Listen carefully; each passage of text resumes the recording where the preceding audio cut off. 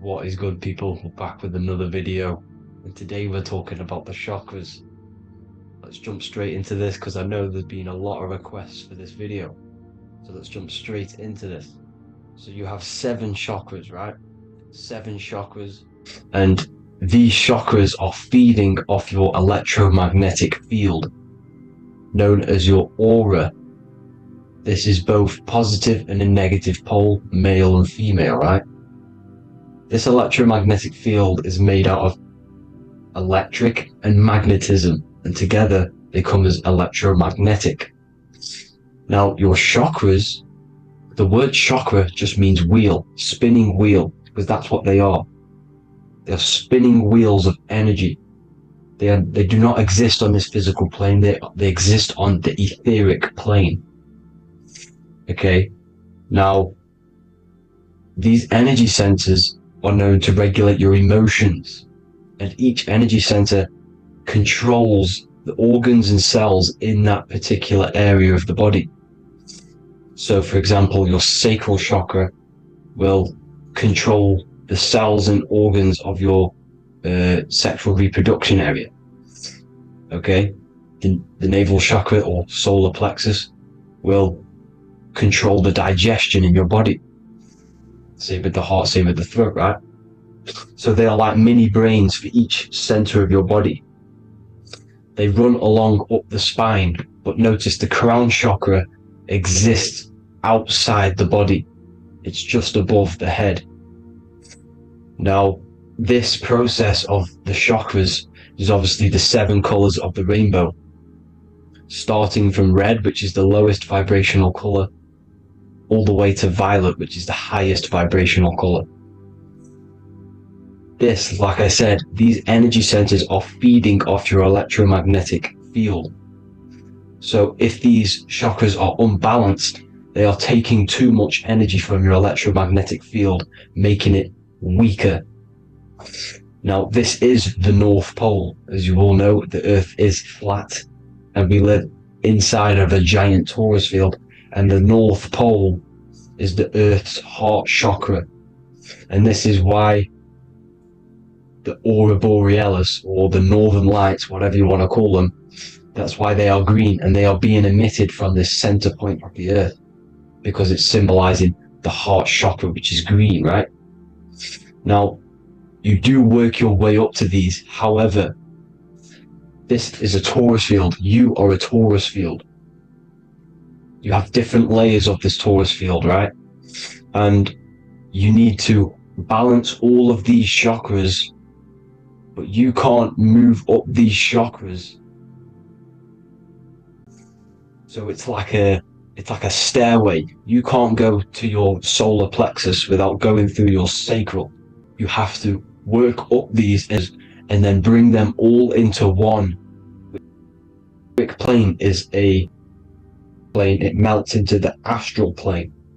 So they exist just between the physical and the astral aspect. Now, this is the yin and yang, matter, which is the lowest root chakra, physical matter, and then to spirit, because high vibrational matter turns into spirit, low vibrational spirit turns into matter. So they're interchangeable. This is the yin and yang. Now, when you see ancient paintings with the halos, you see this is like a toroidal field coming out the top of his head, you see, with a halo. This was symbolizing in the old days, in the ancient days, that they've aligned their chakra, they've reached Christ consciousness, which is God consciousness, right? Now, this electromagnetic field is the apple that we bit out of in the Bible, because you see that apple is a torus field. So they were metaphorically or personifying the torus field. That's what the Bible is. It's a massive personification. It's all metaphors. You have to read it properly. It's got a greater meaning behind it. Now, when we bit from the apple, we ate from the tree of knowledge, which is good and evil. Our lower mind took over, so we materialized to feed our physical bodies. We materialized through Saturn. That's what Saturn does. Now, if you don't understand that, go and watch the video previous to this one called Occult Secrets of Saturn, and that will show you how Saturn is the materializer. Now, this is one of the secrets behind the Masonic compass: electric and magnetic, male and female, duality, positive and negative. Now, like I said, they teach you about the torus field, about a magnet in school, but they don't teach you about your electromagnetic field. Everything alive has a torus field. It is the building block of this creation. Absolutely everything has a torus field. There's not one thing without it. And as you can see here at the center of the apple, that's where the seed is. That's where the life is. The reproduction of that organism. As you see, this is where the most electromagnetic energy is stored, in the center, because this is where the two duality, this is where the field meets, at the very center. This is why the seed is at the very center. Now, your spine is a elongation of the brain. The brain is heaven, and the bottom of the spine is hell. So this is Saturn, which is the root chakra. The 7 planets are associated with each chakra. Moon equals mind. Okay, now Saturn is physical matter, as I've just explained. This is the lowest vibrational color, and they want you trapped down here, which is your hell state, your animal nature, your physical nature. They want you to identify as the physical body. They don't want you to reach these higher states of consciousness. Okay? Now, in the brain, you have 12 convolutions. Now, this is what they were symbolizing in the Bible with the 12 disciples. And obviously in the Bible, it says the upper room where Jesus met with his disciples. This is heaven, the brain, the higher states of consciousness. Now, this is your North Pole. This is Jacob's ladder. Okay, this is why you have 33 levels of Freemasonry, because it's symbolizing the 33 vertebrae, which are these little things here on the back of your spine. Because once the Kundalini energy from the bottom of your spine rises to the top, this is when you get enlightenment and opens your third eye. Spiritual enlightenment. As you can see here, this is Jacob's ladder. This is the Kundalini symbol, right? And they're even showing you this in the medical symbol. They're putting it in your face. But the serpents are wrapped around the spine. Now, the serpents symbolize how the energy moves around the spine, because it's a torus field, you see? At the center of the torus field, it wraps around the center pole. It wraps around it, and this is how the energy moves up. So they're symbolizing it with the serpents. Okay? Now, every religion has a sacred river. For the Egyptians, it's the River Nile. For Christianity, it's the Jordan River, right? This river is the canal, the energy canal at the center of your spine, all the way leading to heaven, to the Holy Land. This is the chamber which the energy rises up, right? Now, they used to say the gods descended from heaven to man. This is just heaven. This is the mind state. And they said the gods were connected by a rainbow bridge. That's the chakra system, the rainbow bridge. Okay, now the ancients called this place Midgard, Earth, where both evil and good live, right? Midgard. But you can go to heaven, which is a pure mind state, because once you're in heaven, nothing negative can ever bother you. That's completeness, pure Christ consciousness. Now, this is why Jesus dies at 33. He didn't actually die, but it's symbolizing the death of the physical body. Not the death of the physical body, but his consciousness rising above the physical body to, as I said here, matter to spirit. Matter died off and he came spirit consciousness. This is symbolized by the 33 vertebrae, which is obviously the 33 levels of Freemasonry. And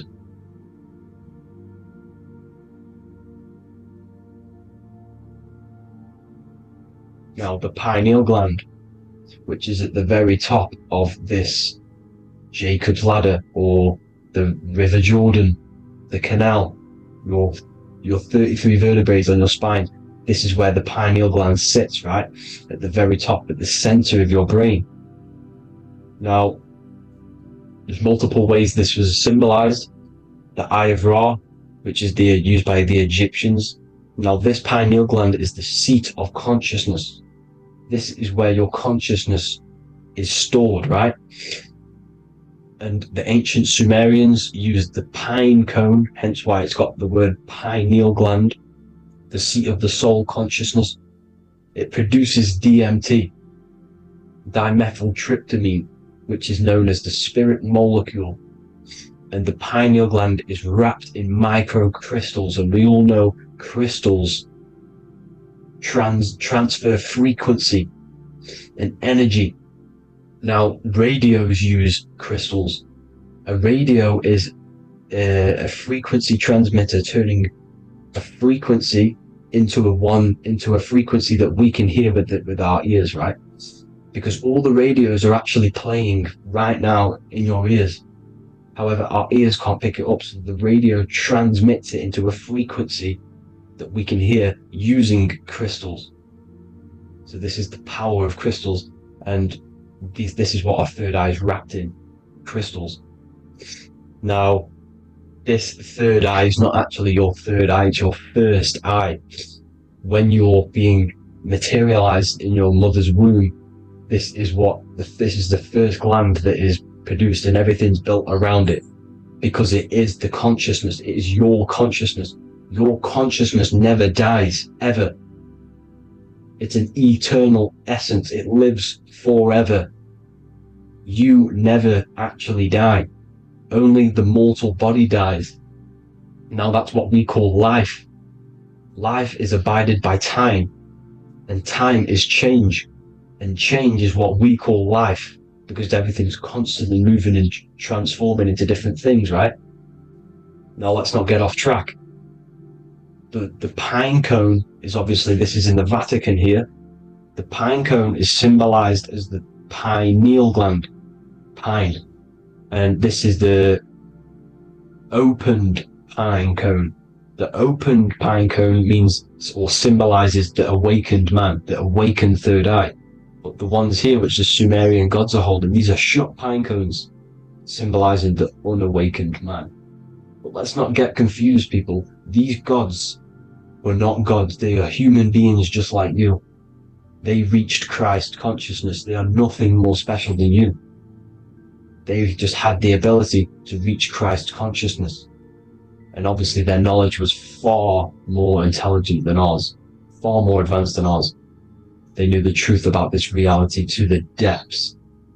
Now, the ancient Hindus had a goddess called Kundalini, which is said that she descended by the means of a ladder or a cord from heaven, which is symbolizing the spinal cord. Now, this is what Hickory Hickory Dock, the mouse went up the clock and came back down. This is all these stories, like Santa as well. Santa comes up and then down the chimney. This is symbolizing the Christ oil. There's an oil which is produced in your pineal gland, right? And this oil travels down the spine.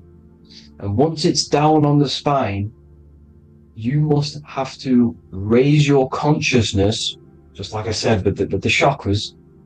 You have to raise your consciousness, raise your vibration to heat up this oil and turn it into a gas.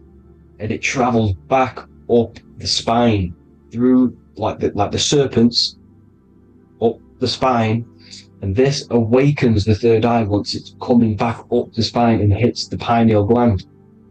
This is the secret behind Santa and Hickory Hickory Dock, because Santa comes down and feeds the presents and goes back up the chimney, and he lives in the North Pole, the positive pole.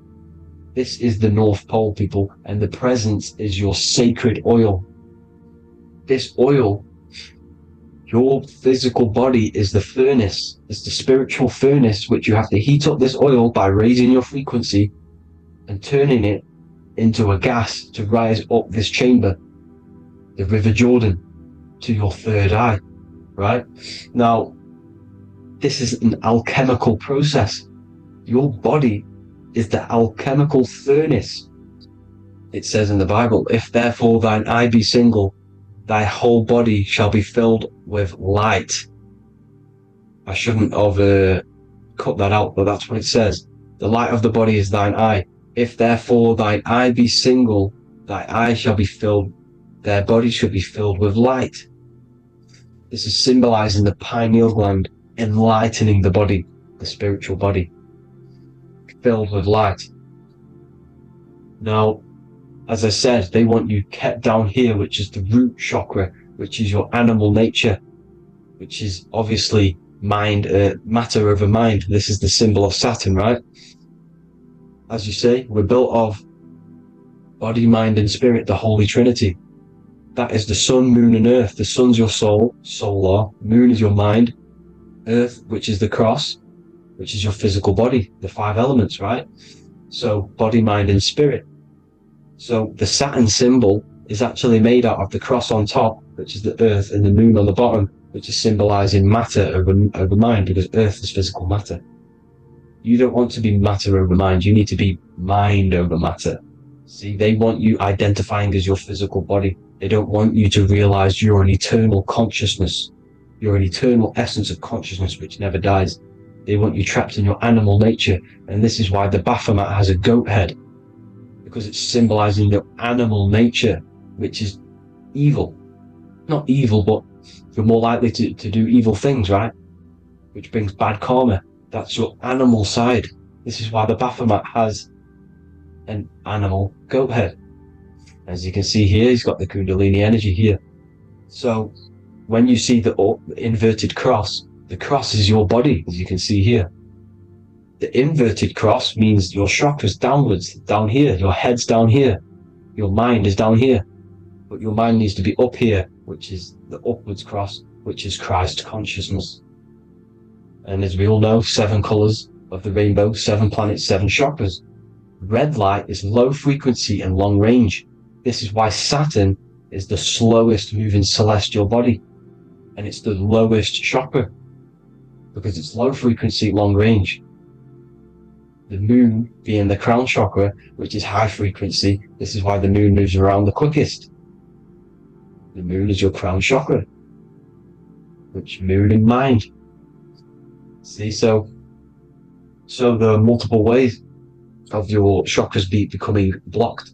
Now, each chakra has a specific intelligence. It has a specific thing that it's doing for the body, right? Now, this can be overused. It can be abused. For example, masturbation. That keeps you down here in your sacral chakra, because you're abusing that energy center. You're abusing your sexual energy, which is then becoming unbalanced. So this is how energy, this is why these centers are pulling more energy out your electromagnetic field, because these centers are wheels. The chakras just mean spinning wheel of energy. So when you're abusing these certain centers, you're pulling energy out of your electromagnetic field, which is making your field weaker, which is making your frequency lower, which makes you prone to diseases, prone to lower negative energy, right? So you need to align these chakras. You need to unbalance them. And as you can see here, you can screenshot these to see how they're blocked. I'm not going to go over each one because it'll take me forever, but have a little read yourself. This is why they're blocked. Now, the ancients used to say Aum when they meditated. Now, these are the 7 vowels. There's not 5 vowels, there's actually 7. Now, when they say Aum, they're aligning all their chakras by saying this when meditating. This is where the Aum originated from. Now, emotion is energy in motion. So if you're feeling a certain way, that's the energy you've put in motion. It's a reflection. We live in a mirror reality. Everything's mirrored. Everything's mirrored. As within, so without. As above, so below. Everything's a reflection of some sort. So whatever you're feeling, you're doing something wrong. It's telling you you're doing something wrong from the root cause. because your energies are the effect. You're feeling the effect of something you've caused. The law of cause and effect, nothing escapes it. Now, the Jehovah's Witness believe that exactly 144,000 faithful Christians go to heaven or be resurrected, right? This is not true. This is symbolic. 144,000 go to heaven. Now, the petals on the chakras, this is the root chakra, this is the crown chakra. Now, if you add up the first 5 chakras, the petals, add up the petals on the first 5 chakras, you get 48. And then you get to the third eye, which has 2 petals. 48 times 2 equals 96. 96 plus 48, which you got from here, equals 144. The last chakra has 1,000 petals. Times 144 times 1,000, you get 144,000. This is a frequency. This frequency is the frequency of the ascension up your chakras. This frequency is a high frequency which turns that oil into gas, which rises up the spine, activating your third eye. Right? So this is all the religions are all symbolic for this sacred secret of Christ consciousness. As it says in the Bible, the kingdom of God is within. It's not out there, people. You must look within yourself. You are God. You are a spark of his consciousness, infinite consciousness, right? So 144,000 is a frequency, and you must achieve this. Like I said, these people in the past, they're not gods, people. These were just humans. Nothing special. They just reached Christ consciousness. Now, they keep you in these lower vibrational states with the food, right? And as you can see here, all of these fast food restaurants are mainly are red and yellow, which are these lower states, these lower 2 chakras, lower vibrational colors, because they want you trapped down here in matter. And these foods are so low vibrational, they will keep you down here, because your gut produces, I think it's like 80% of melatonin. Melatonin is your feel-good hormone. These foods will not make you feel good. This is very low vibrational. Meat. It's not meat, it's raw flesh. These animals are stripped from their family, put on a conveyor belt, watch their friends be tortured, and then get slaughtered in a slaughterhouse. Think of all the fear that's running through their blood, all the hormones, all the fear, and you're going to go and eat that very low vibrational energy. As you can see here, this is the light photons within fruit. You can see the life force in this fruit. You must think, feel, and do positive to raise your vibration. As you can see, earth equals heart.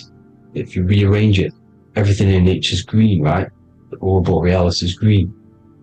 You must align all these chakras and then live from the heart, because the heart's the center of the Taurus field. You must become the consciousness in the center. So that's it for this video, people. Thank you all. God bless.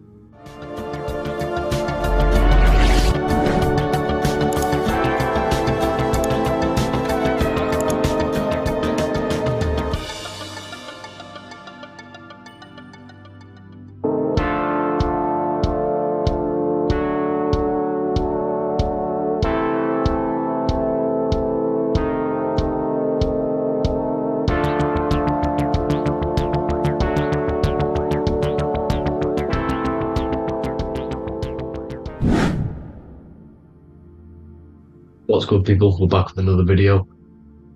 This is going to just be a quick video.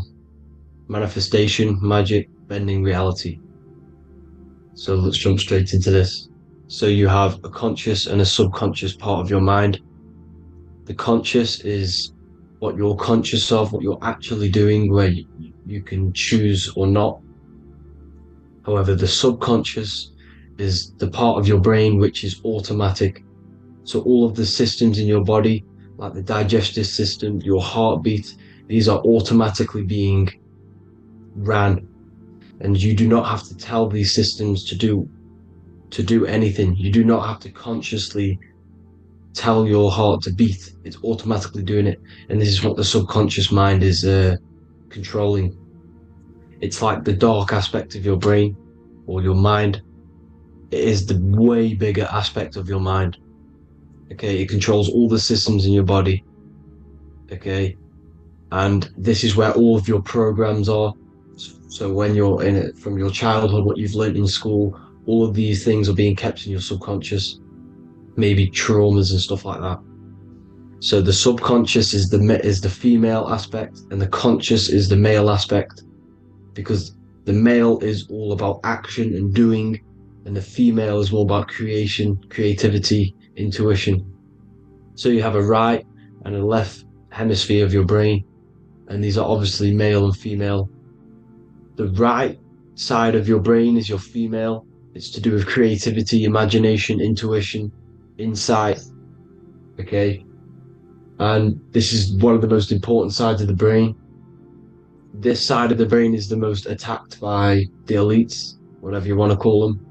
This side is one of the most important, because obviously your intuition is a massive part of reality.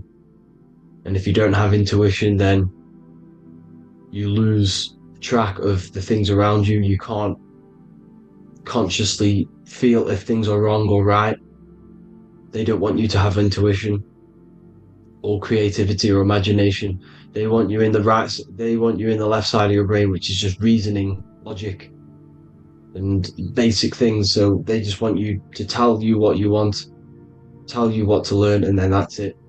They don't want you thinking for yourself, which is the right side of the brain. So whatever the conscious side of your mind impresses the subconscious side of your mind.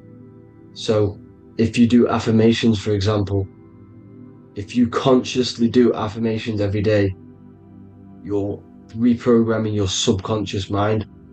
You're impressing a vibration and a word into your subconscious mind, and therefore it will reprogram it. So the male and female aspect are symbolized by the Star of David as well. The male being the upside triangle, the female being the downside, connected all in one, because we both have male and female energy. So every thoughts are electric, which is the male aspect. Emotions are magnetic, which is the female. Each thought creates a wave of vibration in all directions.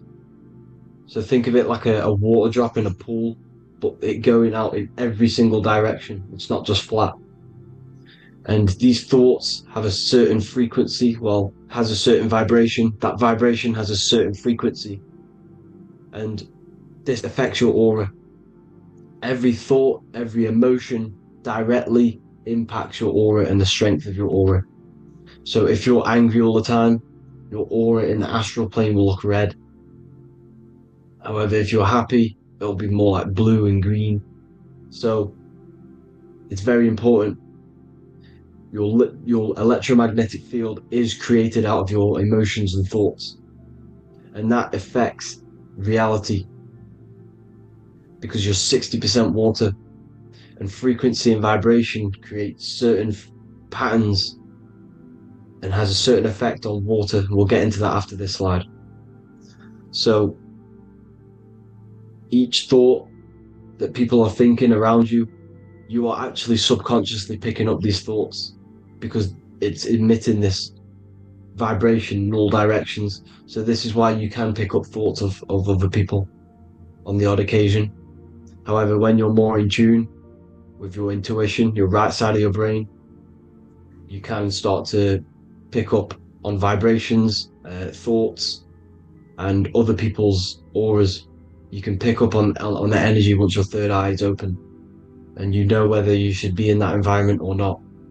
This is what we call an atmosphere. When we go into a room and you can feel the tension, if someone's been arguing, for example, this is the atmosphere, this is the vibrations, these are people's auras emitting these certain frequencies and vibrations. Okay, so our aura is contained of multiple layers. Obviously we have the physical body. This is the electromagnetic layer. However, you have the different planes of existence: the spirit, mental, astral, etheric, and then physical. The physical is the lowest plane of existence. And the physical plane is a product of all of the planes above. So the mental impresses on the astral impresses into the etheric, and then the etheric creates the physical object. So the mind is the root cause of reality.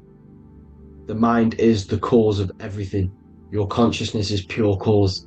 There's no effect. Everything you see in this reality is the effect. Everything that you experience is the effect, because the root cause was the mind. The decisions you made you experience that certain experience. And that decision was created on the mental plane. And this is just pure thoughts. And thoughts are things. If it exists in your mind, it is a thing. It's a certain frequency. So if you have a certain level of thoughts, if you're thinking positive, for example, you're going to have a strong aura, you're going to have a higher vibration. And that attracts like. Like attracts like when it comes to thoughts and vibrations and electromagnetism. So if you're thinking positive all the time, speaking positive, doing positive, you're then creating a higher vibration, and that's going to attract people on that similar frequency to you. Everything is electromagnetism, frequency and vibration. Everything. You see, so this is why, for example, if I put my hand to a TV screen, if my finger was the same vibration as the TV screen, it would go straight through it. However, the particles in my hand and the particles on the TV screen are two separate vibrations, and this is what causes the friction to stop, and not my finger to go straight through it. So like I said, when you don't feel the vibe of someone, when you don't feel right, you don't really get along with someone, this is a vibration. Your vibrations are not matching, they're not similar, they're two complete different vibrations, and they're not aligning properly. So music has a massive part on this. Music is a massive, massive tool for the elites, because music is frequency. And in 1975, the musical instrument are all tuned to 440 hertz. So Spotify, Apple Music, most of the music on YouTube is all set to 440 hertz. And 440 hertz is not divisible by 3, 6, or 9. And when you can't divide a frequency by 3, 6, or 9, it's not a natural frequency. As you can see here, this is 432 hertz. This makes a nice geometric pattern. However, 440 hertz is a distorted pattern. So when you listen to this, this actually shuts off the whole right side of your brain. Like I said at the start, this is the most attacked side of your brain. It's to do with creativity, imagination, intuition. When you listen to 440 hertz, it shuts off the whole right side of your brain. And obviously shutting off all of these forms of your brain. Music is a very, very powerful tool for the elites, because it's the only thing which can enter your soul or your ears without consent, your body without consent. Everything else has to be through consent. You choose whether to eat something, you choose whether to drink something, but frequency, you're going to hear it no matter what. This is why it's so powerful, and music influences the body in many different ways. It's the most powerful imitator of everything. It directly affects all listeners. It directly affects intentions, gestures, movements, and actions. It stimulates your mind, and certain songs, certain catchy songs, can reprogram your subconscious mind, invoking certain emotions. This is why when you listen to slow beat songs, it makes you feel more sad. When you listen to upbeat songs, you feel more energetic.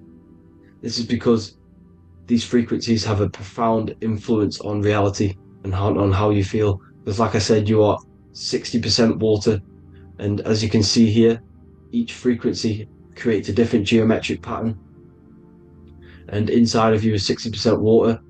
So like I said, 440 hertz is going to make a distorted pattern in your water, and this is going to have a profound effect on your emotions and your reality. So like I said, health Health is not just the body.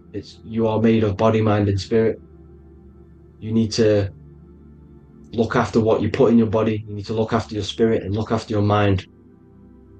It's very important to keep all these in balance, because once one of these are unbalanced, it affects the other two.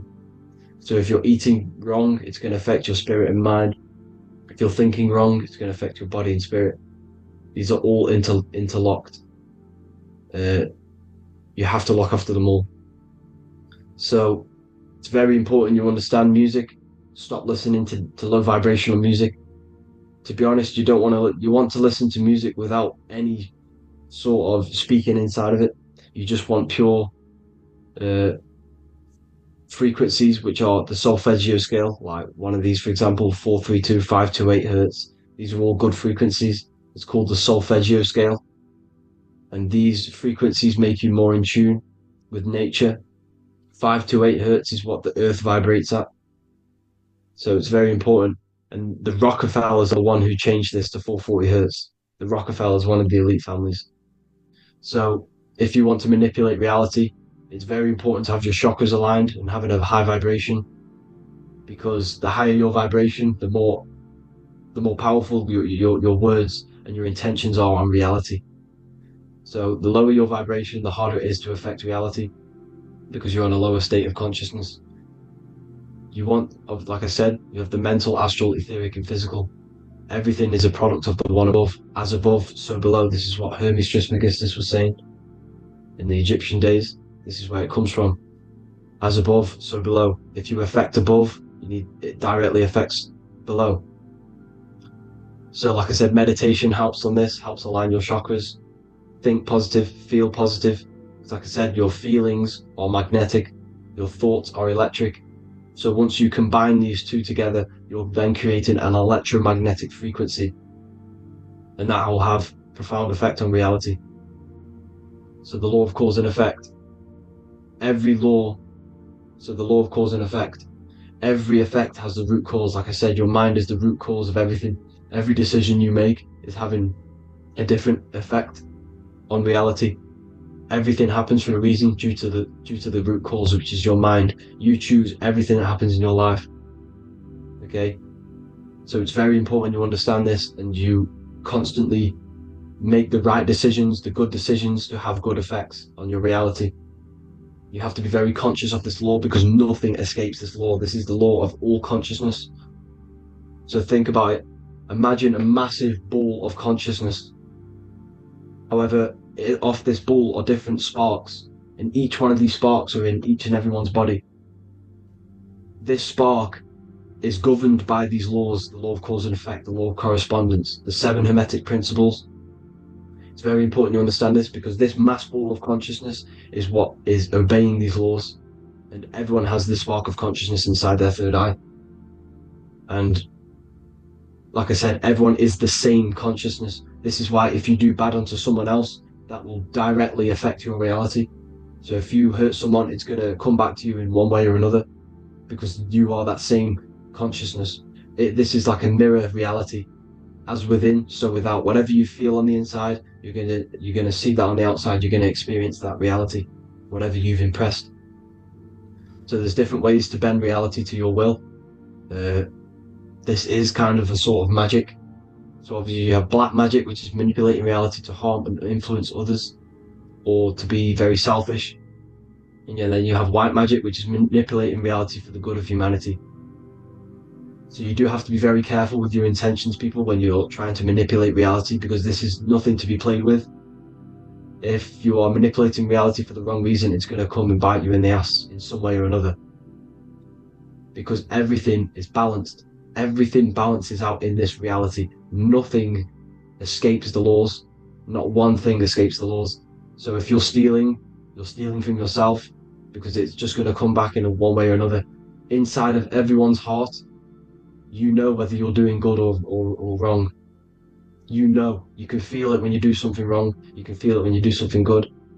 The heart is the center of the torus field. It's balance. And this is why you say follow your heart, because it's the center of the torus field. It's very important to listen to this inner voice inside of you, because that is telling you the right things to do, the right the good decisions to make. And when you keep following that voice, that good voice inside of you, it takes you to your life path. Very important to follow that voice. However, don't let the ego get in the way of it. Don't care what your friends are going to say. It's very important to understand this. So you have different ways of manipulating reality. You have sigil magic. This is where you create your own sigil or symbol. You create your own sigil and symbol, and then you charge it. You behind that symbol, you have an intention. So for example, if you want to manifest wealth, you create a sigil which represents what you want. You create that sigil, you draw it out, you charge it, because wherever your attention goes, energy flows. So whatever your attention is, you're sending energy that way. So what you do with your eyes and your hands, you place attention on the sigil. Imagine that it's glowing. Imagine that you're sending energy to the sigil, and then you burn the piece of paper once you've done this. And then after this, you meditate on that symbol. You constantly think about that symbol, because that symbol is the frequency, is the thing that you want to manifest. So that's one way. Or you can just meditate on your reality. So imagine yourself having already what you have. This is what they call a mindset. You must set your mind to the frequency what you want to manifest. Okay? So if you want to manifest wealth, for example, imagine yourself being wealthy. What would it feel like? What would you be doing? Imagine a scene in your mind.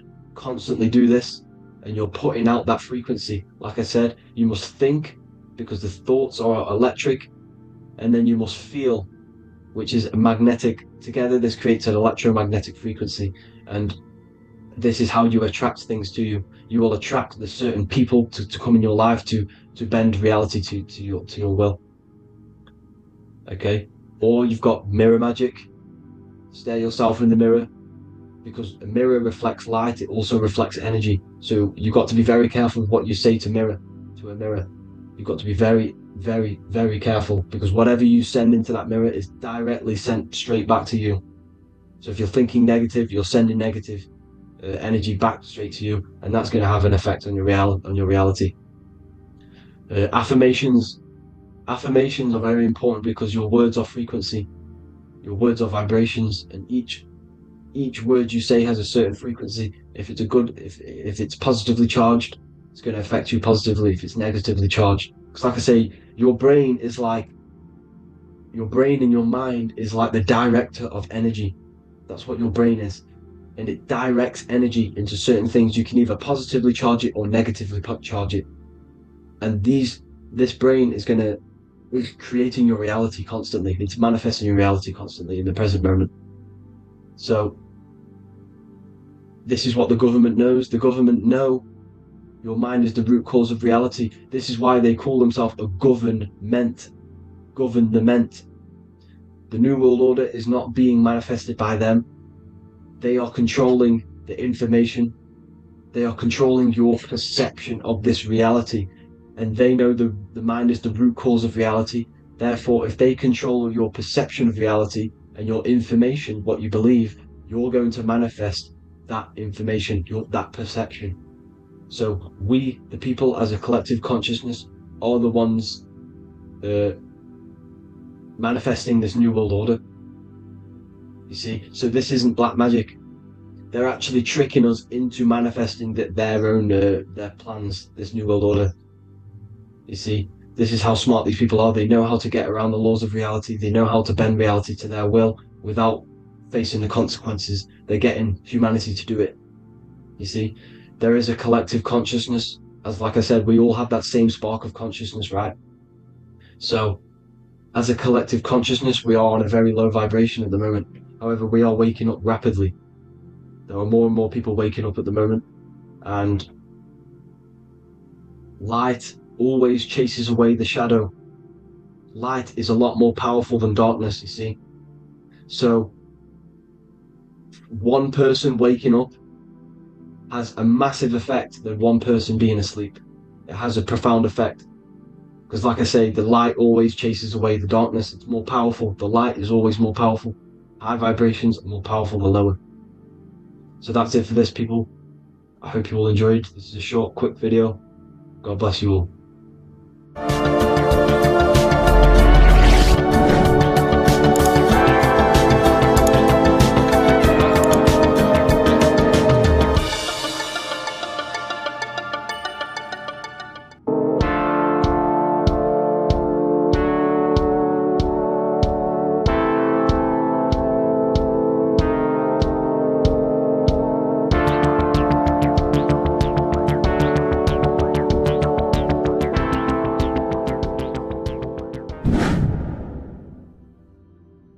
Welcome back, people. We're back with another video. Let's jump straight into this. Make sure to tune in till the end, because this has got so much information in this video. So sit back and enjoy. So everything's Taurus fields. The Earth's a Taurus field. Everything's Taurus, which is electromagnetic field, electric and magnetic. The center of the Taurus field is where the two opposing forces meet in the center. And this is what creates the plane of inertia, the dielectric plane of inertia. Okay? You got red shift, blue shift, positive, negative, south and north pole, right? This is what the ancients were showing with the tree of life. As you can see here, this is the plane of inertia, and this is the Taurus field. Everything consists of this. Everything is a Taurus field. A atom is a Taurus field. Okay, now the inertia is the 0 point. So this plane is a 0 point.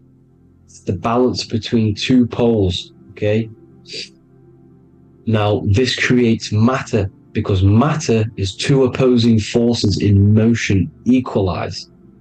So these two forces coming together is what creates matter on this physical plane. And this is why we can't see the electromagnetic field, because it consists of one of the elements, which is either electric or magnetic, but when they combine together is what creates this physical plane, which is physical matter, which is light in motion.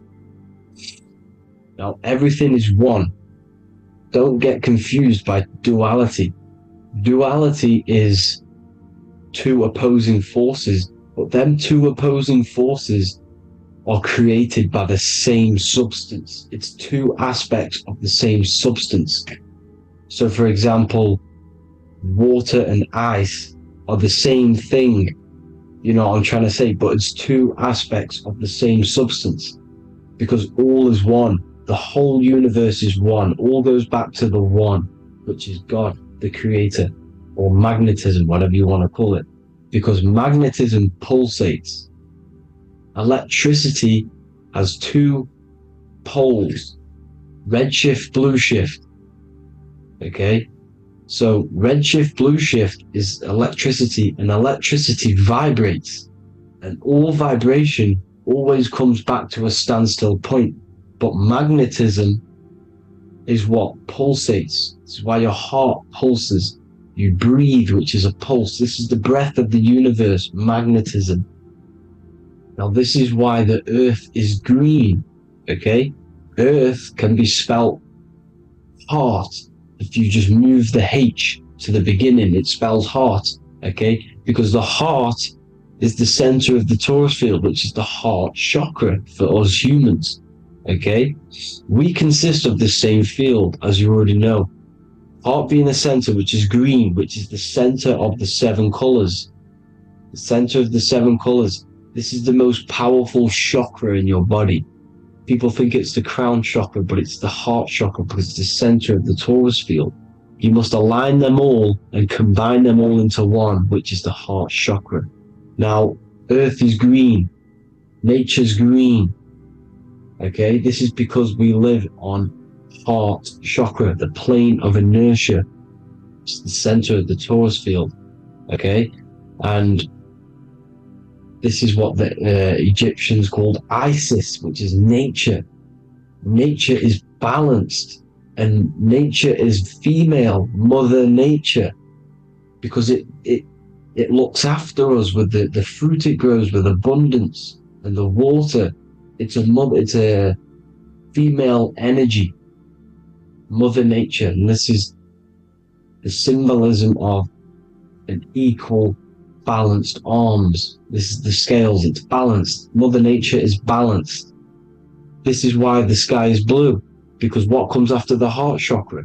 Blue. Sky is blue. We live in Midgard. This is what the ancients called Midgard. You don't have to take this tree literally. It's a metaphor. We live in Midgard, where both positive and negative duality here.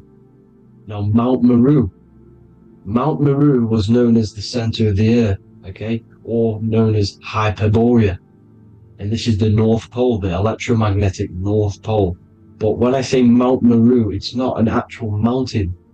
They weren't saying there was a real mountain in the center of the earth, a magnetic rock. No. The plane of inertia, okay, there's something called a hyperboloid. That's what it's called, a hyperboloid. And this is the center of the torus field.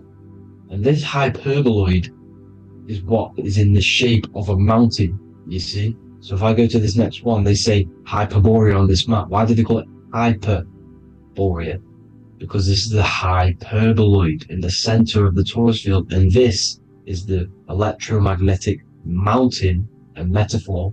Mountain, what they're metaphorically saying, this is the electromagnetic mountain at the center, the double vortex, the center of the torus field, which is the North Pole. Pole of electromagnetic energy. So this is why they call it Hyperborea. It comes from the word hyperboloid. And the center of the earth is so sacred, and they symbolize this with, obviously, the North Star, which is Polaris. And this is where the swastika comes from, because it's the 4 seasons moving around the North Star. This is the Big Dipper constellation moving around the North Star, which is Polaris. There's that pole again. Pole. Magnetic pole of the torus field. And this is where the green, emerald green, aurora borealis comes from. It comes from this center hyperboloid at the center of the earth, where the most electromagnetic energy is stored. The center of the plane of inertia. The center of the plane of inertia. This is the all-seeing eye as well. As you can see, they got the sun, the moon. This is the Masonic cosmos, the sun, the moon, and the all-seeing eye, because the eye is Polaris, the eye of the stars. It's all a big eye. Now, the eye means a lot more as well. It's not just that. There's different ways you can interpret symbols. Now, this is the emerald tablets. Deep in Earth's heart lies the flower, the source of the spirit that binds all in its form. Okay?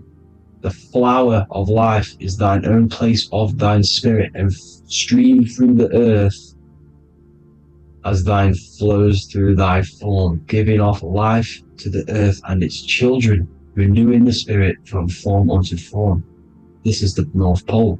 This is what he's talking about. He's talking about the aurora borealis. Aurora borealis. It's the earth's aura. Emerald green. Heart chakra. Plane of inertia. Green. Earth. Heart. You see? All related. Now, there's many symbolism of this. So much symbolism of the ancients. The 7 layers of heaven. 7 layers of heaven, which are the 7 planets. Okay? These planets are the solar system. It's the solar system because we are the soul. We are the sun, the soul. And we're inside of a solar system, which is the 7 planets. That's why there's 7 layers of heaven. Okay? The rings of Saturn, the rings of the planets are moving around us. Okay? So, this is what the ancients were depicting in their cosmology. Now, this is the Hebrew cosmology of the earth. This is the Mayan cosmology of the earth. You see, it's all an enclosed system. We live inside of a giant torus field. All is atum. It's what the ancients said, ancient Egyptians said. All is atum. Atoms are torus fields. Don't be tricked by the modern science today with the current model of an atom. It's completely wrong. They're hiding the torus field. They're hiding the electromagnetic field, which is in everything. Absolutely everything is in motion, and motion comes from this field. And you see, this is upside down, but this is the I think it's pretty sure it's candles, but the 7 candles, the 7 planets, the 7 Elohim. You see, it all goes back to the stars and the heavens. Now, this is how the Earth really works, with the stars on the outside of the cosmic egg, and then the torus field spinning around the sun and the moon, the positive and the negative charge. The sun gives you energy, the moon takes your energy. The moon controls monthly cycles. Moon is mon. This is etymology. Mon, month, money, demon, monster. Stir is star, moon star. We are all stars. Youngster, minister, superstar, Hollywood star. We're all stars. We come from the stars, which is heaven. Our soul comes from the stars. You see? We are the universe, the image of man made in the universe. We are a microcosm of the universe. The universe is a macro. We are micro. We consist of everything. The body, mind, and spirit.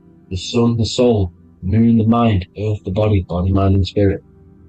We have 12 systems in the body, which are governed by the 12 zodiac signs. Starting at the Aries, which is the ram of God, all the way down to Pisces and Capricorn, kneecap. It all goes back to the stars. We are the stars. We are the universe. Everything is inside of us. Everything. Like I say, the Temple of Solomon, the Temple of the Soul, and Mon. The soul, the temple is the body. The soul is the soul, and the Mon is the mind. The temple of the soul and the mind. Body, mind, and spirit. We consist of the 5 elements: air, spirit, water, earth, and fire. We consist of everything. We are the universe. We're made in God's image, which is the universe. You see?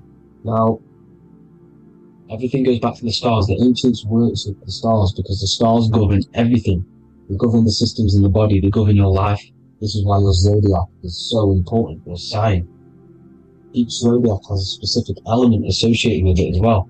Aries, which is the first sign, the Ram of God, which is a fire sign. Fire first, F-I-R, this is etymology.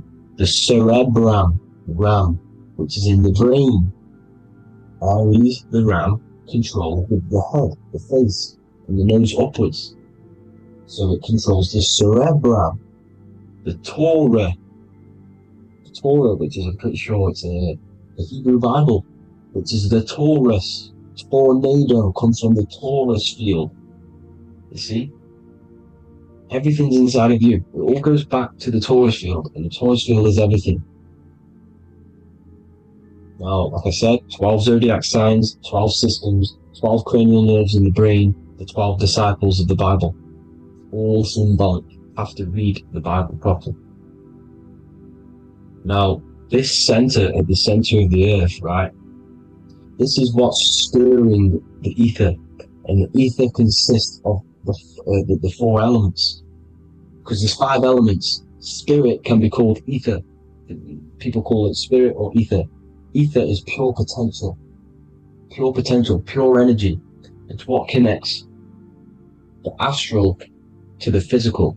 It's the dimension between the physical realm, which we're on, and the astral. So it has pure potential. It's pure energy. This is why we say either. I either want to go there or there. It's connecting 2 scenarios. That's what the ether is. It's connecting the 2 worlds, the astral and the physical. The center is like the cosmic womb. There's a black hole in the center. This is the center of the Taurus field. This is the womb of creation. This is the womb of creation. And inside of this black womb are the 5 elements, and everything's being stirred around. Everything's in motion. Light is motion. Everything's motion. Now, like I said earlier, light crystallizes into physical matter. They are the same substance. Spirit and matter are the same substance, but different variations, different aspects of the same substance. Low vibrational spirit turns into matter. High vibrational matter turns into spirit. Or light, whatever you want to call it. Matter is light crystallized. This is where we get the 7 metals from. The planets. The planets are light. Specific frequencies and vibration of light. When these lights, or the planets, materialize, material metals materialize, they turn into the 7 metals. Saturn turns into lead. That's why lead is red. Saturn is red. The sun turns into gold. That's why the gold is yellow and the sun is yellow. You see, Saturn is the time god. What happens in autumn? The leaves turn red and they die. This is why Saturn, Satan, time god, the reaper, everything is crystallized till it's death and then reborn again. You see, rust. When things rust, it turns to red. Because it's Saturn. Saturn crystallizes everything. He's the reaper who comes around in winter. You see? He's Satan. Jesus and Satan, the sun and Saturn. They say we live in a solar system. The solar system. I think I've already just broke this down. The 7 planets are the 7 chakras. Everyone already knows this. But I'm going through it anyway. But this is where we get the 7 planets from. And the 7 metals. You see, all the ancients knew it was an enclosed electromagnetic system. It's not a spinning ball in the middle of space, people. They want you to believe this so you get stuck in this material world. Because if you believe everything's material, you can never affect this plane effectively. You can never create your life effectively if you don't understand the planes of existence. Because the mental plane is a higher plane. And it breaks down and it controls the planes below it. The mental plane, hold on, I've got it here for you. The mental, the astral, etheric, and physical. Etheric connects the physical to the astral, but the mental is what's above them all. You see? Now, it's important to understand this. It's important. However, the ancients always talked about the enclosed system. Only NASA, which is introduced around the Roman times, not NASA, but the globe Earth was introduced around the Roman times. Okay? By these Masons. These Masons introduced this because they wanted to take over the minds of the masses and control them. These people worship the physical realm. They know how it works. They know the ins and outs of it. They know how to do the magic. They know how to do it all. They understand it all. That's why Masonry have to take the oath. The oath of not speaking. You're not allowed to speak about anything you learn about in Masonry. Because they're discovering the truth about your mind and how it creates reality and stuff like that. So, this is the Masonic cosmology. The 5-pointed star, the 5 elements. The checking board for duality, positive and negative. The 2 aspects of every substance. This is another ancient painting depicting the firmament. The stars inside the firmament. The sun. You see, the ancients worshipped the sun because it's so important for sustaining our life. It's the only reason we're alive is because of the sun. But then people think it gives you cancer today. They brainwash you to think the sun gives you cancer when it's the #1 source of all life. They want you to believe it's a big, spinning, dangerous ball in space. It's not. It's here to give us life. It's God's son. That's why Jesus is known as God's son. It is the son of God. God created that to sustain us. You see? So it's important you understand the true cosmology of where you are, because if you don't know where you are depleted of all of your morals. You're depleted. You're demoralized. You're lost. You don't know where you are. You don't know where you exist. Okay? Once you accept the globe model, the heliocentric model, you will subconsciously think that you come from nothing. This is why they implemented the evolution theory just after the globe model was introduced by Charles Darwin. Charles Darwin came in after the globe model. He's a Mason, he was another Freemason, and implemented evolution where we came from monkeys, because they want you thinking less of yourself so they can manipulate your mind. You see? They want to manipulate your mind, and they have done since you got here. Since you came through that portal, you were manipulated from that day to believe this, believe that. The true cosmology, the truth will set you free. You will understand things better. You will feel better in yourself when you know the sun is here for you. You'll feel better in yourself that you know that you didn't come from a monkey. You were created as a human, a manifester, a creator. You're so intelligent. Your mind is amazing. You can manipulate matter, mind over matter.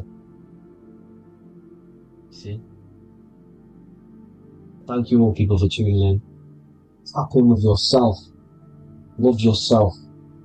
Find the truth. Spread the truth. Nothing dies. Nothing in this creation dies. Everything's energy. Everything's light. Light can never die. You're a light being. That's why it says Hugh. Hugh man. Hugh is light in Hebrew. Or Latin. Either one of the two. You are light. You're a light being. You never die. Ever, ever, ever die. Ever.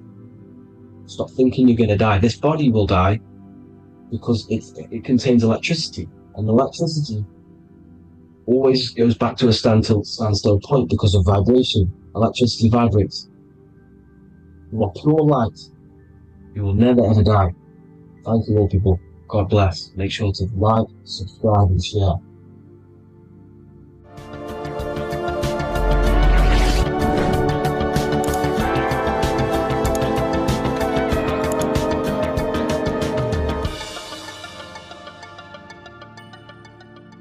Welcome to Revival of Wisdom. What is good people is Revival of Wisdom. We're back with another video. Today we're going to be talking about the importance of Saturn and the occult. Let's jump straight into this. So Saturn is the god of the earth, right? It's the time of God, change, destruction, physical matter. He creates and destroys because the energy of Saturn is the key to crystallization. It wraps things in physical matter, right? He creates everything, all life forms, and he takes things back because the day that you're born, that's the day that your expiry date is coming. The time is ticking until Saturn takes your life. This is why he's known as the Reaper. Okay? As he's personified as eating his child here in this ancient Roman painting. As you can see, he's eating the child. We are all children of Saturn, right? He creates physical matter, our physical bodies, right? He's the god of time because he's the slowest moving celestial body. He's the Lord of the Rings, as you can see here. He's the last one on the ring. He's the slowest one moving, okay? So, he is the Lord of time, destruction and creation, okay? This is why his name is Saturn, Satan. He's the devil. Okay, but I'm not saying Saturn's evil, guys. It's a part of life. Everything lives and dies, right? He's the key to crystallization. Now, as we have the clock here, our god Saturn, or Chronos in Greek, just means time. He's also the god of time, as I've already said. 60 seconds in a minute, 60 minutes in an hour, 24 hours in a day. Add 2 plus 4 equals 6. 60 seconds, 60 minutes, 2 plus 4 equals 6. That's 666. Okay? And as you see on the clock, 6 take away 12 equals 6. 7 take away 1 equals 6. 9 take away 3 equals 6. 6 is the number of Saturn. It's associated with Saturn, right? He's the god of time, of justice, everything. goes back to the Reaper in the end. Everything lives and dies. Now, the artwork of him, he's always got the Reaper staff. You see, it's personifying death. Now, when you see this, the Romans were not saying Saturn was a real person, a real god in human form. No, this is personification. This is what the ancients always did. They personified, just like the Bible. It's all personification. So the personifying Saturn eating its children because it eats, it's the Reaper. No one can escape the Reaper. No one can escape death. Now, Saturn is 666, which is in the Bible the number of the beast, right? The number of the beast, Satan, 666, right? So on the North Pole of Saturn, you have a hexagon which makes a cube, right? Now this hexagon, when you join up all the corners, creates the six-pointed star known as the Star of David, right? In the Jewish religion. Now, as you can see, the six-pointed star has 6 points, 6 mini triangles, and a 6-sided hexagon. That makes 666. And also, you have Saturday is named after Saturn, the 6th planet, the 6th day of the week, and has a 6-sided polygon on its North Pole. That's also 666.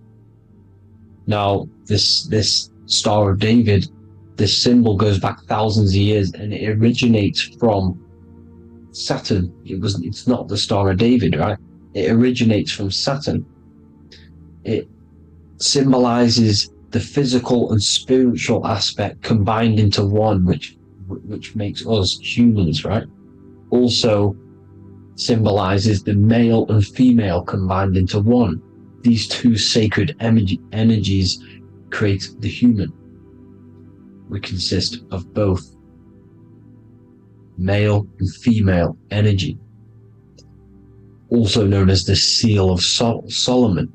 And we all know if Solomon was a real person, he talks about communicating with 72 demons. He could apparently, in the text, he could communicate with 72 demons, and this is sorcery. This is black magic. Now, this symbol is associated with hexing people. When you place a hex on someone, that is a form of witchcraft, which a hex is just a curse. When you're cursing someone, this is black magic. Now, the black magician would stand in the middle of the symbol and cast his spells onto other people. Now, this symbol is obviously on the $1 bill, twice on the $1 bill. And it's very, very ancient symbol, and it originates from Saturn. And let's keep going. So the cube. So I've just said how you see the cube on the North Pole of Saturn, right? The cube is limited. It's a 3D shape. It symbolizes limitations to the physical 3D dimension, the third dimension, the physical realm which we are in. Now, as you can see, the color associated with Saturn is black, right? Black is infinite potential. Black is the creation of all things. Before there was light. Light is born out of blackness, darkness, okay? Now, black is physical matter. And as you can see, the black cube, black symbolizing physical matter, the cube being limited, as the physical realm that we are in is limited. It's not like the fourth dimension where everything can exist in a thought. The third dimension is limited, right? And this is what Saturn is. It limits you to the 3D 666. Your body limits you to your physical body. Now, these black cubes are placed everywhere. As you can see, Australia, Denmark, Manhattan. There's one in New York. As you can see, the Apple have a cube. The Nintendo GameCube. Trump Tower is a black cube. This is worshipping the energy of Saturn, the god Saturn. Okay, it's not a god, it's a celestial energy. However, it rules over Earth because it pretty much created the physical realm. Now, as you see, when you go to a funeral, you wear black, a black suit symbolizing Saturn, which is the color associated, black. And as you see in Mecca, they walk around the black cube in rings. As you can see here, they're stood around in rings, like the Saturn, the rings of Saturn. The Mercedes symbol. You probably wouldn't notice that, but yes, it's Saturn. And when you graduate from university, you wear a black cube on your head. This is all symbolizing Saturn. Okay? Now, as you can see, the Jews here have a black cube on their third eye whilst they pray. Notice how he's shutting his eyes into blackness, darkness, and he's wrapped around a black strap around his arm. This is symbolizing the wrapping of physical matter, of how physical matter wraps things into existence. And as we all know, the Star of David is a Jewish symbol. So he has the black cube and the Star of David, right? So all of these religions are secretly worshipping Saturn. Okay, this is all Saturn worship, Kronos, the god of time and destruction, the physical reality. Now,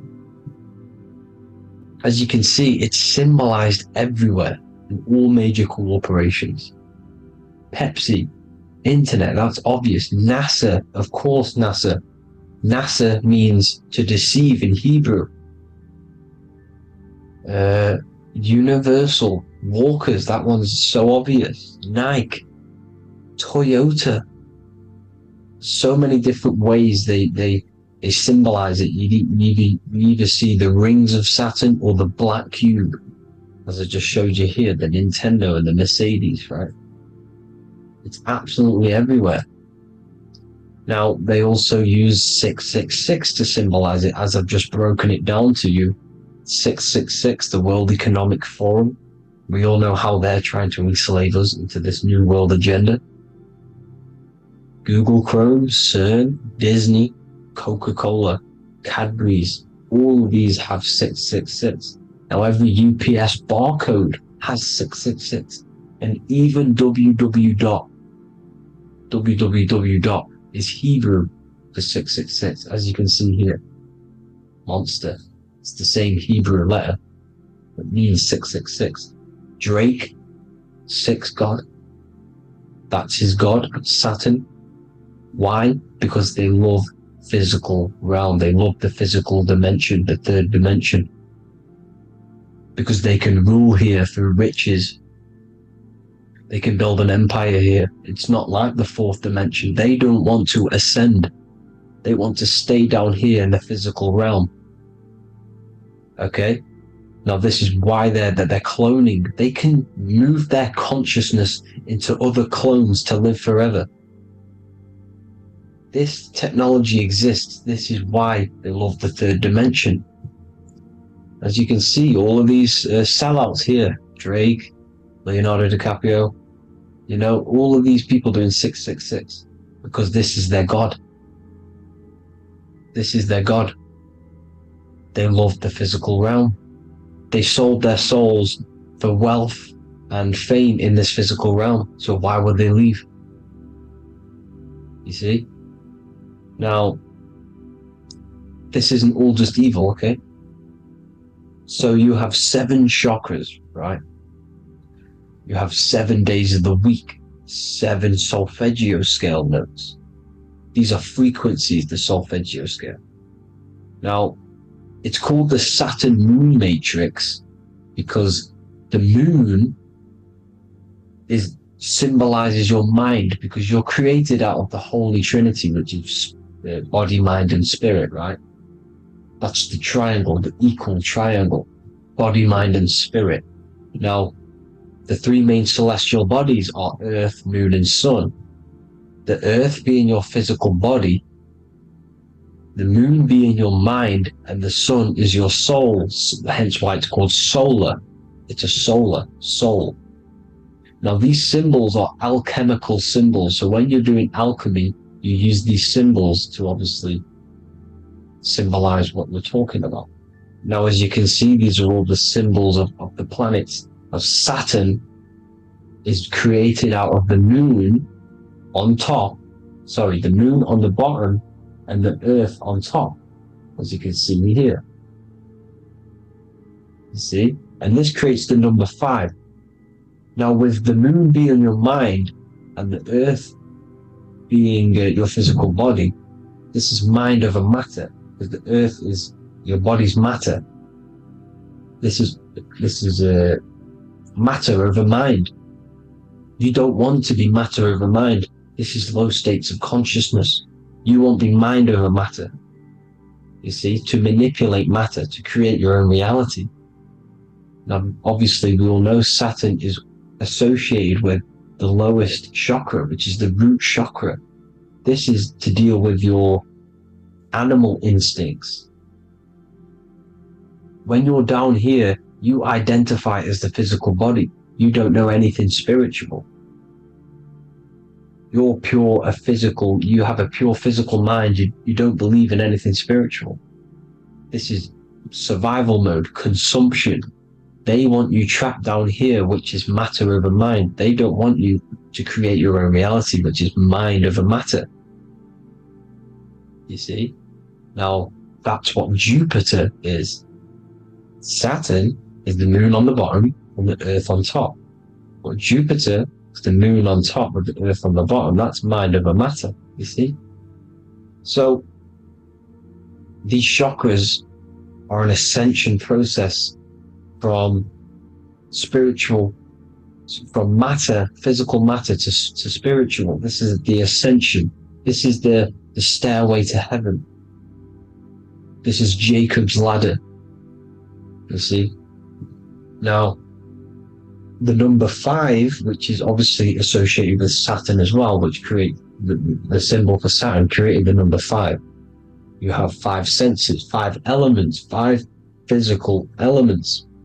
As we all know, Saturn crystallizes everything into physical matter out of the 4 elements. 5 fingers and toes, 5 points of man. Okay, the number 5 is the number of justice. Saturn holds things back. He restrains things from you, makes you learn the lesson. Now, 666 is not all evil. 666 is the atomic structure of the carbon atom. 6 protons, 6 electrons, 6 neutrons, right? We are carbon-based life forms. All life forms are based on the bonding properties of the element carbon. Because Saturn crystallizes everything into physical matter. Now, the Masons symbolize this with the checkered boards. They have the black square, which is obviously matter, as I just said, the black cube, and spirit is the white square, because white is eternal light. White and light, you see? Black is physical matter. Now, this is what we are. The point of our soul is to transmute from matter to spirit, but these are interchangeable. This is the constant cycle between spirit and matter, spirit and matter. High vibrational matter turns into spirit. Low vibrational spirit turns into physical matter. You see? Now, we are carbon-based life forms. This is what 666 is, the number of the beast. Well, when I say we, the physical body is the beast. It's the animal. It's the carbon suit to operate in this physical dimension, in this physical realm. See? It's the vehicle used to operate in this physical realm. But your mind isn't from this physical realm, you see. The brain is the physical manifestation of the soul. Okay, so as you can see here, the spine is an extension of the brain. Everything goes back to the brain. This is literally what your physical body is.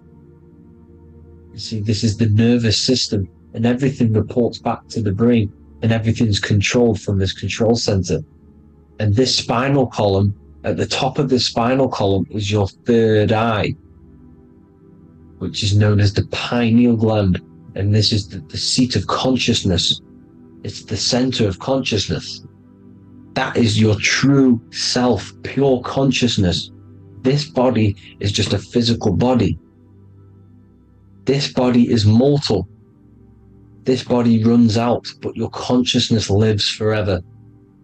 They don't want you knowing this. This is why they keep you down here in your lower chakra. They want you to believe everything is just physical. They don't want you to believe in the spiritual side of reality. Because this way they can manipulate you, right? They want you matter over mind because they know your mind creates reality. They know your mind is the root cause of reality. You manifest your own reality from the inside out. So this is why they control your perception of reality. They control your information in order to manifest their new world order. You, who are ignorant to knowledge and wisdom, you who are ignorant are manifesting their agenda because you accept their information and their perception of this reality. Now, this is why they tell you the globe model, the heliocentric model, to trap you into physical matter. Now, if you understood about this true form of this realm, you'd understand that there's a spiritual side behind everything. The spiritual side, something has to exist. The root cause of reality is higher planes of existence. It happens in the mind before it happens on the physical plane. You see? They don't want you knowing this. They want you matter over mind, which is the symbol for Saturn. Moon over Earth.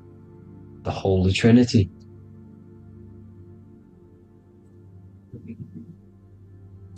Now, as you can see, the cube also makes IXXI.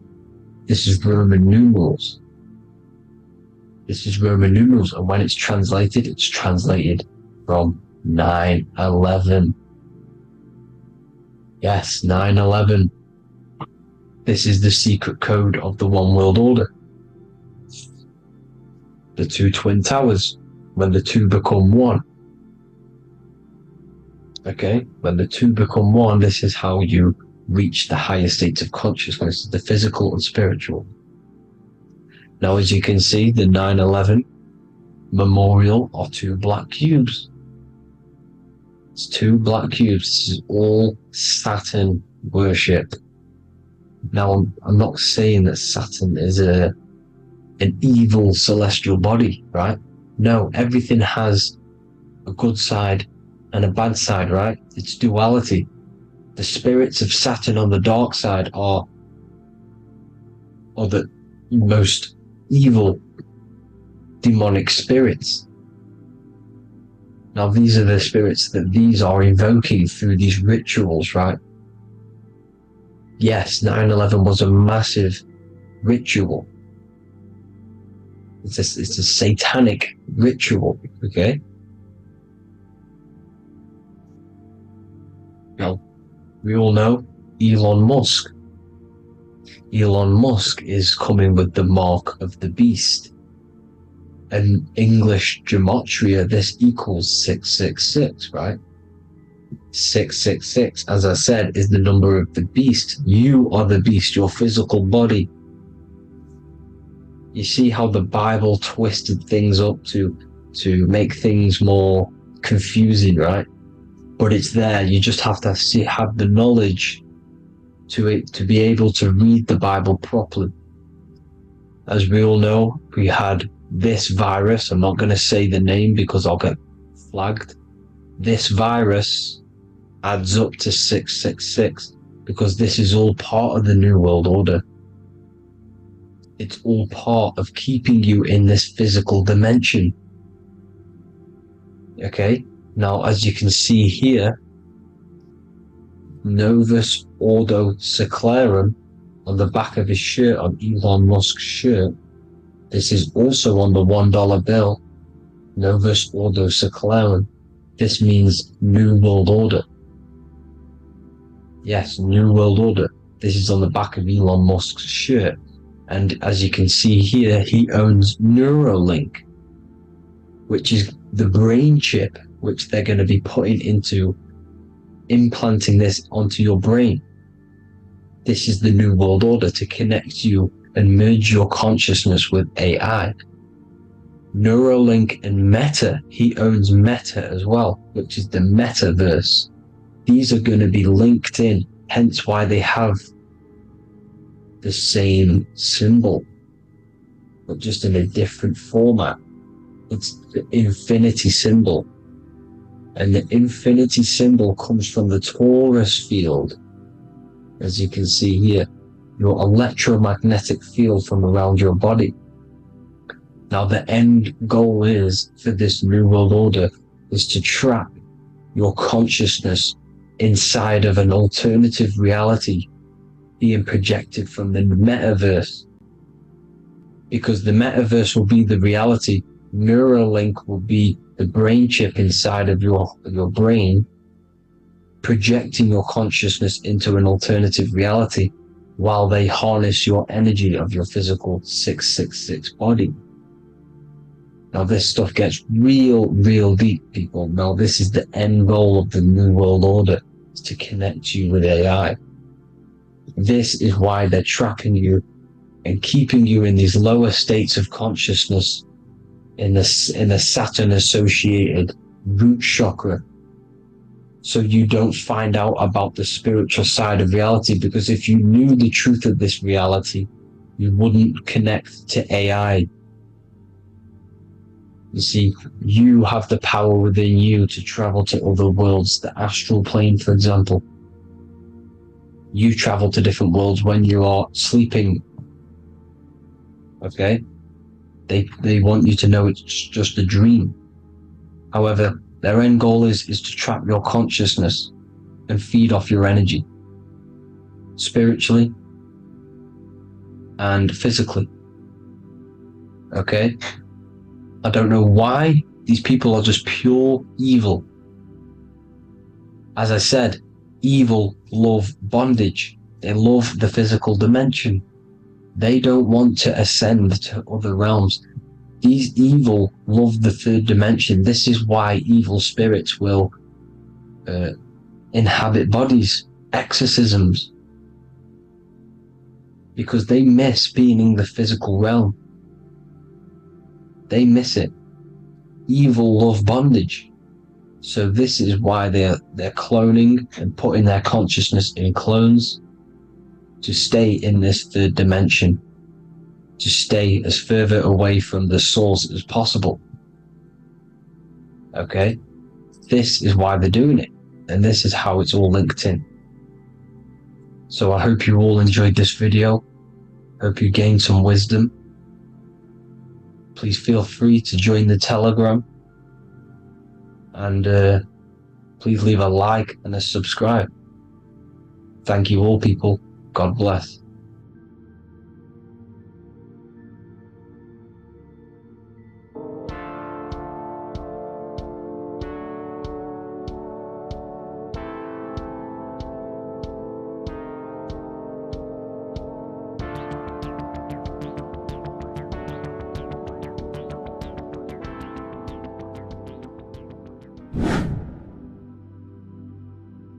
What is up, people? How are we all doing? Today we're talking about the flat earth cosmology. So let's jump straight into this. Please drop a follow and leave a like to help the algorithm. So we live in a torus field. Everything's made out of torus fields. And every torus field has motion. It's what it is. It's the motion of energy. And every torus field has a center, which is the black hole. It's a womb of creation. It's counter space. Now, this is why the North Pole is magnetic, because the center of this torus field is the most magnetic part, the strongest part of the field. So this is why all compasses will point you to the center. And the Earth's magnetic field is spread across the whole of the Earth. And it's spinning, as you can see here. It's like a tornado at the center. And this tornado is the force which is spinning the sun and the moon around us. You got the sun, the moon, Polaris, just like in the Masonic cosmos here. The sun, the moon, Polaris, the all-seeing eye. Now we'll get into Polaris a bit later, but the sun is the magnetic force. Sorry, is the electric force, because every field is electromagnetic. Now, the sun is electric. It's positively charged. It's gonna give you energy. It's feeding energy. The moon is more magnetic energy, which is taking your energy away from you. And this is why you become sleepy when the moon comes out, because it's taking away your energy. So these two forces is the balance. It's the yin and yang. It's the balance. Everything in this creation is balanced, because the torus field is the Earth is the plane of inertia, the 0 point within the field, because physical matter is a result of two opposing forces equalized on the plane of inertia. And that is where matter crystallizes into physical results. And this physical plane is the plane of inertia, planet Earth. And at the center of this plane is the black hole, the womb of creation. And outside of this black hole gives birth to light. So the torus field is constantly rotating, going into counter space, the black hole, and then out of counter space gives birth to the white hole, white light. You see? So it's going around, black hole, birth again, black hole, birth again. And it just keeps going around. It's an infinite cycle of energy. And this is where the infinity sign comes from. This is the motion, this is the force which is creating everything to spin inside of this circle. Okay? And it's making the stars spin. It's making the sun and moon spin around us, around this center point. Now here you see Horus and Set putting their feet inside of this dome. This is the royal arch, the arch of the dome above us, which is like you see in the Masonic cosmos, the royal arch of Freemasonry. This is the dome above us, the firmament that the Bible talks about. You see, they're putting their feet in because Set symbolizes the moon and Horus is the sun. Horizon, Horus. Horus is rising, the sun. So they're both putting their feet around this center magnetic pole, which is the pole, North Pole. And above the North Pole, you have Polaris, the pole of electromagnetic energy. You see? And this is how we get the sun and the seasons. Because the sun, for us, when it becomes summer, it's on the Tropic of Cancer. Then it spirals outwards, going out and out and out, then goes to the Tropic of Capricorn. That's winter for us. Then it comes back in and creates summer again. So it's constantly spiraling around this center magnetic North Pole. You see? So this roof above our heads is the firmament, and this is what they've taken off of us. They haven't physically taken it, but mentally they have taken this away from you. It's a female energy, and this is what the Egyptians called Nut, the sky god Nut. And this is the womb. We are inside God's creation, God's womb, and the woman's womb when she has a baby is a microcosm of this, because everything inside of this creation is macro. It's a reflection of the bigger things, as above, so below. So the dome above our heads is the dome we are in when we are a baby. And you can see the sacred geometry of it is the exact same. It's the dome. And when we are inside of the womb, the woman, the sacred maker, which is the M, the Masonic M, this is the Gmail symbol. The Masonic M is maker, mason, matter. male. She delivers the male, you see. She delivers the male because it's the maker, the female, the magnetic. The woman is magnetic in nature, the male is electric in nature. So when we are in this womb, the female, we are being fed by the center umbilical cord, by the center of the mother's stomach. We're connected to the center of the woman's stomach, just like we are when we are in the earth. The center is where the aurora borealis is being emitted from, the electromagnetic aurora borealis, the northern lights. This is our spiritual umbilical cord, connecting us to counter space, connecting us to the realms beyond this world. Because at the center of every torus field is counter space. And at the center of the earth is our spiritual umbilical cord, and this is the earth's belly button, as you see. As above, so below. We had a physical umbilical cord, we have a spiritual umbilical cord, and this gets cut when we die, when we're cut away from the physical reality. You see, here's the ancient Egyptian tablet showing this female. You can see the hair, it's a female above us, because the female energy is nurturing, helping, looking after. And that's exactly what the dome is. It's protecting us. It's the Ark of the Covenant, the Ark covering us, you see.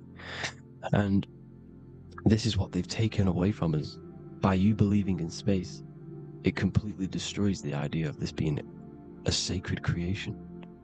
They've taken the roof off your head, whether if you believe in space, you believe that there's chaos, there's planets, there's asteroids that could kill us at any moment. But this isn't true. They've made you fear your own creation that you're inside of. They've made you fear what's above you. You see, and it's to hide the power of astrology, the power of the lights in the firmament, which are constantly flowing through the ether. These powers which are above us are sending rays down to the earth, which are influencing our psychology and how we behave. And this is what astrology is. It affects human consciousness. It interacts with our consciousness. And there's a different energy every day because the planets are in different houses, different alignments. And this is, we'll go into this a bit deeper later on. So the world tree, this magnetic north pole, the pole of electromagnetic energy, was symbolized as a tree. The great tree at the center of the earth. You see? And this tree is symbolized everywhere. You can see here how the center person, this Egyptian person, is holding up the sky. This is the North Pole, the hyperboloid, at the center of every torus field.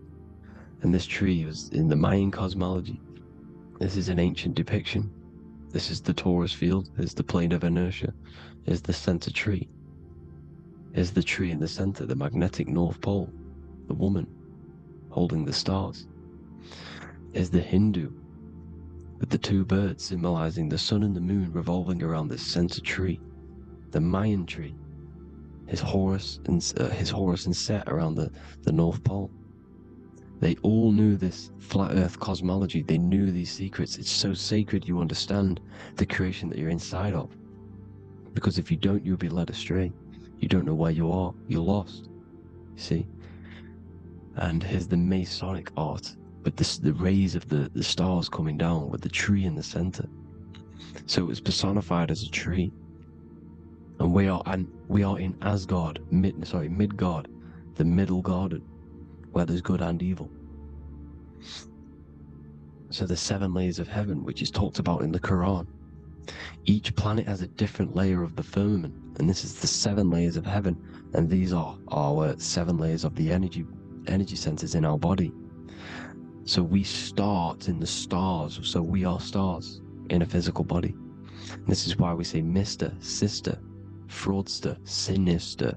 Stir is star, and we are in the stars, and our star descends into the soul system, not solar system.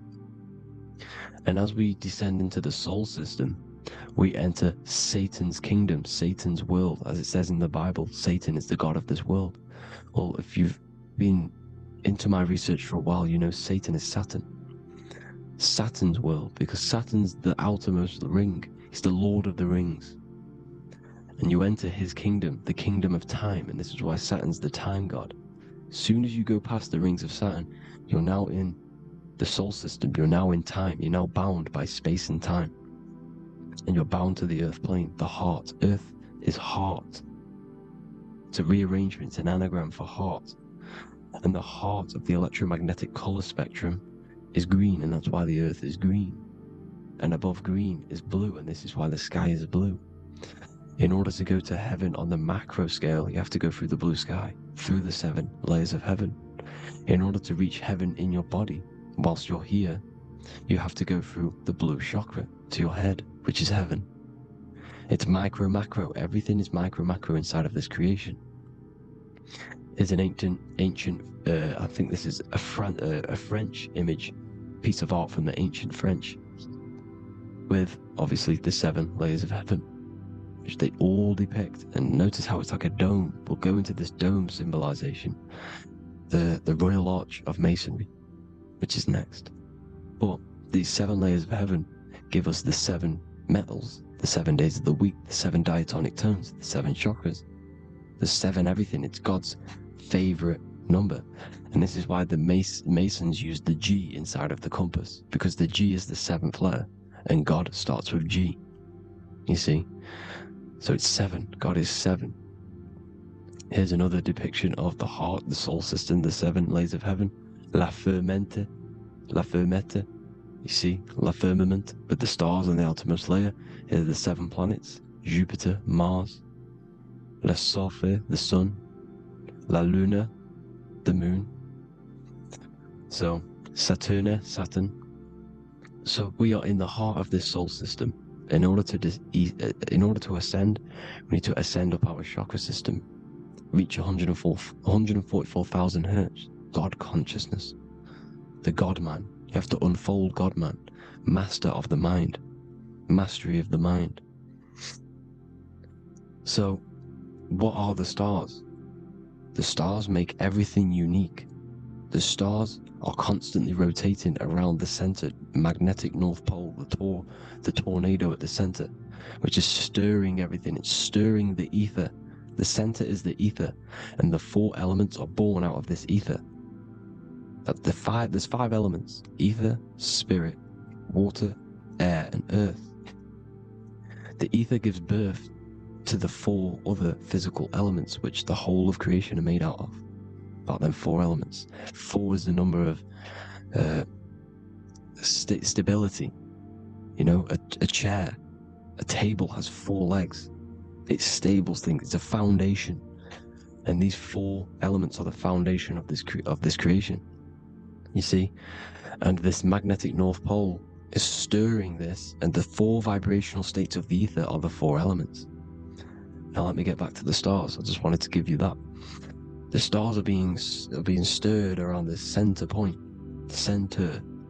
It's stirring everything, and they're always in different alignments. Every millisecond, they're moving in different placements of the stars. And the planets are called the 7 wanderers because they're not fixed. The stars are fixed, but the planets are called the 7 wanderers, the 7 layers of heaven, because they move faster and slower than each other. Each planet is slower and faster, has a different rate of speed it's moving. So these alignments are mixing in with the energies of the different 12 constellations. And this is why you have a unique characteristic. You have a unique look, a unique energy, a unique personality. This is because when you were born and you took your first breath, that energy which was in the ether, because the ether is all around you, and energy travels through the ether. The energy that the stars were casting down and the energy that the planets was mixing in with the 12 constellations was in the ether. So when you came out of the womb and your first breath, because breath is spirit, okay, so that first breath you took, that is the energy that is imprinted within your DNA, your soul, and you reflect that energy, you emit that energy. That's the energy that is with you forever until you die, until this physical body dies off. And that's what the stars are. The stars are giving a unique energy, characteristic, personality to every living thing. Every dog, every cat, every animal has a unique personality. because it was born at a different time and place in the sky. Okay, the stars are your destiny. Now, the stars are constantly changing as well. If you look at stars through a telescope, they're constantly changing and forming different forms. You can see here, it looks like water. It looks like light through water because it's the ether above us, a sea of ether. And this light is being emitted through it, and it's just constantly changing, giving different energies, each star. So this is why this is what the zodiac is. It's the expression of energy. It's the expression of the stars.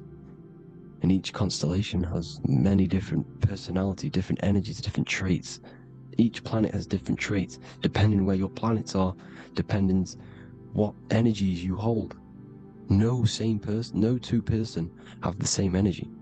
There's no one. It could be similar, but no one's the exact same. It's because of the stars. The stars are never in the exact same split place. The planets are always in different houses. So here's some Royal Arch symbolism. Here's the Royal Arch of Masonry, as it says here. The sun and the moon, the constellations. Here's Cancer, the 7 planets, the 7 stars. Here's the Royal Arch. This is the firmament. Here's the duality. Black and white, duality, good and evil, rest and motion, dielectricity, magnetism. See? So this is what the Royal Arch is. It's symbolizing the cosmic dome above us. The womb we're in. We're inside God's womb. And here's George Washington, the Freemason, inside of the Royal Arch. You see? With the G, the Masonic G, God, 7. Here you see another depiction of George Washington with the stars in the dome above his head, his Polaris, the sky vault, Polaris. We'll get into that later. Go inside of all of your ancient churches, you will see the dome. Go to the Vatican, you'll see the dome. All of your ancient churches have this dome because it's the dome above your head. The ancients knew this. This was known. We did not live in space. It was known back then. They all knew. This is Crown Court, which is one of the most important courts in the UK. You can see it's clearly so much Masonic symbolism. You've got the 4 pillars of Masonry. The Royal Arch is like an arrow pointing upwards to Polaris. His Disney World is under a dome. In his Polaris, the sky vault. You see? And also 666 in the symbol. Here's more 7 layers of heaven. Here's an ancient depiction. The firmament. Here's the astral plane outside of the firmament. The Royal Arch. You see? It's everywhere. Here's Polaris, the 8-pointed star. Polaris is in between the sun and the moon. It's at the center of the Taurus field. And Polaris corresponds with the pineal gland as well because it's the all-seeing eye. See? So, is Polaris, the 8-pointed star, which is at the very top. It's the very center. It's on top of the North Pole. And it's an 8-pointed star that's always symbolized as an 8-pointed star. Here you see the Vatican. The Vatican is a giant key with an 8-pointed star. See, it's a key. Here's the dome. Here's the Space Delta, the USA Space Delta logos. Here you see the Egyptian god looking from the center of the North Pole, looking upward to an 8-pointed star, Polaris. An arrow pointing up to Polaris. Here's another, the bear holding a key with an arrow up to Polaris, 7. Holds the key to Polaris. Here's an eagle holding a key above the North Pole to Polaris. Polaris, and here's another one. There's another bird, like a dragon, holding a key to Polaris. Because Polaris is definitely something to do with leaving this creation. Okay, maybe, I can't say for sure, but maybe it's to do with Ascension, and this is why the Vatican hold the key to the 8-pointed star. And this is why the space, well, we all know space is a lie, but they're showing Polaris and its sacred symbology. Maybe it's to do with something leaving this creation, going to another. Here's some North Pole symbolism. As above, so below. See the 4 the 4 seasons are the Big Dipper constellation going around Polaris. This is Polaris, this is the Big Dipper constellation, and this is the swastika. This image gives us the swastika, because all the symbols we use are created in nature. They're created somehow in nature. This is how we get them. As above, so below. This is the map of the North Pole with the 4 rivers, looking like the Big Dipper constellation. It's the Masonic, here's the ancient cosmology with the 4, you see the 4 islands, Mayan cosmology, 4 islands. This is the alchemical symbol for Earth, 4 sections. The windows, because the center of the North Pole is a window to another dimension. The 4 lucky 4-leaf clover, which is supposed to be lucky. It's just it's truth in plain sight. And here's Hitler looking at 2 flat Earth maps. So this swastika has been used for thousands of years, thousands and thousands of years, and it's symbolic for the most sacred land on this plane, the North Pole. Shambhala. Do some research on Shambhala, people. It's a it's a Hindu mythology about the sacred lands at the center of the earth, and it's known to be full of enlightened beings, and it's all symbolized at the center. You can see their paintings of Shambhala. It's all at the center, the North Pole, and it's known to be the most godly place ever, because it takes you to a portal to the higher places. And maybe this is something to do with Polaris, connecting you to this sacred land at the very center. But anyways, people, thank you all for tapping in. Hope you all learned something. Have an amazing day. Please follow, subscribe, like, all the links in the description for the courses, the PDF. Please have an amazing day. God bless.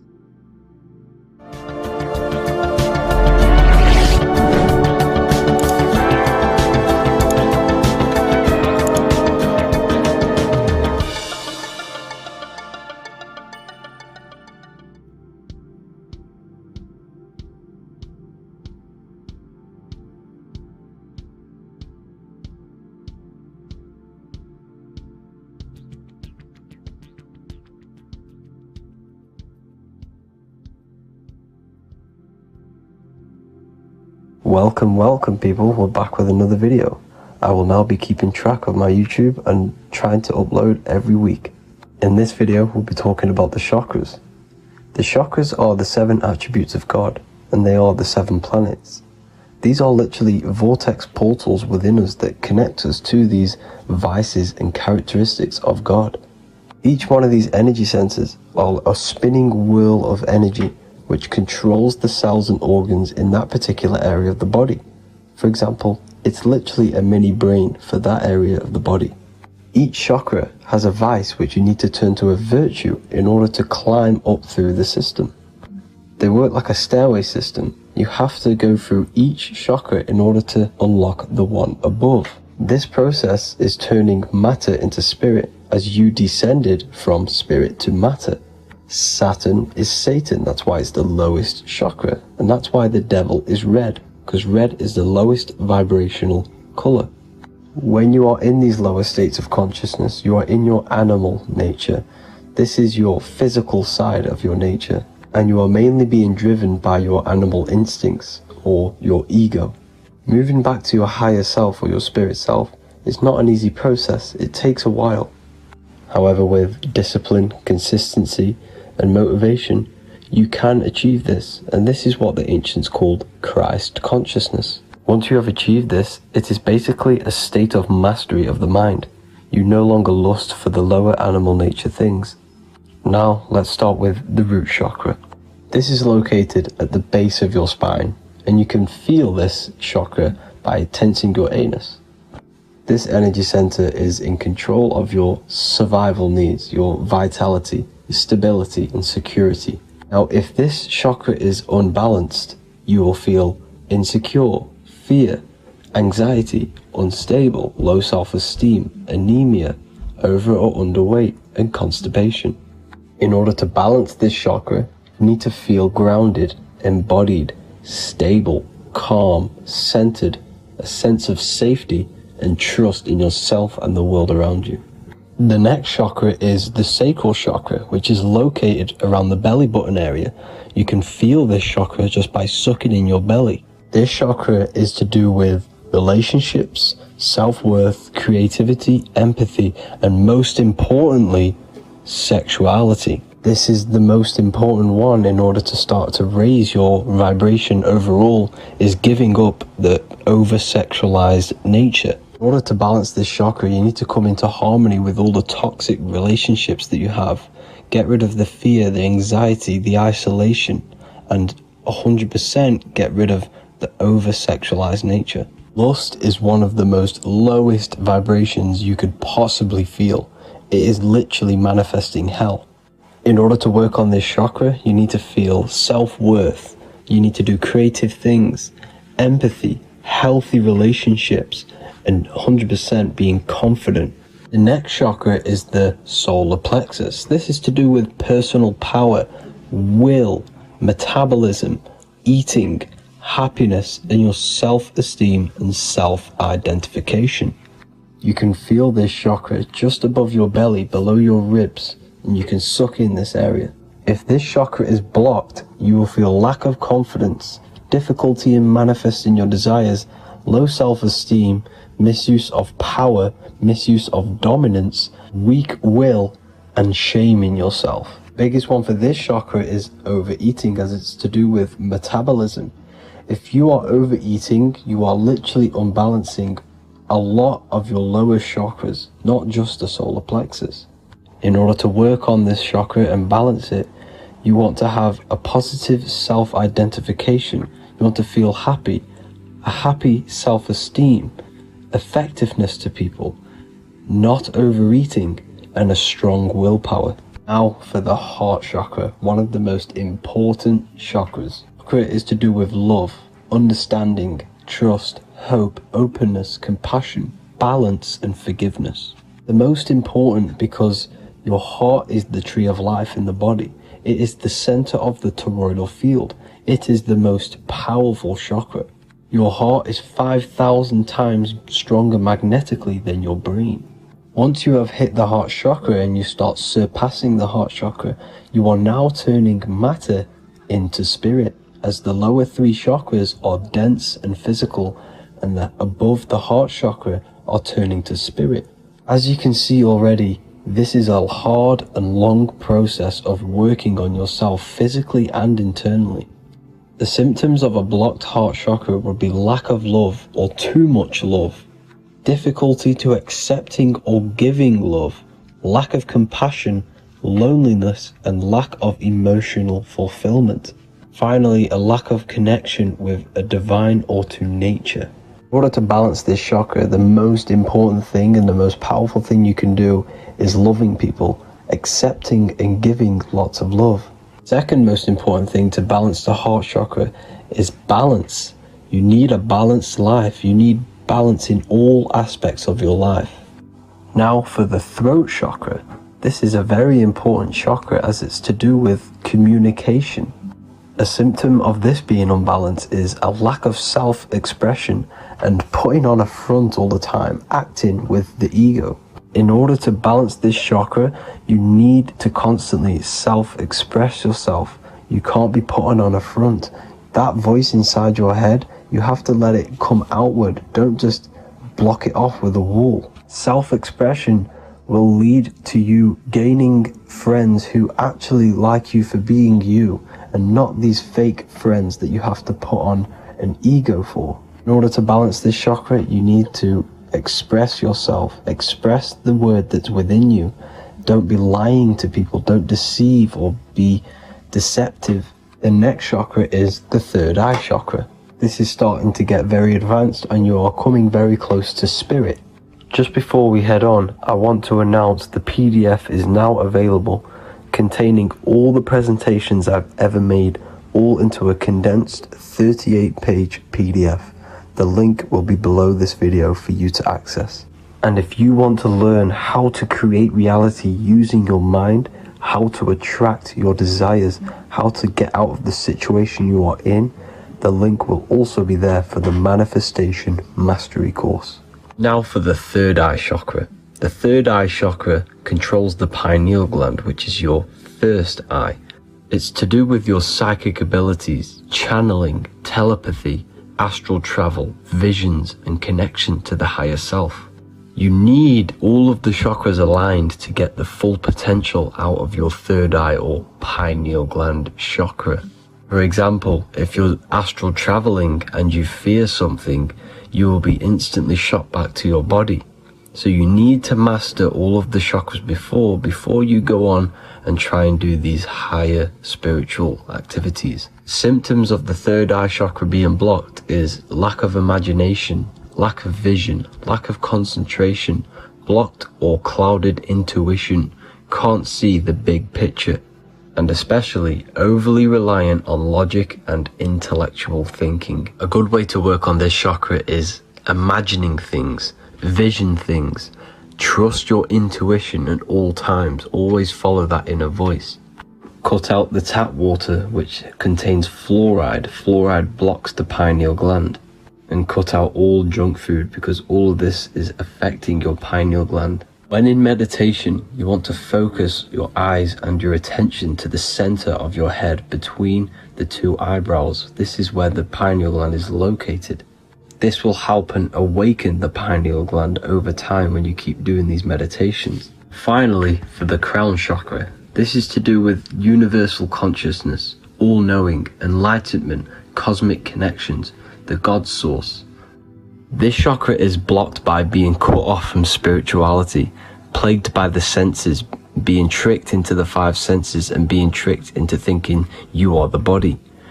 In order to work on this chakra, you need to feel grounded. You need to know yourself, your real self, the voice within you. Have common sense, have specific decisions that you're making, be very direct. Now we've got out of the way all of the chakras, I can now introduce methods and meditations which will help you unblock them spiritually. When meditating, you want to get into the present moment in a nice, comfortable position. Bring yourself to the present moment by saying, I am here right now, nothing else matters. Keep repeating this over and over with your eyes open or closed. After a couple minutes of bringing your attention to the present moment, you can now start to breathe in through the nose deeply and breathe out through the mouth slower than you breathed in. Place your attention on the chakra that you want to balance. Think of a high vibrational emotion like love, and think of this while placing your attention on that chakra. You can do this exercise every day for 10 to 20 to 30 minutes. The longer the better. Another practice you can do is by chanting the Bee Gees for each chakra. They are here starting from the root chakra all the way to the crown chakra. Or you can chant the 7 vowels. There are not 5, there are actually 7. A, E, A, O, U, M. A, I, O. This is the proper way of pronouncing the 7 vowels. These are so powerful because these are the only things that exist. It is literally the sound of God. By pronouncing them right, you can actually create a lot of power within you and align your chakras. That's it for this video, people. I'd appreciate a comment and a like to help the algorithm. I appreciate you all. Love and light.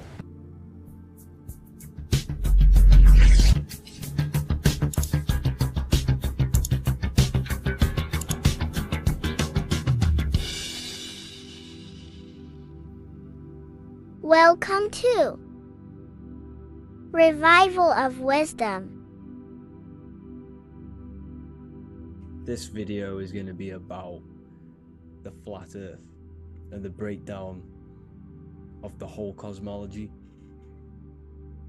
We're going to be digging very deep. I've got a lot of pictures and images to show you, and a lot of dots to connect. So let's start with the Freemasonry art. So this artwork we have here is the Freemasonic cosmology, as they know and believe. So what is it symbolizing? obviously have to start off with the 4 pillars representing the 4 corners of the earth. The 4 corners with duality. You see, there's everything on earth. There's good and evil. Good, evil, positive, negative. Good, bad. This is the checkerboard. This is what it symbolizes. Okay, obviously we have the sun, the moon. The sun gives you energy. It's the anode. The moon is the cathode. It's the opposite. It takes your energy. So therefore you become sleepy when the moon comes out. You see, everything on earth, everything in the universe is balanced. There's complete balance, symbolized by duality. There's always 2 opposites. We have the all-seeing eye, and obviously 7 stars representing the 7 planets, but not planets as in we know planets. They're not physical spinning balls of gas. They are energies, they are lights emitting from the realm above this realm. They are lights through the firmament, through the electromagnetic field. So let's go through that again. The 4 corners, duality, positive and negative, cold, dry. Everyone on earth has an opposite. Everyone, there's 2. Okay, and then we have the sun, the moon, the 7 planets with a 5-pointed star. What's the 5-pointed star? Of course, it's the 5 elements: spirit, water, earth, fire, and air. Okay, that's what the 5-pointed stars symbolizing, the 5 elements of earth. And then, most importantly, we have the compass. The compass is very, very important, hence why it's in the center. The compass is symbolizing many, many things, and one of the most important things, but we'll get into that after. We have a boat with water outside of the earth. So we have a boat on water, symbolizing the waters separated by the firmament, the waters above separated by the firmament from the waters within the firmament, the earth. So this is what it's symbolizing. So the compass, what's the compass? This is where the compass comes from. The Polaris, the most important star there is, because it's in the center of Earth. The sun, the moon, and the black hole, black sun. Because all creation comes from center, the seed center. Okay, but we'll get into this after. But also, this is a very important Masonic symbol because they use this symbol a lot. This is one of their main symbols, hence why Neil Armstrong has the Masonic ring with the compass on it. The people who supposedly went to the moon, which obviously they faked to push this globe model, because the globe model is based upon fear. Because the globe model, if they can sell you the globe model, they can sell you anything then. You don't know where you actually are. The globe model is to push fear upon the masses, because the globe model means there's not enough resources. There's also risks of asteroids hitting the planet. There's also risks of space extraterrestrial invasions, global warming, asteroids. You see, this is all the fear that they can gain of selling you the globe model. Okay, because they don't want you to know that this is an intelligent design.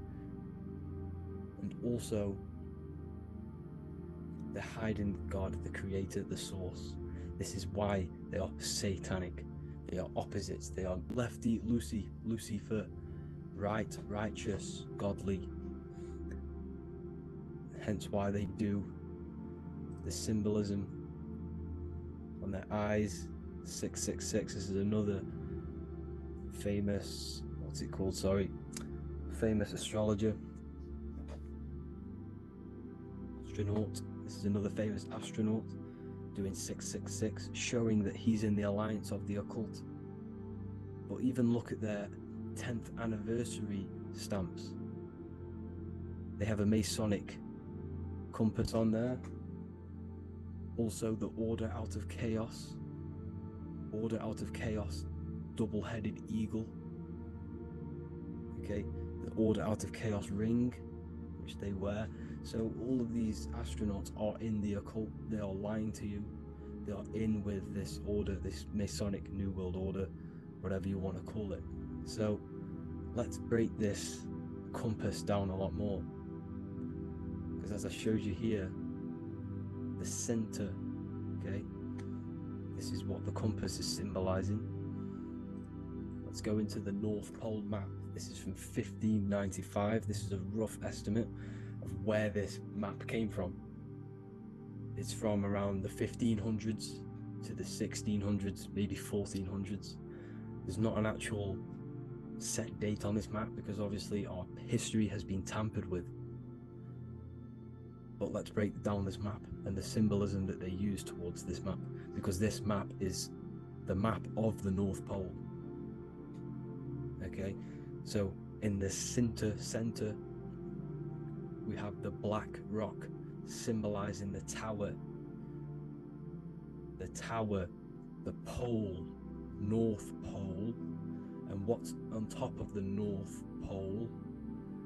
Obviously, it's Polaris. North Pole and Polaris. Okay, with the 4 islands around the center. Okay, 4 islands around the center. And this is what blew my mind, right? They say that Santa sounds similar. And if you look at this pole that's pointing to the North Pole, you see this line here. So this is obviously from the 1600s. What color is Santa? He's red and white. Just like this map pointing to the center is red and white. And Santa comes from the North Pole.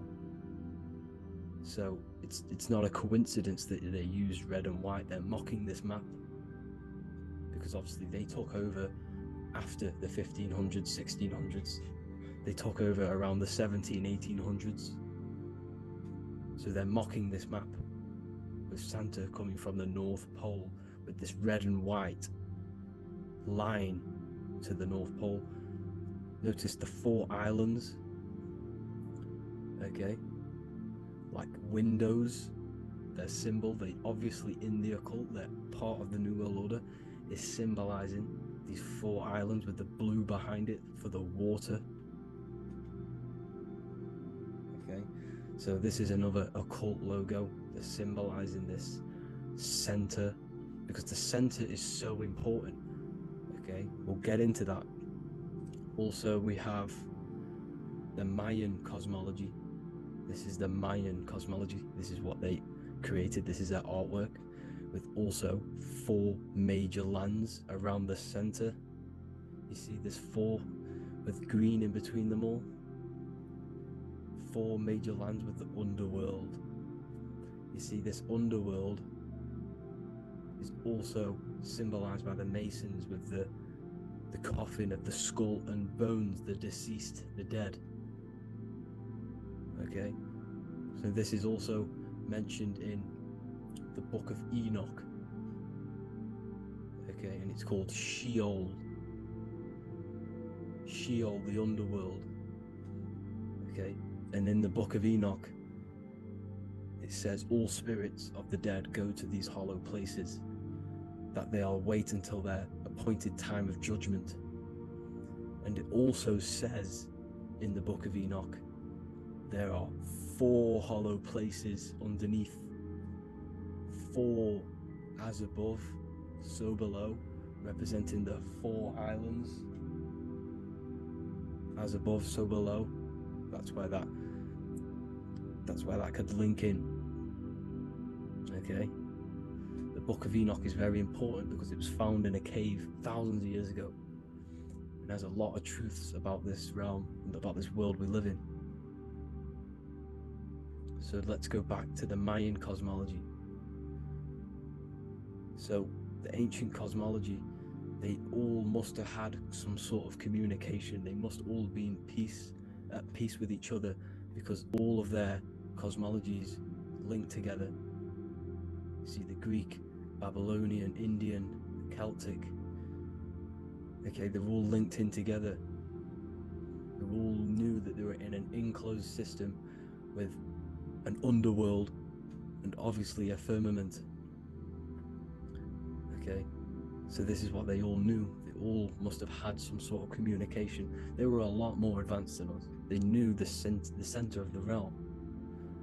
Okay, and obviously the United Nations flag also symbolizes their center. You see how it has like a grid with a circle around the center. It's symbolizing that center of the realm, because that center of Earth is so important. The United Nations flag, all have it. See, some different ones will have that circle around the center. Because the center is the seed. All things come from a center. So the torus field is so important because it is the spark of life. It's the building blocks of the universe, this creation. Because all things have a torus field. Just like an apple with what's in the center of an apple, a seed.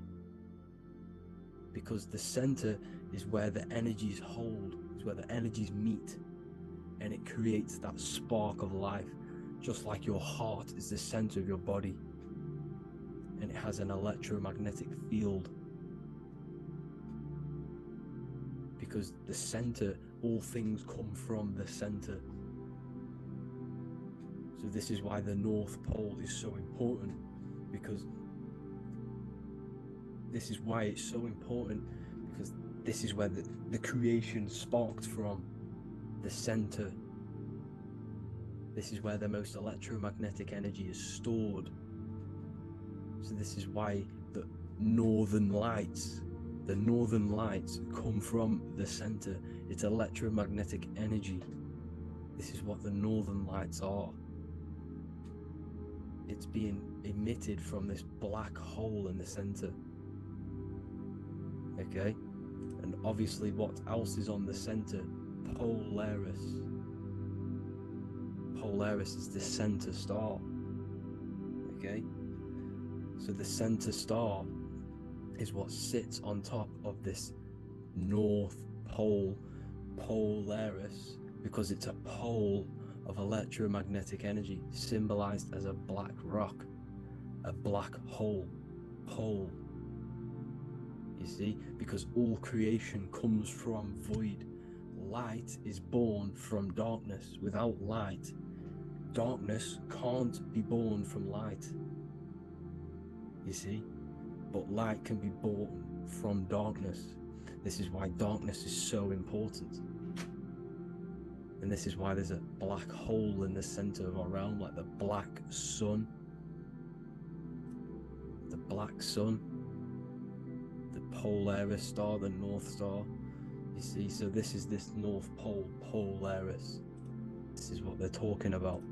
And this is why compasses are an 8-pointed star, because Polaris is symbolized as an 8-pointed star. This is where a compass will point you to. It will point you to that center.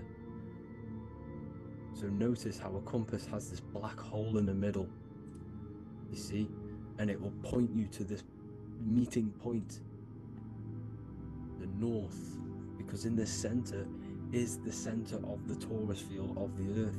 This is where the most electromagnetic energy is.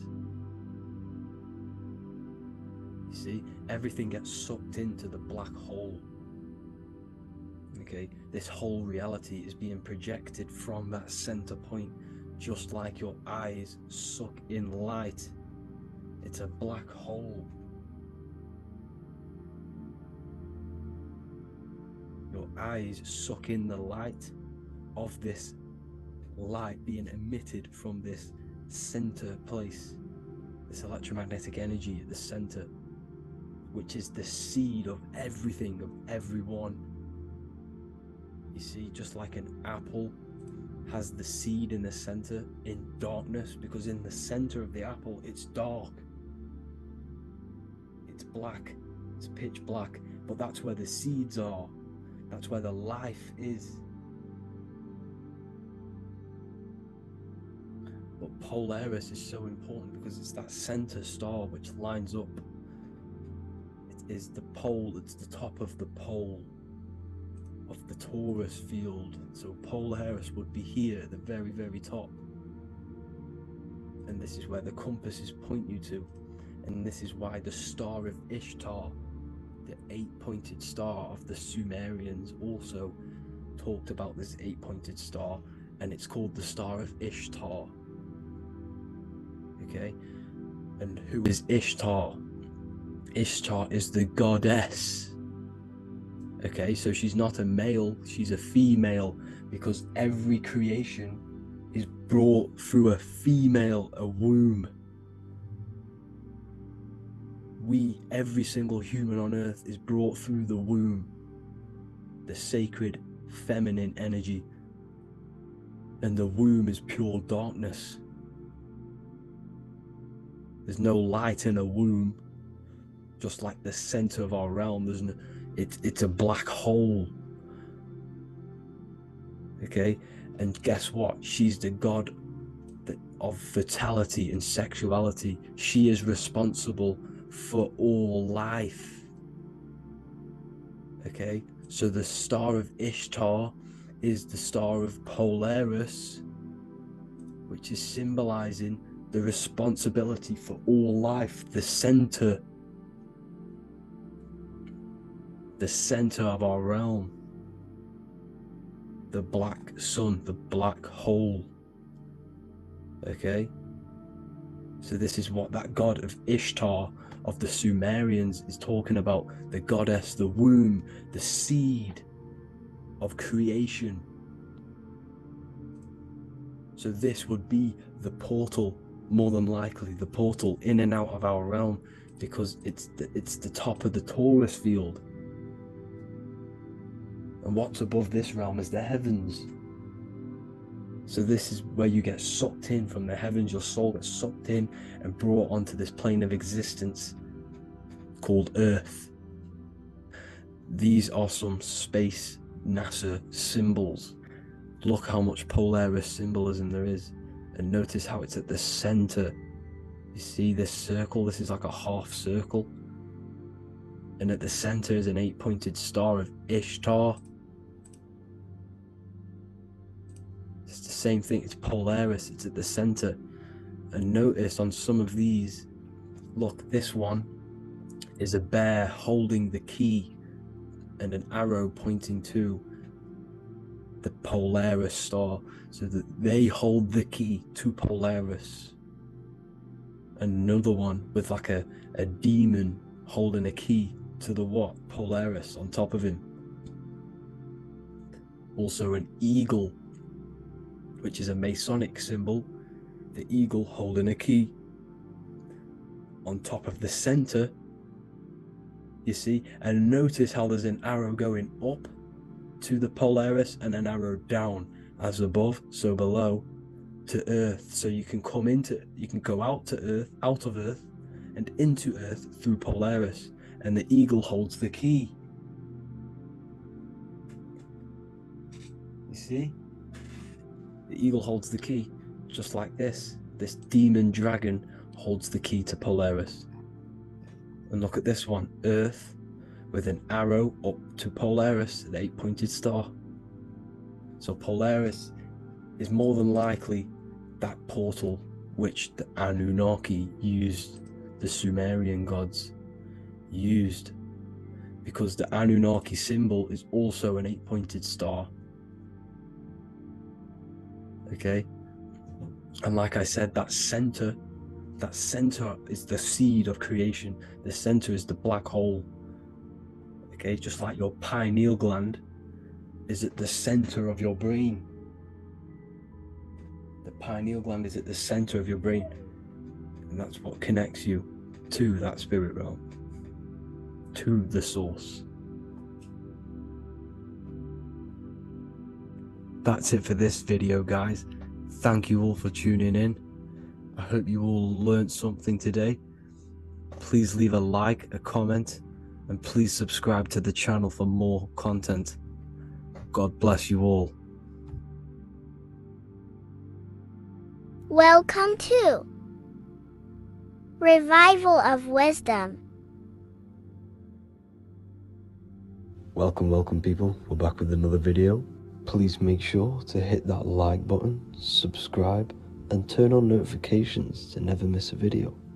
The Earth is a giant torus field consisting of a positive and a negative pole. The Sun being the cathode with a positive charge and the Moon being the anode with a negative charge.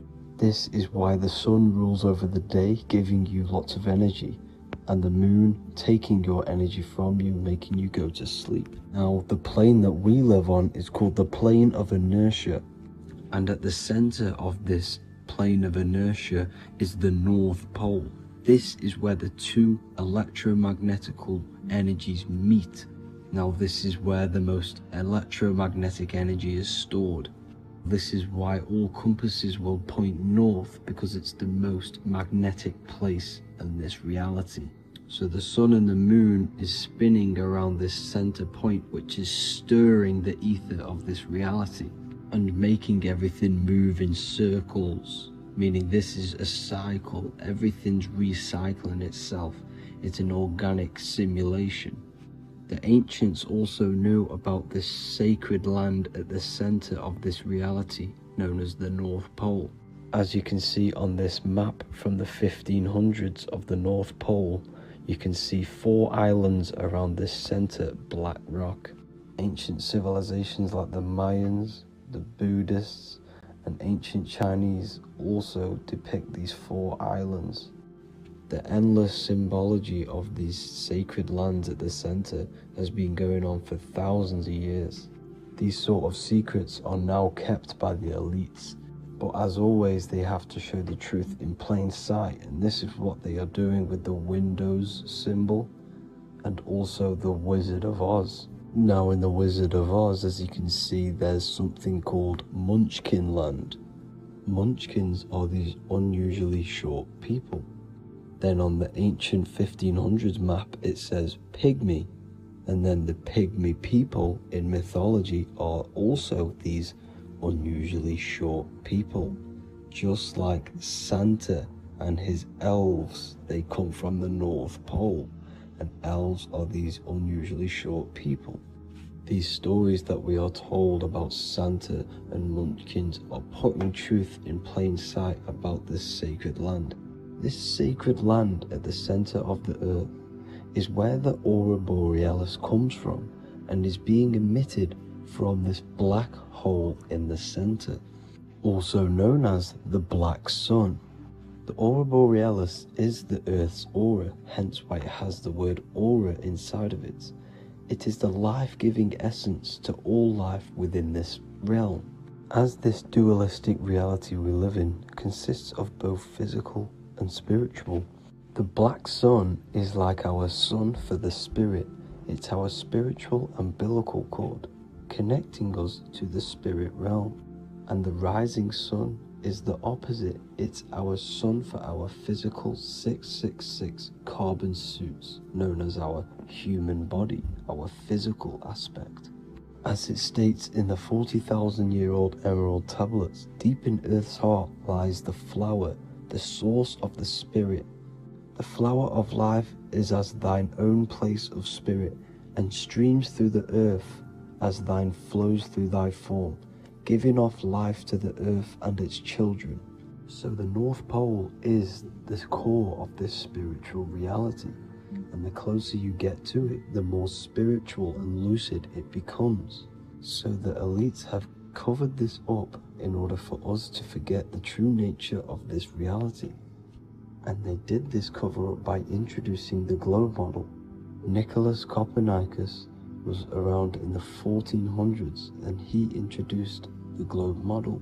As you can see, he is a Freemason, He depicts himself with a globe and a Masonic compass in all of his paintings and portraits.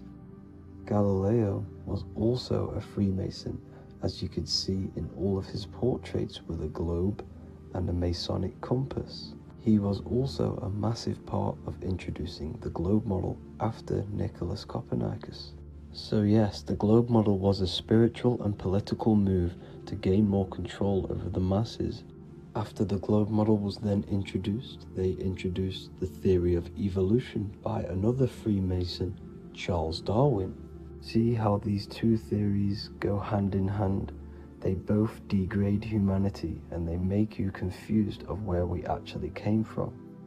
By hiding the true form of this divine creation and hiding the true power of each and every one of us, they maintain control over the masses. Now this is order out of chaos, known to be the 33rd degree slogan of Freemasonry. Now this is the Masonic cosmology, and as you can see you have the checkered board for the duality, the 5-pointed star for the 5 elements, the 4 corners for the 4 pillars, the all-seeing eye which is Polaris, the sun, the moon and the 7 stars. So even Freemasons are taught the flat earth cosmology and the true form of this reality. Now the true nature of the sun, the moon and the earth is shown and reflected through the Masonic compass. The Masonic compass is the sun, the moon, Polaris at the top and the black sun at the bottom. It makes sense why all the scientists who introduced the globe model all used the compass and the globe together, because it's truth in plain sight. As I explained in my other video, all Freemasons have to take the oath, so it goes to show, why are we all learning these theories from Freemasons who can't talk about certain topics that they learn about? Why should we believe their theories when they're holding back the real truth about this reality?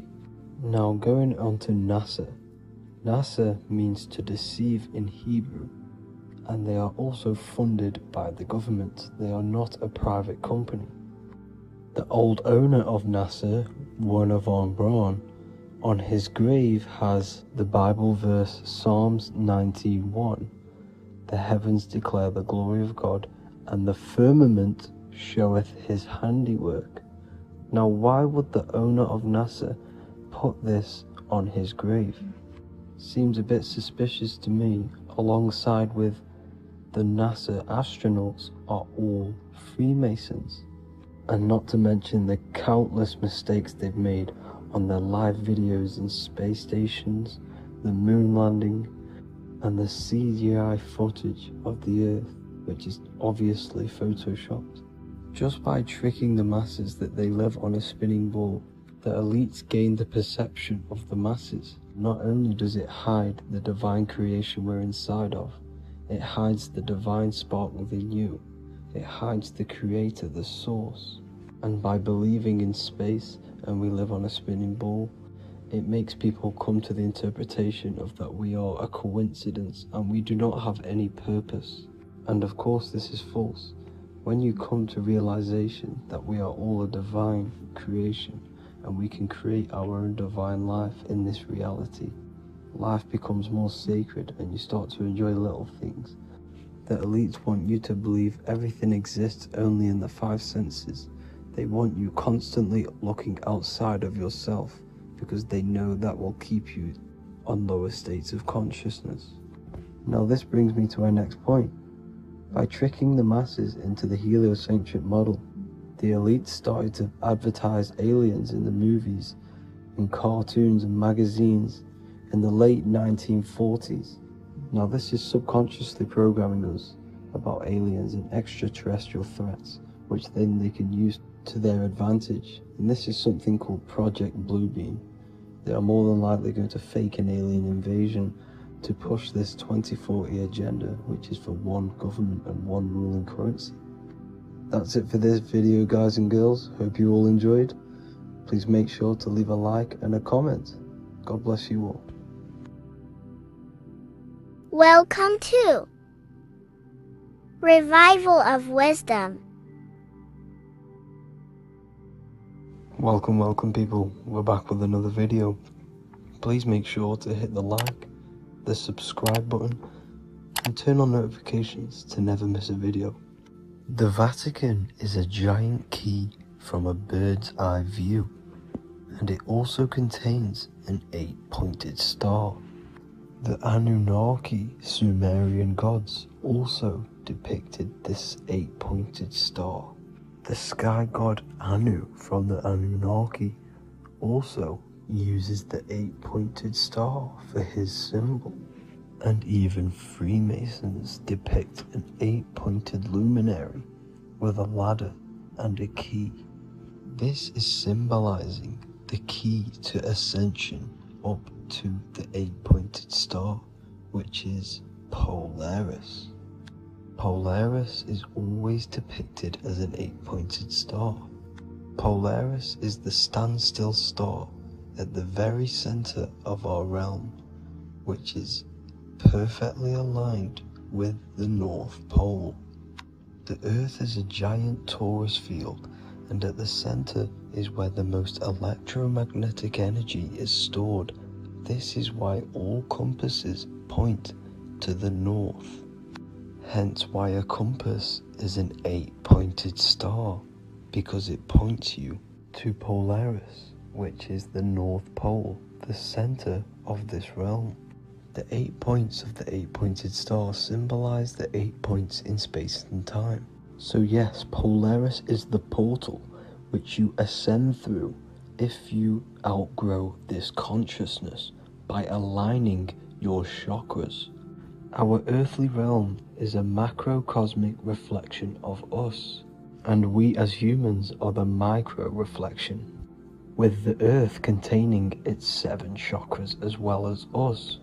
The North Pole is the 7th chakra, which is the crown chakra. So the key to ascension is held by the Vatican, hence why it's a giant key, because they mislead the masses through their religions, which teaches the masses to look outside of themselves. As stated in the 20,000-year-old emerald tablets written by the Egyptian god Thoth. On Earth, man is in bondage, bound by space and time to the Earth plane. Encircling each planet, a wave of vibration binds him to his plane of unfoldment. Yet within man is the key to releasement. Within man may freedom be found. So the 7 planets are associated with each 7 chakras. The lowest chakra being the root chakra, which is associated with Saturn. This is why the elites love Saturn and reflect it in all of their symbols, because the chakras are an ascension of spiritual principles, starting from the material and ascending up to the spiritual, the crown chakra. However, evil love bondage, and they are trapping souls in the physical realm by stopping and provoking the ascension process.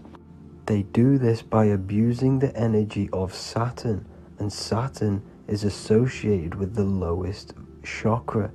The lower 3 chakras are associated with survival mode, which keeps the consciousness in a constant state of fear and only aware of its surroundings. Once you start to ascend up your chakras, you become more consciously aware of spiritual deeds. And this is the process of returning back to your true spiritual form. Going back to Polaris and its connection to Ascension, Kanye West symbolizes this on his music video 24. As you see him rise up into the sky, you see an 8-pointed shape around him, which symbolizes the 8-pointed star, as you see the beam of light. And even NASA symbolized this in their Space Delta logos, a bear holding a key with an arrow up to Polaris, the 8-pointed star. Here's another NASA logo of an arrow from the Earth to Polaris. The series Lock and Key on Netflix is all about portals and doorways, and they have the Kundalini energy as one of their keys. Kundalini energy is the energy which rises up the spine, the 33 vertebrae, and activates the third eye. The third eye is the spiritual gland which connects humans to other spiritual realms. We are not the body. Our spirit, our soul inhabits the body. We exist physically, spiritually, and mentally. Therefore, we are multidimensional. The intellectual and spiritual inhabit the body. Therefore, this is just an avatar within this timeline. However, within each and every one of us, we all have the key to releasement, as says in the Emerald Tablets. This releasement is ascension, up until higher states of consciousness. As stated in the Emerald Tablets, man is in process of changing to forms that are not of this world. Grows he in time to the formers, a plane on a cycle above, and another one saying, man is a flame bound to a mountain, but we in our cycle shall ever be free. Know ye, O man, that when ye have progressed into the cycle that lengthen above, life itself will pass to the darkness, and only the essence of the soul shall remain. That's it for this video. I hope you all enjoyed. Please feel free to leave a like, subscribe, and comment any subjects you want me to talk about. God bless you all.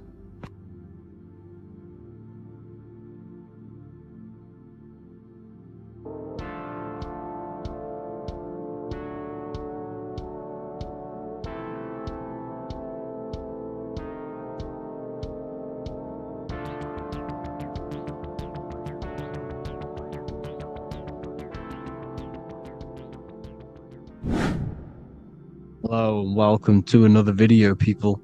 Before we start, please like, comment and subscribe if you wish to see more content. Today we're going to be talking about the mental universe and how everything is mental. This is the #1 law on the Kabbalion. If you've never read that book, it's called The Kabbalion. A very good book. It's the first law because this is the most important thing you need to understand. Is how everything exists within the mind. Behind every single one of these eyes is the same consciousness expressed in different bodies. The mind is what gives perception to what you're experiencing. Behind every single one of these eyes is the exact same consciousness, but the brain that they inhabit is giving them a different perception, a different being, a different body. Now, this is the difference between humans and animals. Humans possess a advanced consciousness, an advanced mind that gives us the ability to be aware of ourselves mentally, physically, and spiritually. We can reflect on ourselves. When a dog looks in the mirror or an animal looks in the mirror, it doesn't know what it's looking at. It doesn't realize it has a consciousness. It can't reflect on itself. It can't say, I want to improve in this area. It doesn't have that consciousness. We have a divine consciousness. Take away the N for divine, and you get with a D, put it with a D, you get divide, because we have a divided two-way consciousness. An animal only has one. However, it's still the same mind. We're all mind. We're all mental. We all exist within the mental plane. Look at this person walking.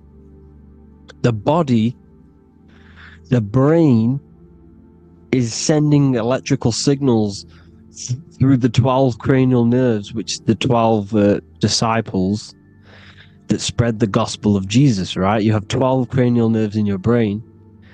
There are 12 disciples which spread the gospel of Jesus. Jesus represents the mind, the intelligence, the invisible intelligence that we all are, the same intelligence, the same exact consciousness. which then sends a command into the brain. Then the brain sends these 12 electrical signals through the 12 cranial nerves to control the rest of the body through the nervous system. This person walking is not, the body is not walking. The mind is telling it to walk. And the brain is it's a supercomputer which is decoding these demands given to it by the mind. Because the pineal gland will have something to do with the ether, because the ether is physical and non-physical. The mind is sending the commands through the ether to the pineal gland, which is then getting broken down into electrical codes within the brain and sent throughout the nervous system to control the body. And this is why in the Sims simulation, because the body's the simulation, it's a false reality, it's the fake reality, it's not the real you. You are formless, there is no form, but the third dimension is a dimension within your mind.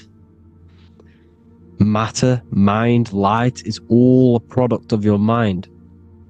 It's all in the mind. Now, this is why The Sims has this green little diamond on top of the head.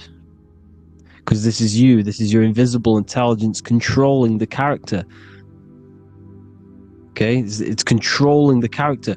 And this character is in the world. Your consciousness isn't in the world. The world exists within you, but the body is a vehicle for that realm that you land in. When you have a dream, your mind transcends this body into another body, duplicates your body into another universe, unite. Unite is one. We're all one. It's all one universe, expressed in many different ways, infinitely. And the vehicle that you land in is the body to operate in that realm. This is the all-seeing eye, as you see here. The eye, this is all the intelligence. This is the ball of consciousness, God, expressed in different bodies. We're all this same one in different bodies, as you can see here. And this intelligence is expressing infinitely throughout the universe. An infinite universe. There's no beginning, no end. There was no beginning of the universe. There is no end. It's infinite. Always has and always will. But the mind is what gives you the ability to explore the universe, to make perception of it. We are God in disguise. We are God in disguise. We are God in flesh. But the body can become attached to the mind, can become attached to the body if the mind is not aware of itself. When the mind is that blinded by matter, and we lack knowledge and understanding of what we truly are, a formless, infinite being, a traveler. This is why Freemasons are called Freemasons. Mason means traveler. Free. You're a free traveler because your consciousness is a traveler of the universe. When we lack understanding, our mind bounds to the body, because we don't separate the body with our different layers of consciousness.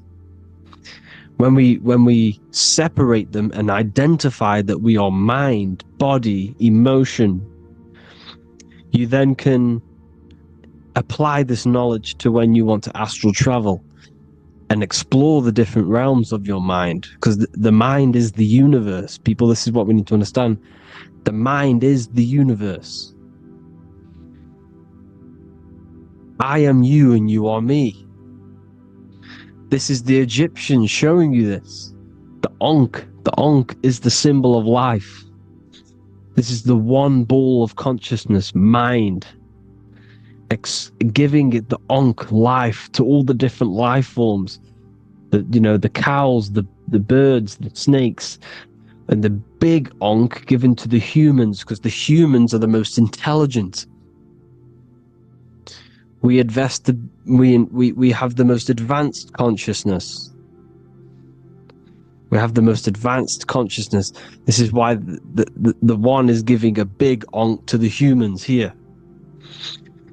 Here you see again, this is not the sun. This is also showing Ankh giving out its life to all things infinitely. And this is the Most High. We are the Most High in disguise. When we strip off the body, we strip off the desires for the physical world, we strip off all of these fake identities that the mind gets attached to. That is God. The universe. You are the universe experiencing itself. I and I. The letter I and the number 1 is just one line. The letter I is the number 1. Because your I am, when you refer to yourself as I, every single one of you who's watching this video refers to yourself as I, which is the one. We are all the one. We are all intelligence. We are all invisible. We are all the one. 1 is the only number. 1, 2, 3. Everything goes up in ones because there is only one. Doesn't matter how far you go down the line with numbers, all of their numbers are created by 1 because there is only one. It's me and you are the exact same consciousness expressed in different bodies. Mind. Cause. There is only one cause. There is only one mind. There is only one being. But because we lack understanding of this, we think we are the bodies. And this causes division, because the physical world is the most illusionary world. It's an illusion. It's all an illusion. Now you see with the two, you look with the 2 eyes, but you see with the inner eye, the mind. Okay, the mind is the mental plane is a shared plane, and it gives perception to what you're looking at. The mind. I'm affecting you when I speak, because the mental plane is shared. We all share mind. We all express mind. When I'm speaking to you, I'm affecting you because we are mind. So the words that I'm saying, which are being manifested from my mind, are being manifested through my body into vibration, is affecting you. I'm affecting you with what I'm saying. And these words are having an effect on your mind, because we're all mind. This is why you need to be careful what you're listening to, music and all sorts. Because music can also create thought loops within your mind. Because the chorus, we shouldn't be listening to choruses. Choruses are loops. And what they're saying in the chorus is being looped. And this can create thought loops within your mind. Go and listen to an old song that you used to listen to about 5 years ago, 10 years ago, 20 years ago. Go and listen to an old song, and you guess what? You will get nostalgia. Why will you get nostalgia? Because that song will trigger the thoughts that you were thinking in that time of listening to that song. So songs with choruses create thought loops, and they reprogram your subconscious mind. It's important why music is very powerful. Mine and mind, same word. See, language is the truth, people. This is why I use language in all of my presentations, especially the English language. It's riddled with occult truth. I is my me, I, you and me, or I, one. We are not the name, we are I. Every single one of you is I, because we are all the one, all mind. Now, the only thing that is truly mine is my mind. When you say something is mine, it's an illusion. It's not yours. The only thing that is mine is mind, my mind. Okay? It's my mind. It's the only thing. It's the same word, mind and mind. Like I said before, everything's one. Hot and cold is different degrees of the same thing, of the one substance, of degrees. The 7 colors are different frequencies of the one white light. Everything is one. There is only one. We are all one. Everything is one. Hot, cold, day, night. It's the same degree of one, which is mind. The mind's perception is what's giving it, labeling it hot or cold. The mind's perception of colors is what is giving it red or purple, hot or cold. There is only mind. The mind gives things perception. There is only one, that is mind. The conscious and the subconscious mind. The male and the female, these are married. The subconscious mind is your hidden part of the mind. Okay, it's hidden. You can access it through different meditations and Reiki teachings and dreams or manifestations of your subconscious. This is how you know mind and matter are one, because your mind creates matter in dreams. Your subconscious manifests everything in a dream, in the astral realms.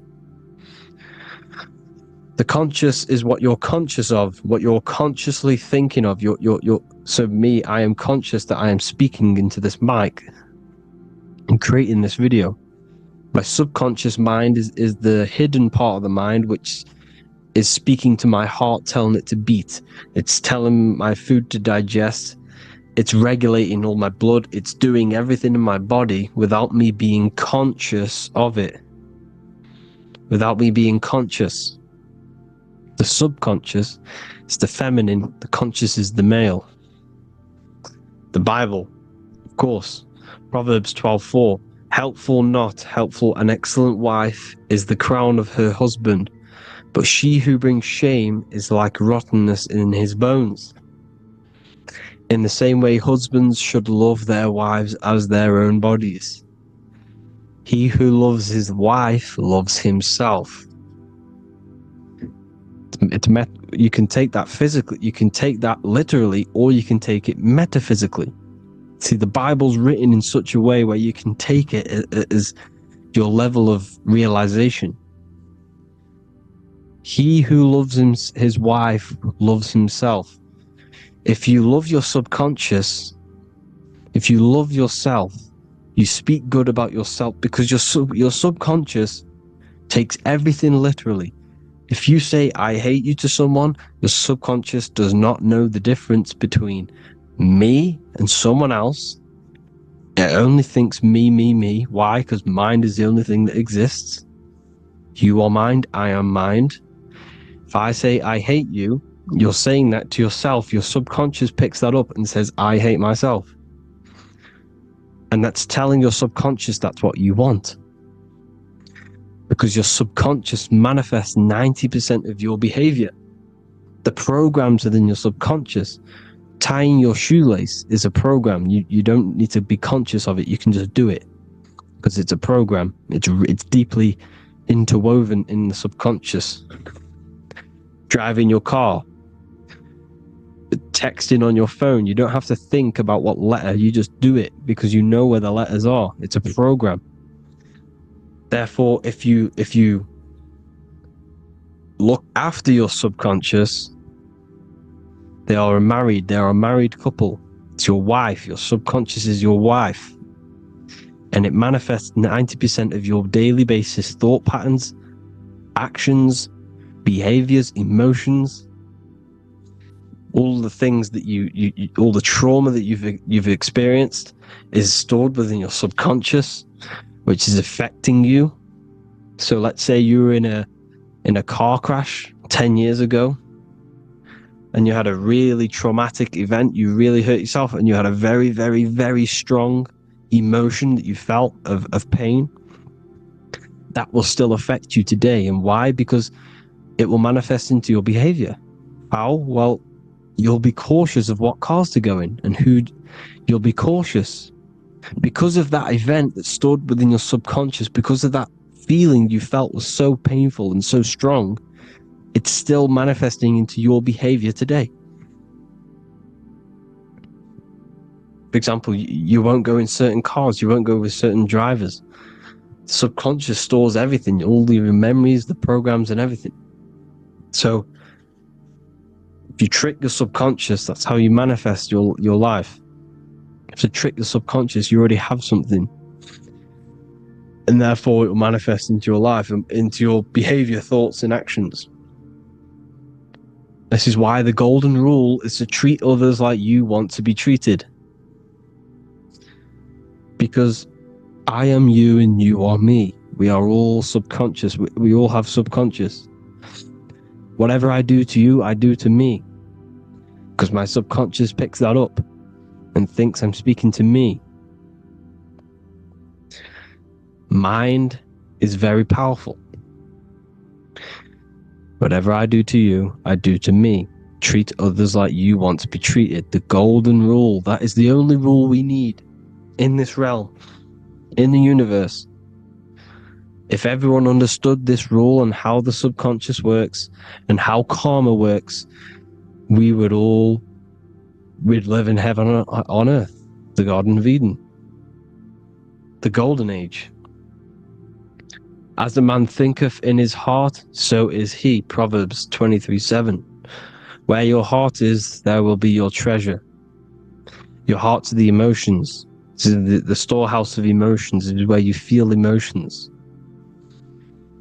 You have to let your emotions move through you, not become you. You can't let your emotions become you. Or except be like the sky and let them pass through you. Be like the clouds and the stars passing over. Let them pass through you. Do not let them become you. And this is how emotions can take over your mind.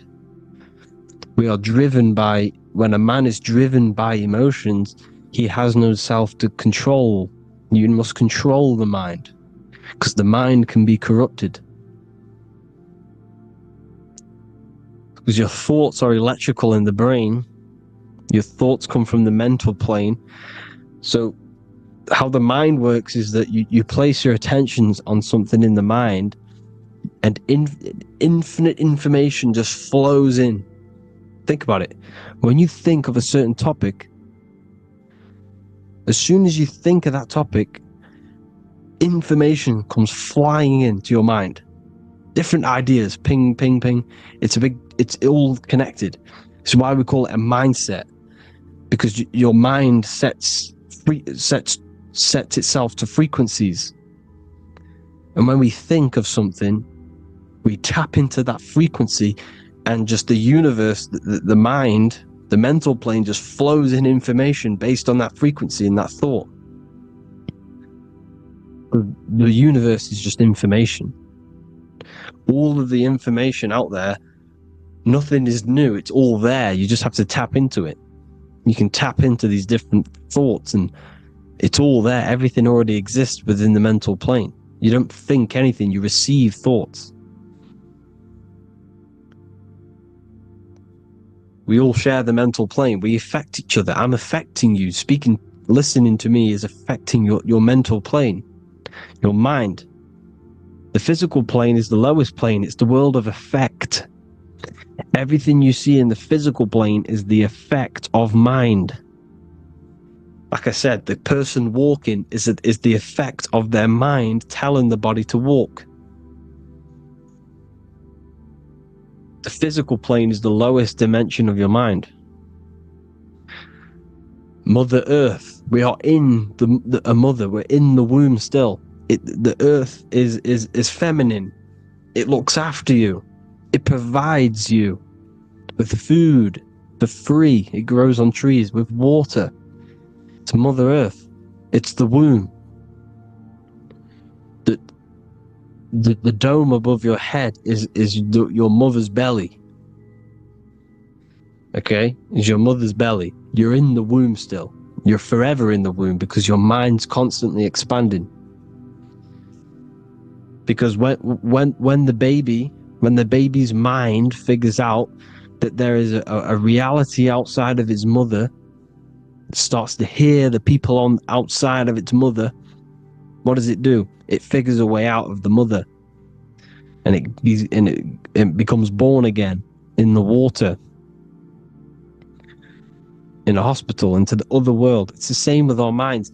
When our minds figure out there is other worlds beyond this physical, we explore them. The astral plane, for example. You figure a way out of the body.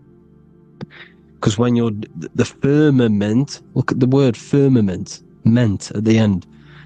Firm is firm, something strong, something like a rock is firm. If your mind is firm like a rock, you will be stuck under the firmament. So, for example, people who are very programmed and can't think outside the box, they have a firm mind and they'll be stuck under the firmament because your mind is the only thing that's keeping you under the firmament. It's the only thing. When you're doomed, doom is dome. This is the dome, which is your head. Your head is the dome. Above your head, above the earth is the dome, the ethereal barrier. But that's just an external manifestation of your head.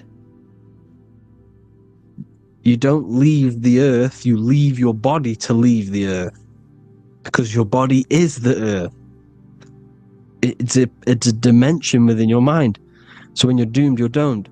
Your reality is your level of realization. You realize something, or when you have an idea, the mind, in the EYE or I, same thing, mind, it's all mind. Reality is your level of realization. You realize there's other worlds, that's your reality. Your perception's your reality. Mind in Latin is mens. Jesus was known as the fisher of men, which is the fisher of minds. He was fishing minds worthy of knowing the higher truth, the deeper occult knowledge. Jesus figured out that we are all God. And he got killed for it, because in that age they were trying to suppress this information. Jesus figured out he was God, because we are all God, every single one of you, and they killed him. Because we're all mind. We are not the body. We're the invisible intelligence, which is God. But you are not God if your mind is attached to this physical world, to the worldly pleasures. If you master your mind and travel the depths of your mind, that is God. Mental and men. Look at the word mental. It has men in it. Men in the Bible means mind. Here you see the Masonic symbol with the eye, the mind. Looking over, everything is the one. Everything comes from the one. Look at all the lines coming off it, giving its life to all of the life forms. Down here on the bottom, you have duality, black and white. Up here, you have singularity. One and the two. Unification and division. The lower self is divided into the left and the right. So the Bible even says, I forgot what verse it is, but it says, it's better to go through life with one eye than to have two and be cast into the fiery abyss of hell. I'm not sure what verse it is, but you can research it yourself. It's better to go through life with one eye, to be unified. Unified consciousness. Dimension. No brainer. No brainer. The language tells you the truth, people. Dimension. The dimensions are in your mind. Entertainment. Entertain the mind. Disappointment. It's all in the mind. Environment. The environment that you are in is a product of your mind. Within, rearranged spells high twin. Within is your mind, and your external world is mirrored from the decisions you make in your mind. Advertisement, commitment, it's all meant, it's all mind, everything is mind. Everything. So, this is important. The collective thoughts and collective beliefs. The collective, because we all share the mental plane. And because of this is why we are in a weakened state of consciousness at the moment. Because the collective thoughts and the collective minds overall are asleep. And they don't believe in anything. You see, everything is true within the mind. You think of something, it is there instantly. You think of a chair, it's there in your mind. You think of anything, it's there instantly. So everything is true within the mind. Anything can happen in the mind. Anything can happen on the physical plane if the collective consciousness, the collective minds, believe it to be true. This is why back in the days, in the ancient days, you look at all the old world stuff, you see all this crazy technology, and it's because as a collective, as humanity back then, they believed that they had much more open minds. Therefore, the things manifested in the physical world were a lot more out of the box, so to say, compared to today. For example, magic is not as powerful today because the masses don't believe in it. It's still powerful, don't get me wrong, but if the masses believed, or if everyone knew magic could be real, because it is, anything's real in the mind, it would be a lot more powerful. You see? So and what they're trying to do is create a hive mind worldwide. They're trying to make one religion, an external god. What happens when you worship something external? You give energy to it, because where attention goes, energy flows. Where your mind gives attention to, energy goes there. And when we all believe in external gods and give our worship and our power to these external things, we all give energy to it, which will manifest as a demon in the astral planes. It's a hive mind. They're trying to make a hive mind to summon our energy. Trying to summon our energy. And it through mind, through collective thoughts.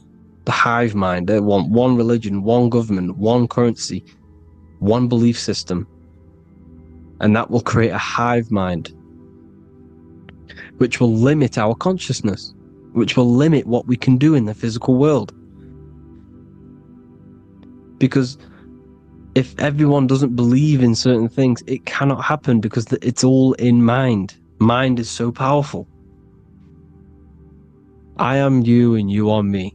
I hope you all enjoyed this video, people. If you haven't already, join the Wisdom Academy. The Wisdom Academy, we have many occult lectures just like this one. Also, we have just launched Mindwave Hub. If you want genuine frequencies, genuine binaural beats, because the ones on YouTube, the ones on Spotify, Apple Music, they're all tuned to A440 hertz, which shuts down the right hemisphere of the brain. If you want to gain access to your true consciousness, your mind, you need to balance the two hemispheres and balance the chakras. You can do that externally by listening to binaural beats.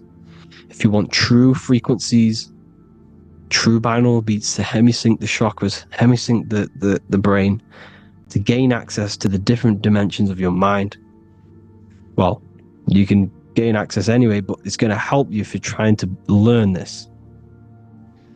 Join Mindwave Hub. The link will be in the description. Listen to the binaural beats, meditate to them, listen to when you go to sleep. They'll massively benefit you. Thank you all, people. Hope you had an amazing, lesson. Hope you learned a lot. And please subscribe. God bless you all.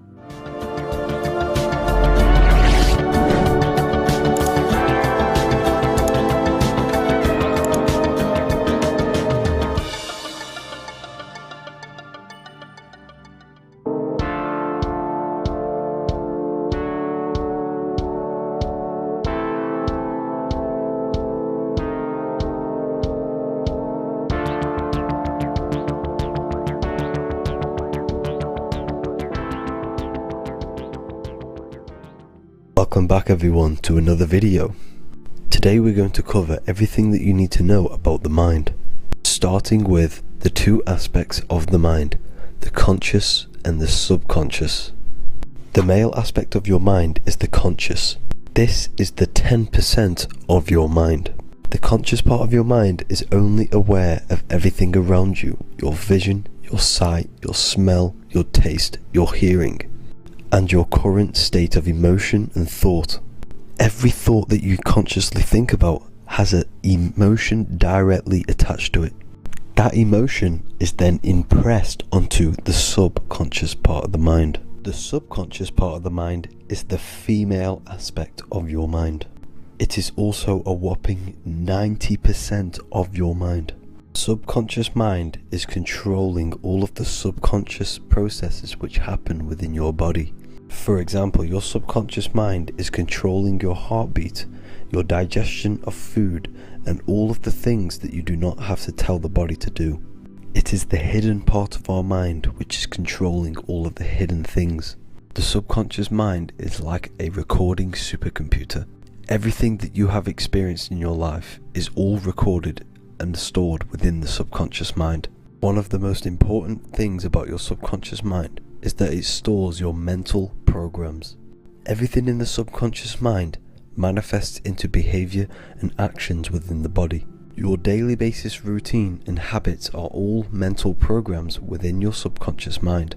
These mental programs are created by mainly two ways. 1, repetition, and 2, emotional impact. The repetition is fairly simple to understand. The more you do something, the more it impresses onto your subconscious mind and becomes a program. That program will then manifest into your behavior. However, with the emotional programs, they work a bit different. The stronger that you feel an emotion, the stronger it is impressed onto the subconscious mind. And then that emotion becomes a program. For example, you had a very traumatic moment happen when you were a young child. The emotion that you felt was so strong in that moment that it impressed into your subconscious mind so hard that you can recall that moment like it was yesterday.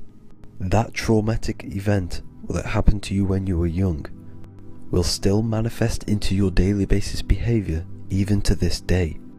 However, it manifests subconsciously. For example, if you were in a car crash, you will be wary to enter cars with certain people. All because of that traumatic emotion that you felt and impressed onto your subconscious mind. Another example of the subconscious manifesting into our behavior is posting on Instagram. Most of the time, the reason why you post is because your subconscious mind is seeking gratification. So before you actually do something, question yourself and find out the root cause of why you are doing this. Another thing that you need to understand about the subconscious mind is that it takes everything you say and hear literally. So for example, if you go and say, "You are an idiot" to someone, your subconscious mind will only pick up the word idiot. It only knows yourself. It doesn't know anyone else.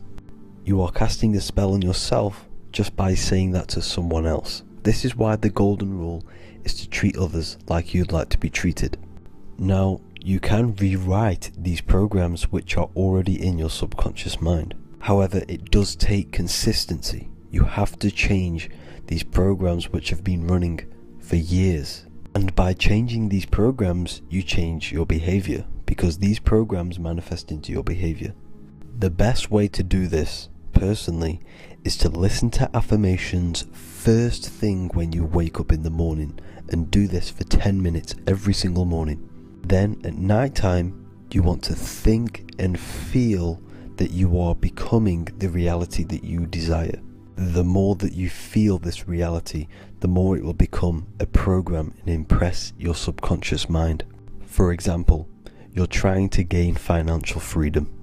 If you trick your subconscious mind into creating a program saying that you are financially free, this will manifest into your behavior. You will start doing more work. You will start looking for ways to make money. Your mind will be set on the frequency of money and financial freedom. Therefore, you will receive thoughts based around this program. If you take enough action, your life will dramatically change because of this program that you created in the mind.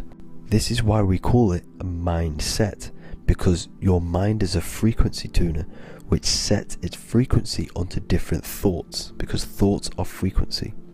If you fill your mind with a specific frequency, you will gain thoughts and ideas based around that frequency. To create a stable mind, you need to master your emotions. You need to change your mindset. Everything that you experience is neutral.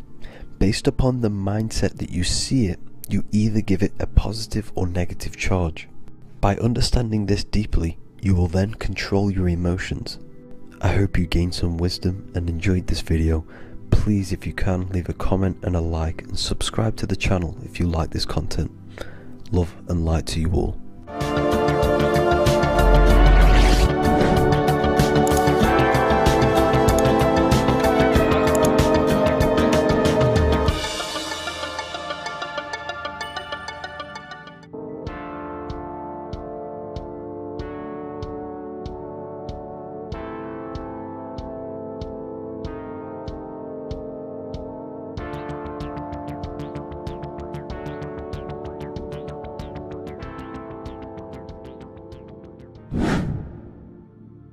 The earth has become a realm in order to trap souls within, so that they can harness our electricity, our energy. Even the Bible is talking about how this realm is controlled by the wicked one in John 5:19. We know that we are the children of God, and that the whole world is under the control of the evil one. Ephesians 6:12, for our struggle is not against flesh and blood, but against the rulers, against the authorities, against the powers of this dark world, and against the spiritual forces of evil in the heavenly realms.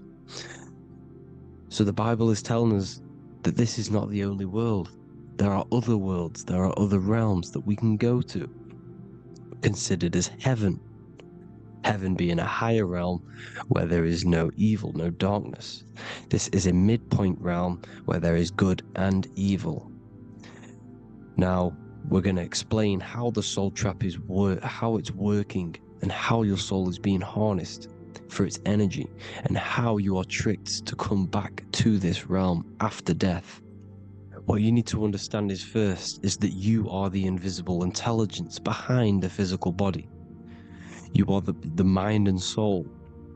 The soul is the true you, the good you. It is pure love, pure bliss, eternal, never dies. The mind can be corrupted though. The mind is the intelligence of the soul. It is invisible. It has no true form. The intelligence inhabits the brain. The brain is the computer to control the electrical machine called the nervous system, which is choice, program, and action. You are the invisible intelligence behind the body, and this will prove it even more. You do not even see into the external world. You are seeing an image produced by the brain, because the light is being sucked through the retinas of the eyes. The image is produced in the visual cortex at the back of the brain. What does this mean? This means that we are the consciousness in the center of the brain, in the pineal gland, that is experiencing the program being ran by the central nervous system in the brain. This is the sigil of Lucifer. Lucifer in Latin is Lucy. Lucy is light in Latin. Lucifer is known as the light bearer. This is how the eyes work, people. It's not a demon or a devil. The sigil for Lucifer is how the eyes work, and how the left eye is controlled by the right brain. The right eye is controlled by the left brain. There is a crossover. It's the same with the body. The left side of the body is controlled by the right brain. The right side of the body is controlled by the left brain. There's a crossover with our hemispheres in the brain. Now, this empty chamber in the center of the brain is where this universal cosmic intelligence is held, known as the most holy place in the Bible, the throne of God. Okay? This is above the 33 vertebrae on the spine. As you can see here, you are the being in the center of this point. All of the nerves are being sent back to this one particular point, which is the seat of our invisible intelligence. You can see it's an empty chamber. Our consciousness, our intelligence is not a physical thing. This intelligence is the true voice inside of your head. This is why your head is heaven, your heart is earth, your heel is hell. Your head is heaven because this is the seat, the throne of God. God is in heaven because the consciousness, this divine intelligence that's controlling the body, is sat in the center of the brain. The brain is taking commands of this invisible intelligence. When you close your eyes, you can feel your awareness, your consciousness, your intelligence is all in the brain. Your awareness is not in the feet, the heart, the legs, the arms. It's all in the center of the brain. Now, if you meditate deeply, you will find that you are beyond the mind. You are the being observing the thoughts. You are the soul observing the thoughts. Now, with this being said, you are the consciousness experiencing the program being ran by the central nervous system in the brain, because you're not seeing into the external world. It's an image, it's a simulated image produced by the brain and the central nervous system. You do not experience the external world. You do not feel the external world. You feel electrical impulses on your nervous system. Your nervous system is decoding what you are feeling. So the only thing that you truly feel is the electrical impulses on your nervous system.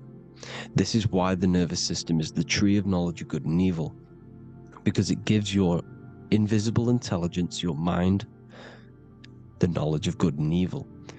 It can detect good things, it can detect bad things. If it's hot, if it's warm, if I need to go, the nervous system is doing this. It is the tree of knowledge of good and evil. Okay? Now this universal intelligence is symbolized as the single eye. Okay? Matthew 18:9, it is better for you to enter life with one eye than to have two eyes and to be thrown into the fire of hell.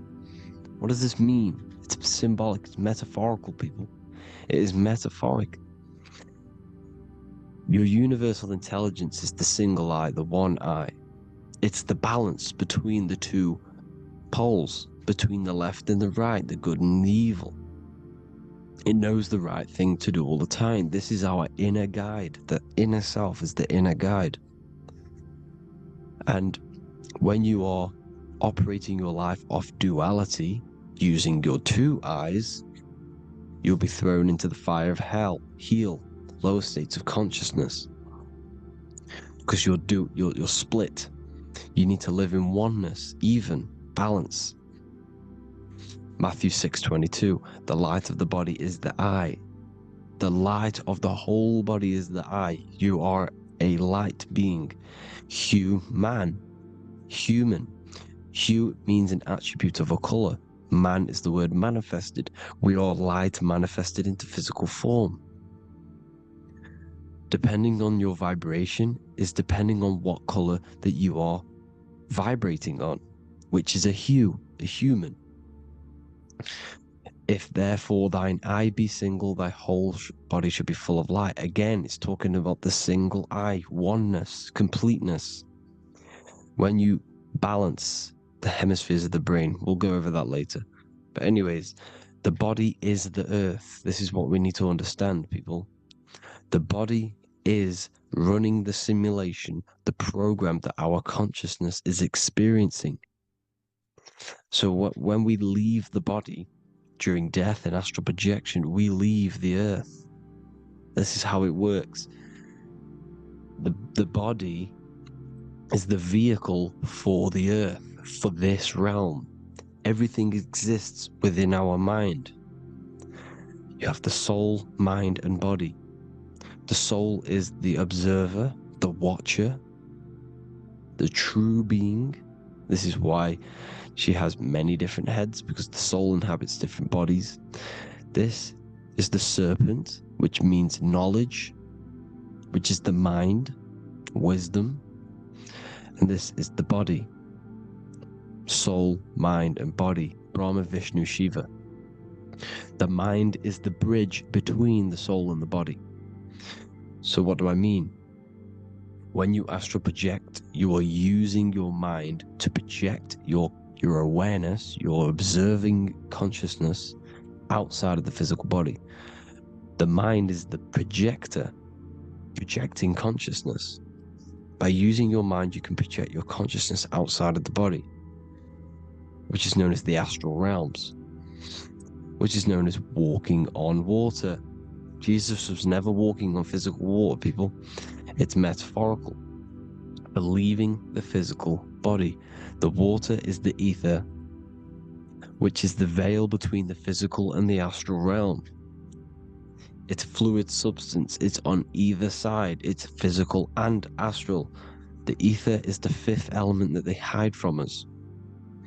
Why? Because they're trapping you in the physical. They are hiding all of these realms. Etheric, astral, and mental. People think their mind is their brain. It's two separate dimensions. These are completely different dimensions. The mind is way more intelligent. The mind is formless. There is no form to the mind. You can think anything you want. You can manifest anything you want within your mind. It is not a physical object. The physical realm is being controlled by the mind. Everything's being controlled by the mind. Everything exists within the mind. This is why the Egyptian says the universe is mental. So when we project our consciousness outside of the physical, we go to the astral. The ether is the water that Jesus is walking on.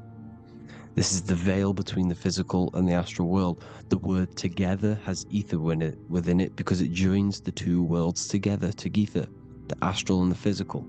The word either is ether because the ether is on either side, physical and astral, physical and spiritual, physical and non-physical. In the astral realm, the mind can manifest anything we want. We incarnate to restrict our minds. This is why Saturn, if you go and watch my video on Saturn, how Saturn is this simulation, okay? Our minds can manifest anything we want in the astral plane in the click of a finger. However, when we incarnate in matter, we now have to labor for our manifestations. This is why Saturn's known as the great teacher in astrology, because he teaches you a lesson. When your mind incarnates into matter, it's teaching your mind a lesson, the knowledge of good and evil. This is why the Bible says, you shall be gods and know the knowledge of good and evil. When you incarnate here, you have to know the knowledge, you need to know the knowledge of good and evil to become a god. Okay? Now, the square is the physical plane, the triangle's the ethereal plane, the circle's the eternal plane. The circle has no beginning, no end, it's eternal. The physical plane is the square, it's limited. The square is limited. The cube is the geometric shape which gives rise to matter. Now, the term think outside the box has truth in plain sight. You have to think outside the box to project your consciousness, use your mind to project your consciousness outside of the box, the physical plane, into the astrals. The astral realm is the realm of the stars. Above us is the stars. Through the stars is the astral plane. This is why astral has the word star within it. The devil is the de-veil. When you sell your soul to the devil, quote unquote, it's metaphorical. The devil exists in the physical plane. It's the lowest state of consciousness. The de-veil, you de-veil yourself into the physical when you are the devil. The de-veil. The ethereal plane. Now, we all know what the famous symbol of the all-seeing eye, right? The all-seeing eye with the eye in the triangle. Look at the Masonic artwork showing you the triangle above in the sky. This is symbolizing the ethereal planes. The eye in the triangle symbolizes your invisible intelligence, your mind, which has the ability to see on either side. Because the triangle's the ethereal plane, the eye is your consciousness, your intelligence, and this intelligence has the ability to see in the physical plane and to see in the ethereal planes, in the astral planes. This is why it's above the earth, it's above the ground, because it can see here, it can see in the heavenly realms. Now, the stars are, well, this is known as heaven, the realms of the astral planes. This is some quotes from the Emerald Tablets of Thoth. Out of the darkness ye must rise upwards, one with the light and one with the stars. Man is in process of changing to forms that are not of this world. Grows he in time to the formless, a plane on the cycle above. So there's other worlds. The Bible's telling you there's other worlds, there's other realms. Know ye must become formless before ye are one with the light, the astral light above, which shining through the stars. Not of the earth are ye, earthy, but a child of the infinite cosmic light. You are the invisible intelligence controlling the physical body. The body's not you. It's the vehicle that your soul lands in when your mind projects your consciousness into that realm. Free from the body, I flashed through the night. Unlocked at last for me was the star space. Wow, that's powerful. The star space, the astral planes. This is what it's talking about. We are all a star. We descended from the astrals, which is the star. We are all a star. Look at the ancient paintings of Jesus' birth. It's the star beaming his consciousness down into the physical plane. Here's another one. Here's some Freemasonic artwork showing you, again, the ether, that invisible intelligence, the I, manifesting itself inside of here, in the physical realm, where the people are. You see? It's the same here. This is Jesus. The bird symbolizes the Holy Spirit, your invisible intelligence, descending into the waters, the ether, the ethereal, everything. The ether is the base of all physical matter. His truth in plain sight. Mr. Bean, the famous TV program in England, in the UK. He begins the program like we all begin the program, from falling from the stars. He falls down with a beam of light. And this is truth in plain sight. This is false. The aliens don't exist. They're a lie, alien. But this symbolizes the star beam in our consciousness. And when we die, this star will suck us back up. Just like this UFO is doing. It's truth in plain sight. So, this is some more Freemasonic artwork, going from duality to singularity. Sun, moon, masculine, feminine.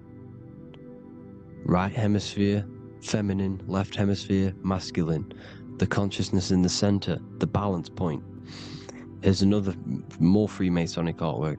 The two pillars, left and right hemispheres, and the invisible intelligence between the left and right hemispheres, the light of the body. This is why light's coming off it. Because it's light, it's pure light. The blazing star.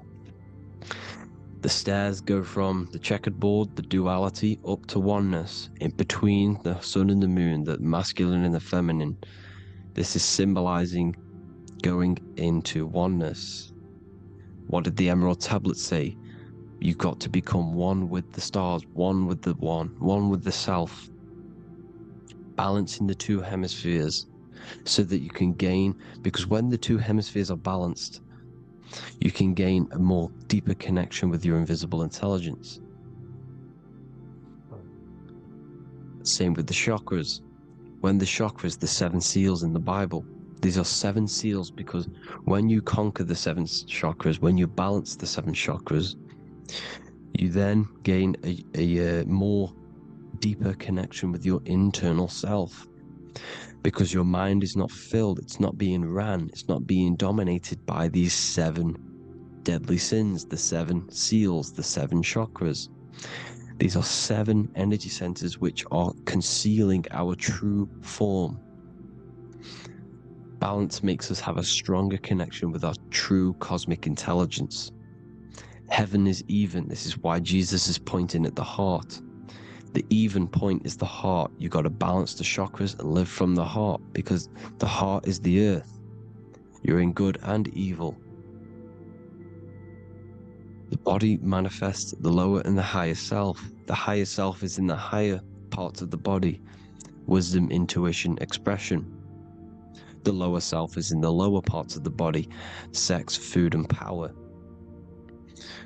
This is how they are trapping your soul, people. Like I said, the mind is the bridge between the soul and the body. So by tricking the mind, not giving it the right knowledge, and keeping the mind stuck in the lower 3 centers, thinking about power, food, and sex, this is low vibrating energy. It's going to keep your mind addicted to the physical realms. Okay? This is why you need to go even, balance, heaven. Okay? I will explain the soul trap in a second, how it fully works. But I'm telling you all the science behind it so you can understand. When you are doomed, you are domed. This is the dome, the firmament, the firmament, the mind. Ment is mind, firm is firm. A firmament is doomed under the firmament. You must have a loose mind, an open mind to expand your consciousness beyond the stars, beyond the ethereal barrier. You have to vibrate higher than this world. Your consciousness must be expanded more than the physical plane. You need to learn how to astral project. You need to learn how to leave the body, how to operate outside of the body, so that you, when you do leave the body, you will have recognition. You'll have knowledge. You'll have practice. But this is as above, so below. The woman's belly is the earth. It's as above, so below. It's a microcosm of the macrocosm. We are the children in the womb. We are the people in the earth being ready to be born into the heavenly realms. As above, so below. It's a microcosm, macrocosm. Everything is in everything on a bigger and a smaller and a larger scale. Now, when the baby figures out that there is a world beyond its mother, what happens?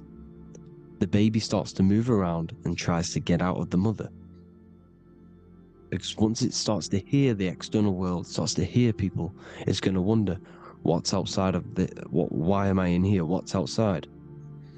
So the baby will force its way out of the mother. It's the same with our minds, as above, so below. When our minds figure out that there are other realms beyond this world, we will seek a way out. This is the womb, the Mother Earth, Mother Nature. It's the mother. We're in the womb. We can be born out of this world, which is being born again in the Bible. When you are doomed, you are domed under the dome, under the firmament, the firm mind. The firm mind will keep you under the firmament. Due to the law of polarity, there has to be other realms. There has to be. Because the law of polarity works in this world, and it will work on every scale possible. It's universal laws. These are universal laws. The law of polarity means that there are other realms polarizing this realm. There is a hell, there is a heaven. There is a midpoint, which is Midgard, which is the one we are in now. Earth, heart. Earth is the heart. Heart is the center, good and bad. The balance between good and bad. Your reality is your level of realization. Your mind realizes other worlds, you will seek a way to them worlds. It's that simple. The soul trap is to keep you stuck in this physical body, which is the earth. This body is the earth. It's running the program, like I said at the beginning. It's running the simulation that your consciousness is experiencing. You are an electromagnetic being, and you're hidden in a cage, your rib cage, and you're stuck in cells, a prison cells. You're in cells. We produce electromagnetic energy. Your soul produces this energy. And by trapping your consciousness inside of this physical realm, they harness this energy within the astral realms. They're using you to manifest demons, because your mind creates demons through emotions and mental thought energy, which is a whole nother video. I can make a video on that. You're manifesting everything for them because they're trying to create a hive mind. This is why they want everyone to believe in one belief system, one government, one belief system, one religion, because they're creating a hive mind. This hive mind will manifest and be summoned within the astral planes, because the mind manifests the astral plane. The astral plane is the realm of imagination. The mental plane is the realm of just thought alone. The etheric plane is the energy. The physical plane is the matter. So all of our minds together are manifesting these demons within these subconscious realms, the astral. Now, how are they keeping you stuck to this realm? Well, when you die and you're stuck in your lower three chakras, okay, when your mind and soul detaches from the body, which is the earth, when you leave the earth, you're still going to have these mental addictions to the food, the sex, the materialism, the phone, the cigarettes, everything. This is why they get you addicted to everything possible. The TikTok, the YouTube. They get you addicted to as many things possible. Because when your mind is addicted to these things, and when this mind leaves the physical body, you're still gonna have these addictions. Okay? You're still gonna have these thoughts. And you will be manifested into the lower astral realms because you're thinking materialistic, you're thinking negative, because your level of realization was your reality. You are manifesting hell on the earth. When you leave the body, you're going to manifest hell in the astral planes, which means you'll be vibrating on the very low, which will put you in the lower astral realms. So guess what? You're going to come back. You're going to come back into materialism. You're going to reincarnate. Because you haven't prepared for life after death. You must detach from the external world. Okay? Moon is mind. The sun is the soul, the earth is the body, the moon is the mind. This is why we say lunatic. In your mind you have a specific mood. Moon. Money, M-O-N, is the moon. Money exists in the mind. They get you addicted to the money. The Bible's telling you this. Do not conform to the pattern of this world, but be transformed by the renewing of your mind. It's telling you. Of this world, but be transformed by the renewing of your mind. Who knew that the Bible was this deep? Matthew 16:26, what good will it be for someone to gain the whole world yet forfeit their soul? James 4:4, don't you know that friendship with this world means enmity against God? Therefore, anyone who chooses to be a friend of this world, of the world, becomes an enemy of God. John 4:4, dear children are from God and have overcome them, because the one who is in you is greater than the one who is in the world. It's talking about the invisible intelligence. It's greater than the physical world. John 2:15, do not love this world nor the things it offers you, because this world will create you to, if your mind has attachments to what this world offers, sex, money, and power, pretty much, you will reincarnate here. You will come back here, because when you leave the body, your mind will still have these addictions. Do not love the world, nor the things it has to offer you. All of this is in my newly published book. The paperback versions are now available. Finally, for all the people who have been waiting, the Book of Wisdom. All of this knowledge is inside of the Book of Wisdom. The paperbacks are available. There's worldwide shipping. You can get it anywhere, pretty much, any country. My new website, it's amazing. There's going to be some amazing products coming on the new website. But I thank you all for the support. Before I leave, I need to explain what is going on with the soul trap. Like I said at the beginning, the mind's the bridge between the soul and the body. The body's the realm. By tricking your mind with false knowledge, they are keeping your soul stuck to this realm. They get you addicted to all the physical things, and that is it. As soon as you're addicted and you die, you're going to come back. So by tricking your mind, which is the bridge between the realms, they keep your mind stuck within this body. They keep you in physicality. They deveil you, the devil, the deveil. Thank you all for the support, people. If you do want to join the Academy, all the links will be posted below this video for the book, The Academy. Thank you all for the support, and have an amazing day.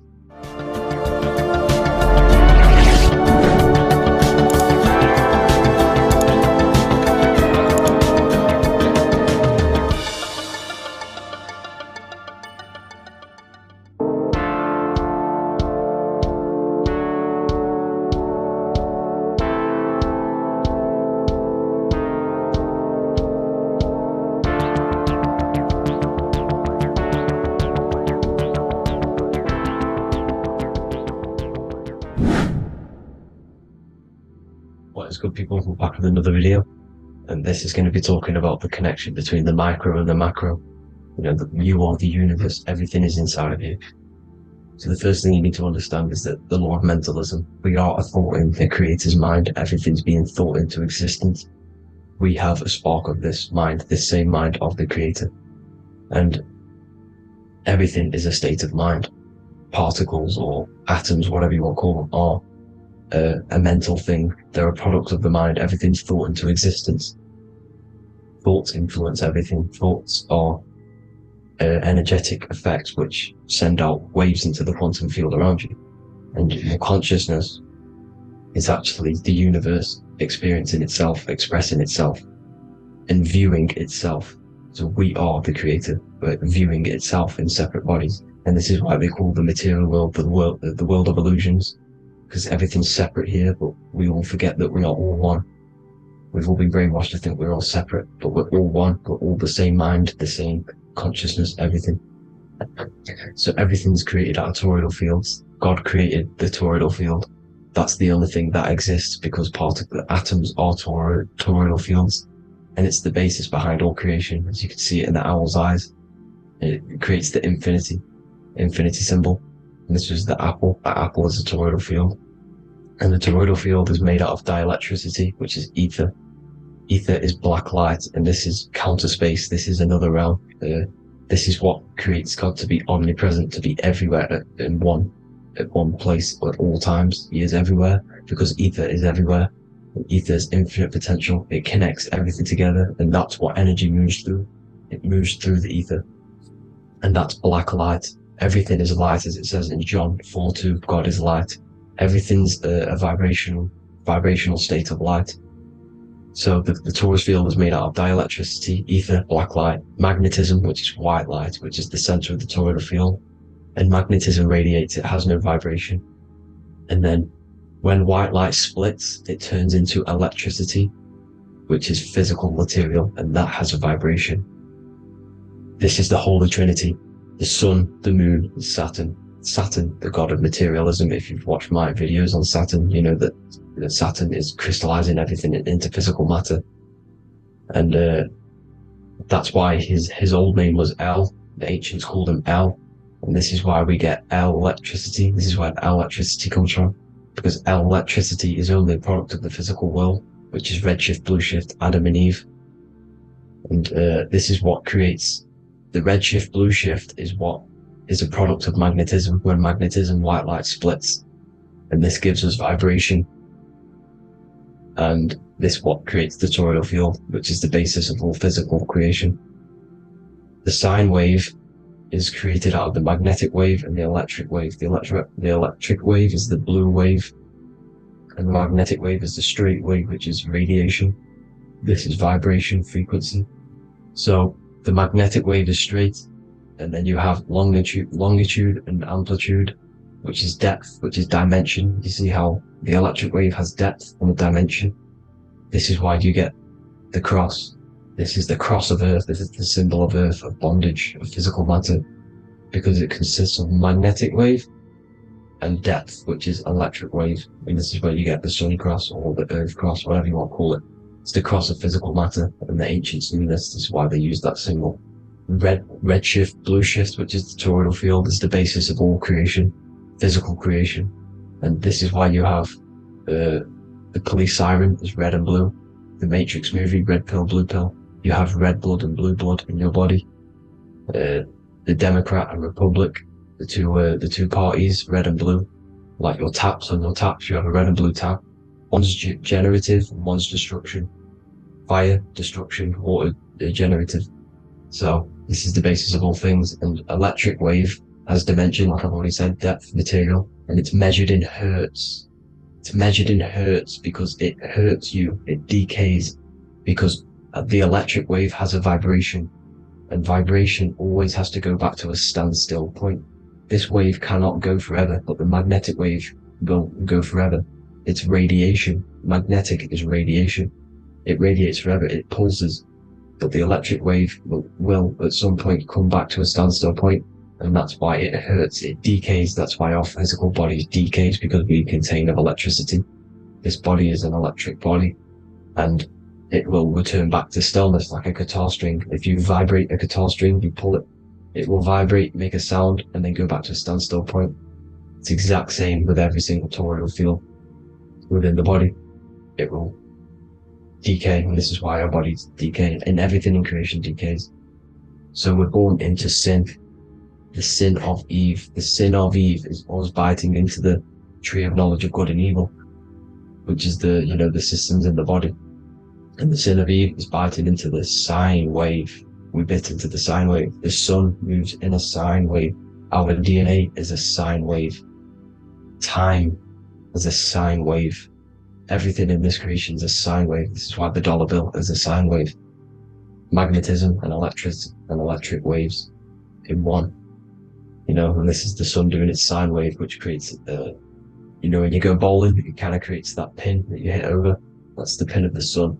The zodiac sign is a sine wave because the zodiac sign is an expression of the toroidal field, because magnetism unfolds into 12ness. And that's why you have 12 zodiac signs, 12 systems in your body, 12 cranial nerves in your head, in your brain. So if you can imagine this, see where my pointer is. Always starts with Aries. Aries is the head. It's the first thing that's created in the womb. And this is Aries, the ram, and this is why it's called a cerebrum in your brain, which is the first thing that creates when you're in the womb. And what's the element of Aries is fire. Fire is the first element, F-I-R, first, because it's the first thing on the wheel, the first expression of energy. As you can see here, my pointer, this is the center of the toroidal field. It would go Aries, Virgo, Capricorn, Pisces, Scorpio, Cancer. Then we go back to Libra. Libra would be center. But you see how the toroidal field is the expression of the 12 energies. That's what the constellations are, the energy expressions of the toroidal field. So it would go outwards, starting from Aries here, all the way back to Pisces, which is beyond the bottom half. But Libra would be the center. That's why Libra is the equinox. It's the equinox. Libra is when it goes from summer over to autumn. It's the equal.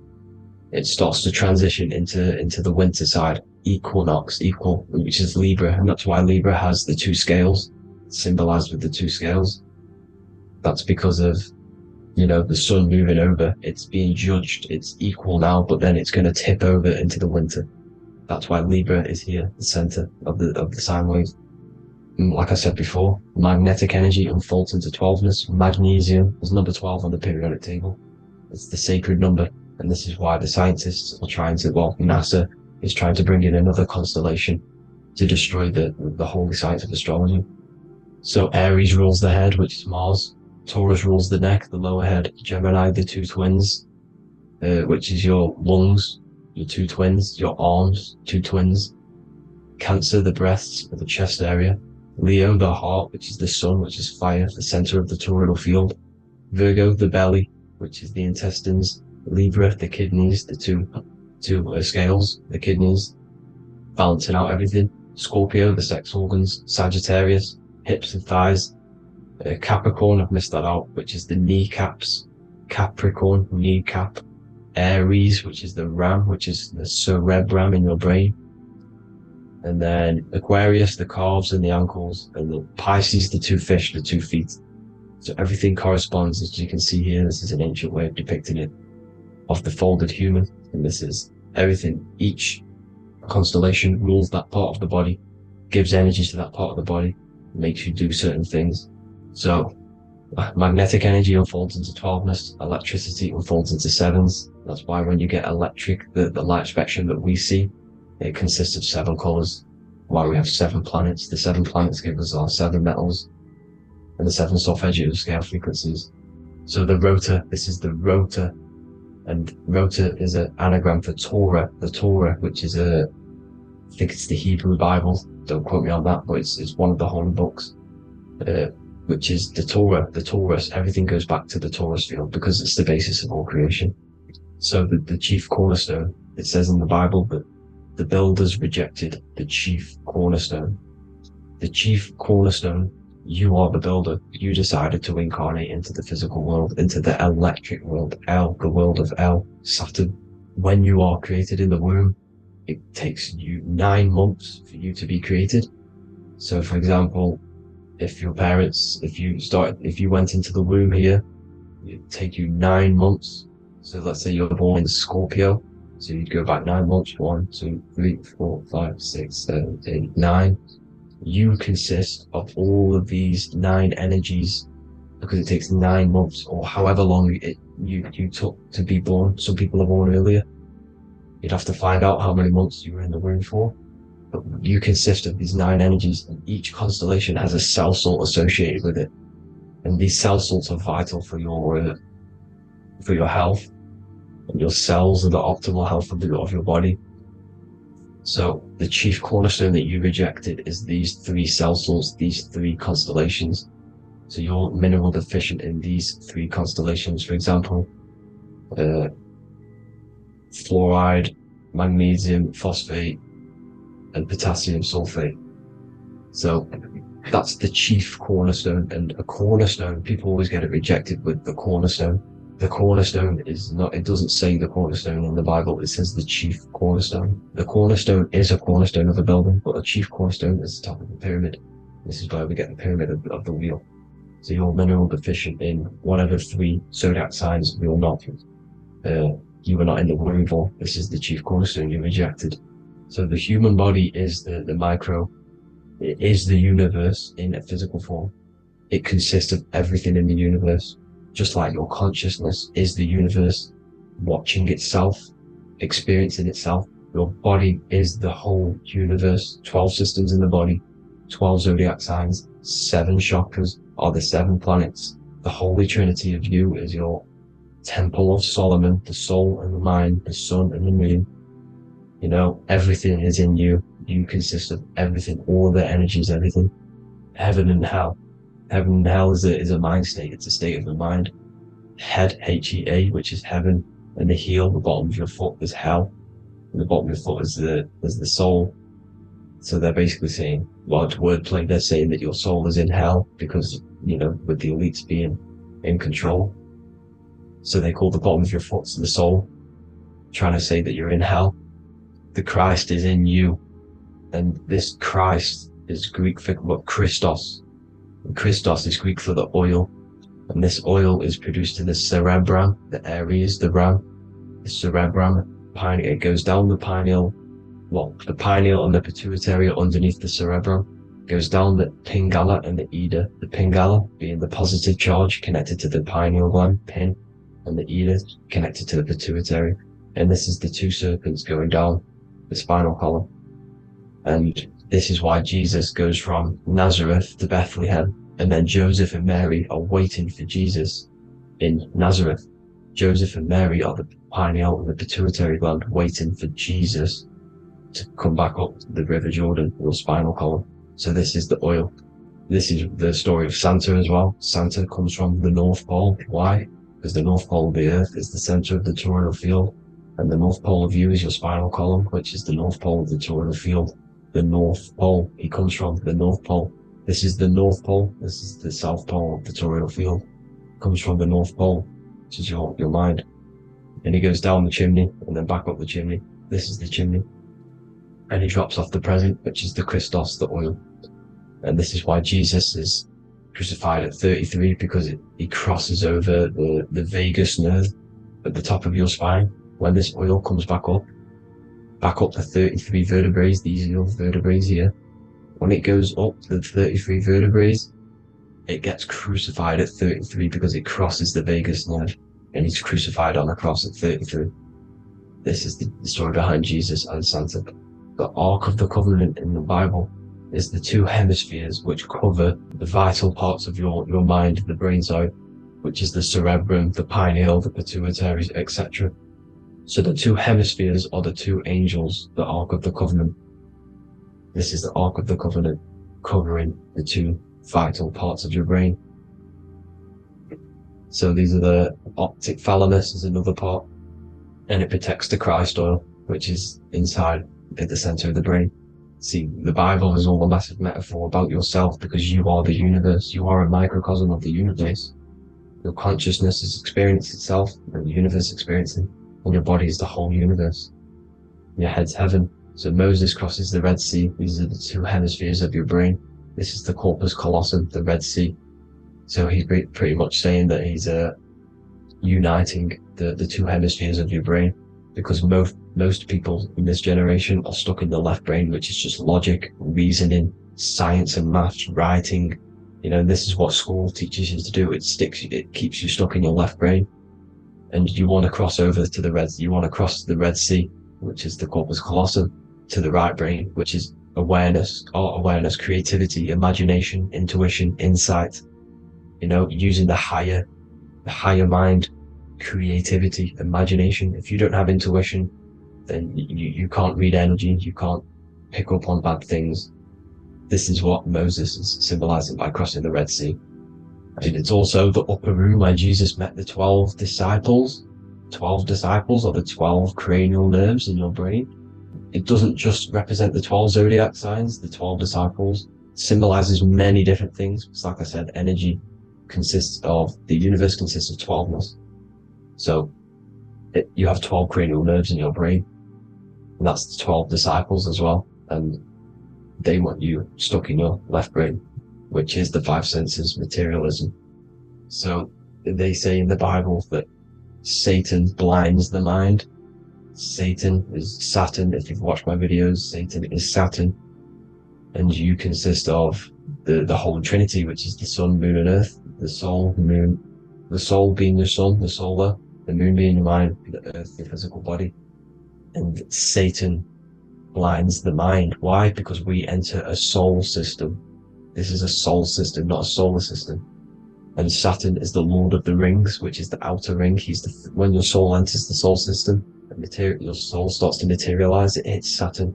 Why? Because Saturn starts to materialize you. You take on the 7 virtues, which are the 7 planets, which are your 7 chakras. And to get out of this soul system, you must get out of your lower nature, your animal nature, which is lust, desire, greed. The number of the beast, 666, which is Saturn, Satan. So you enter the soul system, you take on the 7 energies, which you turn into physical matter. And this is your descension from heaven to what you say hell. And then you must raise back up from matter to spirit. They say Satan blinds the mind. Why? Because your mind gets materialized. Your soul and mind get materialized. And when you get materialized, it's an intense experience. You lose the divinity within you. You forget the divinity. So Satan, which is the first planet, first energy you take on, the material body, he blinds the mind. He makes you forget everything, your divinity. Then you must remember, ascend up Jacob's ladder, the 33 vertebrae, to heaven.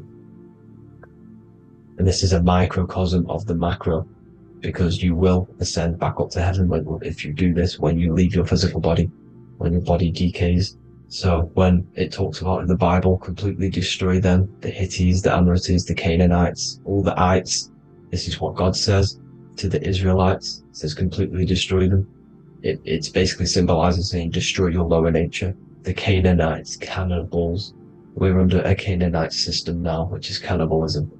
And this is flesh eating, lust, greed, all the demonic stuff, all the lower vibrational stuff.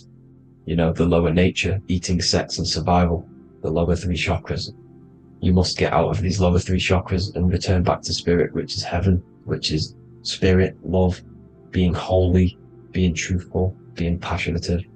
Going back to Satan blinding the mind, all of the planets are made out of these 3 symbols. Satan blinds the mind, and that's why Satan's symbol, this is the symbol for Saturn, Satan, this symbol for Saturn is the cross, which is physical matter, the earth, over the moon is your mind. So the Saturn symbol saying matter over mind, he blinds the mind, Satan blinds the mind once you enter the soul system. And you must remember, in the Bible it talks about the Genesis, which is Eve, the sin of Eve, which is biting of the tree of knowledge, with the serpent which wraps around the tree. It says the serpent placed himself on the tree. Or the serpent is the spinal column. It's the serpent telling you eat from the tree of knowledge of good and evil, which is your nervous system. And eating from the tree of knowledge of good and evil is doing bad things. For example, over-sexualized, overeating, eating the wrong food. That's eating from your nervous system. It's decaying you, and it's preventing you from achieving the God self, the God consciousness. This is the symbolism of, the tree on the serpent, telling you to eat from the left brain, with the left brain being the sinister. Sinister is Latin for left. That's sin. Sin is left. And left is lefty Lucy, Lucifer, right, righteousness, right, God, godly. The tree of knowledge of good and evil, which is your nervous system, because it determines good or bad. That's the only thing you experience in this world is your nervous system. And then the tree of life is the cardiovascular system, and the Garden of Eden is your body. So that's it for this video, people. Hope you've got a greater understanding of how you are the universe and everything is inside of you. Just keep in mind you are the universe experience in itself, and your body is a reflection of everything. The 12 constellations, the 7 planets, everything's inside of you. This world is an expression from the inside outwards. You can't affect the outside world to manipulate reality. Everything's inside of you. I hope you got a greater understanding of this. God bless.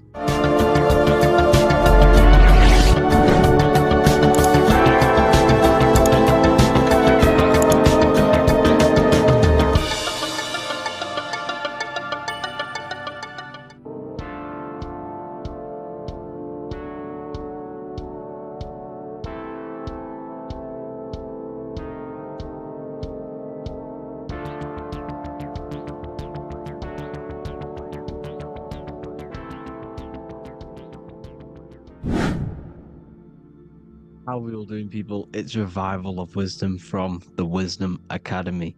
Today we're going to be breaking down God, consciousness, and the higher and the lower self, and how to overcome the lower self. Now, the first thing you need to understand is that you are the invisible intelligence within the brain, within the body. This invisible intelligence is known as the mind. But you are not the mind, you are the observer of the mind, which is the soul, the invisible entity. The mind is your intellect, your intelligence. Now, the mind is, it's hard to put this in words, but the mind is something that gives you the ability to explore the universe. And this inner self is the I am. It's the quiet, the inner self, the voice you see in you hear in your head. This is why within spells high twin, inside, internal. The I is also the number 1, which is one line. Because the one and only, is the inner self, which is the I am. This is why you say, my name is Harry. You are not Harry, you are the I, the inner self, the intelligence. Okay, this is why Jesus in French is I am. You look with the 2 eyes and you see with the inner eye. I and I, the same thing. Okay, because the I inside is what gives you the perception of what you're looking at. So when someone's trying to explain something and then you catch on saying, I see now, it's because you're seeing with your inner eye, the one that gives you perception, gives you intelligence, gives you the ability to understand things. This is the internal I, the invisible self, which the physical body is nowhere near as complicated as this inner self. Is in infinite potential. God, G-O-D, generator, operator, destroyer, soul, mind, and body. Brahma, Vishnu, Shiva, the Father, the Holy Spirit, and the Son. They're all the reason why you see God is always a triad is because it represents yourself. Your invisible intelligence is God. Me and you are the same invisible intelligence. We are the invisible intelligence experiencing the program being ran by the central nervous system and the brain. I always say this in my videos, but I have to, in order for you to understand the things that I'm going to say later on in the video, you need to understand this concept, is that you are the consciousness experiencing the nervous system, the tree of knowledge of good and evil, which is you here. You would be in this invisible intelligence right here in the center of the brain. Now, this is why the ancient Christians show God is in the brain. This is the brain stem. This is the brain. This is also the brain stem and the brain. The brain stem and the brain. It's all depictions of the brain, because the brain's the computer, the electromagnetic computer, which decodes the demands created by the invisible intelligence, the I, the inner self, you, your true self. The person if you observe what someone moving, this is going to sound, but if you observe someone walking, it's not the body. The body is moving, but the thing telling it to move is the invisible intelligence. Before you kick a football, a decision is made within your invisible intelligence, your mind. And this consciousness, this invisible intelligence, is either stuck between the lower self and the higher self. Okay? When the invisible intelligence, meaning the true self, identifies itself with the physical body, it will trap its mind within physicality.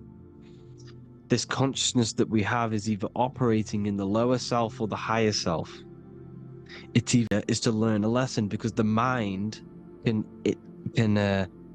manifest anything it wants within the astral planes, within the world of imagination. It can manifest anything it likes, but it incarnates into matter, into this game, so we can understand labor, because anything in matter you have to labor to manifest. But in the astral, you can manifest at the click of a finger. You come here to learn the knowledge of good and evil. And your consciousness, I came out a bit off topic there, but your consciousness is experiencing the lower or higher self. The lower self is manifested in the lower parts of the body. Sex, food, and power, the lower three energy centers. These centers are like mini brains. You are literally thinking with these centers. And when your mind is stuck within these lower centers, you'll think, have you ever heard the term of thinking with your penis, or thinking with your, you know what, as a man? Even females maybe, but mainly this is a boy saying, you're thinking with your penis. This is a truth, it's truth in plain sight. You think with these energy centers. When you're living off the lower three centers, all you care about is sex, food, and power. Eating, sleeping, and greed. Power's kind of like greed. Now, when we move up to the higher parts of the body, when we live our life within the higher parts of the body, this is considered heaven. Love, expression, intuition, and wisdom. This is what we need to be aiming to do, moving out of the lower half of the body and living our life within the higher self, the higher parts of the body, thinking with the higher energy centers, thinking with love, expression, intuition, and wisdom, spreading love, expression, intuition, and wisdom to others. Heaven is even. This is why Jesus is pointing at the heart chakra, always pointing at the heart. Earth rearranged his heart, because in earth you're manifested as a physical being. You're in the heart, good and bad. You need to be balanced between the good and bad. Because love can be a demon too. That's a whole nother video, but love can be a demon. Now the seven chakras are known as the seven seals in the Bible. When the Lamb opened the seventh seal, there was silence in the heaven for about half an hour. This is a verse from the Bible. The Lamb is Aries, which is the higher brain, the cerebrum, the cerebram. Aries. Because when the ram opens the 7 seals, you enter the kingdom of heaven. Because these chakras seal your invisible intelligence. They seal your true self. You are behind these 7 seals. Your true invisible self. Your true consciousness. Because behind these 7 seals, you do not think about anything materialistic. Your intelligence is not material. It's not physical. It's not from the physical world. It does not desire the physical world. The body is the beast. The body's the animal, the lower self, which can corrupt our intelligence. It can corrupt the intelligence. Okay? Now, we need to balance these chakras so that we gain a deeper connection between this intelligence and the brain. Because when there's a strong connection between the brain and the intelligence, your body and the intelligence, you have a strong connection. Therefore, you can manifest what the intelligence is saying at all times. Meaning, when, for example, your higher self, this is intelligence, the higher intelligence is always speaking to you. It's always guiding you. It's always telling you the right thing to do. You can feel it when you're doing something wrong. You can feel that you're doing something wrong, because this higher self, this intelligence knows what it needs to do here. And when there's no connection between the body and this our intelligence, our true self, when we strip away, when you close your eyes for long periods of time, you will figure out you are this invisible, infinite, creative being. There's no words that I can't describe what it is, but it's the voice inside of your head that you can feel when you close your eyes. You are this being inside of the head, heaven, because this is heaven, this intelligence. And when there's a strong connection between the body, you can manifest everything it's saying. When everything is balanced, when you're no longer thinking with the lower centers, when they're all balanced, you're not thinking in particular with every center, you balance them all, you can manifest everything it says. Your body will act out what the intelligence is always saying. This is God in the brain, the intelligence, trying to touch Adam, representing the lower self. This is why they're not touching. Notice how Adam is resting, but the intelligence is always reaching out, stretching, symbolizing metaphorically saying it's guiding. I'm always reaching out. The intelligence, your intelligence is always guiding you. It's always reaching out to you. But Adam is ignorant of it. The lower self is ignorant of it. And that's why he's so relaxed and God is so stretching out. Because at our highest self, that when you think of when you want to better your life, that highest true version of yourself is God. When you're manifesting this, your highest self, this is God. Your truest form, your most perfect form, that is God. Your highest version of yourself, that is God. Emotions are not what you've been taught. Emotions are not something that should be reactive, okay? You should not let the emotion be you, except that you should experience them instead of letting them become you. You need to understand there's a separation in our consciousness. You have the soul, which is the person who is observing your thoughts. When you think a thought, who's the one observing that thought?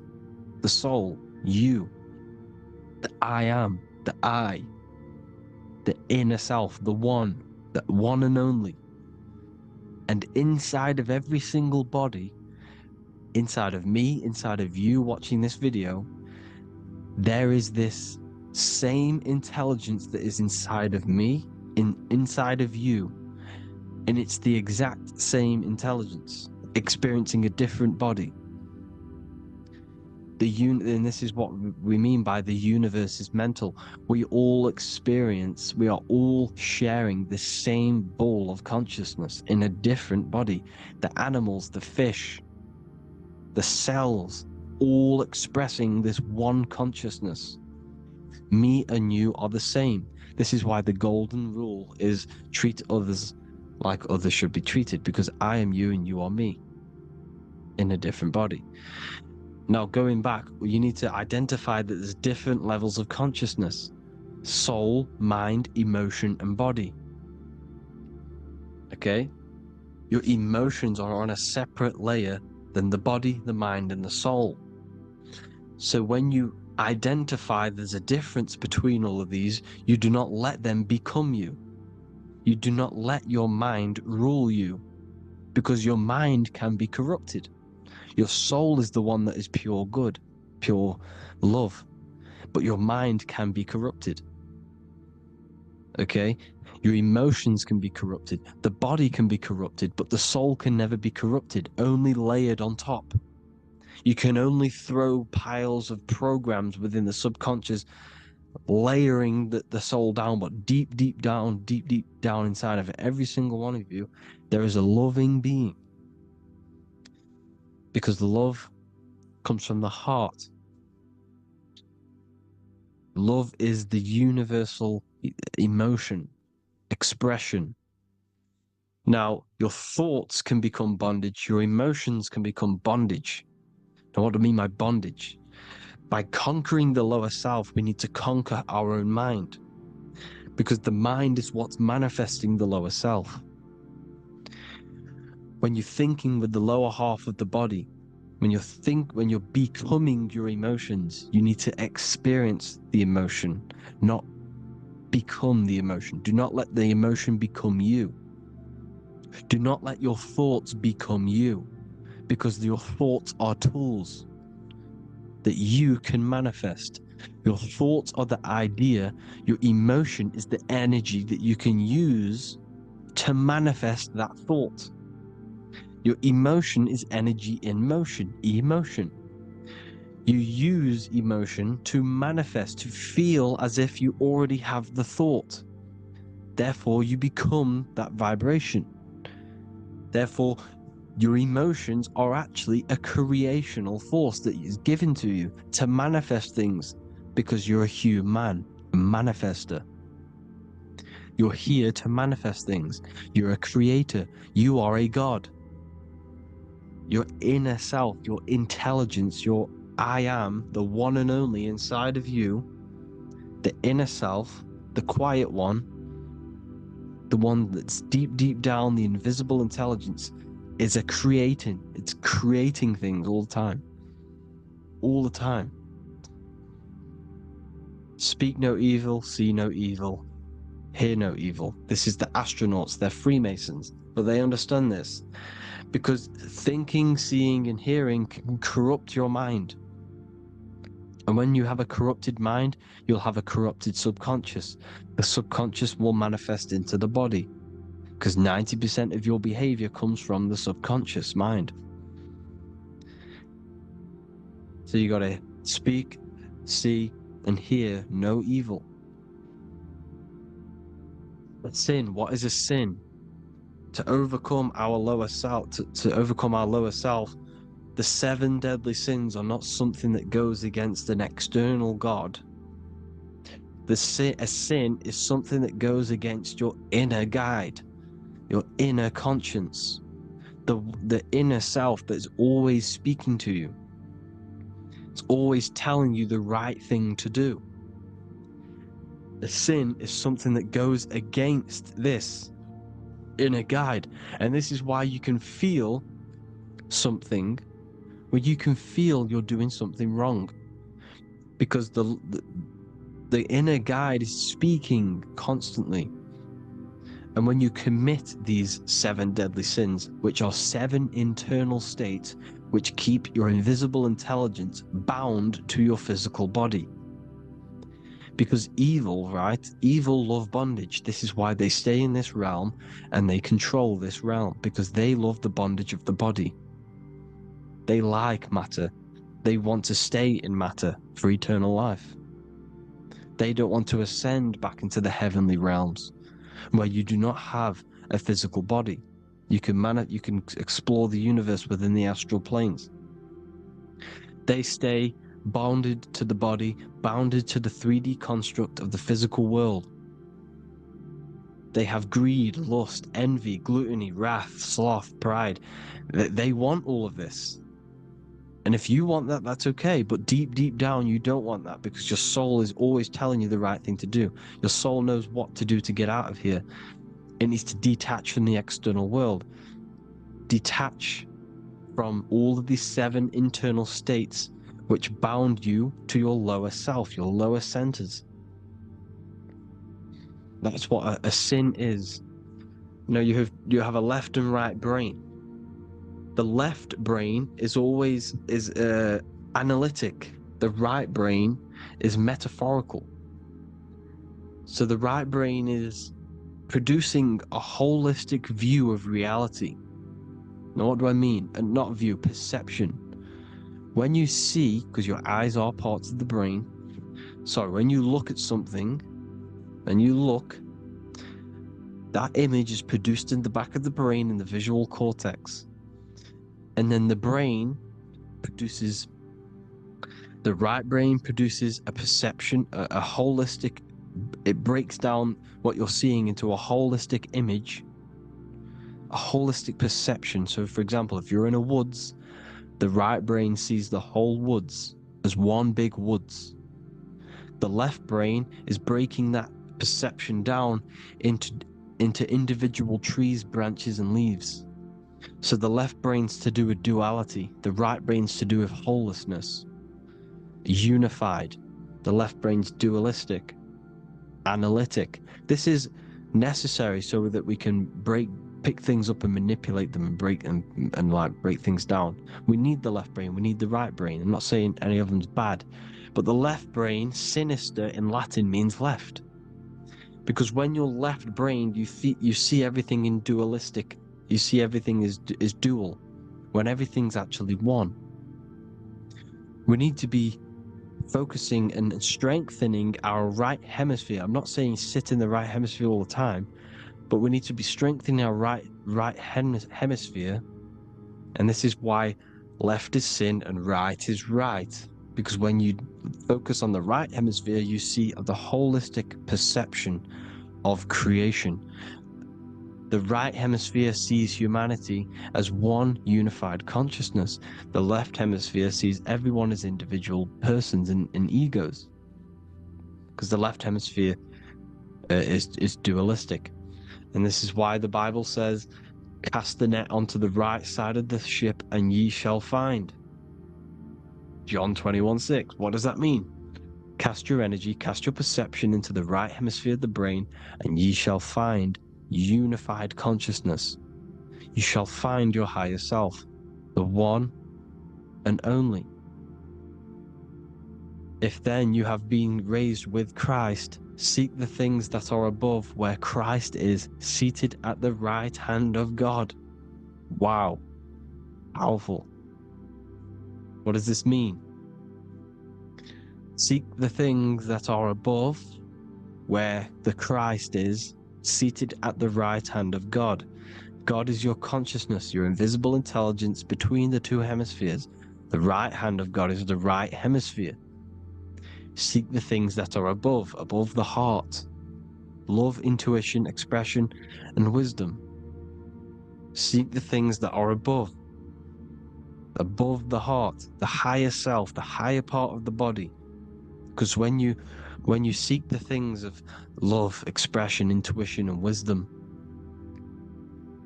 you create a strong aura. You attract the same frequency. And this frequency is heaven, God.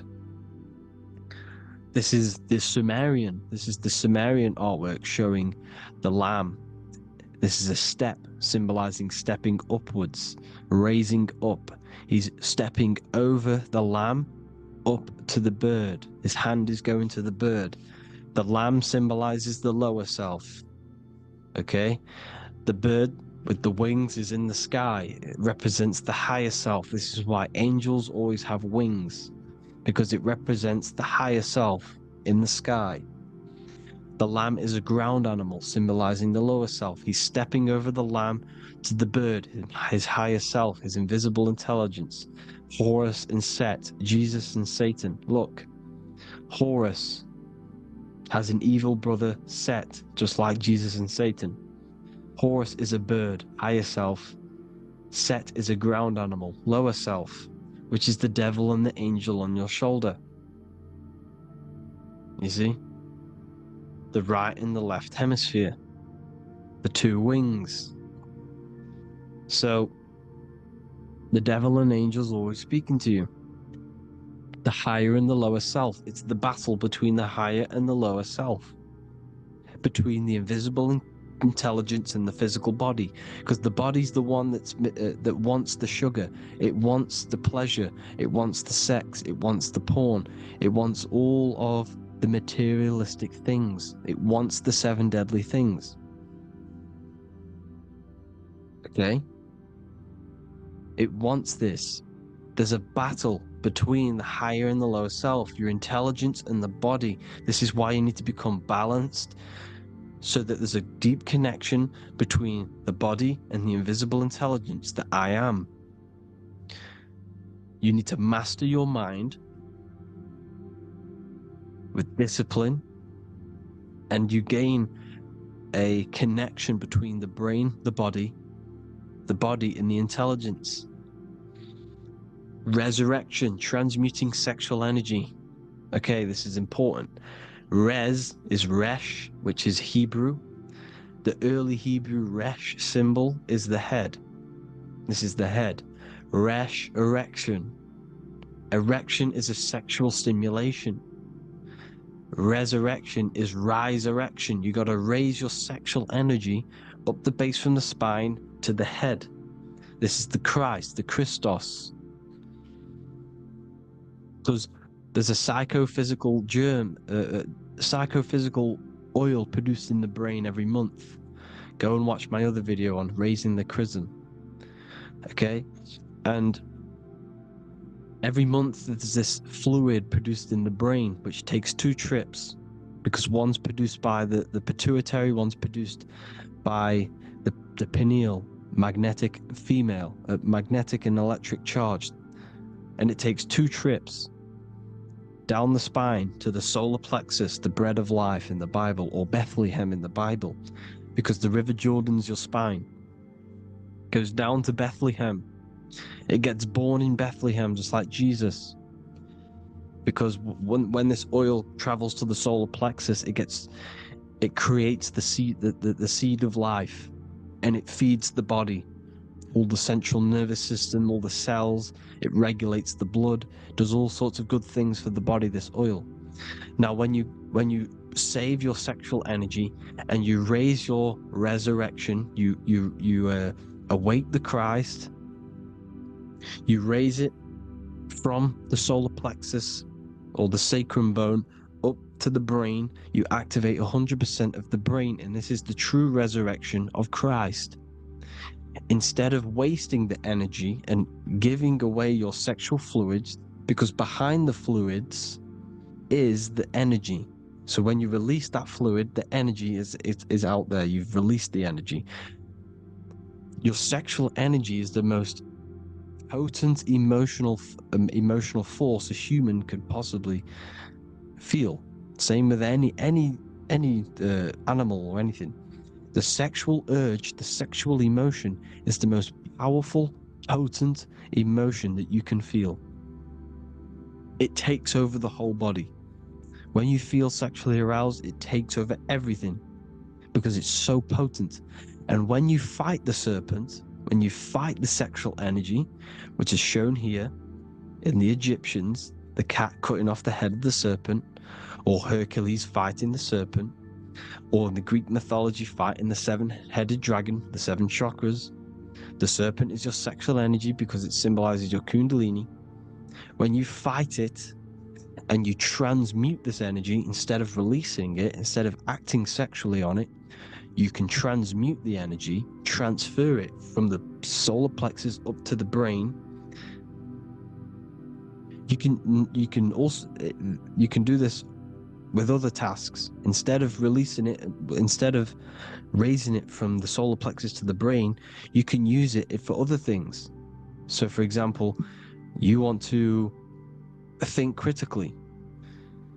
You can use it for critical thinking. You can use it for going to do exercise. You can transmute sexual energy into anything.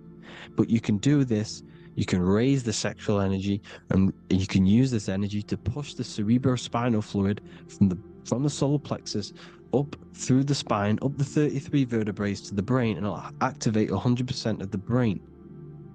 And this is the resurrection of Christ. Jesus was never dead. Jesus was never rose from the dead. It symbolizes the Christ, Jesus Christ. Christ is Christos, which means oil in Greek. The resurrection of the Christ, the Christos, the oil. When it activates 100% of the brain when it's raised, and it can regulate all the systems, it can regulate all the blood, it can regenerate the body. And this is the true Antichrist. They don't want us doing this process. The Antichrist is not against Jesus, it's against the fluid in our body that makes us live hundreds and hundreds of years and makes us live as gods. This is the true resurrection. And when you fight the serpent, you fight your sexual urges, your sexual emotion, the most strong emotion that you could ever feel. You can do this process. And this is the true secret of transmuting sexual energy. Because when you transmute the sexual energy, you can become a god. And this is why Hercules is fighting the serpent. Notice how the serpent is low. He's reaching down to it. It represents the lower self. Because the lower self wants the lust. It desires sex. The body desires sex. There's a fight between the higher and the lower self. But when there's balance, there's even. Heaven is even. When there's evenness between these, this is the kingdom of heaven. This is when heaven is on earth. So at our highest levels of ourselves, the highest level of our intelligence, this is God. God is something that we manifest. We need to achieve Christ consciousness by battling the body. There is no battle outside of the physical body. It's an internal battle. Jesus and Satan have been externalized. Nothing exists outside of you, because I explained in the beginning how you are the consciousness experiencing the central nervous system. Therefore, there is nothing outside of you. It's all internal. Jesus and Satan have been externalized. Why? Because it's business. The church is a business. It's all a business. They've created these figures to be historical when they're not historical. The Bible's not historical. It's all externalized. It's called exoteric, when the truth is esoteric, internal teachings. So anyways, people, balance the chakras, balance the two hemispheres of the brain, balance the conscious and the subconscious. Balance is perfect, the yin and yang. You are spiritual and physical. You live in day and night. You need to be balanced. Oneness. Seek oneness. And this is the true kingdom of heaven. And when we all realize that we are all the same intelligence, the same consciousness expressed in different bodies, when we all realize this, we all realize we're all one. Doesn't matter what race you are. It doesn't matter what race you are, where you're from, your nationality, because none of you are actually from here. None of you are from the physical world. You're manipulating the physical world through the physical body. You are the I am. We all have a soul. Every single one of you has a soul. We all have souls.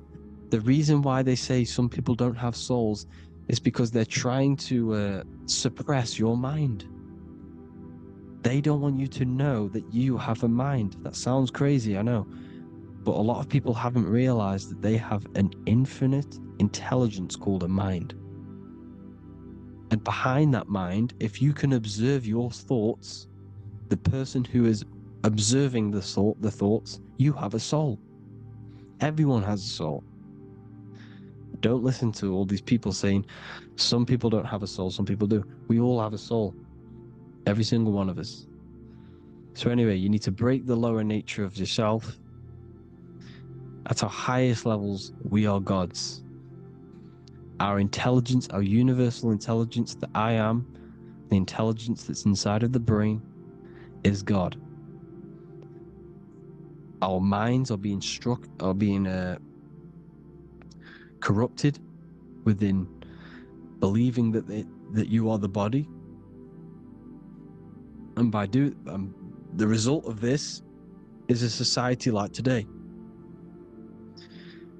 because everyone thinks they're the body, and everyone's living in the lower nature of self, where everyone only cares about themselves. But when we realize we're all one big consciousness ball, we're all the same consciousness expressed in different bodies, there will be peace.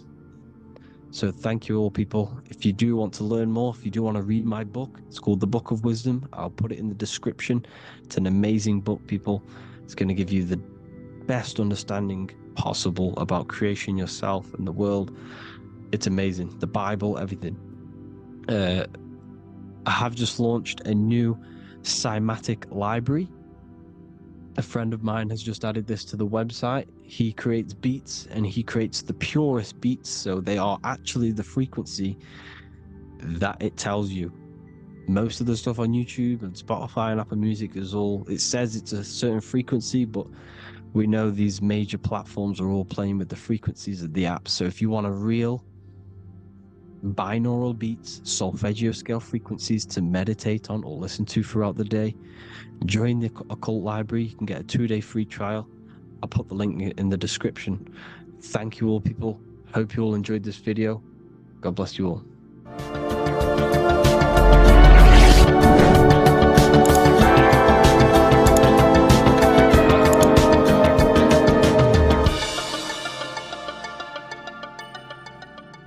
Welcome to Revival of Wisdom. Welcome people, we're back with another video, and this video is about Freemasonry and their connection to the Illuminati. Please, as always, to make sure to hit that like and the subscribe button and turn on the notifications to never miss a video.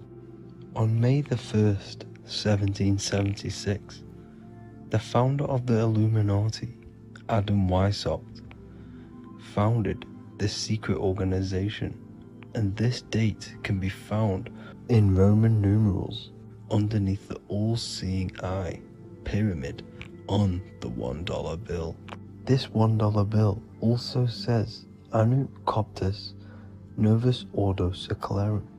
This is Latin for announcing the birth of the New World Order. This New World Order will be headed by Lucifer, the all-seeing eye, and followed by the 13 layers of bricks for the 13 elite bloodlines. So your Orsini's, Rockefellers, Rothschilds, Soroses, and the other 9 elite families. So when Adam Weishaupt created the Illuminati, he made it consisting of high-level degree Masons, French and Latin philosophers, and many more powerful people to all become one society. So this is why you see Masons using this same symbol of the all-seeing eye inside the pyramid. But not all Freemasons are part of this Illuminati secret society. As the 33rd degree Freemason Manly P. Hall said in his book The Secret Teachings of All Ages, Freemasonry is a fraternity within a fraternity, an outer organization concealing an inner brotherhood of the elect. So what he's saying here is that Freemasons have to go up the degrees of Freemasonry, and once they hit the top, they either get elected or not into these secret societies like the Illuminati, Skull and Bones, and Knights Templar. So when you see celebrities doing this one-eye symbolism, either covering one eye, doing the triangle, or doing 666 over one eye, this is showing and reflecting the symbolism of Freemasonry. They have taken the oath to never speak on anything they learn about Freemasonry. Duncan's Ritual of Freemasonry book states the oath they have to take, quote, I ... of my own free will and accord, that I will hail, ever conceal, or never reveal any of the secrets, arts, points of Master Mason's degree to any person whomsoever. All this most solemnly, sincerely promise and swear. Now, this is what happens when they break the oath, stated in this book, quote, myself severed in two, my bowels taken from thence, and burnt to ashes. So this states that Freemasonry comes first, before any law of the land. It has the right to kill you if you break your oath. This is the hand gesture they have to do every time they enter the ritual room inside the Masonic lodge. This is the cutthroat symbol, showing you and reminding you of the oath and what will happen if you break it. Now in this book, Richardson's Monitor of Freemasonry, it states, if you break your oath, binding myself under no less penalty than to have my throat cut across, my tongue torn out by the roots, and my body buried in the rough sands of the sea. If they do not decide to kill you, this book states this by pointing him out to the world as an unworthy vagabond, by opposing his interest, by dearranging his business. In other words, they have the power to frame you and destroy your reputation to the world, and destroy your business if you break this oath. So yes, they do kill to keep this truth hidden, because this truth of this reality is what keeps them in power. They have the ability to manipulate people, because people do not know what manipulates them. This is why they call themselves the government. They govern the ment, which is the mentality, because the mind is the root cause of reality. They control what you perceive to control what you manifest. By knowing the truth, you are set free, and you no longer need no controller above you. So this is why they are willing to kill and do whatever it takes to keep the truth concealed within these high-level degrees of masonry and these secret societies. However, going back to Manly P. Hall's book, it states, part of the symbols are displayed here to the initiate, but he is intentionally misled by false interpretations. So this is saying even Freemasons are intentionally misled and told lies to conceal the truth, to make sure the truth is hidden in the high degrees of masonry. So that's it for this video, guys. Thank you all for tapping in. Please leave a like and a subscribe. God bless.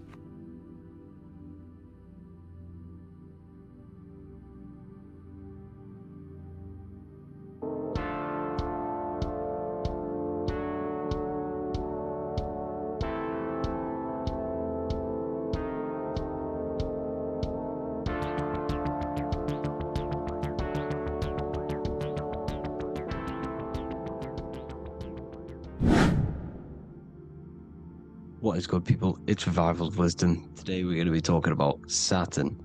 I've done this video in the past, however, this video is going to contain a lot more in-depth explanation of Saturn. So the 33rd degree Mason, Manly P. Hall, said, Saturn is the key to crystallization, physical matter. Light is matter, matter is light. They are interchangeable. Low vibrating light turns into matter, high vibrating matter turns into light. And Saturn is the god of this world, this physical world. He crystallizes light into matter.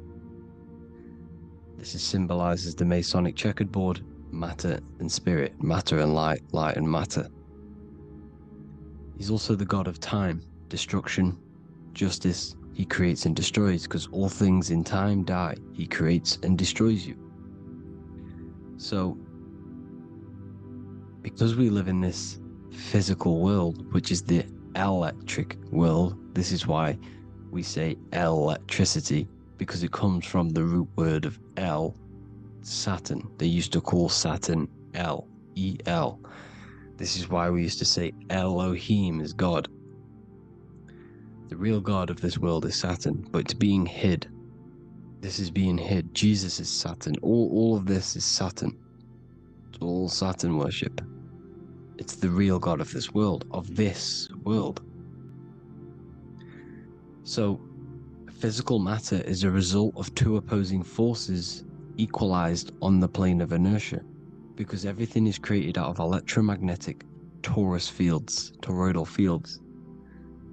And these two poles equalize on the plane of inertia, which gives you planet Earth, plane of inertia.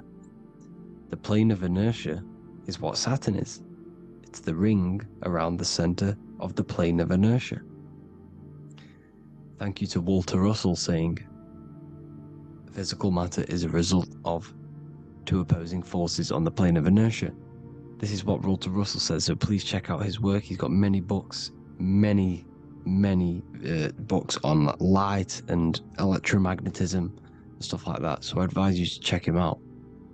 So the torus field gives you the binary code 0 and 1, the female vagina and the male phallus. This is the code for this world. Saturn crystallizes physical matter. Now Saturn is the most outermost layer of the 7 layers of heaven, where it says in the Quran, it says, Allah, it is He who created the 7 layers of heaven. Saturn is the outermost layer. He's the top. He's the most high. So when we say the most high, we're referring to Saturn. He's the most high before the firmament, before the stars. So Saturn is the god of this world. He's the Lord of the Rings. He wears the crown. The crown is the rings. Crown, Kronos. So the planets are luminaries, they are lights, they are beings, they are energy, conscious energy. And we're in the heart of the solar system. Saturn is the outermost layer. He is the one of this world. He's the god of this world. Now, on the north pole of Saturn, you have the hexagon. Add up all the sides, it creates the 6-pointed star. Or it can be created as a cube. The cube is very important. The 6-pointed star is very important. 6 points, 6 triangles, 6 side, 6, 6, 6. Black cube adds up to 6 in gematria. Now, what did I say in the beginning? Saturn crystallizes the physical world. He creates physical things out of light. You are a light being. This is why we say human. Hue means the light spectrum.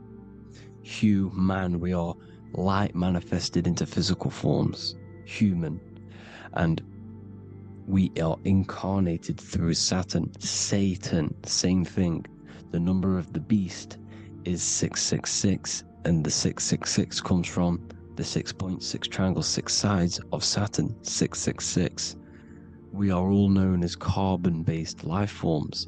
Carbon, the atomic structure of carbon, is 666, 6 protons, 6 electrons, 6 neutrons. We are materialized into our physical bodies through Saturn, through the number of the beast. These bodies are the beast, it's the animal. The divine, the Christ, is the consciousness within, because you are a physical, spiritual being combined into one, hexed into one. Hexagram. This is a hexagram. You're hexed into physical matter. spirit and matter, light and dark, combined into one. Now you contain of the mark of the beast, the mark of your body's the beast. It says in the Bible, Satan, who is the god of this world. This world. There are many different worlds, but this world is run by Saturn, and it says that in the Bible. Saturn is Satan. It's the same thing. And look at the crown of thorns wrapped around the heart. The soul is in the heart, the mind is in the brain. The soul is wrapped around the rings of Saturn. You're wrapped in physical matter. This is what it's showing you. This is symbolizing the rings of Saturn wrapping you. And the cross on top is the cross of the cube. The cube, the black cube of Saturn, unfolds into a cross. So Satan, who is the god of this world, Corinthians 4:4 in the Bible, Satan, who is the god of this world, has blinded the minds of those who don't believe. Saturn blinds your mind because the god of this world materializes you, and he blinds your mind when you incarnate into physical matter. When you enter this soul system, not the solar system, you hit Saturn first. He materializes you. And look at the symbol for Saturn. This is the symbol for Saturn. All of the planet symbols are created out of the Holy Trinity. The Earth, Moon, and Sun. Body, mind, and soul. The Sun is your soul, the Moon is your mind, the Earth is your body. Your body's made out of the 5 elements. The Sun is your soul because the Sun is life force. Gives life to everything. Your Sun is a soul. Your soul is the sun of your body. The moon is the mind. The moon is the moon of your body, the mind of your body. Intelligence. So all of the symbol of the planets are created out of these. The Saturn symbol is created out of the Earth cross, matter, and the moon crescent, moon, mind, matter over mind. This is why Satan, who is the god of this world, has blinded the minds of those who don't believe. He blinds your mind. Look at the symbol, it's showing you. The Saturn symbol is matter over mind when it should be mind over matter. So we descend into a soul system, into our 666 Saturn carbon suit bodies, and we are matter over mind. Then we have to move up the spine to go back up to spirit, to mind over matter, where you manipulate your own reality. Now look at this, it creates the number 5. 5 is the number of change. You're moving from this side of the number sequence over to the right side. You're moving from the spiritual into the physical world. You're incarnating into the 5 elements, the 5 senses. So the cube, the black cube of Saturn, is another major symbol. Very important symbol. Here you see the cube, and the color black is associated with Saturn because Saturn's associated with death. He creates and destroys. Light and dark. Death is associated with black, spirit, because you can't see spirit, which is blackness. So the black cube is black because Saturn rules the nighttime, which is dark, blackness. And he rules the winter, which is death, blackness. So Saturn is the black cube. Cubes have 6 sides. Up, down, right, left, back, and forward. Cubes are 6-sided. Everything is 6-sided inside of this creation. Because you're incarnating, you're materializing, crystallizing into the cube. The world of the cube. Everything's a cube. Everything's got 6 sides. Here's Leonardo da Vinci showing you that. You're in the cube. Leonardo da Vinci did this famous painting. You're in the cube, you're hexed into physical matter. Where you're incarnated into the 3rd dimension, the 3-dimensional world, which is a cube, 3D. And black cube adds up to 6 sides of the black cube. The Kabbalah means cube god in Arabic. And look at what they do. They worship the cube, the black cube, and they stand in rings like the rings of Saturn. Australia, Denmark, Manhattan, Santana all have these black cubes.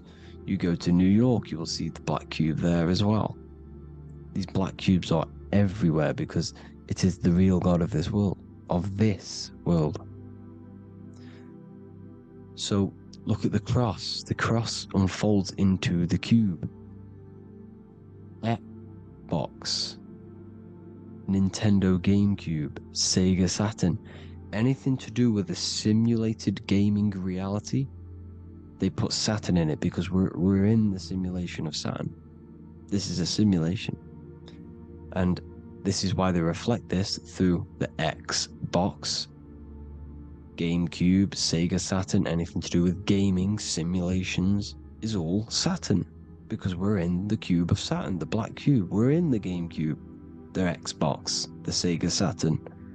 As above, so below. So they reflect it through the simulations that they create inside of this simulation. Cubes have 8 points for the 8 points of time and space. 8 is the number of time. Everything's cycling, infinity. So, look at the cube. The cube is symbolized as in Judaism. The Judays have the black cube. They wrap themselves in a black band and they cover their eyes into blackness. The black cube for the black cube of Saturn. They use the star as Saturn, and they worship their god on Saturn Day because it's all Saturn worship. And look how the Saturn god is wrapped around with these thorns or leaves, just like Jesus is wrapped around his heart. And Jesus on the cross is us on the cross. We are in the cross. We are in the cube. The cross is the cube. And the cross is even in the Saturn symbol. This is another symbol for Saturn. There's two symbols. You got this one, the one I've just broke down. And there's this one. This is the cross of Saturn, the cube god, the simulation, the game cube. Now, Chronos is another word for Saturn. Chronos means time. When you clock into work, you go to the Chronos machine. Well, I did anyway. And I tap my card on the Chronos, because Chronos is time. Anything to do with time is Saturn. He creates and destroys. Look at the artwork of Saturn with the sand, the time. Look at this, how he's cutting off the baby's wings. He's crystallizing the spirit into matter. He's cutting off your wings. Satan, in the Bible, he falls from heaven into earth, and he loses his wings. He becomes a serpent. See it's all symbolic for us. We are the fallen angels, fallen angles of light. We're fallen angles of light. We are light beings. Now we're fallen into physical matter. Saturn's chopped off our wings. He's chopped off our spirit wings, because when you astral project, you can fly. You will fly around. He's got the Reaper staff here, always depicted with the Reaper staff. Now look at the clock. Saturn Day is the 6th day, the number of the beast 666. Look at the clock. 12 take away 6 equals 6. 7 take away 1 equals 6. 8 take away 2 equals 6. 60 seconds in a minute, 60 minutes in an hour, 24 hours in a day, 2 plus 4 equals 6. That's 666. Everything's 666 because it's time. Saturn. All goes to Saturn. He's the god of time. We're in time now. We're in time. We're in the time, which is God. The god of this world. The god of time. Now look at this. The Reaper is also depicted as the Reaper. With the staff. The black cloak. Black symbolizing death. Spirit. Judges wear black because Saturn is the law. He's the god of this world. He's the law. This is why they wear black cloaks. When you graduate from university, you wear a black cloak and a black cube on your head. You've been hexed. Funerals, you wear black because it's all to do with Saturn, Father Time, Father crystallization.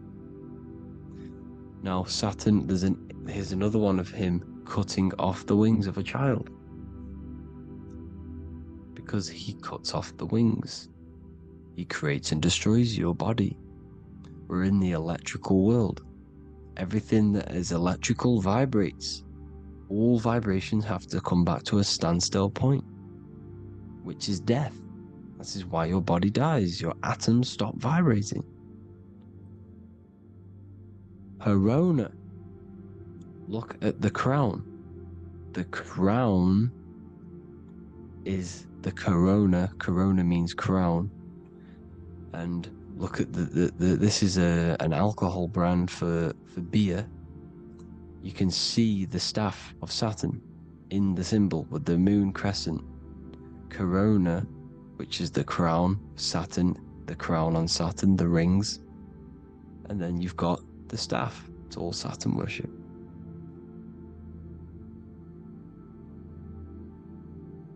Is the black cubes of 9/11. 2 black cubes. This was a ritual for Saturn. It's all ritualistic. And look at the Star of David, the Star of Saturn. It's not the Star of David. It creates IXXI, the sigil of Saturn. IXXI means 9/11 in Roman numerals. 9/11. It's all a ritual for Saturn, and they have the 2 black cubes of Saturn. Now look, XX, there's more symbolism of Saturn now. We're going deeper. XX is more symbolism for Saturn. The sigil of Saturn is XX, as above, so below. Same with the Star of David. You split it in the middle, as above, so below, as above, so below. XX, this is a Knights Templar Cross of Lorraine.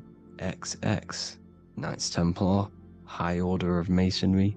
They all worship Saturn. Well, Saturn's the real god of this world. X Eon with the XX, XXL magazines, which is all to do with famous rappers and stuff like that. When you die, you put XX on the eyes because it's Saturn. He's the Reaper. Is Jesus with the XX crown with the thorns around his heart, around his soul, with the cube on the top, the cross cube. Lucifer with the XX Cross of Lorraine. Jay-Z with his alcohol brand, XX Cross of Lorraine. The X Factor with the rings of Saturn. All Saturn worship. The seal of Melchizedek is also Saturn. This is the cube. This symbolizes the cube with the 8 points for the 8 points of space and time. And this is the cube. It's another ancient symbol for Saturn. Here you see the Star of Saturn with the Melchizedek symbol around it, which is all to do with Saturn. Here you see an altar, the Holy Grail, the Melchizedek symbol on it, and they're worshipping it. This is why we wear rings, wedding rings for the rings of Saturn. It all goes back to Saturn. Earrings. The 8-pointed star of the ancient Sumerians is all Saturn. It's all Saturn. So, the ancients, the symbols of Saturn goes on forever. It's in all of the major corporations. You can see it everywhere, the rings of Saturn. Toyota is an obvious one.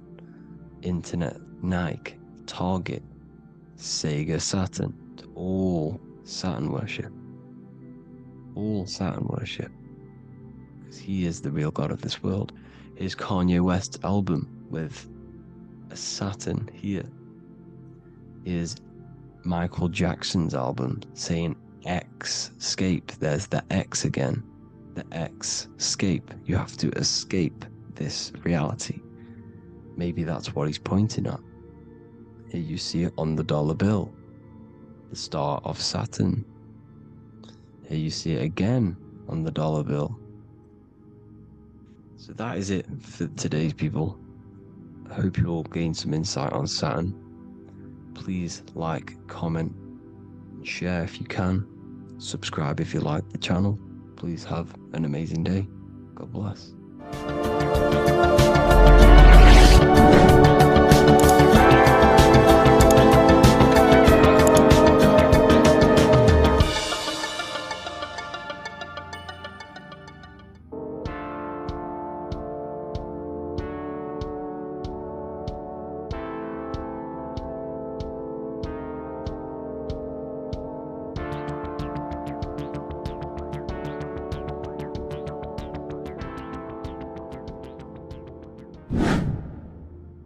Welcome back, people, to another occult lecture by Revival of Wisdom.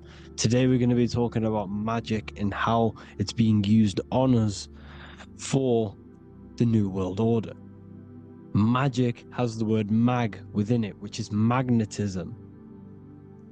Magnetism is the force. Magic is influencing forces, natural or supernatural forces, and using it for a certain agenda to gain something out of it. Now, magic is not what everyone's being thought. It's not some sort of fantasy thing. It's actually very common, and we all do it, whether you believe it or not. Magic is all to do with the mind. As I said, always say in my lectures, your mind is what creates matter. Your mind is what creates your external world. So it's all about manipulating and planting seeds within the mind, because your mind is a garden, and thoughts and words are seeds which are being planted in that garden. Your life, your physical life, the people you have in your life, your friends, your car you own, the job you have, is all a reflection of the thoughts that you've been thinking in the past. You are where you are in life because of the thoughts that you've been thinking. Therefore, your life is a direct reflection and manifestation of your mind. The Garden of Eden. Okay? The mind is what they are targeting. What you see, say, and hear has a direct effect on your mind. Me talking to you is influencing you. The words I'm saying is planting seeds within your mind. Now it's up to you to consciously act on these thoughts or these words, or to maintain these words. As above, so below. As within, so without. What's inside of me is outside of me. What comes into the storehouse comes out of the storehouse. You have the left, you have the right, you have the up and you have the down. As above, so below. Whatever is in your mind will be expressed in some sort of way, consciously or subconsciously, spiritually or physically. The mind is what manifests everything. And this is what we need to understand. We need to understand is that the mind is not physical. All things spiritual manifest physical. All things seen come from the unseen. The words you're thinking, that everything you have is coming from the unseen. The actions that you do come from the unseen mind. Another expression for as above, so below is you are the universe itself. You are a universe, a mini universe. But just because you are mini does not mean you are the whole thing. If I take a little piece of infinite, let's say there's an infinite light source. Let's say I take a little chunk of that infinite light source. That little chunk I took is still infinite because it's been taken from infinite. You are the universe. Your awareness, your mind is the universe. It's information. You are the universe experiencing itself. This is why we say we are all God. As above, so below. What is in me is outside of me. The sun, the physical manifestation of the sun, is your soul. The 12 constellations are manifested in the physical body. The 5 elements are manifested in the physical body. They're manifested in the 5 fingers you have. As above, so below. This is manifested, well, this is a symbolized in Freemasonry and secret societies as the 2 pillars. The mirroring reflection, the reflection of reality, the mirror. As above, so below. What happens in the mind, what happens in the astral, happens in the physical. This is Aleister Crowley. This is all symbolism. This is the two pillars with the all-seeing eye and the triangle at the top. Aleister Crowley was a master magician, very powerful dark magician, black magician. There's two types of magic. You have white and black, just like the checkered board, the Masonic checkerboard. You have white and black. You have good and evil. White magic is influencing natural forces to gain something that will help the collective consciousness, help the collective, help the earth, help other people. Black magic is something you manipulate something so you can get something personal out of it. Doesn't matter if it's good or bad. It's still considered as black magic because you're being selfish. Everything you do should be contributing towards the collective consciousness and helping others. And this is why the ancients lived in a system where everything was in unity. We understood that I am you and you are me. What I do to you happens to me because I am you and you are me. We are the same mind substance on the inside. We're all the same mind substance being expressed in different bodies. So what I do to your mind will have a ripple effect on my mind because all of our minds are connected within the mental plane. So this is why they know all this knowledge. They know all this knowledge. So yeah, this is the mirroring effect of reality, the two pillars, or symbolizes the number 11. The number 11. We'll go deeper into that. The technology we're using is magic. It's a form of magic. Television is tell a vision. They're telling a vision into your subconscious mind, into your memory. And when you turn on the television, you get a program because they're telling a vision to create a program within your subconscious mind. You see, the conscious mind is only 10% of your mind, which is to do with your, what you're aware of, your five senses. What are you consciously aware of? Well, I'm aware I'm here, I'm talking. I'm aware of what I'm wearing, the five senses, what I can hear, taste, smell, hear. What I'm wearing, I'm aware of what I think of. But the subconscious mind is the 90% of your mind. It's the hidden part of the mind, which is telling your heart to beat, telling your body to breathe. It's storing all of your emotions. It's storing everything you see, storing all the belief systems that you have. It has everything. It stores all of the habits you have, the values. It stores everyone's name that you know. All the words that I'm speaking right now is all coming out of the subconscious. Everything is subconscious. And it literally manipulates 90% of your daily basis behavior. Most people don't know this. What you did yesterday is what you will do today because of these beliefs and mental programs within the subconscious, stored within the subconscious. So the subconscious is what they're aiming at. They're trying to create programs within the subconscious because the subconscious manifests 90% of your thought patterns, 90% of your actions and words. They know all this stuff. So the subconscious mind is the most powerful part of the mind. Another way the subconscious manifests and influences your life is, let's say you were in a car crash years and years ago, 10 years ago. Let's say you're in this car crash, right? And you really hurt yourself. The emotion you felt in that time when you were injured in that car crash had a great impression on your subconscious mind. You see, the stronger you feel something emotionally, the stronger impact it has on the subconscious. You can remember and recall that moment and very vividly because of the impact it had on the subconscious. Another, for example, you become that terrified of cars that it manifests into your life today, that you are wary to go in certain cars. You don't want to go into cars at all, maybe.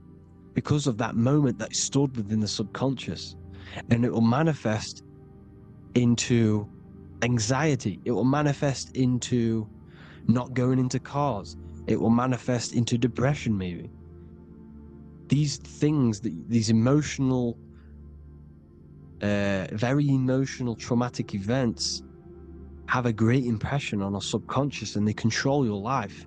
This is why you need to meditate and let go go deep within yourself and let go of these internal, deep emotions that you may have repressed and keep pressing down and ignoring. But you need to address it and let go of these subconscious impressions you have, which are controlling your life, like anxiety, depression. All of these things are stemming from things that are stored within your subconscious years and years ago, more than likely.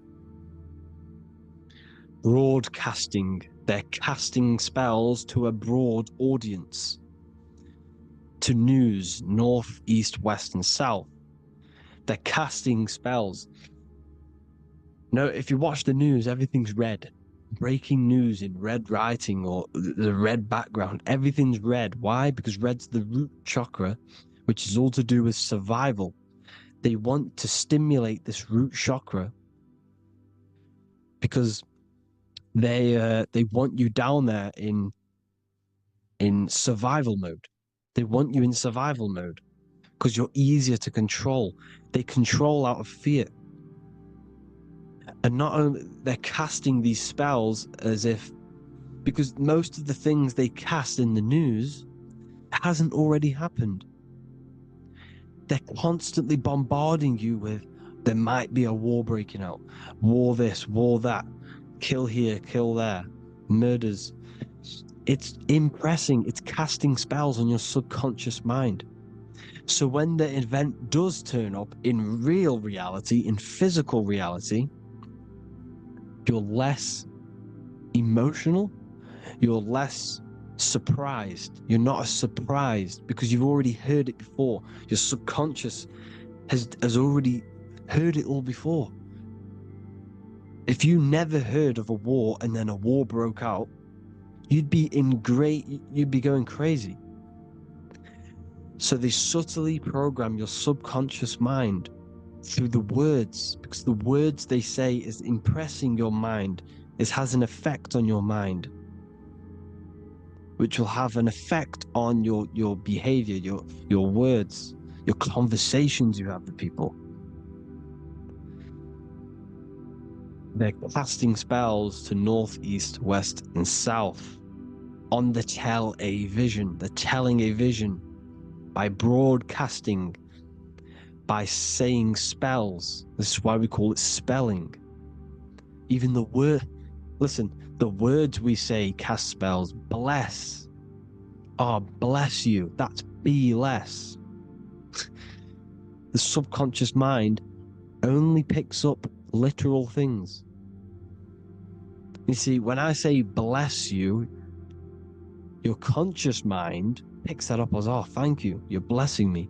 But your subconscious picks up as be less. You see? Because the subconscious it has no filter. It's just, it is what it is. Everything is factual in the subconscious. Therefore, if I call you an idiot, your subconscious, my subconscious will think I'm talking to myself and calling myself an idiot, and it will take that as true. That is truth. Everything is truth within the subconscious. And the subconscious manifests your behavior. The devices this is the biggest one. Black scrying mirrors. Device, the devil's vice. The device. Okay? Black scrying mirrors, black screen is scrying. Black scrying mirrors were used to communicate with spirits within the astral plane in the medieval times. They're still being used now by black obsidian mirrors. And look at your phone, it's a black mirror. And there's some sort of, I'm not saying this is facts, but personally I believe These are portals for spirits and ethereal entities to come into your life, to come into your surroundings. So this is the next big thing: the TVs, your iPhone, your iPod, all black mirrors. And mirrors are very, very powerful. Even just a normal mirror. Mirrors have an effect. Whatever you say into a mirror, what you say is energy. And when you say something into a mirror, you're saying it into yourself. It's an infinite cycle of words, of energy, because it's being reflected infinite times. When you say something into a mirror, it has a massive effect. You're saying it directly into your eyes, into your mind. So what you say in a mirror should be said with precaution. Never say anything negative into a mirror, because mirrors are very, very powerful ways for you to reprogram your subconscious mind for the good. You can say very positive things into mirrors and it will reprogram your subconscious mind. Okay? Manifesting is all magic. It's all magic. Everything is magic. But consciously doing it is what they're doing. They hid this knowledge. Your phone is magic. It manipulates your mind. The iPhone. Okay? See, magic isn't all of this with wands. See, Harry Potter, okay, that was created to give you this perception of a mystical and amazing form of magic with magic wands and all sorts of stuff like that. Yes, that stuff was true when the collective conscious minds were on a higher level and our belief systems believed in these things, because the universal mind, all of our minds contribute to reality. If the masses don't believe in magic, if the masses don't believe in a certain thing, it's going to have an effect on physical reality. So when the collective minds are higher and have more open minds, things like Harry Potter can come true. See, it's all in the mind. The iPhone, the eye is the symbol for the mind, the invisible intelligence. The triangle is the ethereal plane. Okay? So the eye in the triangle is the eye that sees into beyond the ethereal planes. The square is the physical plane. So the iPhone, your phone, is a black box, just like the Saturn black cube. It's a black mirror. It's taking photos of you every 2 seconds. And it's your mind. Your mind is in that phone.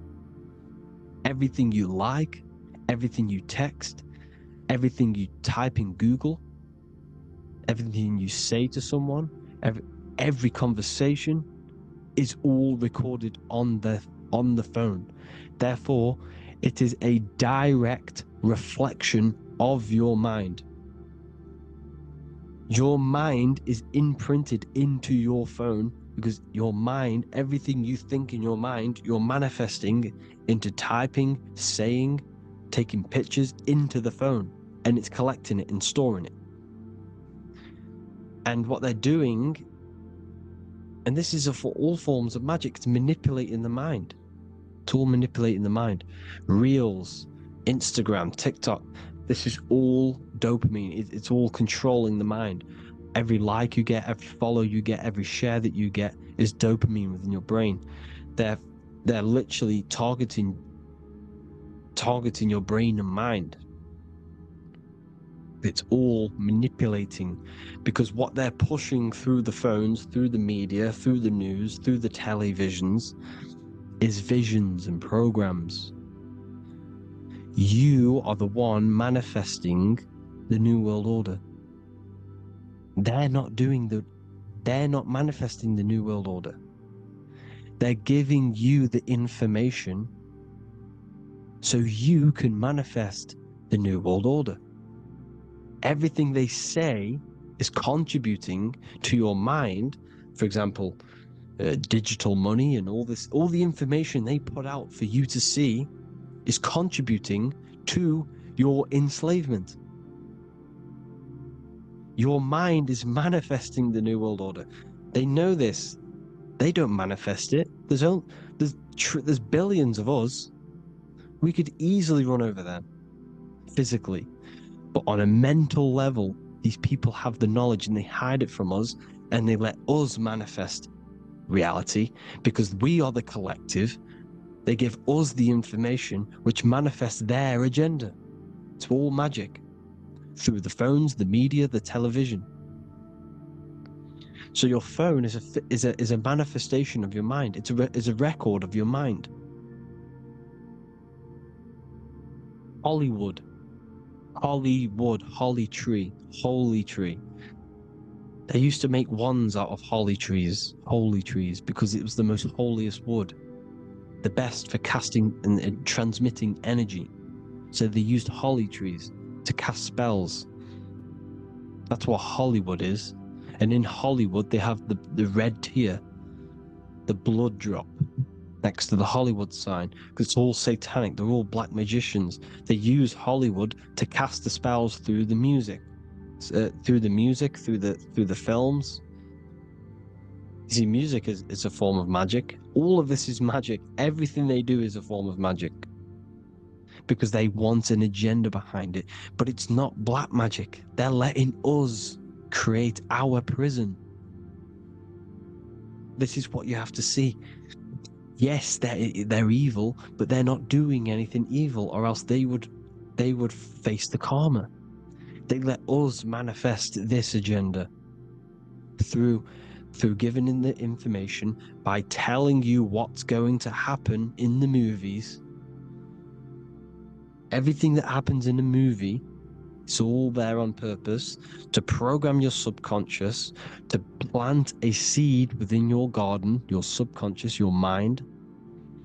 Because when the mind is already seen something, when it comes up and turns up in physical reality, you will be less shocked and you won't rebel. So they lure you slowly. They make you aware of these things over time. They make you gradually think it's okay. Like the technology, we never used to use these phones. How did we become so addicted and reliant on them? Well, because first they gave you a little flick phone. Well, no, sorry, they gave you a phone in your house, and then once you got used to that, they say, oh, here's the newest version of a little flick phone. You started texting your friends.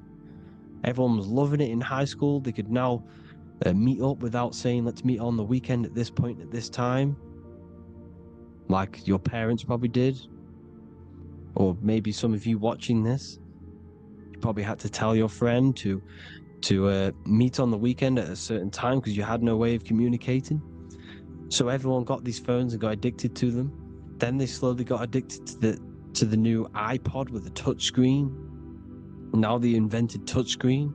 Then everyone got addicted to touchscreens. Then because all of this is producing dopamine in the brain, which creates you to become mentally addicted to things, and physically addicted, chemically addicted. Because dopamine's a chemical. Your subconscious becomes a program within your subconscious, and your body becomes chemically addicted to these phones. And these phones are the enslavement of humanity. Technology. Without this, we wouldn't be in this mess, without technology. Because they're creating a hive mind. We're creating a hive mind. So back on track anyways, they program you. Look at the films, 9/11, all produced by Hollywood. Here's the 11, like I said at the beginning, the two pillars which reflect reality. What happens in the mind happens in the physical. What happens in the astral happens in the physical. Okay, what happens in the physical happens in the mind. It's the two pillars, the mirrors. 9/11. 9 + 1 + 1 is 11. Flight 11 was hijacked. New York is the 11th state. New York adds up to 111. This is not a coincidence. It's all a form of magic. It's a ritual, energy harvesting ritual, because your mind produces energy. Your mental attention produces energy, and they're feeding off this energy in the astral plane, these demons. Music is the most powerful. Personally, I think the music is one of the most powerful forms of magic they're using. Okay? Music is hypnosis. It puts your brain in a hypnotic state. It influences your electromagnetic field through vibrational energy. It reprograms your subconscious mind. Why do you think you remember the lyrics? You see, your subconscious stores all of the memories. Remember, the subconscious manifests 90% of your behavior. So therefore, the music you're listening to is manifesting your behavior. You wondered why some people wonder why they have drug addictions, and they can't get out of violence, and they can't get out of all this negative mind space. It's because the music they're listening to is creating a negative mind space. The words you listen to plant seeds within your mind. So the reason you remember the lyrics is because that song created a program within your subconscious. Yes, that is what happens. You can use magic to reprogram your mind, but you can use music to reprogram your mind, because it's all forms of magic. It's using natural mental energy forces to manipulate the physical reality. You manipulate your mind, you manipulate reality, physical reality. Okay? So the music, another very, very big one. When you turn on the radio, it's just all talks about alcohol, drugs, and sex, because they want you down in the lower three chakras. They want your mind attached to matter when it's mind over matter. Your mind's not physical. You see, the word spirituality is the new trend. It's not about your spirit. It's not about your spirit. It's about your mind. It's not about, spirituality and looking after your spirit. And they've got you focused on your spirit. Why? Because they hide your mind from you. You see, a lot of people think their mind is their brain, but the mind is everything. There is no physical reality without mind. You can have a brain. Imagine if you had no mind but a brain. It wouldn't work. The mind is everything. The mind controls your avatar. It begins in the mind before it happens in the brain. Then the brain manifests through the body. The brain's just an electrical computer. So that, they've got people scared, or do I have a soul or not, and all this stuff. Listen, if you have a mind, you have a soul, because you are not the mind. This is why everything is sort of an illusion, because beyond the mind is your soul. But what is the soul without a mind? You can't have a soul without the mind. But if the mind didn't exist, the soul doesn't exist. You are the person listening to your mind. I shouldn't say person, because you're not the body. You're the entity behind the mind. But if you didn't have that mind, you couldn't understand what you even were. You would just be an observer who couldn't think. So yes, we all have a soul. If you have a mind, you have a soul. Everything is mind. Everything has mind. Mind creates everything. God is mind. And they're manipulating your mind through TV, your phone, every little thing. The school. It's all about the mind, people. Control your mind, you control your reality. Just the last thing, here you go. Aleister Crowley, the dark magician, Kanye West doing the exact same thing because they're implementing magic in the music. Here's the Beatles with Aleister Crowley in the background. Bet you never noticed that. Aleister Crowley was influencing music and placing magic within the music to influence the subconscious. This is what Baal worship was. This is why they kill children. They sacrifice these children. Why? Well, because in order to ascend, in order to raise your consciousness internally, godly, by being good, God, or being in order to be good and raise your consciousness and to get something in the physical world, you have to sacrifice yourself. And what do I mean by that? In order to raise your consciousness and ascend, you have to sacrifice the lower nature of yourself. You know, you've got to abstain from having sex to retain your sexual energy, to transmute it. Or staying away from poisonous foods like meat. So, staying away from blood. We shouldn't be consuming other animals' blood. We should be keeping our blood pure. We are humans. We shouldn't consume chicken blood, chicken germs. We are the most divine creatures on this creation. We are the most intellectual creatures in this creation. Therefore, we should keep our temples pure. We are not animals. If you want to associate yourself with an animal and go out in the wild, go and find a wild boar and go and try rip its guts out with your bare teeth, because you can't do it. You're not a cat. You're not a carnivore.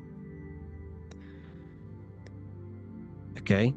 So in order to ascend, you have to kill and sacrifice your lower part of yourself to ascend up to your spirit self, your mind self, the highest version.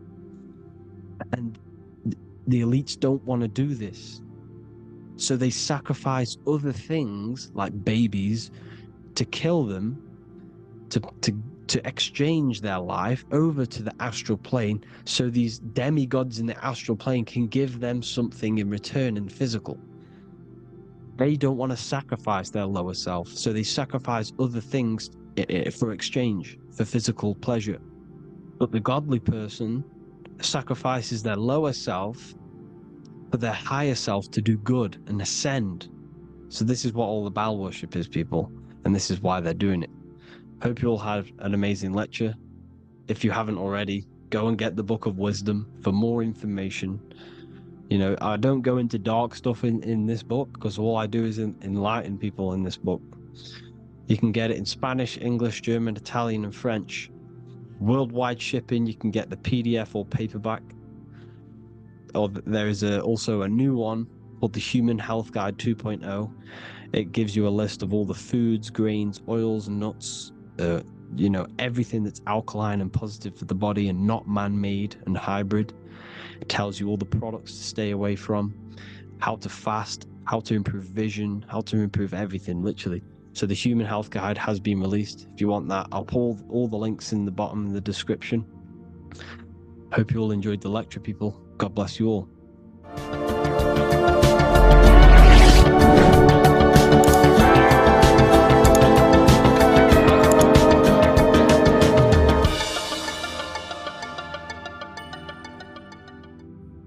You are not breathing correctly. 98% of people only use a third of their lungs capacity, which is shallow breathing, which ages you, lowers your brain capacity, and also lowers your state of consciousness. So it's essential that you breathe consciously on a day-to-day basis, because this is what truly elevates your consciousness.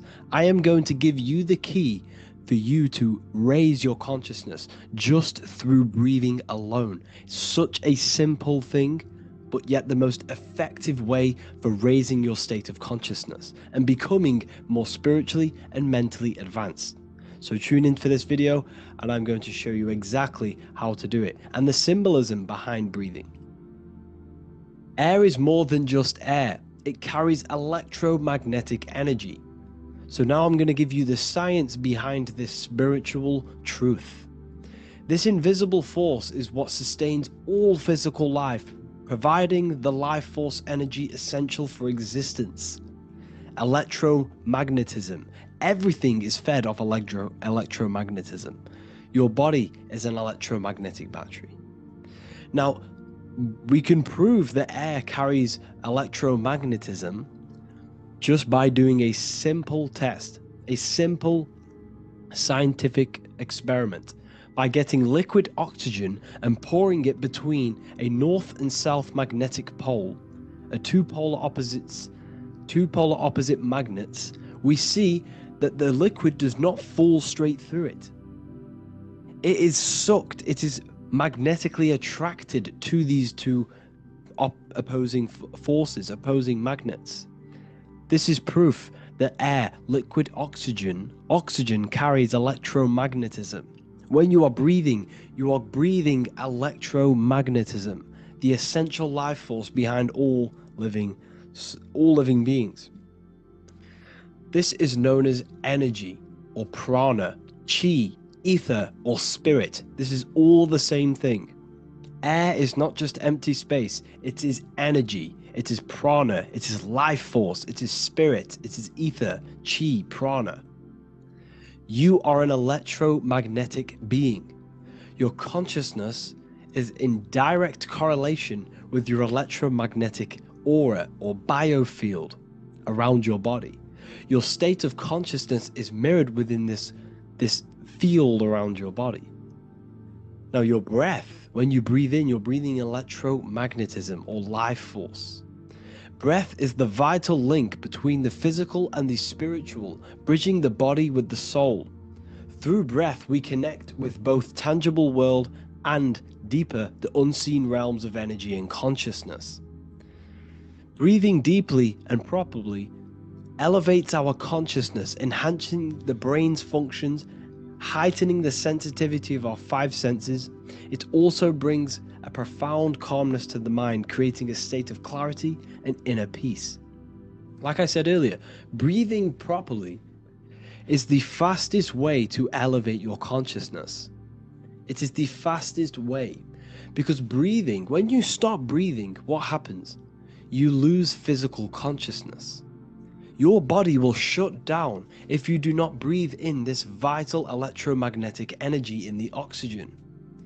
If your body does not get this for 5 minutes, or however you can last without breathing, this makes you lose physical consciousness. Your body will not survive without this essential life force energy.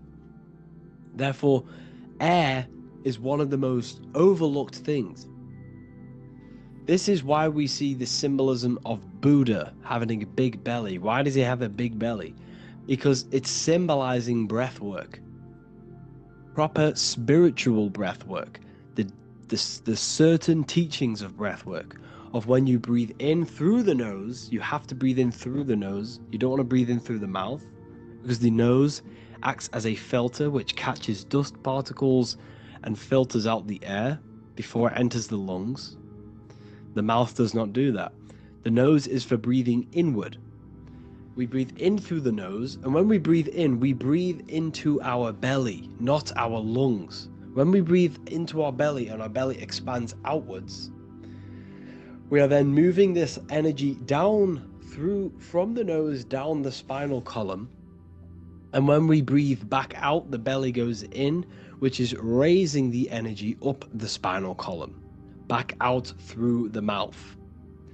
This is the true way of breathing, because when we breathe, we are moving energy. We are moving electromagnetic energy. When we breathe in through the nose, the energy travels down the spinal column, and when we breathe out, we are raising this energy back up the spine, some of it going out the mouth, and some of it reaching the brain, activating dormant brain cells in the brain.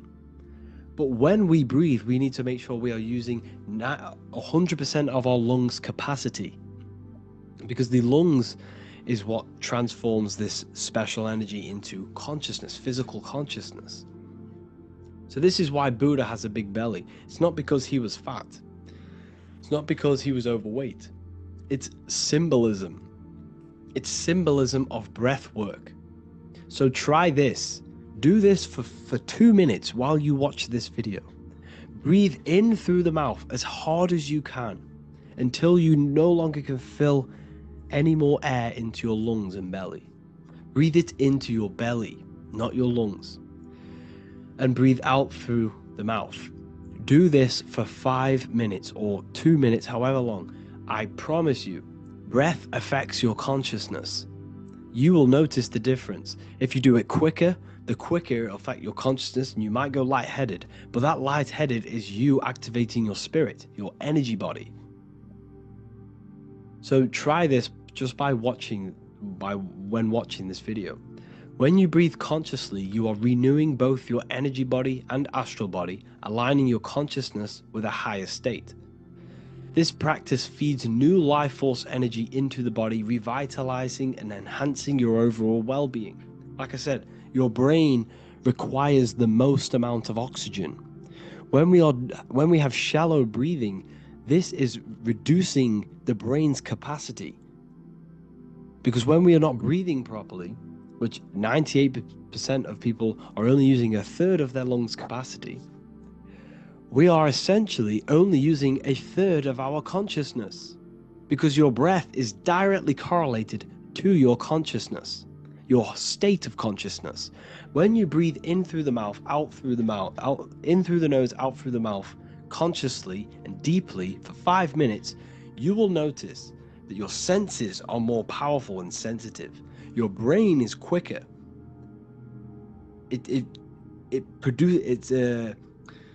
What's the word? It processes information quicker. You become quicker. You become a superhuman, and you feel more spiritual because it activates your spirit, your astral and energy body. So when we meditate, it's definitely important to breathe in through the nose and out through the mouth as deeply as possible to align with a higher state of consciousness. And this is the easiest way to separate your consciousness from the body. When you breathe in deeply for long periods of time, while meditating, while taking no thought, when no thought is present and you gain a rhythm of deep breathing, this is the gateway to opening your consciousness. Because when you stop thinking, other aspects of your consciousness can open up. All of our lives we've been thinking, which is blocked off the higher states of consciousness. So breathing is very, very important. It affects our overall well-being. And this is Yahweh, the in and the out of breathing. When we breathe in, this is Yah. You can hear it. It sounds like Yah. And when we breathe out, that is Way. This is the name of God, apparently. But God is within you. You can connect with God. You can connect with source consciousness within you by breathing, by raising your state of consciousness through breathing and meditation. This is why the Bible tells you the Spirit of God has made me, and the breath of the Almighty gives me life. You are consciousness. You are God. You're an extension of God's consciousness. Job 27:3. As long as my breath is in me and the Spirit of God is in my nostrils. The Spirit of God is through breath. John 20:22. And when he said this, he breathed on them and said to them, receive the Holy Spirit. The word spirit means breath. In Greek, Hebrew, Latin, it all means breath or wind or air. The Holy Spirit is a certain way of breathing, a breathing technique that elevates your consciousness, that syncs you up to a holy consciousness, an elevated state. That is the Holy Spirit. That's why it tells you in the Bible, when he said this, he breathed onto them. He breathed onto them and said, receive the Holy Spirit. You must breathe to receive the Holy Spirit. When you breathe, you are renewing the body's energy. You're taking in new life force, which is regenerating your cells, regenerating your brain, nervous system, and also connecting with consciousness, pure consciousness. This is not something that we should be doing during meditation. Yes, it is. we should be doing it during meditation, but this is something that we need to apply all of the time. This is the fastest way you can raise your consciousness. I just want to say, all of this knowledge is inside of the Book of Wisdom, Volume 2. Make sure to give a like and a comment on this video to help the algorithm. And let me know what you think about the last book or this book if you have read them, to let the new people know what they're looking at with this book. This is truly life-changing. The Volume 2 and Volume 1 is truly life-changing. You can get them in a bundle also. Learn hidden knowledge inside of the Ethereal University. This is where truth seekers belong. I'm not here to try sell you this, but this is the place for truth seekers. And if you are serious about your spiritual journey and serious about gaining knowledge, which gives you the advantage over life, join Ethereal University. This will definitely help you. Thank you for watching this video. Please leave a like and comment. Make sure to give me any suggestions on videos you want me to make in the future. Thank you all. As above, so below. This is one of the most crucial teachings within esotericism, occultism, or what we like to call it today, spirituality. I don't like calling it spirituality because it's not spirituality. I teach human consciousness. I teach the science of you and your consciousness alone and your being. And in order to fully understand you and this world around you, you must understand this number one principle of as above, so below. There is many misconceptions of this, and there is many simple teachings of this, but I'm going to break it down today from the most simplest to the most complex, and you will see the connections between all things. This is the most important lesson you could ever learn, and I'm going to teach it you today. So what you must understand is, with the term as above, so below, it applies with everything you see in this world and about yourself. We have something called the macro, which means the bigger scale. On the bigger scale, we have the whole earth. If we look down from the sky on top of rivers, this is what we see. We see this tree pattern. Then on a smaller scale, we see trees have the same pattern. Then we look even closer. We're going smaller and smaller into the leaves of the tree. We see the same pattern. Then we go even more micro into the human brain and look at the human brain cells, and we see the same pattern. This is proof this is a fractal universe, and everything is in the micro is reflected in the macro. As above, so below. As within, so without. On the macro is a reflection of the micro. So now that you understand this, we can go a bit further. A yearly cycle of spring, summer, fall, winter is a macro. A micro is a daily cycle. So a day is a mini year. The summer is the midday. Autumn is the evening. Night is the winter. And spring is the morning. This is a macro, a reflection. We have a miniature cycle of the zodiac every single day. And this cycle is also reflecting the cycle of life and death. We live, we are born, which is the spring.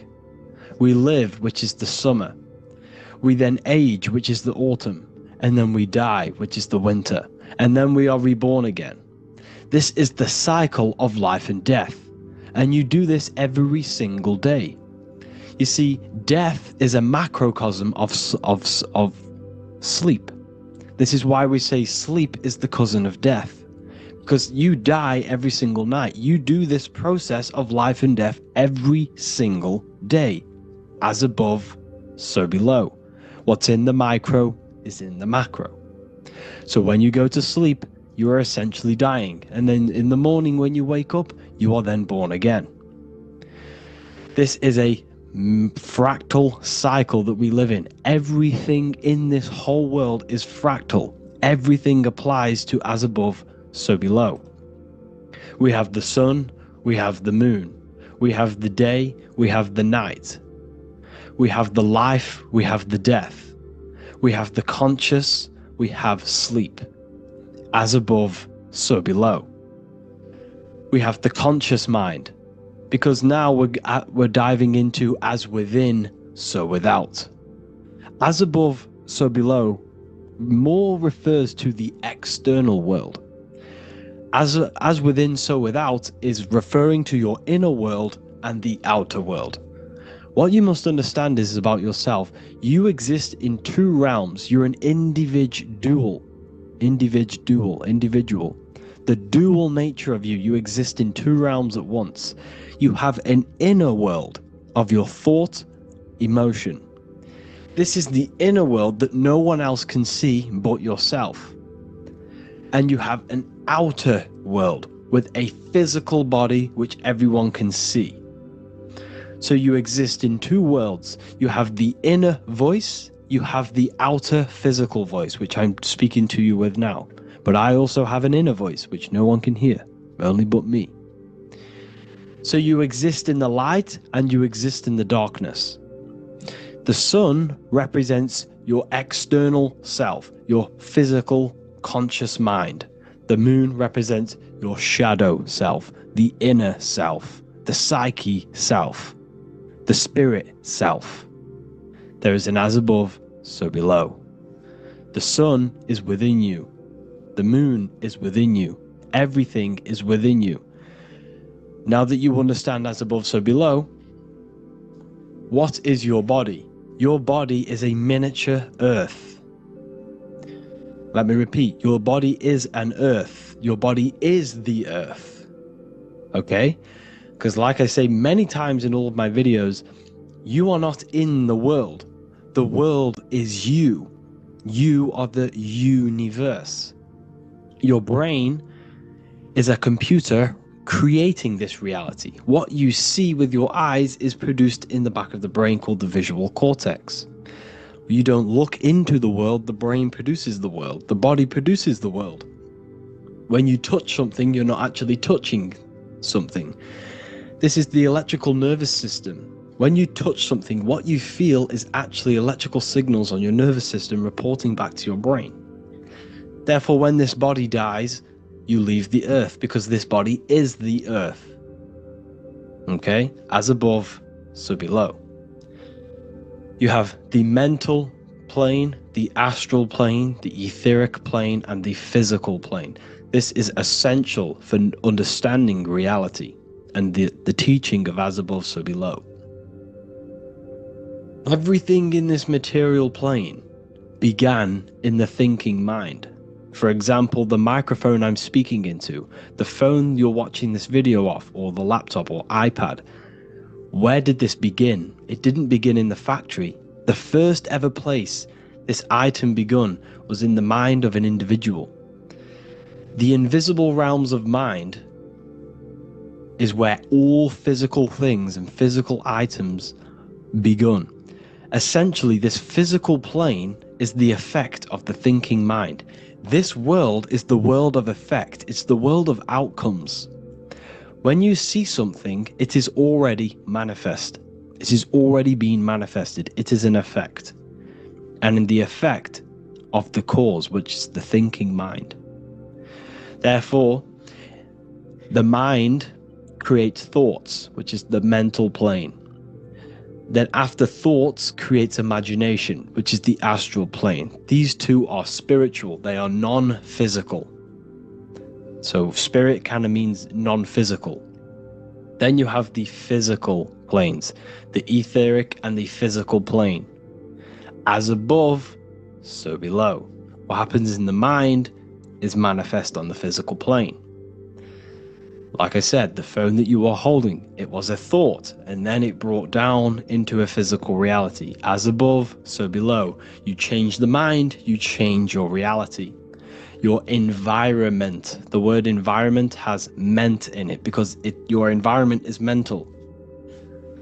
So now that you understand this, so what is the world around you?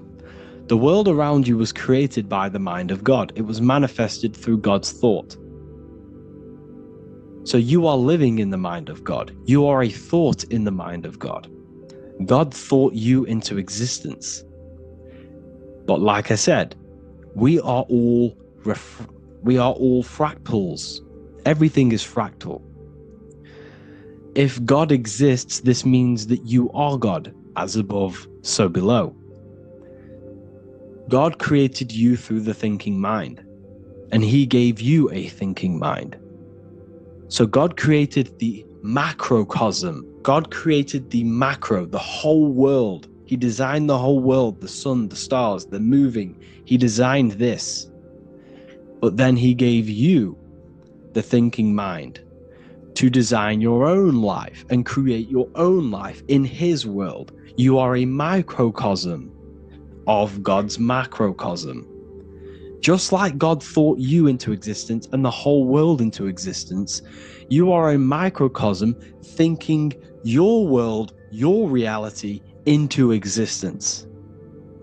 You see this now? Everything is a reflection, everything is a mirror, everything is fractal. So in order for you to change your reality, you must change these higher planes. Your thought and imagination are the two key aspects of creating physical reality. Every object you see around you was begun in these higher planes of the non-physical, and they were brought out of spirit into physical matter through the thinking mind and physical action. So now we're going to get a bit deeper. The brain is not the mind. Now that you understand, we have spirit and matter, as above, so below. You have a non-physical side of reality and a physical side of reality. The mind is the spiritual brain.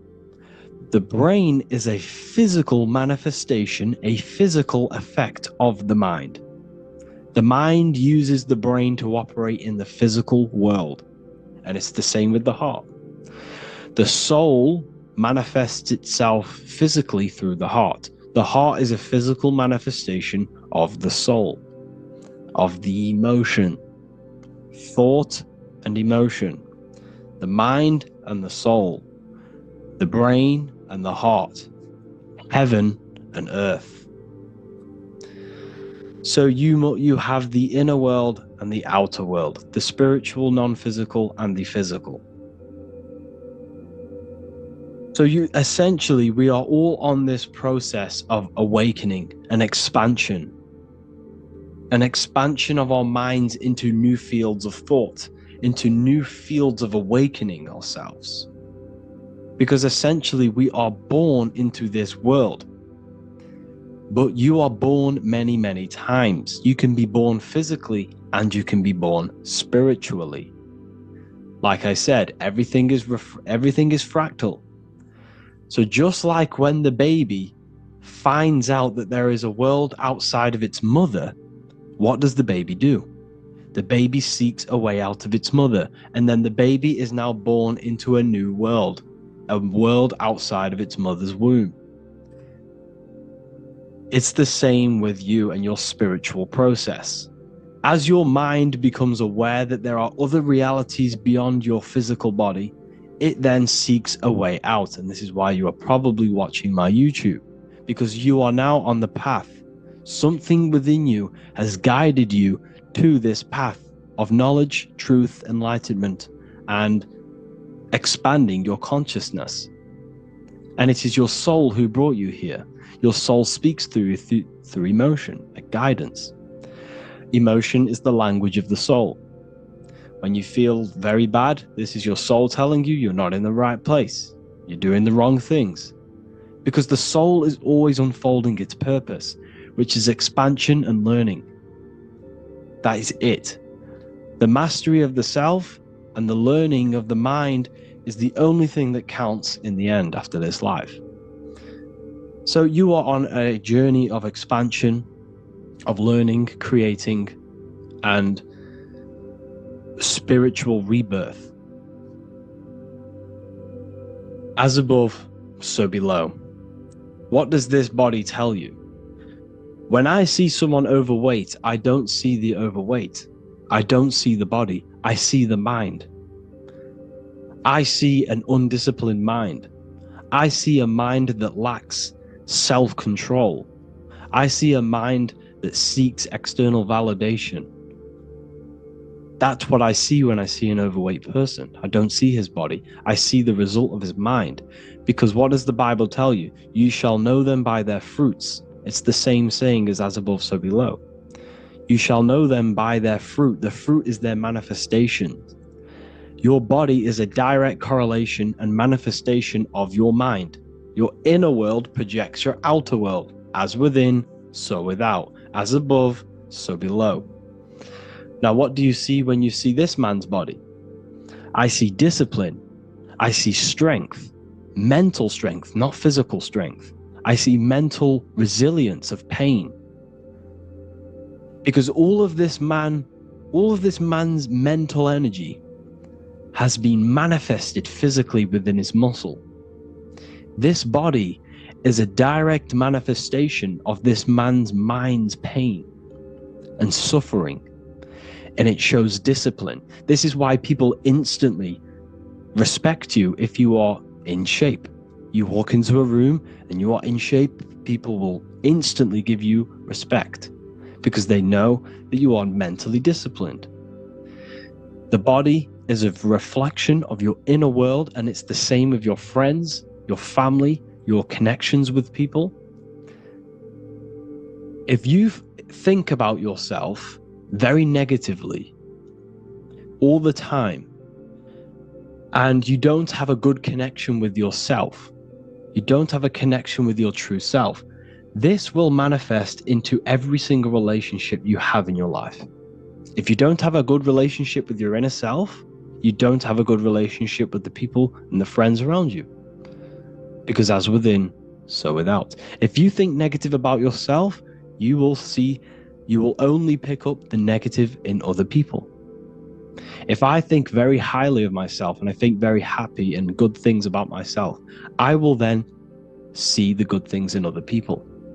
Because it's as above, so below. As the inner world is, so is the outer world. It's the same with your life circumstances. Your life is a direct correlation of every thought you thought in the past. If you possess millions of pounds, millions of dollars, this is because you have thought this into physical reality. You live the life you are deserved. You live the life that you manifest through your thoughts. If you live a very poor life, this is a reflection of your mind. This is a reflection of what you have thought into physical existence. Because like I said, everything begins in the mind, as above, so below. And this is even present within the body. So where is the head? The head is at the very top of the body. And where does all manifestation begin? In the mind. That's where the mind is, in the head. And then the thoughts we think travel down the body into the heart, which is the emotion. Every thought we think is in the emotion. Every thought we think creates an emotion. This emotion then drives the action. Where does the action come from? The feet, because the feet move our body. We move with our feet to take action. Our hands. You see, so the body is even a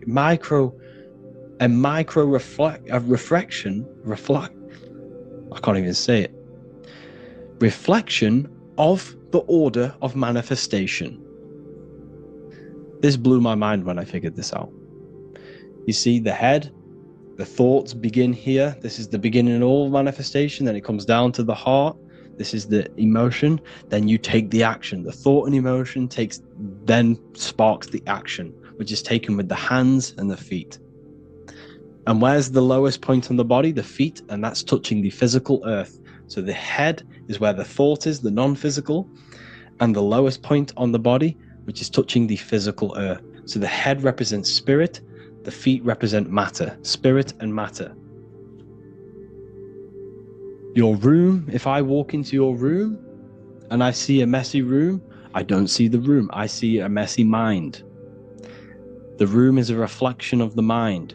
If you have a messy room, this is your mind. It's an externalization of your unsorted mind, undisciplined mind. So like I said, we are all God. and we must find the God self within us. And I teach all of this inside the Book of Wisdom, Volume 2. This is not just a book, this is a revolution. This is the beginning of a new age with this book. If you have read it, I congratulate you. You should feel very proud of yourself if you have an open mind. You should feel proud of yourself for watching these videos, because not many people have an open mind. Remember this, people. You are special if you're watching these videos. You have the mind. You have the ability to see through the illusion. And I take my hat off to you. You want to take this to the next step? Read the book. Or if you want to take it to the serious levels, join the university. The university, you gain access to every piece of my material that I've ever done, all of my books, all of my lectures that are hidden from YouTube, that are hidden from everywhere else, the lectures that give you real power. And if you feel alone on this journey, we have a conscious community where you can connect with like-minded individuals, because I've been there. I've been there when you feel lonely, because you feel like no one else is thinking the way you are feeling. You can't talk to people about these things because people just think you're crazy. That's why I put together this, so we can connect, so we can unite, so you can connect with people, so you don't feel crazy about thinking about this stuff, learning about this stuff. And if you truly want to level up your life, people, and take your studies serious, this is for you. We do live calls, we do lectures. There's a whole library filled with books you can read. It's the perfect place for the truth seeker. I thank you all for joining. Please leave a like, a comment, a subscribe. Let me know any future videos you want me to make in the comments. Thank you all. Have an amazing day.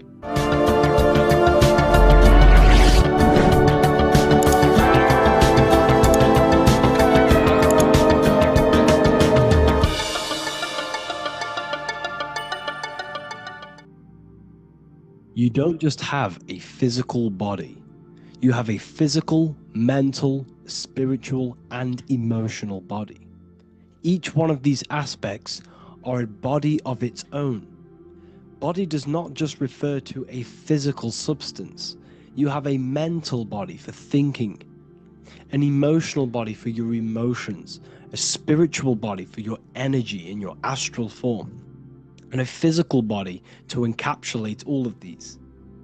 Each 4 of these aspects are essential for the human experience and essential to balance.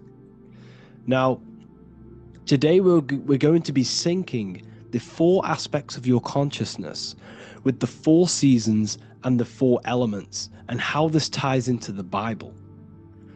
So we have 4 physical elements. We have 5 elements in total, spirit being the most important, but spirit is pure invisible.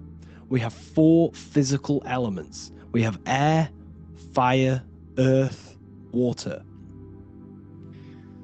Earth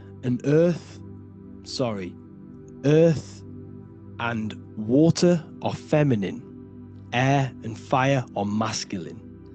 Air and fire are active. Water and earth are passive. The air corresponds with the mental body of consciousness.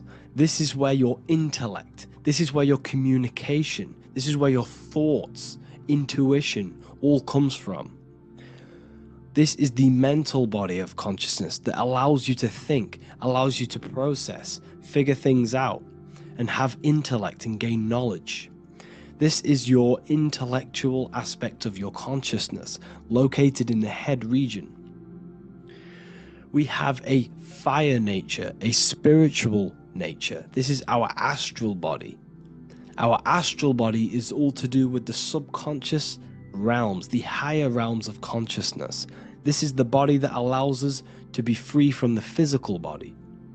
Our spirit is more of our energy. Water is our emotional body. This is what allows us to feel things, that allows us to gain intuitive feelings of conscience. So emotion allows us to understand what is right and what is wrong. When we feel something bad, we know that this is wrong. When we feel something good, we know that we are doing good. Emotions are a creational force that allows us to feel certain things to bring them into existence.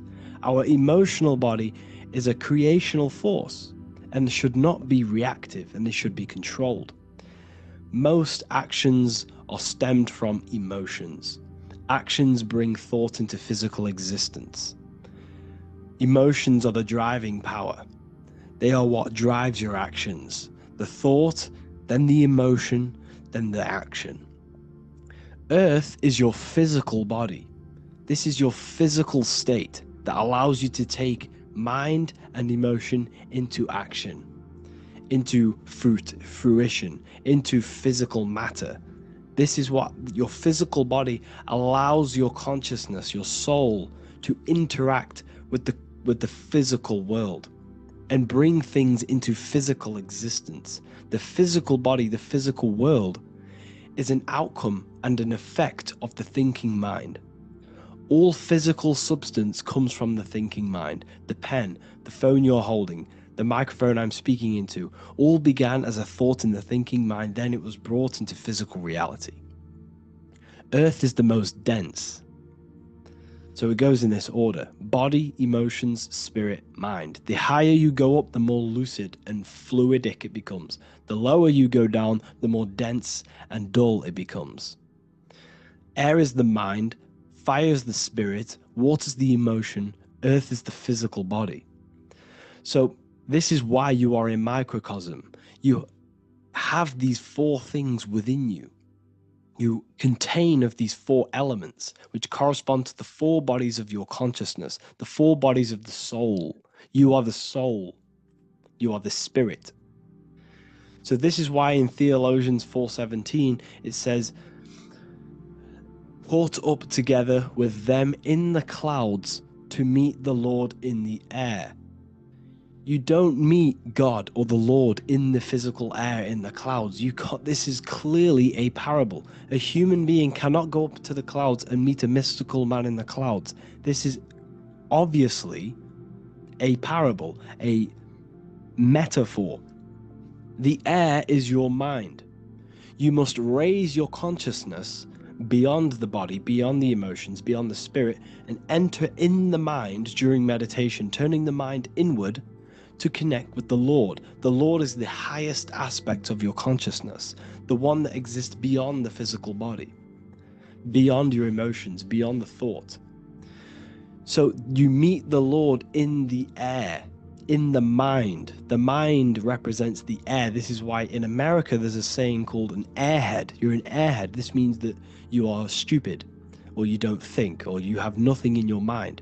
You have nothing in your head. When someone's very stupid, you call them an airhead, because air represents the mind. The air is elevated. The air is invisible. The mind is totally invisible to the human eyes. It is a metaphysical substance. In fact, it's not a substance at all. It's so fluidic. It's everywhere. The mind can be everywhere at all times. It can be anything. Nothing is impossible within the mind. Now, this is synced with the four seasons.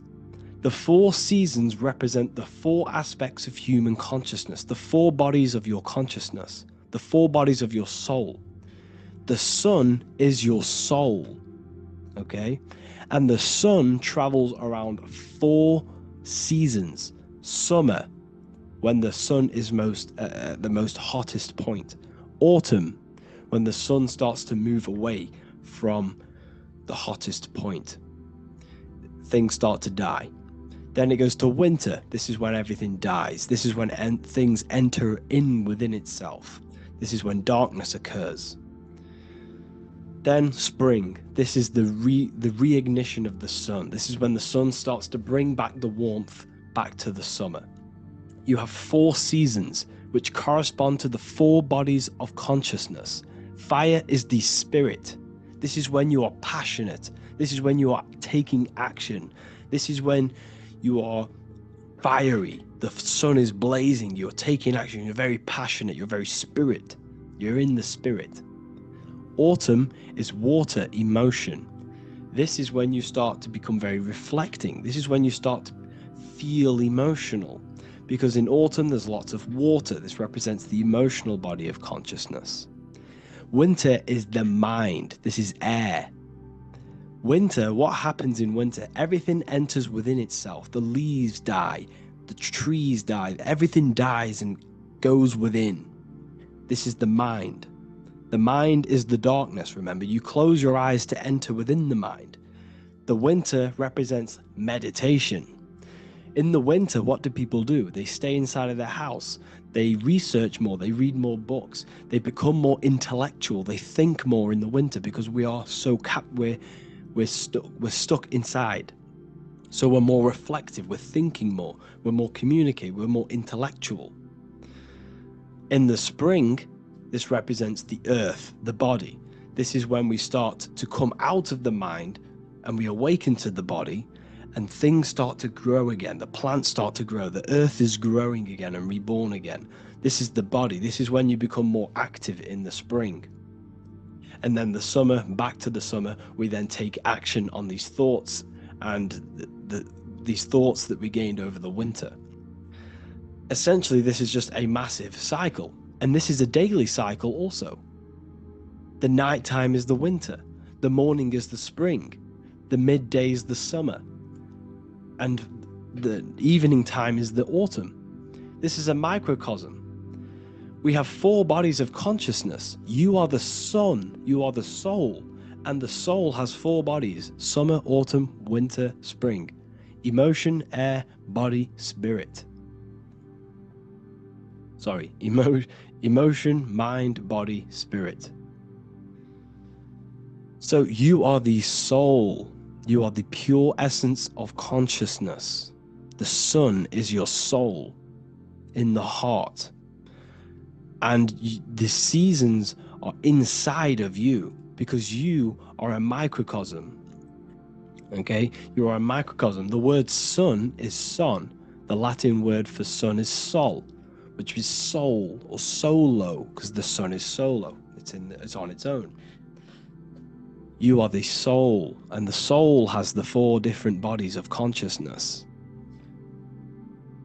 So, before we move on any further, if I've blown your mind, please, if you can, leave a like, a comment, a share, and a subscribe. Let me know what videos you want me to make in the future. Please drop a like, it definitely will help me. You are a microcosm of the macrocosm. Man is a miniature universe that goes through its own cycles. The seasons of the summer, winter, spring, and autumn do not occur merely outside of him, but within him as well. The summer is within you. You feel different in the summer. You feel different in the winter. You feel, depending on the body of consciousness, it's your soul's interacting with. So the sun in the sky is your soul inside, and the sun goes through these cycles, which is affecting your bodies of consciousness, because the cycles represent your bodies of consciousness. Now this ties in with the Bible. This is why we have 4 Gospels. This is why Matthew, Mark, Luke, and John are always seen with the 4 different zodiac sign animals or symbols. So you always see each one of the Gospels. If you just type in on Google Matthew, Mark, Luke, and John, type in ancient pictures, paintings or pictures of them, and you will find these 4 zodiac signs are always standing with each one. Taurus, the bull; Leo, the lion; Scorpio, the eagle. An old symbol for Scorpio was the eagle, and a man for Aquarius. Here you see very, very ancient paintings and artwork. Here we see Matthew, the man, Aquarius. Here we see John, the Scorpio. The same here. We also see it on the tarot cards, on the world card. We see the 4 fixed zodiac signs. Here we see it as well. These are called the 4 fixed zodiac signs. Now, when we look at the zodiac, we're no longer looking at the sky, because what you must understand is, as above, so below. What is above you is inside of you. What is above is what is below. What is outside of you is within you. The zodiac is inside of you. The zodiac revolves around the sun. The sun is your soul. These are different energies of your soul. Like I said earlier, the 4 seasons are the 4 bodies of your consciousness. And in each body of consciousness, you have these different energetic energies that you can work with. Okay? So this is the true astrology. This is the true astrology, the internal esoteric astrology. You can't find much information on this at all. Very hard to find. So what we're looking at are the 4 bodies of consciousness. Obviously, when you look in the middle of each, when we look in the middle of each season, spring, the middle of spring is Taurus. The middle of winter is Aquarius. The middle of autumn is Scorpio. The middle of summer is Leo. These 4 signs are known as the 4 fixed signs. Okay? Scorpio is fixed. It's the middle of autumn. Scorpio is a water sign, emotion. Aquarius is the air sign, the mind. Taurus is an earth sign, the body. Leo is a fire sign, the spirit. This is why we see Matthew, Mark, Luke, and John with the 4 fixed signs of the zodiac, which represent the 4 bodies of consciousness. Leo, the spirit, fire. Luke, Taurus, earth, body. Matthew, Aquarius, air, mind. John, Scorpio, water, emotion. Each gospel is depicting Jesus and showing Jesus in each gospel. Each one of these gospels is showing and depicting Jesus according to the different body of consciousness. In John, this is when Jesus starts to turn water into wine. Water is emotion, wine is transmuted emotion. This is when he does miracles with his emotions, water into wine.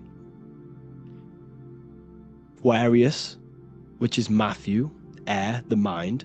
Inside of the Gospel of Matthew, this depicts Jesus as an intellectual person, a person who's communicating and using his mind, his mental body a lot inside of the Gospel of Matthew. Go and read it, and you will see this. Luke, Taurus, earth, the body. Luke shows and depicts Jesus according to the body of consciousness, the physical body. He shows Jesus as a human, being a human being, helping people physically and helping people's physical needs, like giving away food and doing all sorts of good things for other people.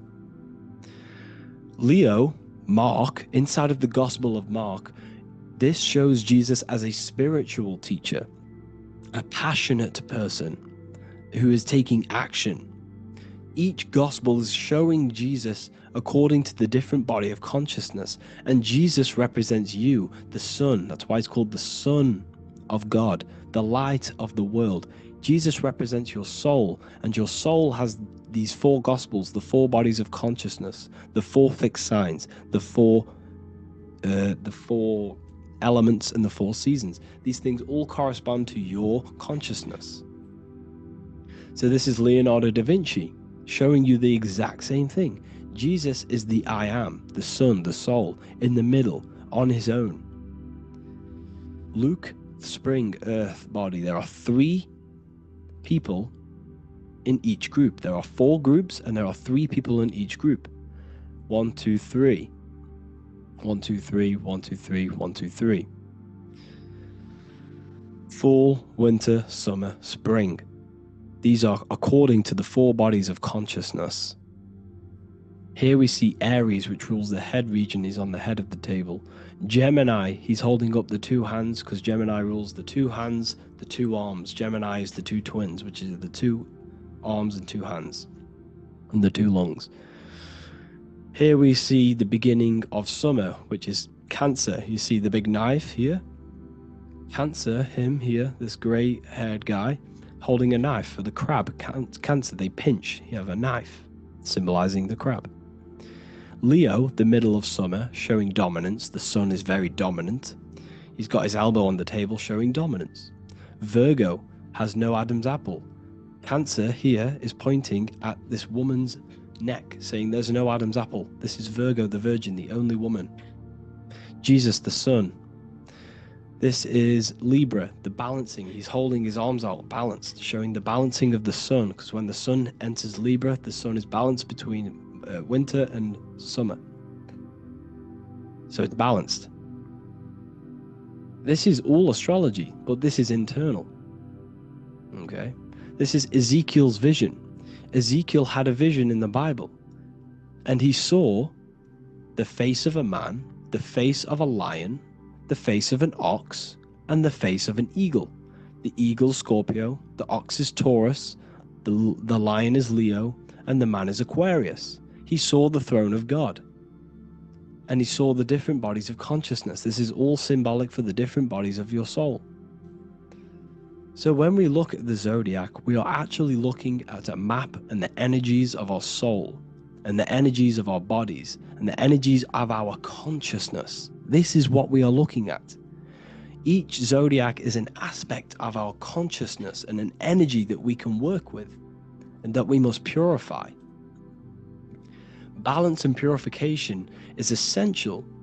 Imagine playing a brand new video game. Let's say a brand new video game came out and you had to play it. What happens when you play that game? You don't know the controls. You cause chaos in that game. You can't really run properly. You can't do anything properly. You're getting destroyed by other people who are playing that game. It's the same with your physical body. When you are born, you must learn how to play the game. You must learn how to balance the mind, learn how to balance the spirit, the emotions, and the physical body. We must balance and purify each body of our consciousness. We must look after our physical body with our physical health by eating physical, electrical food like fruits and veg.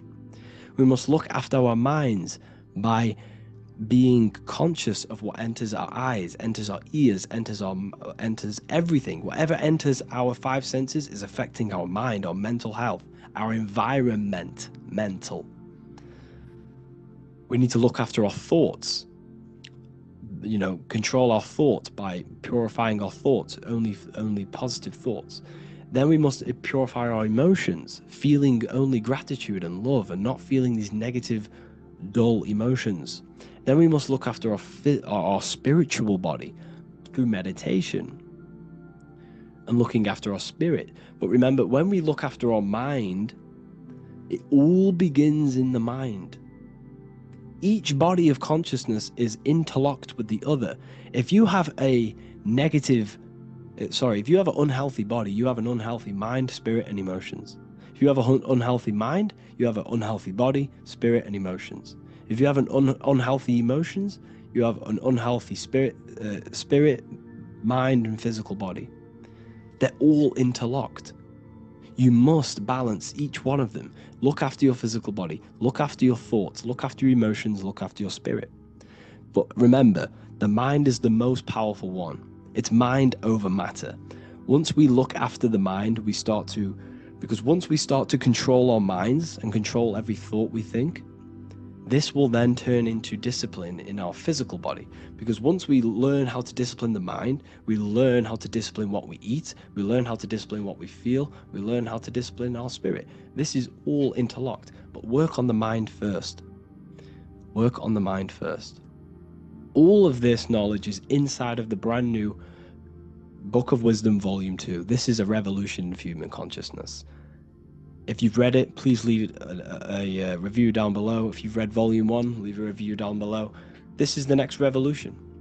I don't see this information anywhere. This is the next revolution of human consciousness.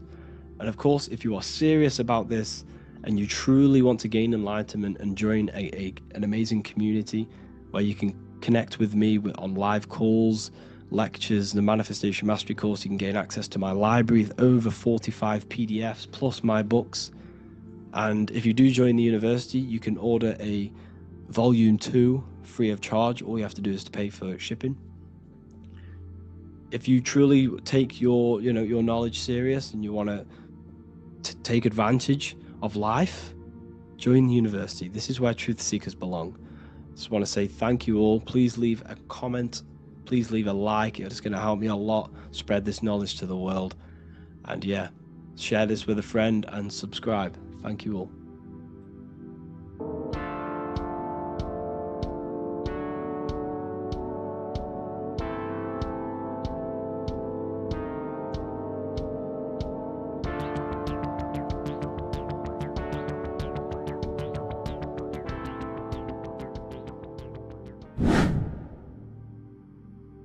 People, how are you all doing? It's Revival of Wisdom, and today we're going to be talking about your birth certificates and how we are slaves to a system and how they have trapped us into this system. Okay, so the first thing you need to understand about this system is there are two types of laws. You have the law of water, which is Admiralty law, and the law of the land. So the Admiralty law is the law of water, and this is what money is. Money is water. This is why we say liquidity, currency, the current. A current is water, something moving through something. Cash flow. And this is why banks are called banks, because a river bank is on either side of the water, and it directs the currency. You see? So money is water. And as you can see here, Ripple, the cryptocurrency, Ripple, water Ripple, and they're building a bridge over water, overseas, international banking with cryptocurrency. So money is water, and this has specific laws about water, but water is the same everywhere, you see. What the difference is with the law of the land is that you can have different laws in different lands. I can't do certain things in the UK that people can do in America, for example. You see, that's the law of the land, but the law of water is the same because water is everywhere. Now, this is very important to understand when it comes to, you know, these birth certificates. So, Pope Gregory, this is where we're going to start off. Pope Gregory in 1582 took the Orthodox Eastern sunrise calendar and changed it to his own Gregorian timeline, not a calendar, a timeline. This timeline was copyrighted by Pope Gregory under the name of the Vatican. So the Vatican owns the timeline that we are using today, 2023. They own it. They own the title of this Gregorian calendar. Okay? Therefore, anyone who is born under this copyrighted timeline, not calendar, they are subjected to Rome because Rome owns the timeline. They have a patent, a copyright for that timeline. What is on our birth certificates? That timeline. We are born underneath, we are subjected to the Vatican. This is why all birth certificates go to the Vatican. They own every single birth certificate. Okay? So when we use this timeline, we are subjecting ourselves to this timeline. Okay? Which the Vatican has a claim over. This calendar or timeline is set to sunset, not the sunrise, which is associated with death, darkness, and the moon, lunatics. You see, so this is a sunset calendar timeline. Okay, this is now, they've changed a couple things, right? They say that the new year is January the 1st. Okay, when we know this is in winter. January is winter, which is associated with darkness, death, the death of nature. So this is a death cult, people. These people are evil. They're so evil. The Vatican. And this is why we use April Fool's Day, because April is in Aries, and Aries is always the start of the zodiac. This is why Aries rules the head region. 12 zodiacs, 12 systems of the body. Each zodiac is associated with each part of the body, and this is why Aries is the head, cerebrum, but we're not going to talk about it in this video. But yes, that is what April Fool's Day is. They're putting it in your face. April Fool's Day is the real start of the year, when the sun starts to rise again, when the risen Savior is resurrected, when it's born again. This is when the Jews celebrate the Passover. This is when the Christians celebrate the resurrection of Jesus, and they eat lamb. The Jews eat lamb because we're in Aries, the new year. The sun is now born again, our risen Savior, the light of the world. So yes, this is what April Fool's Day is. It's the first day of the year, which they changed. Pope Gregory changed. So you need to understand is that you are in the womb. You are inside of a ship, because every ship, literally a ship, every ship is female. This is why they say she delivers the product, because she does deliver the product, you, the baby. Same thing with a ship, they deliver products. They are a she. And when they pull up to the bay, like you can see on this picture, they're pulling up to the bay. This is now called the birth canal. The ship is now in birth, on paper. Okay, this is law. And when they pull up, you know, they tie up to the bay, and now they get a certificate of manifest certifying all of the products which are on the ship and what they are bringing into that nation. Okay, so you're bringing in this many of that, you know, everything's on the certificate of manifest. And this certificate as manifest is also your birth certificate, because you are traveling through water when you are in the birth canal of your mother, because you are in water when you are in the womb. And you travel through the birth canal, and when you arrive, you get a certificate of manifest with the name, how many, the quantity, you know what, that's your birth certificate. Okay? And this is what it is. We are a well, we're not a corporation, but we represent a corporation, which is your name in full capital letters. That is your corporation. You cannot physically tax a body, but you can tax a corporation. This is why we get charged. This is why we get taxed, because it all goes down to the corporation, which our name represents, which we are subjecting ourselves to. We are my name, I am subjecting myself to this name, and that name has a corporation which I represent, which I subject myself to. You see, this is how we are attached to this straw man, this character that they have built on paper. So it's a character which is on paper. This is what we represent. So when the woman gives birth, she delivers the baby, and then she has another substance. Now I'm going to break down how they attach this name to us, how they do it. Okay, our mother is carrying us the product in the womb, the water, and it goes, for example, it goes from the United Kingdom into a state-owned, corporate, federal-owned hospital, which is government-owned. She does not declare the package when she enters the building. Aha, so keep that in mind. When she delivers the package in the federal territory, she does not declare the package either when she leaves. Therefore, there is no evidence that we exist when we arrive. On paper.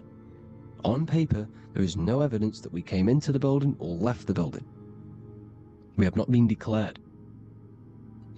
So we do not exist on paper at this point. When the woman gives birth, she delivers the baby, and then she has another substance, which is called the afterbirth material. Okay? This afterbirth material has the same DNA as our physical body, with the body, mind, and spirit. Okay? This is how they get this corporation. Hold on. The afterbirth material does not get claimed by the mother nor anyone. Therefore, they salvage that substance, because we are under the Vatican. Every state is all Catholic. Your birth certificate is Catholic. No matter what religion you think you are, every single birth certificate is Catholic, because we are subjected to Rome. All roads lead to Rome. Rome runs all of this. Okay? We're still under the Roman Empire. Okay, So Rome are Catholic and they believe in salvation. This is how religion comes into this. This is how they use religion to get this. So they salvage the afterbirth material and they claim it, and they salvage it and give it and charge it to Rome, and they give it a name. Here's the legal term, born alive. Here's what it says: each product of such birth is considered live born and fully recognized as a human person. So each product of such birth, so that could be anything, the afterbirth, the person who actually comes out, the baby. So your afterbirth, which we do not take with us, we take the baby with us, they keep that in the hospital, they collect the afterbirth, and they salvage it, and they give it the name, which, it is us, we are a representative to that afterbirth material which they put the name on, they claimed, which is subject to Rome. So we are walking around our whole lives as a representative to that claimed salvaged afterbirth material, which the federal state have. Okay? We are under the Catholic Church, Vatican, therefore the afterbirth material is a child of God. See? On paper, therefore they believe in salvation and salvage the afterbirth material. This material has no mother or father. The state pick it up, it becomes a war to the courts and gets charged to the state. So we are a representative to that character they salvaged because it is the exact same DNA as you.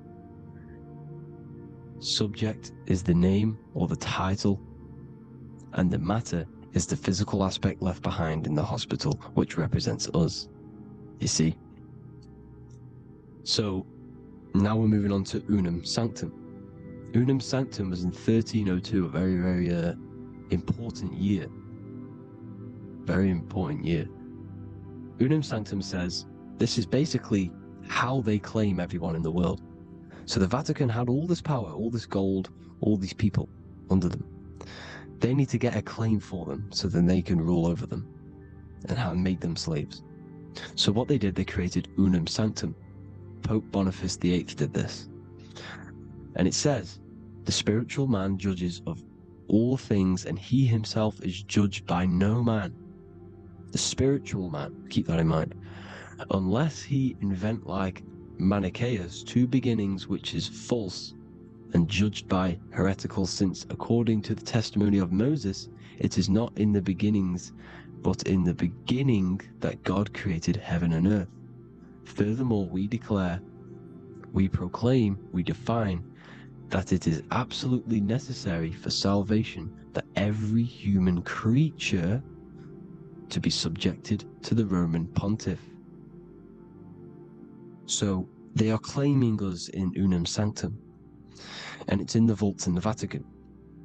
They will put a spell on it because they are sorcerers, they are magicians.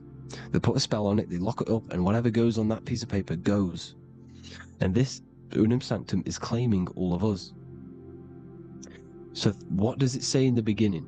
The spiritual man judges of all things, and he himself is judged by no man. The spiritual man, the man with the body, mind, and soul, the first baby that comes out the birth canal. That's you, your body, you, body, mind, and soul.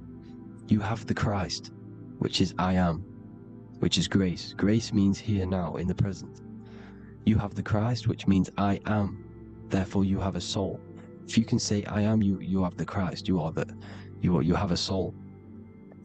But a creature can be anything with no soul. You see? So no man can judge the man with the soul. However, as it says in the second part, we proclaim, we define that it's absolutely necessary for salvation that every human creature to be subject to the Roman pontiff. So they are subjecting the afterbirth, not the man with the body, mind, and soul, but the afterbirth to the Roman pontiff, to the Roman Catholic Church. we are the ones who are claiming to be the afterbirth material, which is our birth certificate, which is our representative. We represent that because it is our DNA. This is how we are stuck. We are stuck because we represent this DNA, which is on paper, recorded. You see? So we,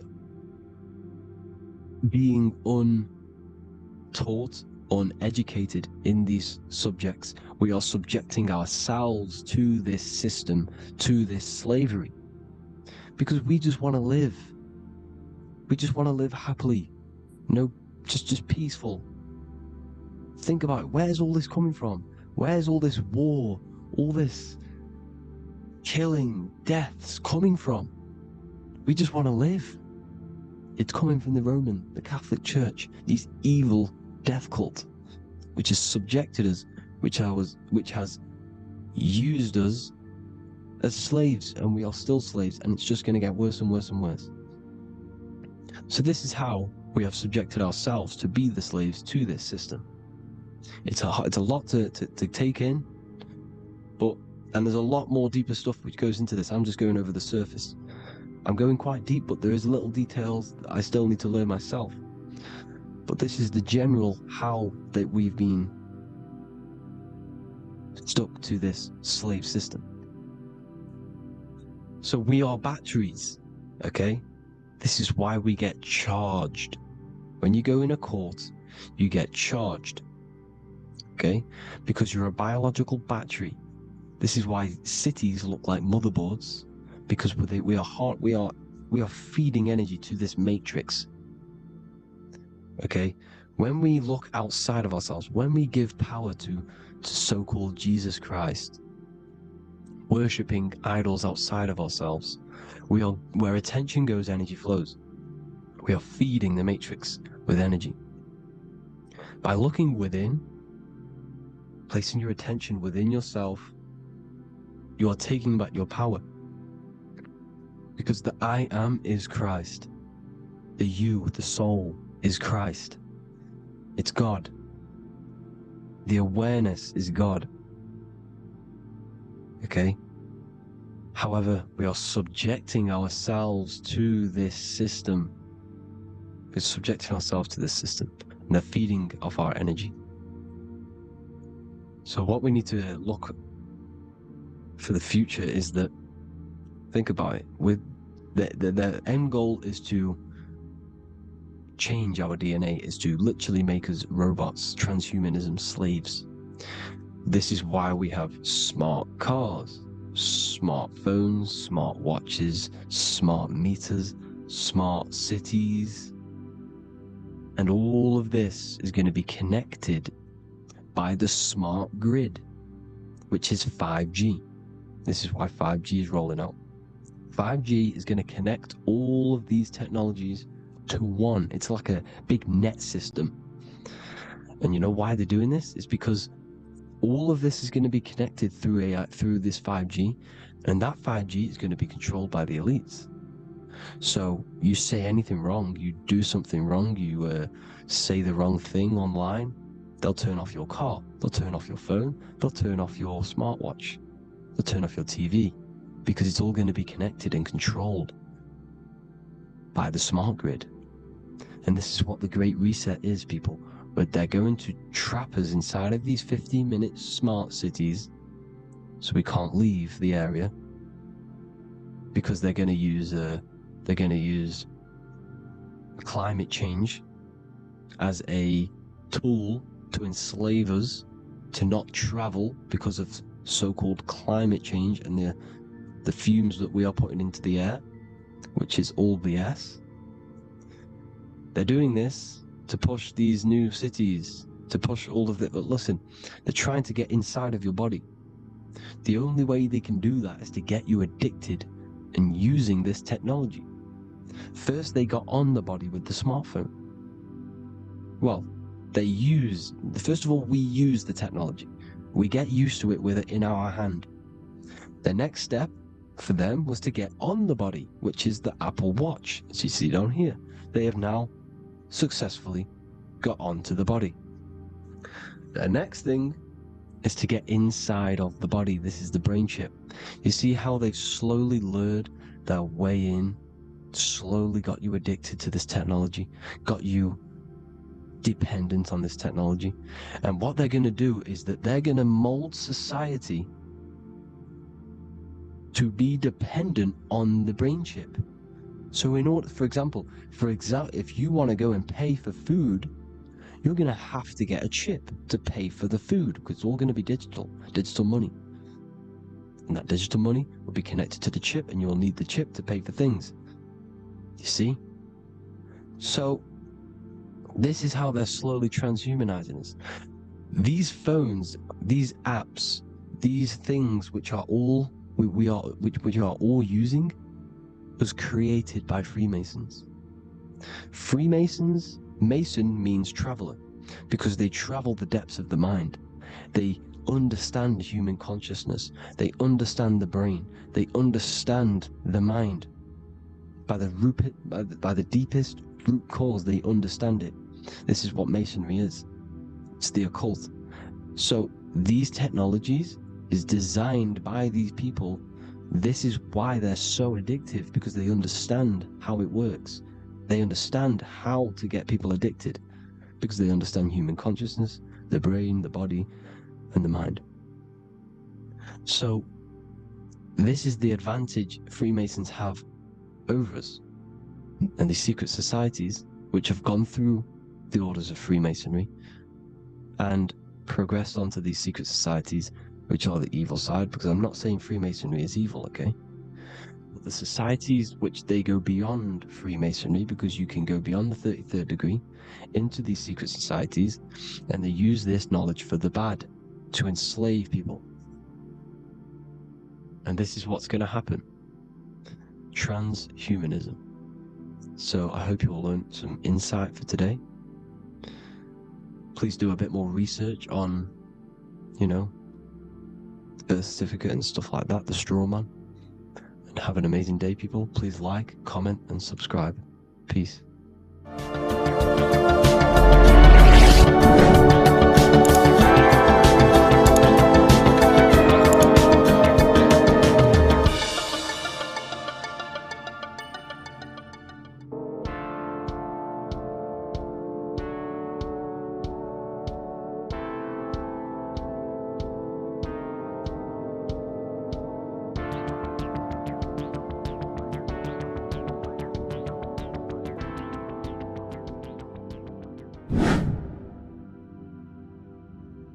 How are we all doing today, people? It's Revival of Wisdom, and today we're going to get real deep.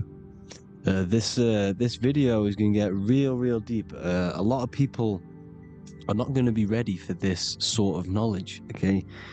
You really have to do is to really deprogram the mind, because everything we've been taught is a complete lie, is to keep us trapped, okay? This is really advanced knowledge. Now, let's get straight into this. All of the ancients depicted other worlds, and they called this place Midgard. Midgard is the mid-garden, the middle garden. This is why the Masonic symbolism on the floor is always a black and white checkered board, symbolizing the polarity here, the good and bad, because we're in the middle garden, the heart. Earth rearranged spells heart, because we're in the heart of this system, of whatever it is, a super quantum computer, whatever you want to call it, simulation. Now, in the Quran, it talks about the 7 layers of heaven. All of these ancient artworks are depicting these different layers of reality. Okay, and look at the Egyptians here with the boat outside of the firmament. Boats travel on water, and this is exactly what the Masons are doing. So they're still using the same symbols. Why? Because it's the same knowledge, just hidden. The Egyptians have the same knowledge as the Freemasons. It's just hidden. Now, this cosmology that they're showing here, which is probably made maybe 100 years ago, this painting or artwork, is the exact same as the one we see here. with the arch, the boat. You know, it's similar because the boat is symbolizing traveling these other worlds, because the ether is also symbolized as water, because if you look up at the stars through a telescope, it looks like it's water.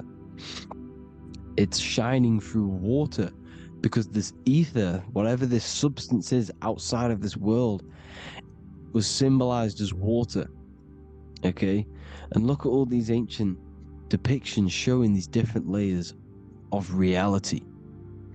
Now, we are being trapped within this 3D dimensional world, which is the cube, the Saturn cube, because there are 6 sides to everything in this world: front, back, left, right, up and down.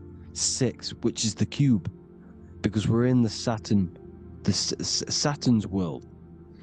Okay, now, always been depicted as a tree of life, the tree of the universe has always been depicted as this tree. Because let's get a bit deeper. Now, the cosmology of this reality is the sun, the moon, and Polaris, always in the Masonic art. The sun, the moon, and Polaris, the all-seeing eye. If you go inside of the temples, of the Masonic temples, they always have this star in the middle, shining light beams. Okay, look here. The light beams coming from the big star in the middle, which is Polaris. This eye is God. It's God's light shining down from his abundance. Now, when you astral travel, you will see this big ball of light above you, and this big ball of light is God. But you cannot travel towards it until you are pure. It doesn't work like that. You have to become formless. You have to become pure before you can become one with the light. And all these Masonic artworks, it's all depicting the star in the center.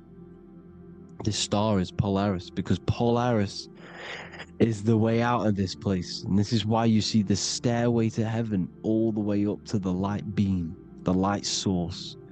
What does it say in the Bible? God is light, because everything is made out of one substance, and that substance is light. And it symbolizes the eye, because God is an eye. All things that are alive have an eye. And we all say, I am. We all see these realities through eyes.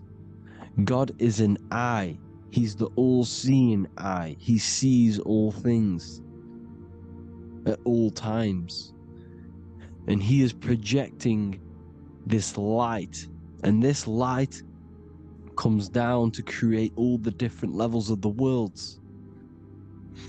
And this is what the 2 pillars symbolize the number 11. 11, the number 1, is just a vertical line. It's the 1. It's a 1 point. 11 symbolizes the mirror nature of reality. Everything's mirrored, as above, so below. Now, the 11 also symbolizes openings, doorways. And as you can see here, an opening to the all-seeing eye. And you see here again, an opening to the stairway all the way up to the light. This light is the light of God in the astral worlds, beyond this world.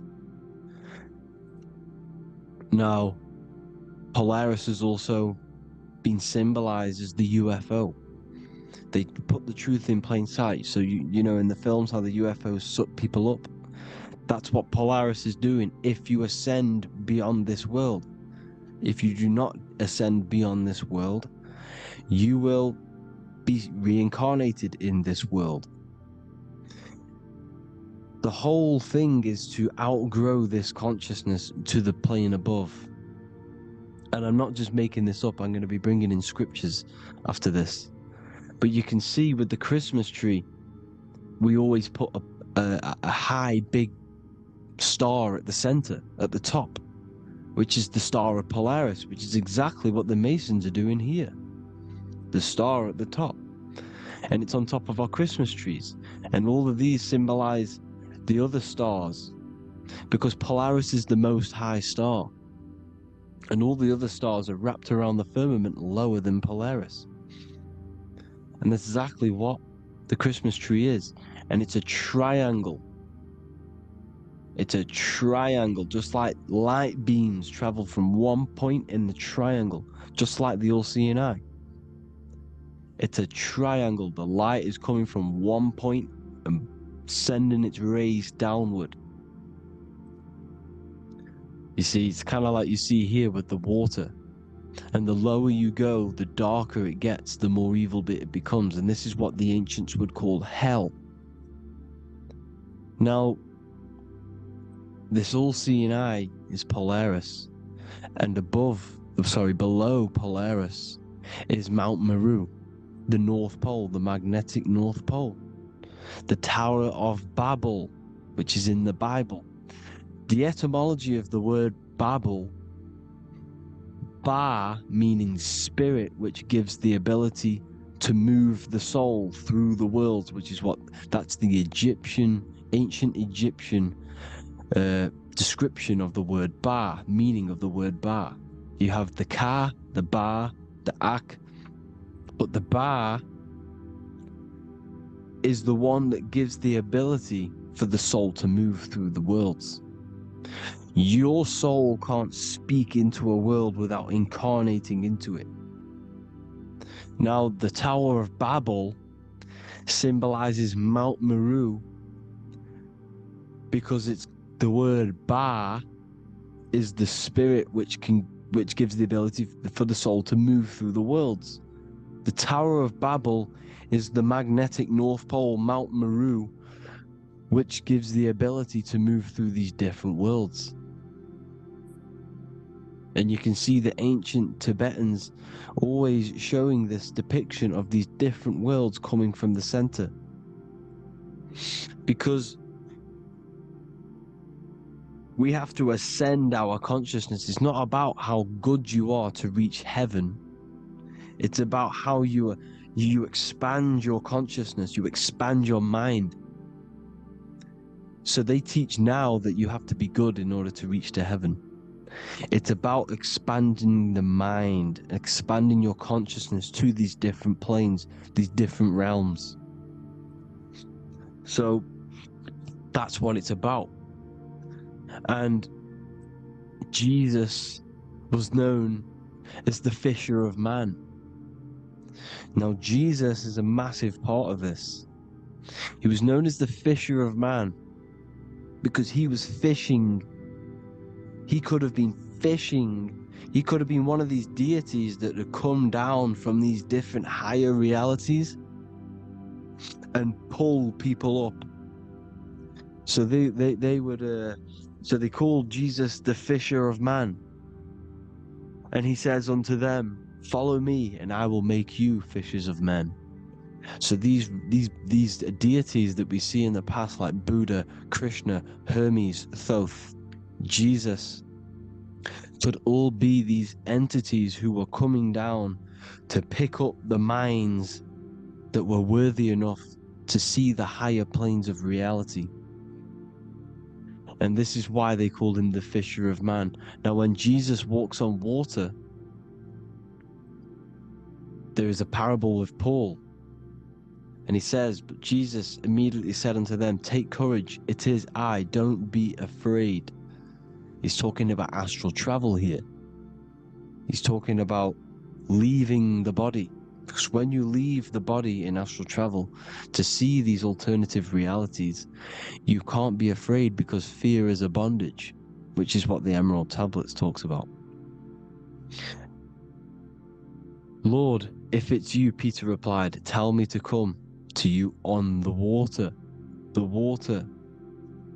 "Come," he said. And Peter got down from the boat, walked on the water, and came towards Jesus. But when he saw the wind, he was afraid and began to sink. When you become afraid in astral travel, you sink back into your body. "Lord, save me." So this is talking about Jesus pulling people up into different realities. And you can see the fish is the symbol of Jesus, is another symbol of Jesus, a fish. Because fish symbolize deep occult knowledge, because fish travel the depths of the ocean. And they symbolize us because we are fish underneath the ethers. And Jesus was pulling people up. You see, so the Bible is a people today believe the Bible is a book telling you how to reach to heaven, how to become godly and reach heaven. But you've got to become the Jesus Christ to see these alternative realities. Now look at the emerald tablets is a massive part, and it speaks so much about these different realities. Look what it says here. This is in Emerald Tablet 3. Then in my heart grew a great longing to conquer the pathway that led to the stars, which is exactly what the Masons depict in all of their art. Look, the ladder to the stars. And then he goes on to say, years after years I sought after wisdom, seeking new knowledge, following the way, until at last my soul in great travail broke from its bondage and bounded away, broke from the bondage of the body. Free was I from the bondage of earth men, free from the body I flashed through the night. The stars. The stars are a massive part in the astral world. Each star is a different reality. And the true astrology is the star that you came from. You came through a star to reach this, to reach here. There is a reason why you are here. There's a reason why you have the personality traits, because your soul came from a specific star. This is why we call them stargates, because they are gates in and out of this reality, and Polaris is the way out to the higher worlds. Now look, far into space, my soul traveled freely into the infinite circles of light.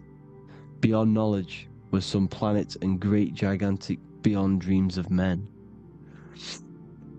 Then he goes to say, lift up your flame from out of the darkness, fly from the night and ye shall be free. Lift up your flame. Your flame is your soul, because it has to be lifted up out of the darkness.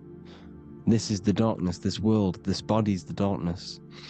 Because it's a bondage. You need to break free. You need to learn how to astral travel, people. You have to learn this. If you want to get out of this world, you have to learn how to astral travel and see the other realities.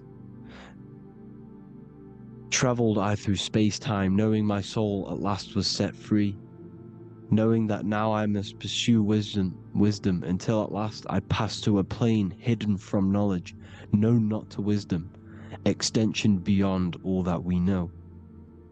So he's talking about he went to a place where we cannot even comprehend here, a place that was not even known to Earthmen. He's telling you he's ascended out of this world to the planes that are beyond. And it says here in the Emerald Tablets, man is in process of changing to forms that are not of this world. Grows he in time to the formless, a plane on the cycle above. Know ye must be one, ye must become formless before ye are one with the light. The light, the same light that I was talking about, the Masonic light, with the triangle, God, the one source. Ye must become formless before ye are with the light. Formless, you have to leave the body. You have to leave the body. You have to gain the ability to leave this body and travel to these other worlds. Now, it says here, not as man am I, for free have I become of dimensions and planes. In each I take on a new body. In each I change my form. Know I now that the formless is all there is of form. You see, all things created come from the things that, all things that you see come from the things that you cannot see. All of us have the same spark of consciousness, the same I am. Every dog, every animal, every human has this same I, this same thing which sees through the eye. It's formless. It takes, this formless entity is the same entity of us. We are all the same entity in different bodies. And this entity it was represented as the flame, the cosmic flame, which is inside of all of us. And this is why the Masons depicted your spine as a candle or the Holy Grail. You would either see this or a candle with a flame on the top, because the Holy Grail is your consciousness, which is on top of your spine, which is the candle. Now, Jesus, Thoth, Buddha were all these deities which were coming down to lift people up because they were fishermen of men. And he would lift you up to the higher worlds, out of this world, to the ones above. Now, Thoth, you can see him here, he's leading the way. He's holding someone and he's leading the way with knowledge and power. He was leading the way to other worlds, out of this world. There's no point trying to change this world. This world will stay the same. It will stay the same. You have to get out of this world, and that's what they're telling you. That's what they're keeping you from. They're keeping you stuck within this thin layer of reality. So what the Masons are doing, they have the ability to astral travel. They're living not stuck and bound to one reality, but living within the different layers of reality. And this is what Morpheus was doing in the Matrix. Morpheus was going into the Matrix to go and get Neo, which is exactly what Jesus was doing, pulling up people out of this world to the ones higher. And that's exactly what Morpheus is doing in the Matrix. If you haven't watched the Matrix, go and watch it. It will blow your mind. Everything I'm saying in this video, you will see it. Except that you don't need to use a machine to enter the Matrix. You just use your body. Well, you use your consciousness to leave this body. You see, Neo was also uploading himself into the simulation to pull people out of the simulation. And this is exactly what all of these gods were doing. The fisher of man, look, he was pulling people up out of this reality with the knowledge. Now, Jesus was always depicted with the mushrooms. Look at all this mushroom art. Mushrooms were literally the origin of Christianity. You can see it everywhere. There's mushrooms in all of the ancient art. Every single one of these paintings you see here, there's mushrooms on them. Mushrooms have the ability to see alternative states of consciousness. Now, if you go and do them, and you go to sleep, if you pop mushrooms, you go to sleep, and you will wake up in another reality. You will wake up in another reality. Don't try it if you don't want to do it. But if you've got the heart to do it, do it.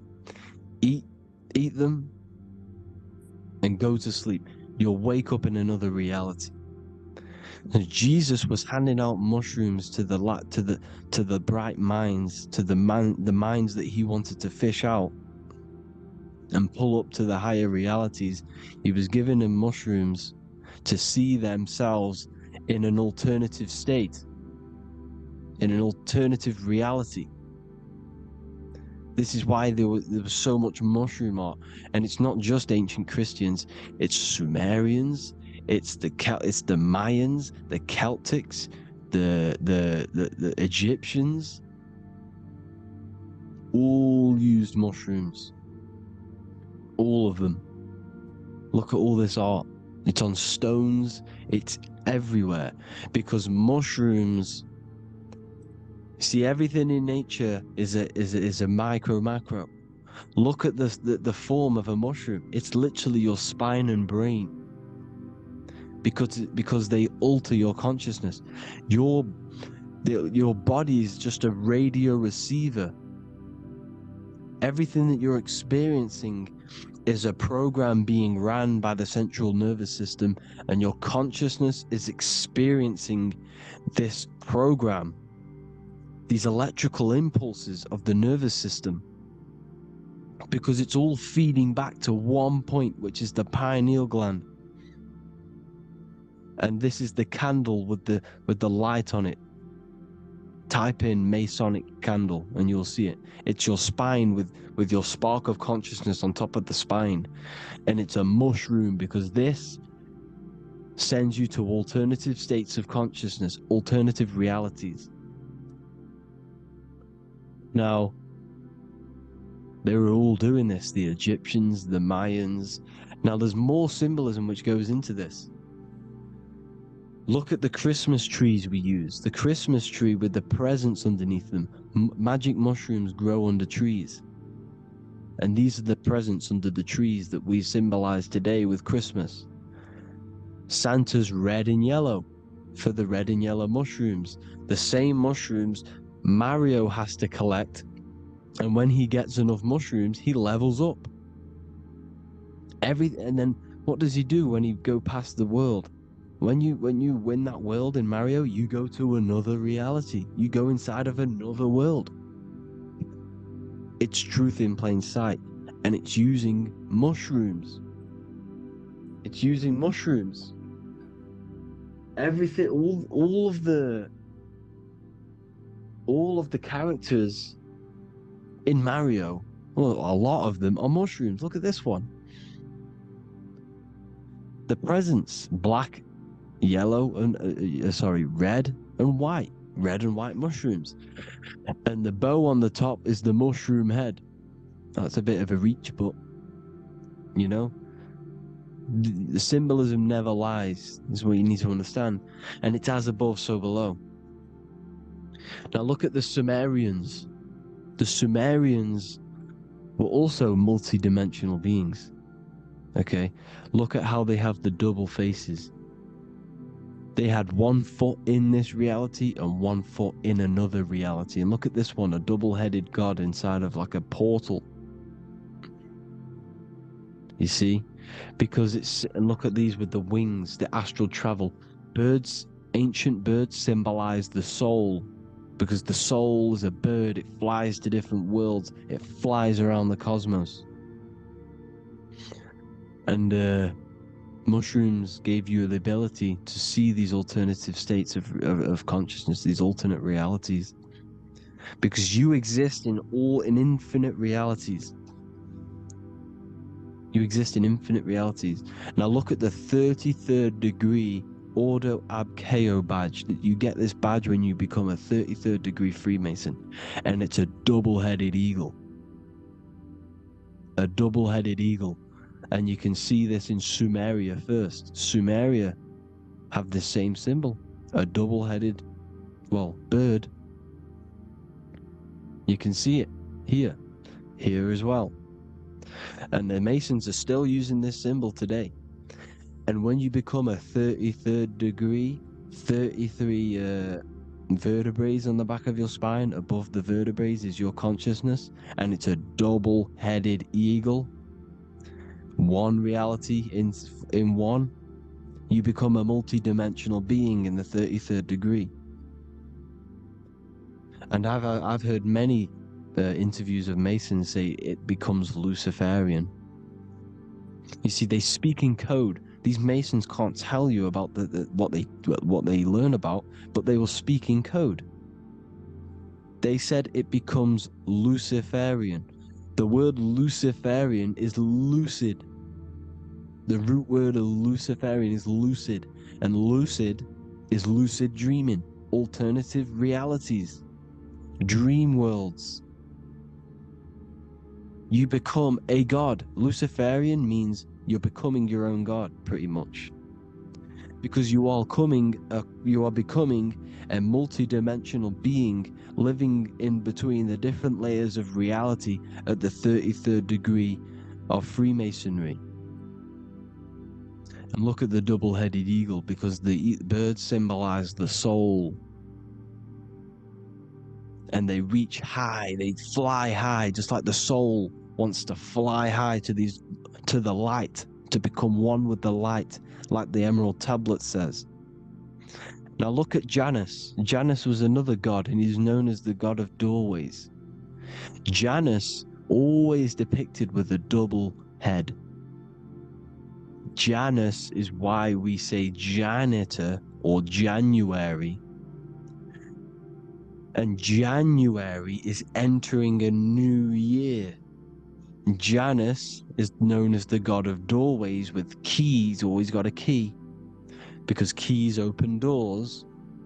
That's why the janitor holds all the keys. And Janus always has double heads, because he had one foot in this reality, one foot in another. He was a multi-dimensional being, a Luciferian, living between the different layers of reality, instead of being stuck in one like we are. Well, a lot of people.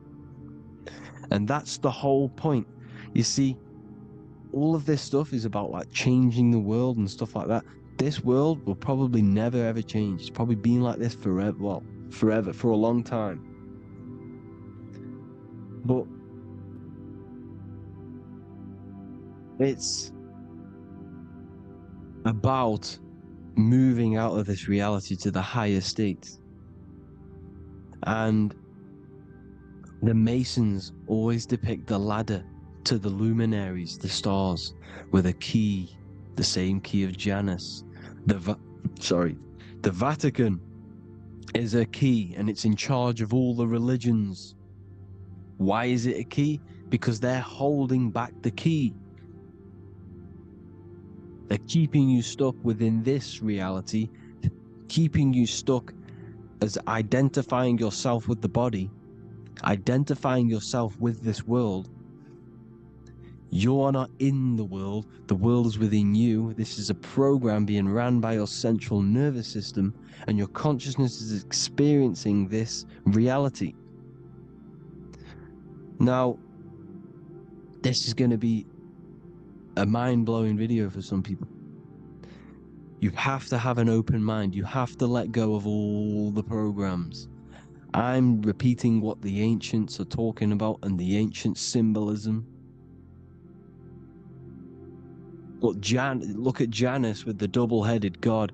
He was just another god coming down, giving keys to people who had the worthy mind to be pulled up out of this reality, to be pulled up to heaven, just like Jesus was teaching how to reach heaven.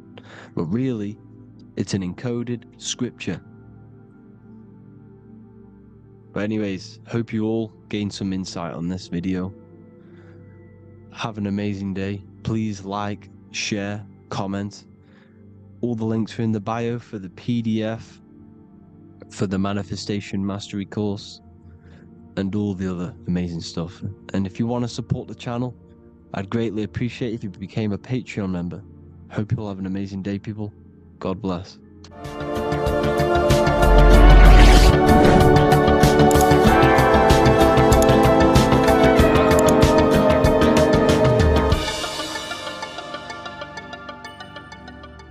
Welcome to Revival of Wisdom.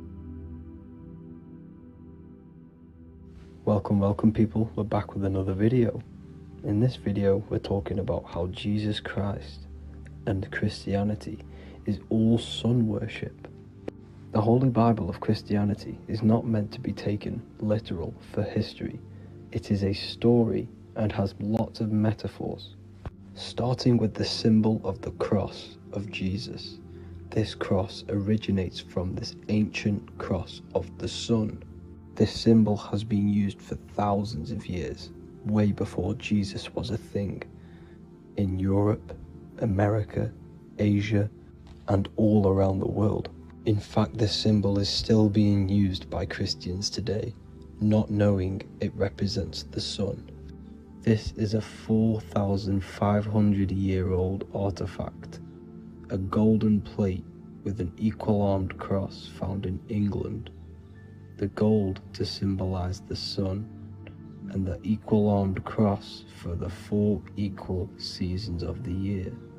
So this is why in the Bible you have Matthew, Mark, Luke, and John, symbolizing the yearly cycle of the sun and the 4 equal seasons. Also in the Bible, Jesus is referred to as the light of the world. So yes, Jesus represents the sun. He is a metaphor for the sun. Hence why in all of these pictures and images and paintings of Jesus, there's always a sun behind his head, and some even with the sun cross behind his head. Jesus also has 12 disciples, which represent the 12 zodiac signs and the 12 months of the year. This is the Last Supper by Leonardo da Vinci. As you can see, the sun, being Jesus, is in the center, because the sun is in the center of the zodiac signs. There are 4 groups which symbolize the 4 equal seasons. Each group contains 3 people symbolizing the 3 months and the 3 zodiac signs in that season. There is only 1 female in the painting, which is Virgin Mary, who symbolizes Virgo, the astrological sign. So yes, Jesus symbolizes the sun with his 12 zodiac signs and 4 gospels for the 4 seasons of the year. However, there is another phenomenon. The 25th of December is known as the birth of Jesus Christ, which is known as Christmas today. Jesus symbolizing the sun and is born on December 25th. This is the day the sun moves 1 degree northward, bringing back the warmth, the growth of crops, the life and light back to the northern hemisphere. Everything is springing back to life, as we call it, spring. So it is said that the sun is born again on the 25th of December, and Jesus is known as the risen Savior, because the sun is our risen Savior, because it gives life to the whole of this realm, the warmth, the crops. And without the sun rising in the morning, we'd all die in about 2 weeks. And we all know how Jesus died on a cross. The sun also dies on a cross in the southern hemisphere. It dies on the Southern Crux constellation. And on December the 22nd, 23rd and 24th, the sun remains in the same position. So the sun dies for 3 days and it is born again on December 25th, when it moves 1 degree northward. And this is when the sun is born again, or resurrected, just like Jesus. Constellation Virgo is prominent in the spring sky in the northern hemisphere. So therefore, the sun is born a virgin, Virgo. And as you see in this image, you see Virgin Mary holding the sun. Us as humans do not own the sun, so therefore God owns the sun. So yes, the sun is the Son of God, and this is what Jesus is symbolizing. And just how Jesus sacrifices himself for humanity, that's what the sun does. The sun gives out all of its energy so we can live. There are many other Bible verses which represent Jesus as the sun. Now in Matthew 8:23-27, his disciples are in a boat and there is a massive storm. Jesus is asleep, meaning the sun has not arose. And the disciples say, "Save us, Lord, we are perishing." Quote, "Then he rose and rebuked the winds and the sea, and there was a great calm." End quote. Now this is a metaphor for the sun rising and calming the storm, because in the ocean, when the sun is down, that's when there are great storms. The worship of celestial bodies go back thousands of years, and it's called astrotheology, and it can pretty much be traced back to all ancient civilizations. Now, going back to the ancient Egyptians, the god Horus, the god of war, and he symbolized the sun in the morning.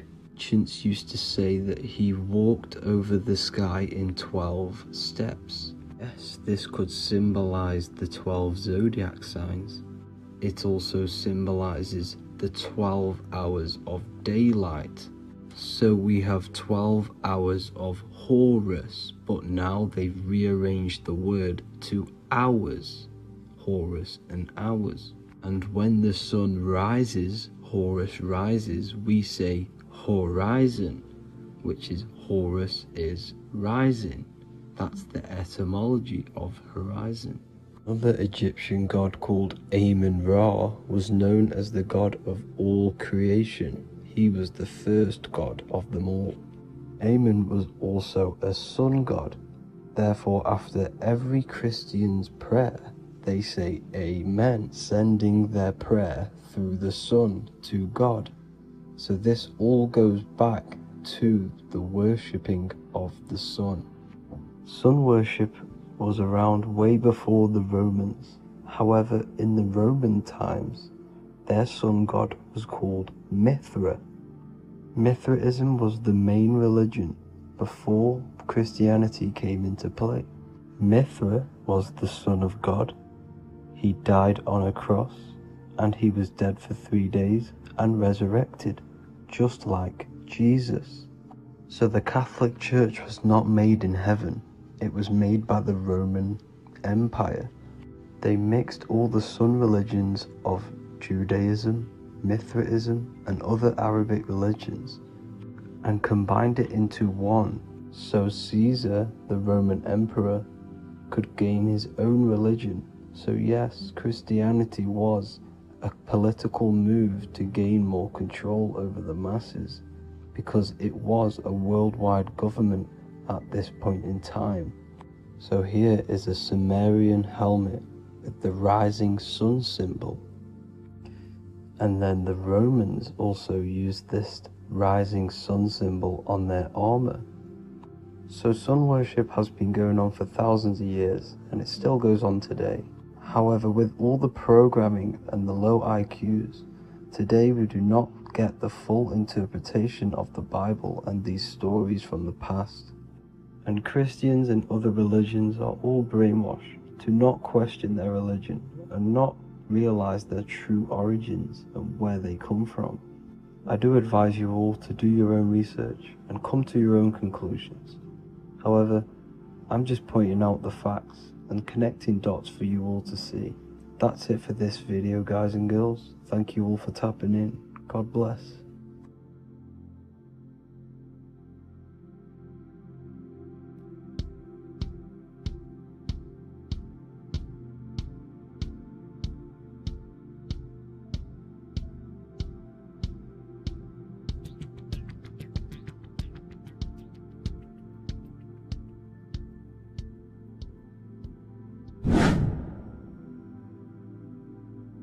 What is good, people? How are we all doing? Today we're going to be talking about the different planes of existence, the occult side of the world, the things they don't teach you in school. And of course, you can only find that on this channel, so welcome. So you need to understand is that your consciousness moves through these different planes of existence, these different states of consciousness, which make up all of you. Okay? They are all interlocked planes. They are all interpenetrated into each other. They are all one. They melt into the plane above and below. You see, each plane is a product of each plane. As above, so below. Now, the higher you go, the more fluid, the more dreamy, the less dense it becomes. The lower you go, the more denser it becomes, the more solid it becomes.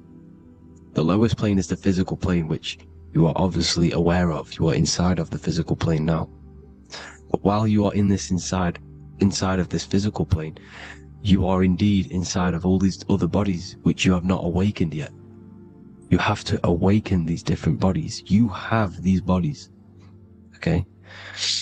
It's like a ripple effect. And the center is the most dense, the most solid. This is Earth, the heart of the ripple. And the lower you, the further you go out from the center, the more dreamy, the less fluid, the more fluid, the more less dense it gets until you're one with the all. You see? And this is what it's like. This is what this system is. It's like a ripple effect. Now, let's jump straight into the planes.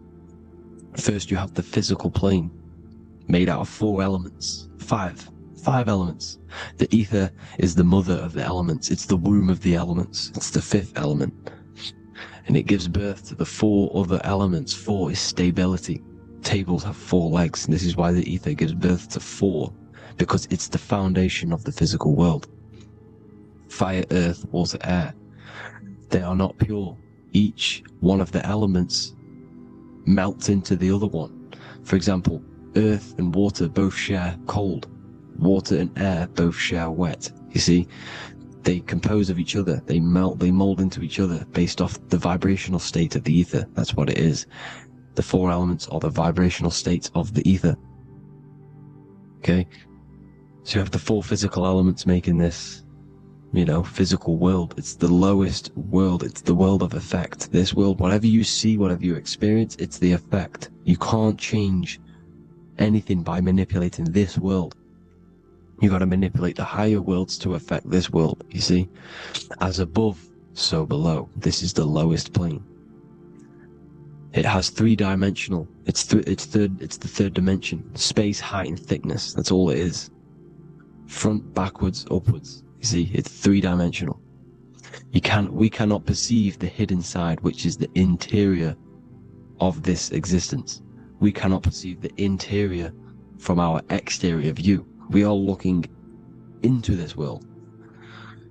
Okay, this is the exterior view. We can't see what's inside of that. That's the 4th dimension, which is the next one. It's the most gross and dense plane. 4 states of matter, the most slowest vibrational molecules exist in this plane.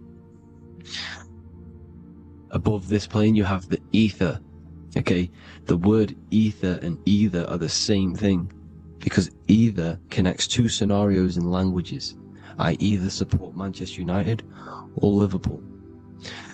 Either is connecting them 2 scenarios. The ether is doing the exact same, as you can see here on the planes of existence. It connects the astral world, which is very important, to the physical world.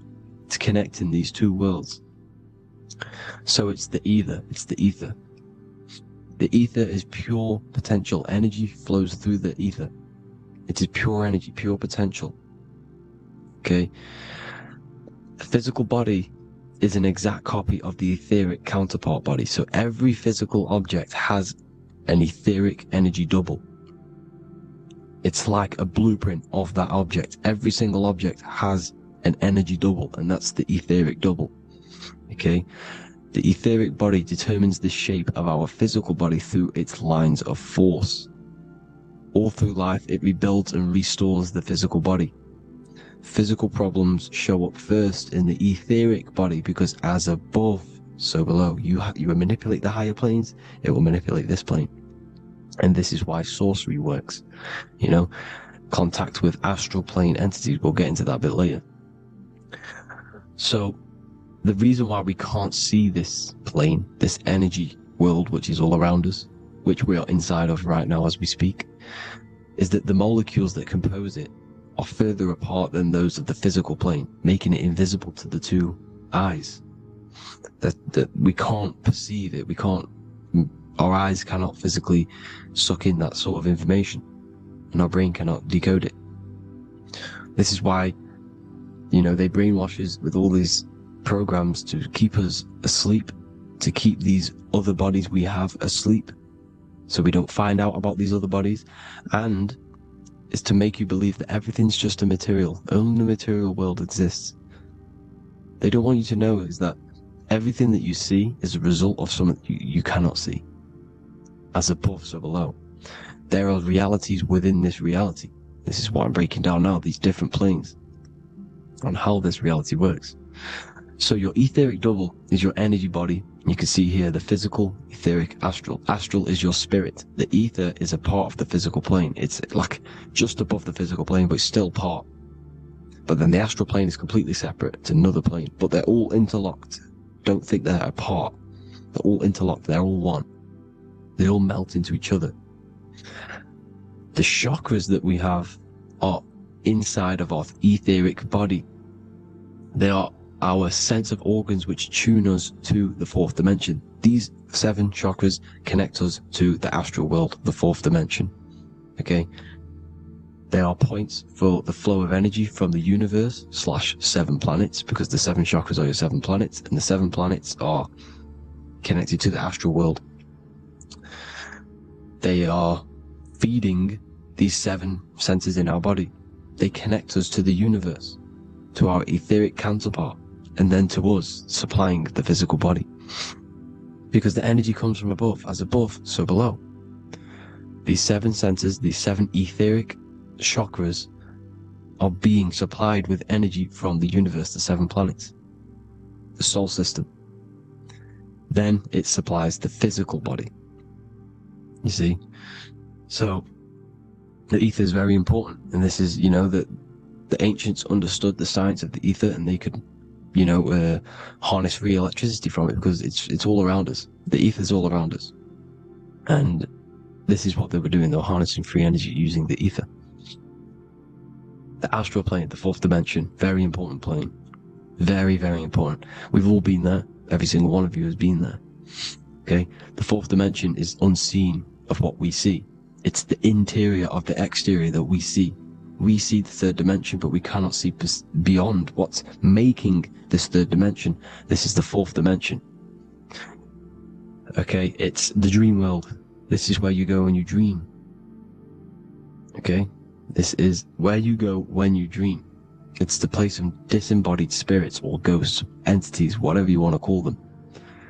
When you hear ringing in your ears, that is not tinnitus. That is an entity around you. Okay? That is an entity around you. The fourth dimension is where thought forms exist. Mental images. Thought forms as in what you see in your mind when you think of an image, because the mind is the highest plane of existence. Mind is the highest plane of existence. And it manipulates all of the planes below. So it goes the mental plane, then the astral plane. So the thought is in the mind, the mental plane.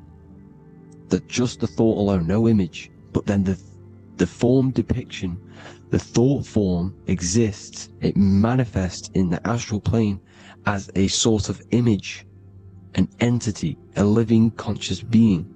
So this is why thoughts are things. You see, thought forms exist within the fourth dimension. So when you imagine something, when you are, for example, right now, look into your hand and imagine there's an apple in your hand. If you can see that, you are seeing into this fourth dimension. You can only see into this fourth dimension using the mind's eye, not the 2 eyes, the mind's eye. When you shut off the 2 eyes into darkness, the third eye opens. The mind's eye is open, and you can see, you know, this is astral travel. You got to work on astral travel, and you will see this astral plane, this fourth dimension. And there are 3 different sections to this astral plane: higher, middle, or lower. So yes, there is a kind of a heaven and hell, and a middle, mid-God. Heaven being the higher vibrational entities manifesting higher vibrational thought forms existing there, the lower vibrational thought forms existing in the astral plane. But these thought forms are beings. You can create these beings. They're called elementals. Okay? If you entertain specific thoughts for long enough, this will plant a seed and it will grow. If you keep, so for example, you have a bad feeling or whatever, what's a good example? Unforgiving someone. You keep that energy inside of you for long enough, it will manifest in the fourth dimension. You entertain that thought long enough, it will manifest. And it will create an etheric body, and it will be an entity which will harm you. It will feed off you, this low vibrational energy. Your mind is so powerful. It creates thought forms, and these thought forms can take consciousness, can take bodies, etheric bodies. Now, that's why it's very important that you master your mind, master your thought patterns. So this fourth dimension is the astral world. So when you have a nightmare, this is the lower astral plane. You're in the lower astral plane. Whilst this physical body rests at night, your consciousness, you awaken this other body, your consciousness goes inside of this other body, whilst the physical body lays asleep. You see? So it's all inside of you. This is what you need to understand. You just haven't awakened these bodies yet. You can awaken them. You just got to awaken them. Okay? The next is the mental plane. This is the mind, the source, pure cause, pure motion, the most less dense, the most fluid. No form. There's no form to the mind. Astral plane is the first plane where a form takes existence, pretty much. The mental world has no form. It's pure mind, pure intelligence. Thoughts alone exist here without any images or manifestation. The most fluid, the most dreamy, the most causal plane. All of the rest take the effects of this plane. That's why it's mind over matter. Your thoughts they create vibrations. Each vibration is vibrating on a specific frequency, which creates mental images, creates effects down here on this physical plane. This is why it's so important to master your mind. Master what you think. Master your mind. It's the hardest thing to master. You could conquer the world, but it's probably harder to conquer your own mind than to conquer the whole world. I can promise you that, because the mind can play tricks on you. You got to listen to that inner guide within you that will constantly manifest the good things. So anyways, people, hope you learned a lot from this. Please work on trying to activate these other bodies. I will maybe do another video on trying to activate these bodies if you wish. Please comment down below if you would like to see that. And have an amazing day. Please like, subscribe, comment down below any video ideas you want me to do, any information you want me to spit. Thank you all. Have an amazing day.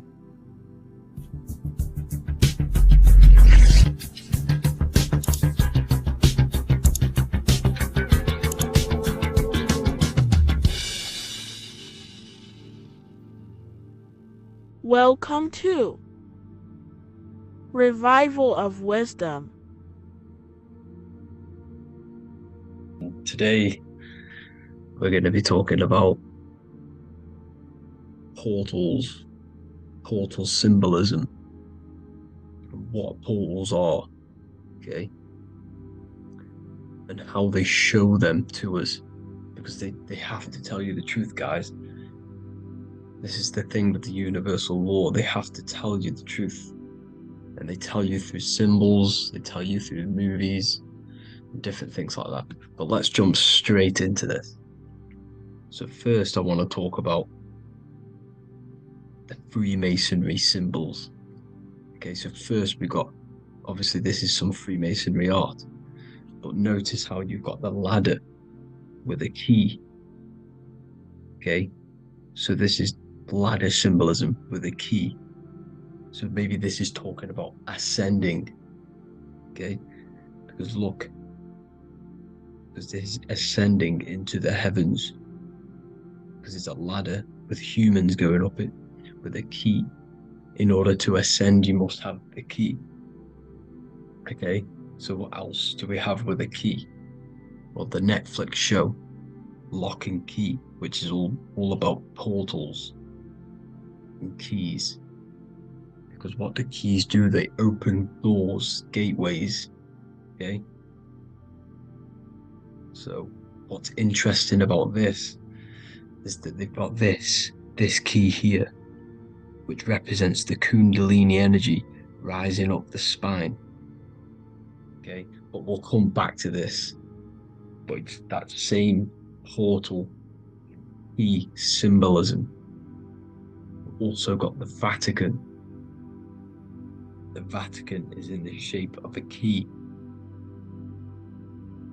Okay, so you can see the start of it here and the end. So this is key symbolisms. Keys open doors. And notice how it's got the 8-pointed star. Okay, what is the 8-pointed star? Okay, we'll come back to this. This all ties in, guys. I'll break it all down for you. But then you've also got the god Janus. Janus, okay, is known as the god of the doorways. He's an ancient god of Rome, and they worshipped him. However, he's not a god, he's more like a high-level ranked demon. Because he is the god of the doorways. And notice how he's got 2 faces. Because doorways always have 2 sides. You're going into somewhere, there's always 2 sides of a door. And he's always depicted with 2 sides of a face and a key. Because he holds the key to the doorways, to the portals, to other worlds and realms. Okay, as you can see, he's always got 2 faces and a key. Okay, so now we have the Sumerians, the Anunnaki, and they are always depicted with the 2 faces. Why do they have the 2 faces? Because they're symbolizing doorways, and the Anunnaki come to Earth through doorways and portals. So these are what these gods are symbolizing in their artwork. But they always have the 8-pointed star. Okay, what is the 8-pointed star? You see how they always have. Look, let me try to find another one. It's the 8-pointed star. This 8-pointed star is Polaris. Okay, Polaris, just like the Vatican has the 8-pointed star with a key. Polaris is the center star. Polaris is a fixed star, it doesn't move. Okay, so the Anunnaki's symbol is also the 8-pointed star. So this is symbolizing the portals and doorways that they come through in order to get to the Earth.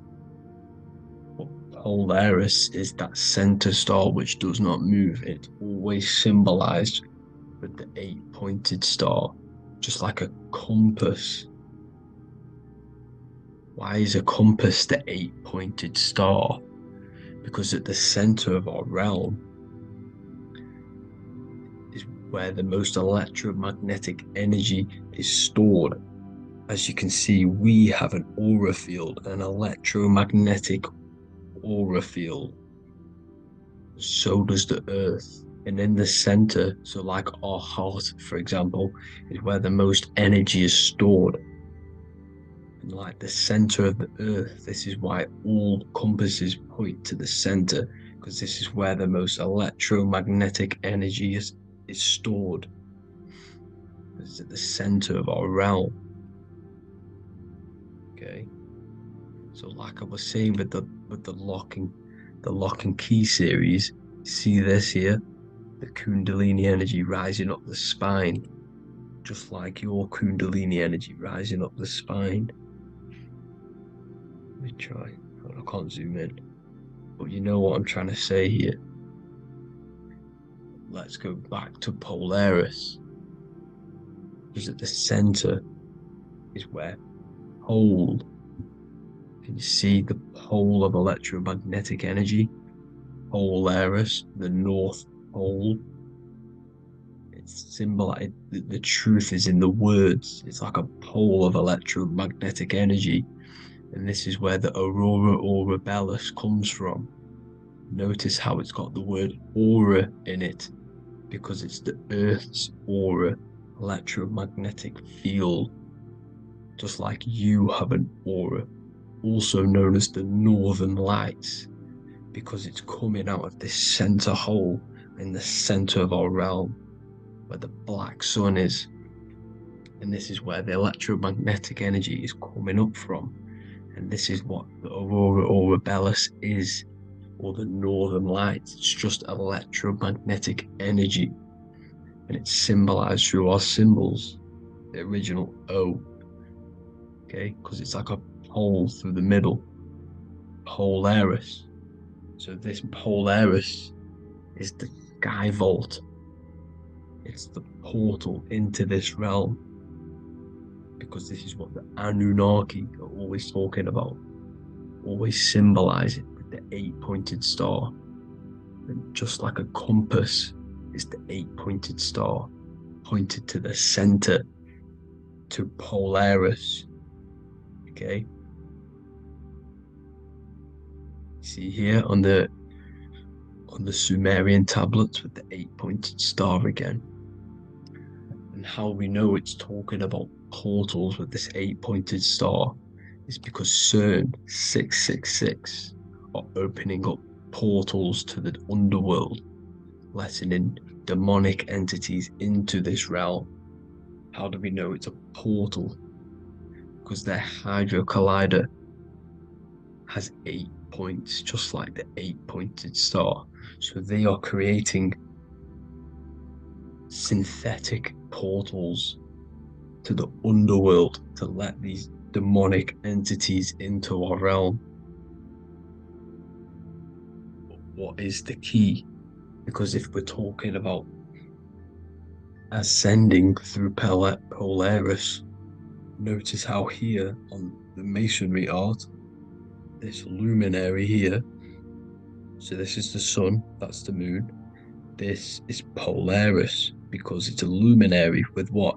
1, 2, 3, 4, 5, 6, 7, 8 beams coming off the luminary, just like the 8-pointed star. So you see the ladder with the key going up to Polaris. It's symbolizing ascending out of Earth. So what is this key that they're keeping from us? Because it's a human holding a key going up the ladder to Polaris. Well, chakras. We have 7 chakras. Okay, so this is what they are telling us in the lock and key symbolism. The Kundalini energy rising up the spine. Okay, just like they have 33 vertebrae on the back of your spine. Okay, this represents the Kundalini energy going up your 33 vertebrae, just like in Masonry has 33 degrees. Okay, so what is the key? Your chakras. Your chakras have to be unlocked. Okay, you have to unlock your chakras, and you can't unlock this one without going through this one. You have to go through them all. It's like a ladder, just like Jacob's ladder. You can't go from the bottom to the top. You have to unlock each one. Okay, just like you have 7 chakras, you have 7 layers of your aura. Okay, you have to unlock your chakras to the highest point in order to reach Christ consciousness. And this is the key that they're talking about. They're symbolizing the organic portal within each and every one of us to ascend out of this realm. Okay, so this is the key that they're talking about, and they're holding back this knowledge to keep us trapped in this 3D realm. Okay, so like I was saying with the 33 vertebrae and the Kundalini energy coming up the spine, 33 vertebrae, you can see this sort of symbolism going up to the light, because it's the light. You see here, your crown chakra turns on and becomes enlightened, just like the Illuminati symbol. Can you see it? But also Jesus also died at 33. So this is symbolizing, okay, they're symbolizing the death of the ego, the body. So once you open up your chakras and reach Christ consciousness, which is your 33rd vertebrae. Once your Kundalini energy goes up your 33rd vertebrae, your body technically, not physically, but spiritually dies, because you then become formless. You reach Christ consciousness. So then you can travel other worlds. Okay? This is what they're talking about with Vatican, 8-pointed star, and the key. Janus with the key. The Sumerians with the 8-pointed star. Anunnaki, the 8-pointed star. Polaris, 8-pointed star. So Polaris is the way out of this realm, which is at the center. Pole, North Pole. Okay, so the key is that they're hiding from us is the knowledge to unlock our chakras. Okay, and without this knowledge that they keep from us is trapping our souls in this reality to keep reincarnating. Okay, well, thank you all for tuning in. I'm going to leave you all there. Make sure to leave a like and a comment in the comment section. Let me know some topics to talk about so I can break it down for you. God bless you all.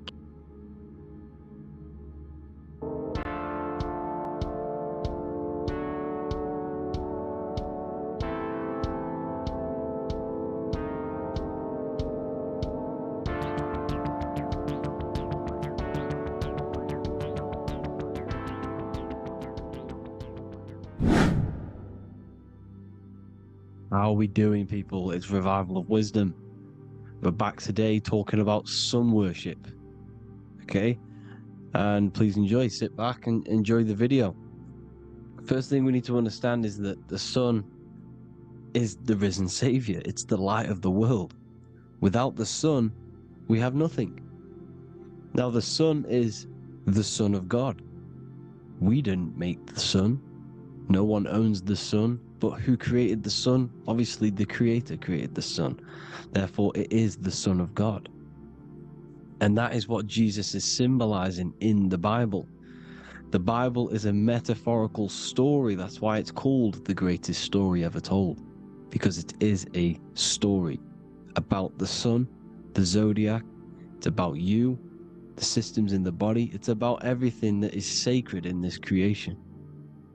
Now you can see the suns behind Jesus' head in all of the ancient portraits. Even the ones that are more modern, you still see a sun on the back of his head. Because he is the sun. He's the light of the world, our risen savior. And this is what Christians are lost, because they don't realize it's a symbolic story. They think Jesus was a historical person. He's not a historical person. Okay? This is what we need to get out of our mind. This wasn't a historical person. It's the sun, our risen savior. The sun is the soul. It's the soul of this creation. Because what is a soul? A soul is pure life force, pure energy. Whatever a soul inhabits, it gives life to. Like our soul feeds our body. The sun feeds the earth, because the sun is a soul, and that's why the ancients called it Sol. Because it's the soul, and it's in you, and it's the light of the world. It's the light of everything. It gives life to all things. Here's Jesus and his 12 disciples. The 12 disciples symbolize the 12 zodiac signs. Aries, it rules the head region, because the 12 zodiac constellations rule specific regions of your body. Aries, the ram, you have a cerebram in your head.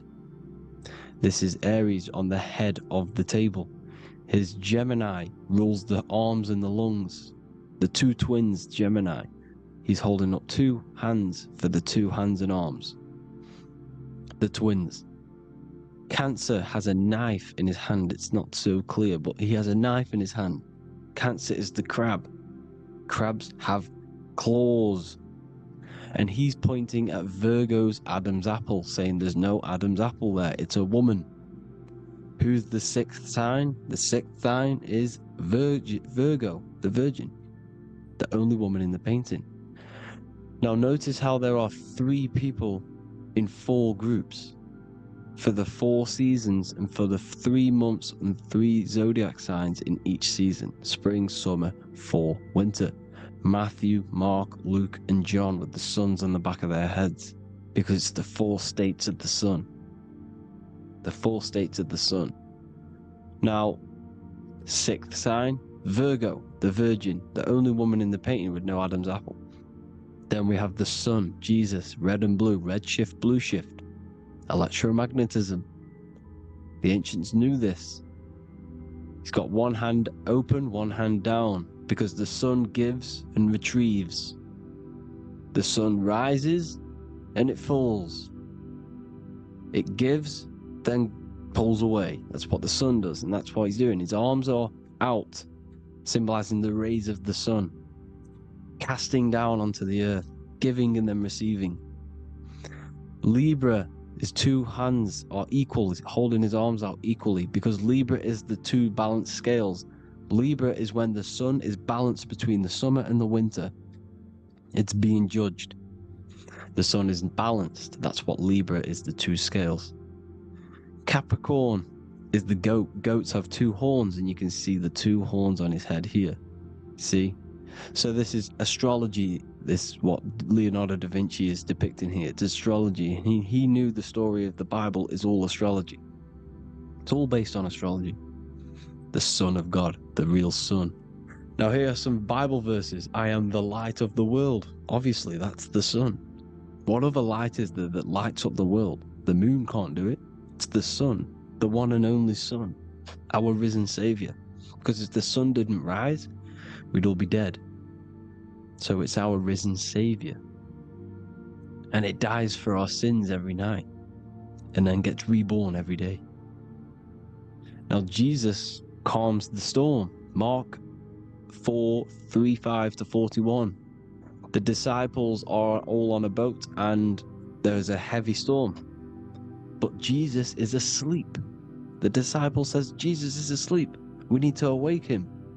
They wake up Jesus, and Jesus got up and rebuked the wind and said to the waves, quiet, be still. Then the wind died down and it was completely calm. Well, when Jesus was asleep, this is the sun not being risen. It's not risen yet, because in the night times, that's when the storms happen on the sea and the ocean. And when they awake Jesus, Jesus rises, because he's the sun. He rises and everything calms, because when the sun comes, the storms go. You see? So it's the sun. It's all about the sun. Here's another, Luke 22:10. A disciple asked Jesus, when will we know it's the end times? And Jesus says, as you enter the city, a man carrying a jar of water will meet you. Follow him to the house that he enters. Well, this is clearly talking about astrology, the topic that Christians think is satanic, when they don't realize the whole thing's based on astrology. Because the end times is the end of Pisces, which is the 2 fish, which is the age we've just gone out of. And you can see all these ancient churches here with 2 fishes, because they knew it was the age of Pisces. There's an ancient photo, ancient artwork with the 2 fish, Pisces. And the end times, as it talks about in the Bible, when Christians think the world's going to end or something. But no, it's just the end of Pisces. As you enter the city, a man carrying a jar will meet you. Follow him to the house. The house is the zodiac sign that he enters. And the zodiac sign is Aquarius, because that's what it is, a man carrying the water. We know this is astrology because a woman, that is a woman's job in the ancient times. In the ancient times, the woman used to get the water. You would never see a man collecting water back then. That was the woman's job, whilst the man builds the houses, for example. You see, so we know it's talking about astrology because astrology is the man holding the bucket of water. It's the end of Pisces. Now we are in Aquarius. And of course, Luke 24:36, the risen Savior, the sun. Now, the sun is also born on the 25th of December, a virgin, just like Horus, Mithra, Buddha, Krishna, Hermes, and thousands of other gods, all born on the 25th of December. Well, it's because the sun moves 1 degree northward on the 25th of December. And on the 22nd to the 24th, it stays in the same degree because it's moving south. But then on the 22nd, it stays in the same degree on the Southern Crux constellation, and the ancients called this the sun dies on a cross, because the cross is the Crux constellation, the Southern Cross. And it stays on that same degree for 3 days on the cross.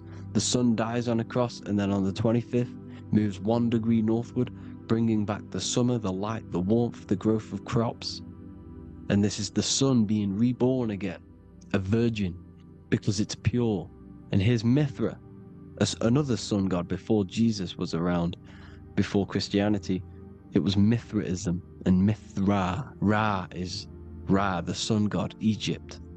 It's all about Ra, the sun. You see the crown of thorns on Jesus' head, symbolizing the rays of the sun. And here are the rays of the sun on the back of Mithra's head.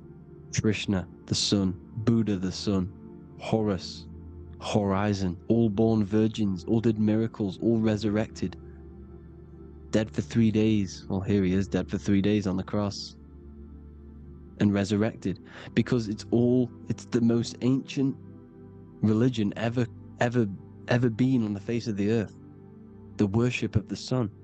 And we should worship the sun, because without the sun we are nothing. The sun feeds us, feeds the earth, feeds everything.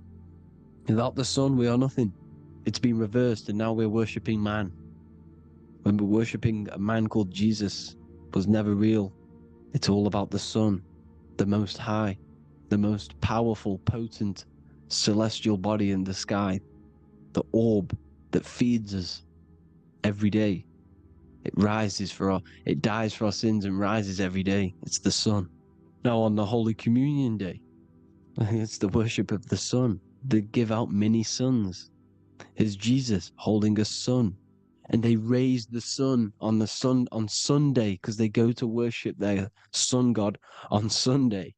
Not Saturn Day, not Moon Day, Monday, but on Sunday when the sun is exalting. And they hold suns up above their heads because the sun rises. They're symbolizing the sun rising above their heads as Savior. It's the sun. It's the Holy Communion Day. And here's Jesus giving a piece of himself to the children. It's the sun, the light. Judas was known as a backbiter, a backstabber, because he stabbed Jesus in the back. He betrayed Jesus. Well, this is just another astrological story about the constellation Scorpio, because the Scorpio is the J, looks like a J. J for Judas, the scorpion, the backbiter. Scorpions backbite, they bite with their back. And what does Judas do? He betrays Jesus by kissing him to let the warriors know who they need to get. So he kisses Jesus, and Jesus gets stabbed in the back. Well, when you get stung or bit by a scorpion, they leave like a kiss. So Judas kisses him and gets betrayed. Well, this is because the sun, when it hits Libra, it's balanced. The sun is balanced because it comes through summer. Now the sun's starting to die. The sun's starting to die. It hits Libra. And then as soon as it hits the Scorpio, it gets betrayed, because now the sun has to fall to winter. And Saturn is there waiting to take over the darkness of the winter. So he gets stabbed in the back by Scorpio. Judas, the Scorpion, the backstabber. You see, it's an astrological story. Here's Mary. Mary means marry, which means pure. The sun is pure. No one gave birth to the sun but the God. And it's born every day. It's born every day on every year. It's born pure. There was no controversy. There was no, activity for the sun to be born. It's pure. Now, the 7 metals come from the 7 planets. The sun gives you gold, and this is why the sun is golden. It looks gold. And this is why the banks are backed by gold, because gold is the most valuable metal, because it's the sun, the most valuable celestial orb in the sky, in the heavens. Well, here's Jesus, another ancient symbol of him being crucified on the cross with the big sun, the southern crux constellation. The sun dies on the cross constellation. And if you go to the old etymology dictionaries, you will see sun and son is the same word. They come from the same etymology roots.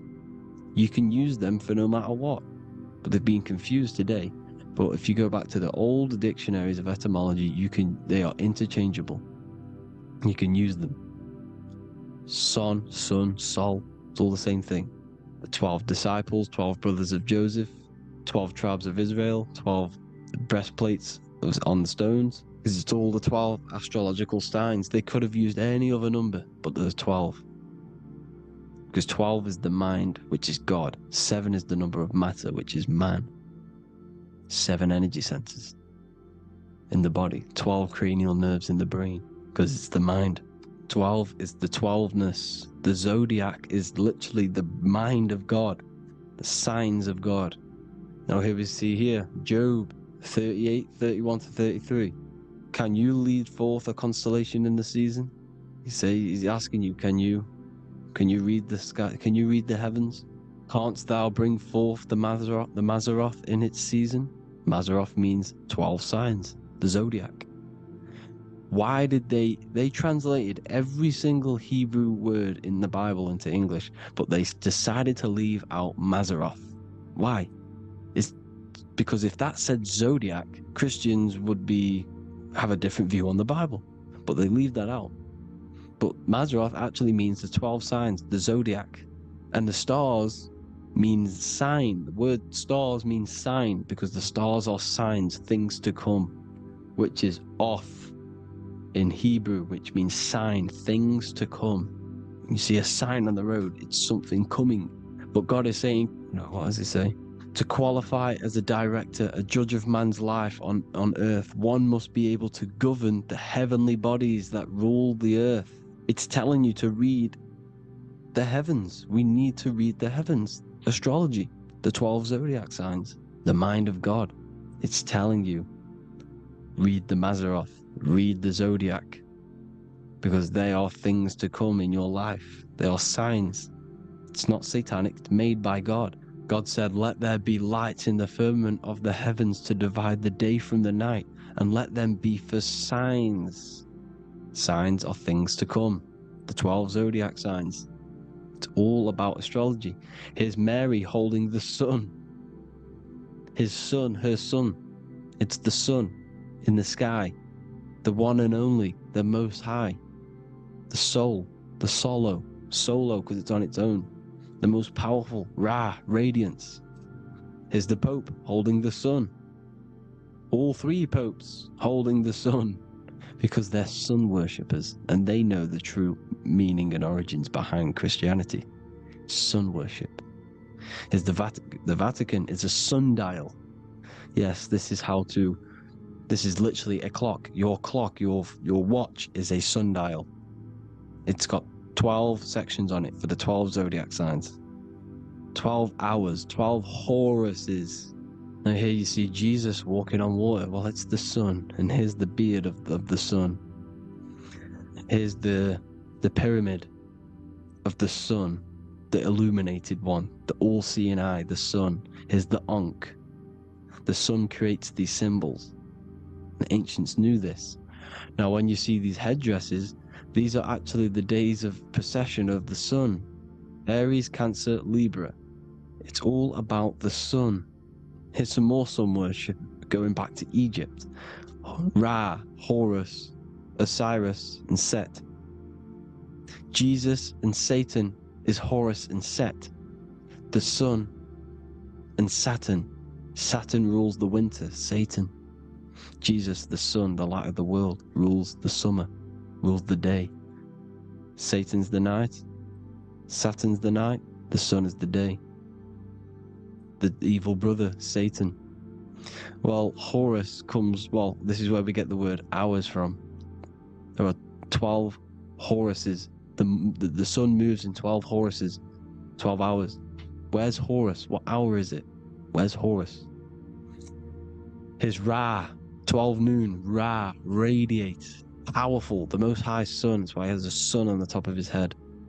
These are the 4 states of the sun.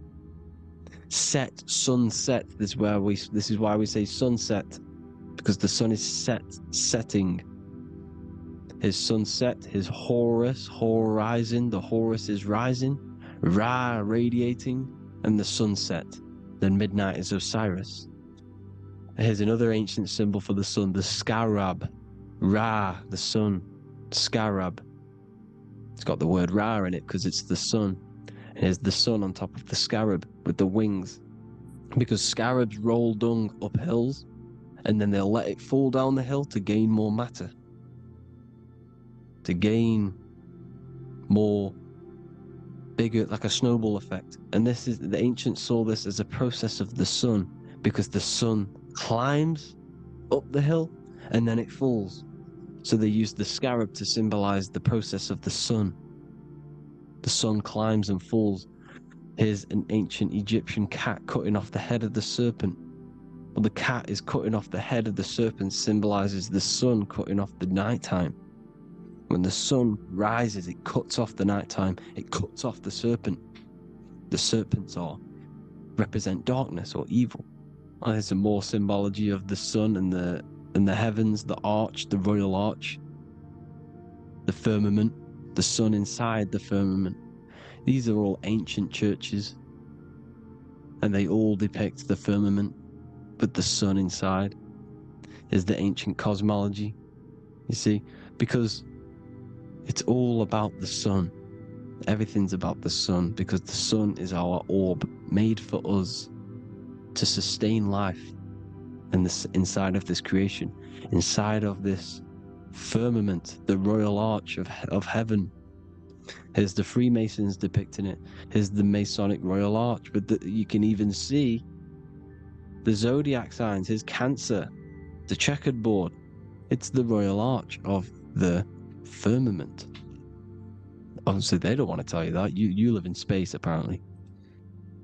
Some more sun worship. Here's the beard of the sun on the water. They all have this long beard. And why do they say amen? Amen at the end of every prayer. Amen is a sun god, a creator god. It's all about the sun. So thank you all, people. Hope you all enjoyed. Hope you all gained some knowledge and insight. Please give me a follow, drop a comment, drop a like. Have a good day. Love you all.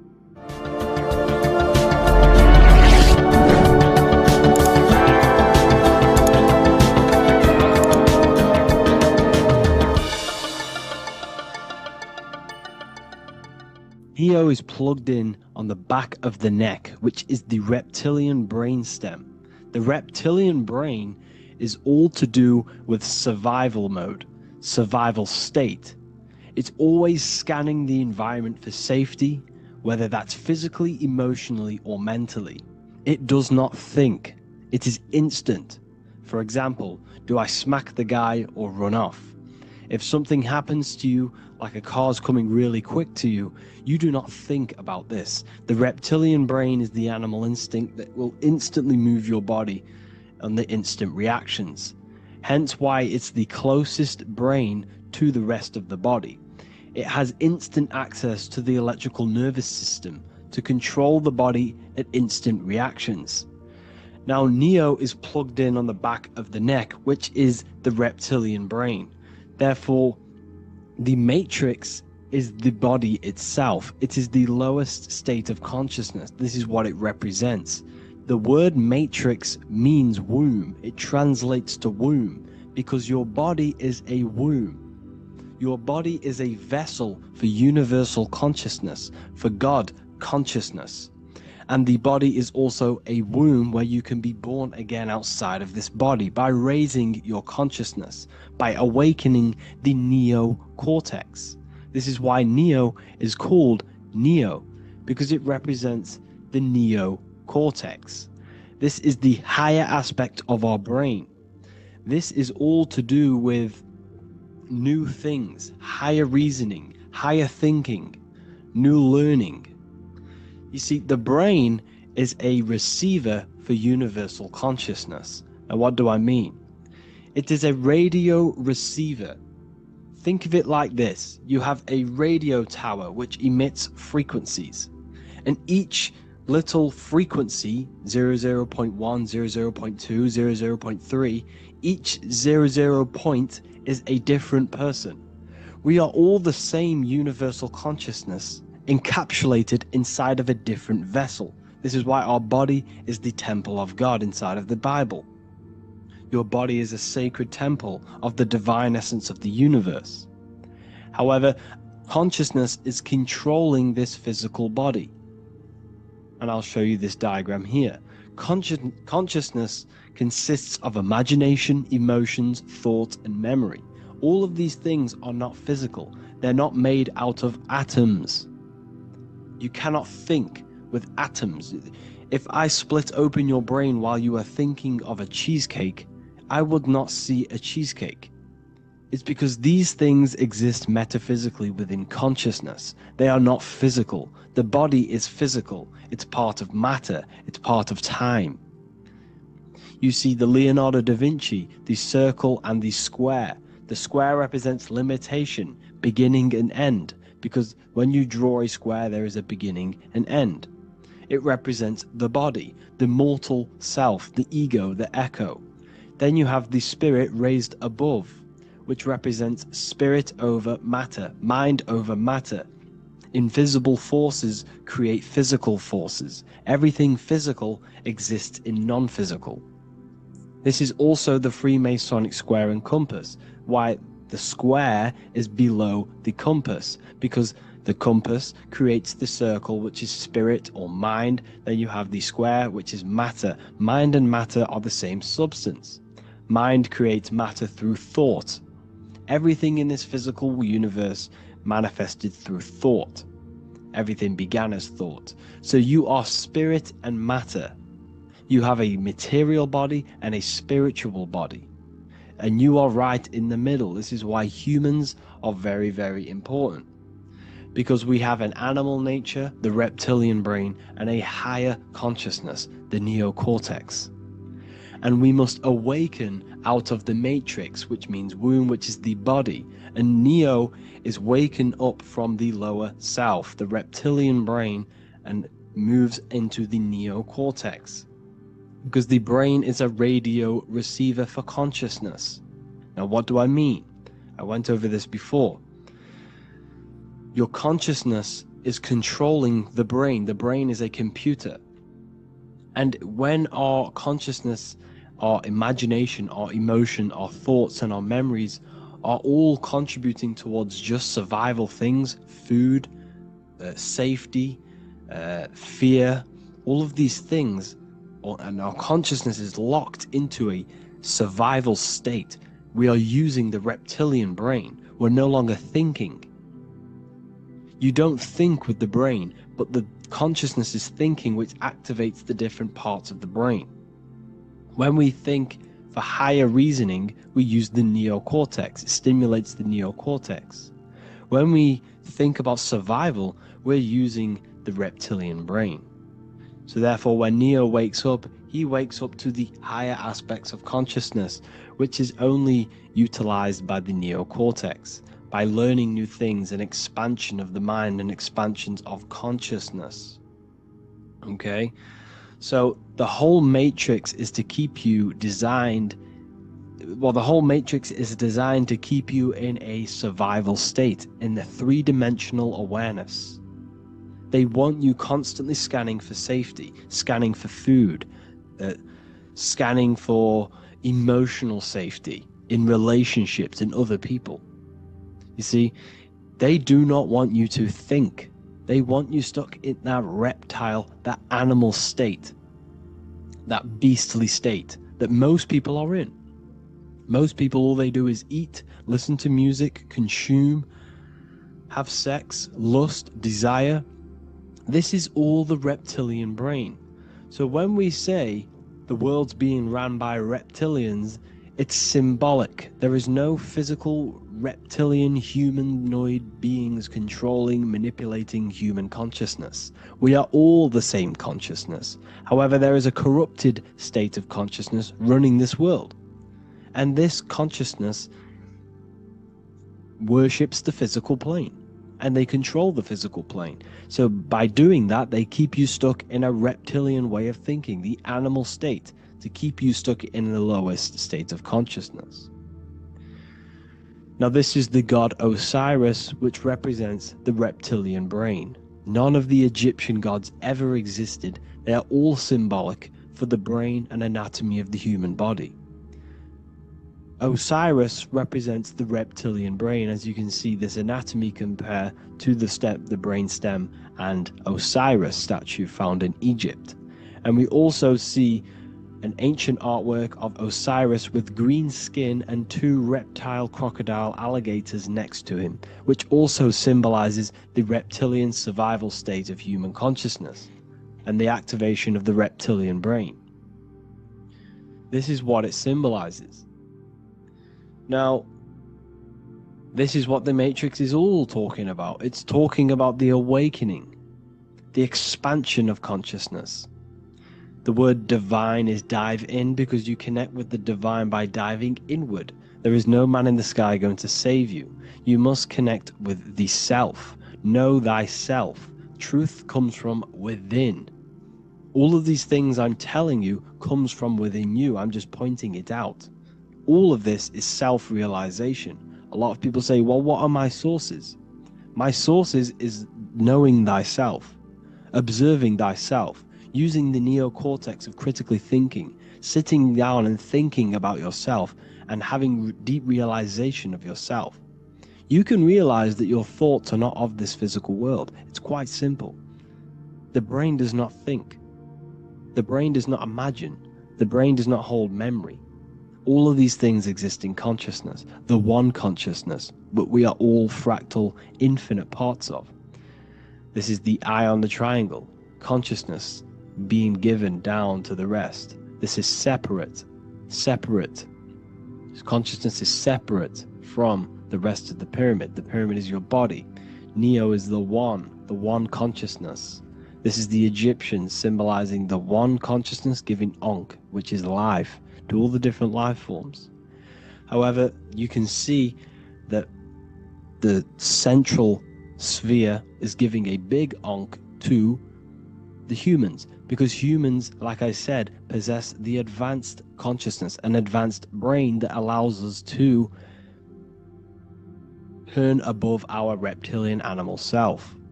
For example, we can go against our reptilian lower animal nature and turn to our godly nature. Animals cannot do that. They are stuck in instinct. They are stuck in a reptilian animal way of thinking and operating.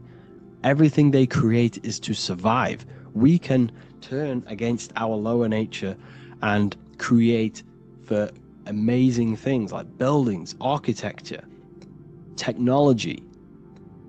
We can use our creative consciousness for anything we wish, not just survival needs. And it's the same with your spiritual journey. You can raise your consciousness beyond this animal state that they try to keep you in through fear, consumption, food, and the reptilian brain. We must awaken, start to think critically,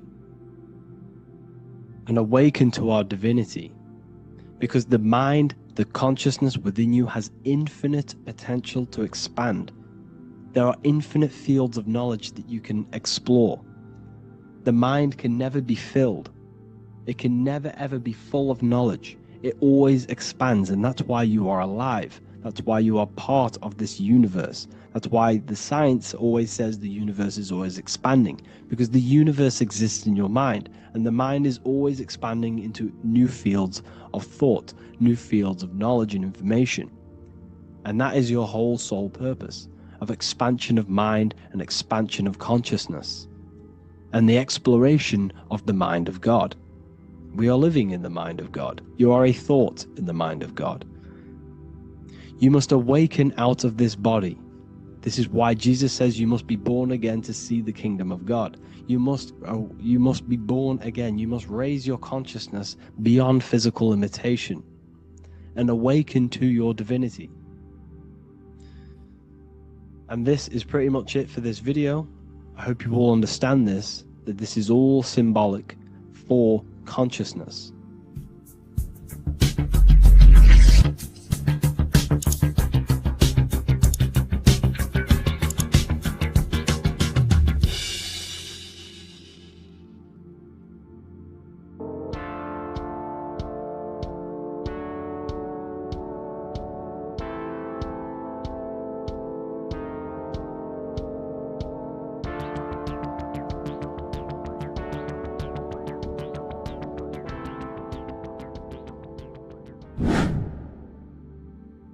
Left and right hemisphere, and what are they doing? How does it contribute towards your perception in this world? And this is what we're going to be talking about in today's video.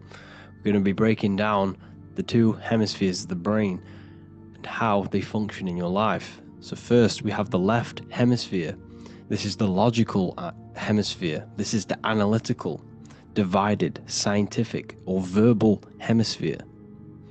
The right hemisphere is creative, wholeness, artistic, symbolic, and metaphorical. The right hemisphere does with non-verbal things. It produces a holistic perception. It is more to do with creativity. Because what you must understand is that we are not in the external world. The world is produced by our brain. We see with our brain. Our eyes are a part of the brain. What we touch is the brain's interpretation of electrical signals on the nervous system. What we smell is the brain's interpretation of smell through the nose. What you taste is your brain's interpretation of chemical reactions on your taste buds. So what you are experiencing is the brain. The brain is a computer creating a simulation. And you have two hemispheres which breaks down this reality. So essentially the brain is the perception creator. It creates perception. So if the brain is creating this, who is the one experiencing the brain? Well, that is you, the consciousness, the mind, the all-seeing eye. You are the all-seeing eye experiencing the brain, the observer behind the brain, behind reality, behind the emotions. So if you're walking through a woods, this left brain sees individual trees. The right brain sees the whole woods. It sees the biome. It sees the bigger picture. So when you are walking through this woods, the right brain picks up a holistic perception of reality. It creates the woods as one unified woods. The left brain's job is to break this down and analyze it so that we can see individual things. And this is also necessary for humans to have the ability to break things down and manipulate things in this world. So without this left hemisphere, we could not manipulate things and break things down. So this right hemisphere is important because it sees the whole woods. It sees humanity as one unified consciousness. However, the left hemisphere sees individual egos. So the left hemisphere is the place of the ego because it only understands it sees the world very divided. Okay, so for example, here's another example of the left and right hemisphere. If someone pulls out in front of you in traffic, your left brain is going to start going crazy and analyzing them, calling them names. The right hemisphere, however, sees the bigger picture. Maybe he didn't see you. Maybe it's just a mistake. Maybe he's in a rush. You see how the two brains are very different. They do the same thing, but they function in different ways. The right hemisphere is feminine, the left hemisphere is masculine. So, like I said, this person pulls out in front of you, you start to think with the left. If you start to perceive that in the left brain, you're going to start analyzing them, you're going to start going crazy and calling them names because you're analyzing it. You're not seeing the bigger picture behind it. You're not seeing it from his perspective. So there is a crossover. So the left hemisphere of the brain controls the right side of the body, the right ear, the right eye, Everything to do with the right side of the body is connected to the left hemisphere, and the right hemisphere controls everything on the left side of the body, including your eyes, your arms, your legs. So everything is crossed over, and even your visual field is crossed over. So this is your visual field, as you can see here, and even the left side of your visual field goes to the right brain. There is a crossover. No one really knows. There's not really a reason for this. However, this is how the human body is designed. As we all know, the human body is the most advanced piece of technology on the face of the earth. They cannot replicate the human body. And they tell you it has no creator. This is crazy. People are that brainwashed, they can't even understand that their body is the most advanced piece of technology. Your body is so advanced, the computers that you use are mimicked of the body. Everything they create is mimicking nature, but they don't show you how intelligent nature is because they don't want you to understand you're in an intelligent design. So anyways, let's get back on track. There is a crossover in the brain, and this is why they teach you to write with your right hand. And I was speaking to someone who's in a nunnery, or whatever you want to call it. They were a nun, or they knew someone who was a nun, and they forced these people, these nuns, to write with their right hand. You had to write with your right hand. This is why, you know, I'd say at least 70% of the world, or 80%, is right-handed and right-legged, because they taught us this to activate the left hemisphere more, because of this crossover that happens in the body. So when we are using this right side more, we are using that left hemisphere more. Why are they doing this? Well, they also called it writing. Writing is a spell, to cast a spell on you, to use that right side of the body so that you use this left hemisphere, because they want you to see the world as a divided perception. They don't want you using the right hemisphere, using that left side of the body to activate the right hemisphere to see the bigger picture and see how everything is all one and everything is created. This left hemisphere domination keeps you from seeing the connections between everything, because that left hemisphere analyzes, it breaks things down. So when we are left hemisphere dominated by using the right side of the body, we are essentially seeing everything as divided. And this is why so many people will not understand my work, because my work connects dots and connects fields of knowledge, and makes you see the bigger picture. So people who are left hemisphere dominated will see my work and think this guy's crazy, but it's all about activating that right hemisphere. So they called it writing, because every word you say is molding your mind in some sort of way. The things you see is molding your mind. Everything you take in through the five senses is molding your mind. And language is a massive spell, especially the English language. They called it writing so that you use that right side. It's a spell, because your subconscious mind picks up everything you say. And 90% of your daily basis behavior and thought patterns is produced by these subconscious programs within the subconscious mind. Essentially, your conscious mind is only the 10% of you. The conscious mind is just what you're aware of, you know, what you're wearing, how you're feeling, what you're thinking. That's your conscious mind. The subconscious mind is controlling every system in your body. It's telling your heart to beat without you being conscious of it. So essentially, this is what they're programming. They're programming this system in the back of the mind, which is controlling everything through the words. And this is what spells are, because it's all about creating perception in the subconscious. So they want you to use that right side more. I truly believe the ancients, they were balanced. They used the left and the right side of the body. They didn't have a stronger side because they understood this science of the body and how the body works. So this is actually called phonetics. It's not etymology. Etymology is the study of root words.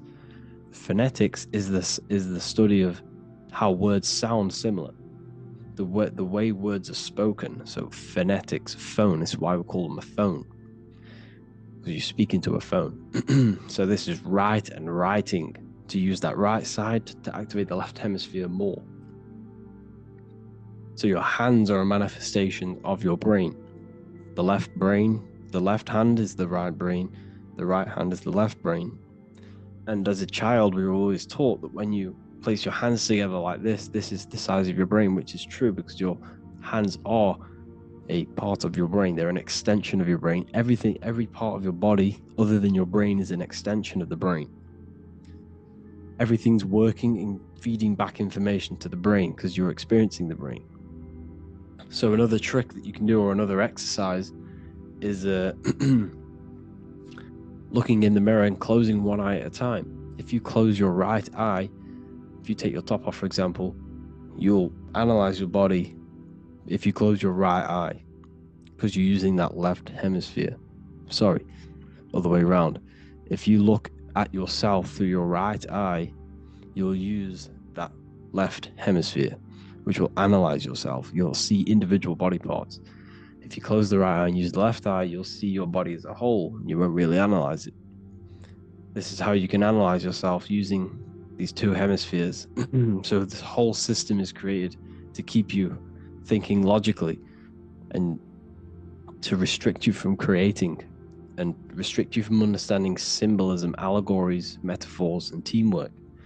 They want you stuck in a logical way of thinking and a logical way of seeing the world. This is why when you go to school, you are told exactly what to do. You're told to think this way and no other way. You're told to do orders, do this. It's a very left-brained system, because if we all started to open up this right hemisphere, we'd all see, wow, everything is all one, everything's all connected. And this is what my work is doing. I'm showing you everything is one. The physical world is an illusion of duality, but everything comes from the one source, the one mind. The universe is a giant mind. I am mind, you express mind. We all possess mind. Behind the physical body is the same mind consciousness. And we are all expressions and fractals of this infinite consciousness called mind. And this is what they don't want us to figure out, is that we are all just one consciousness expressed.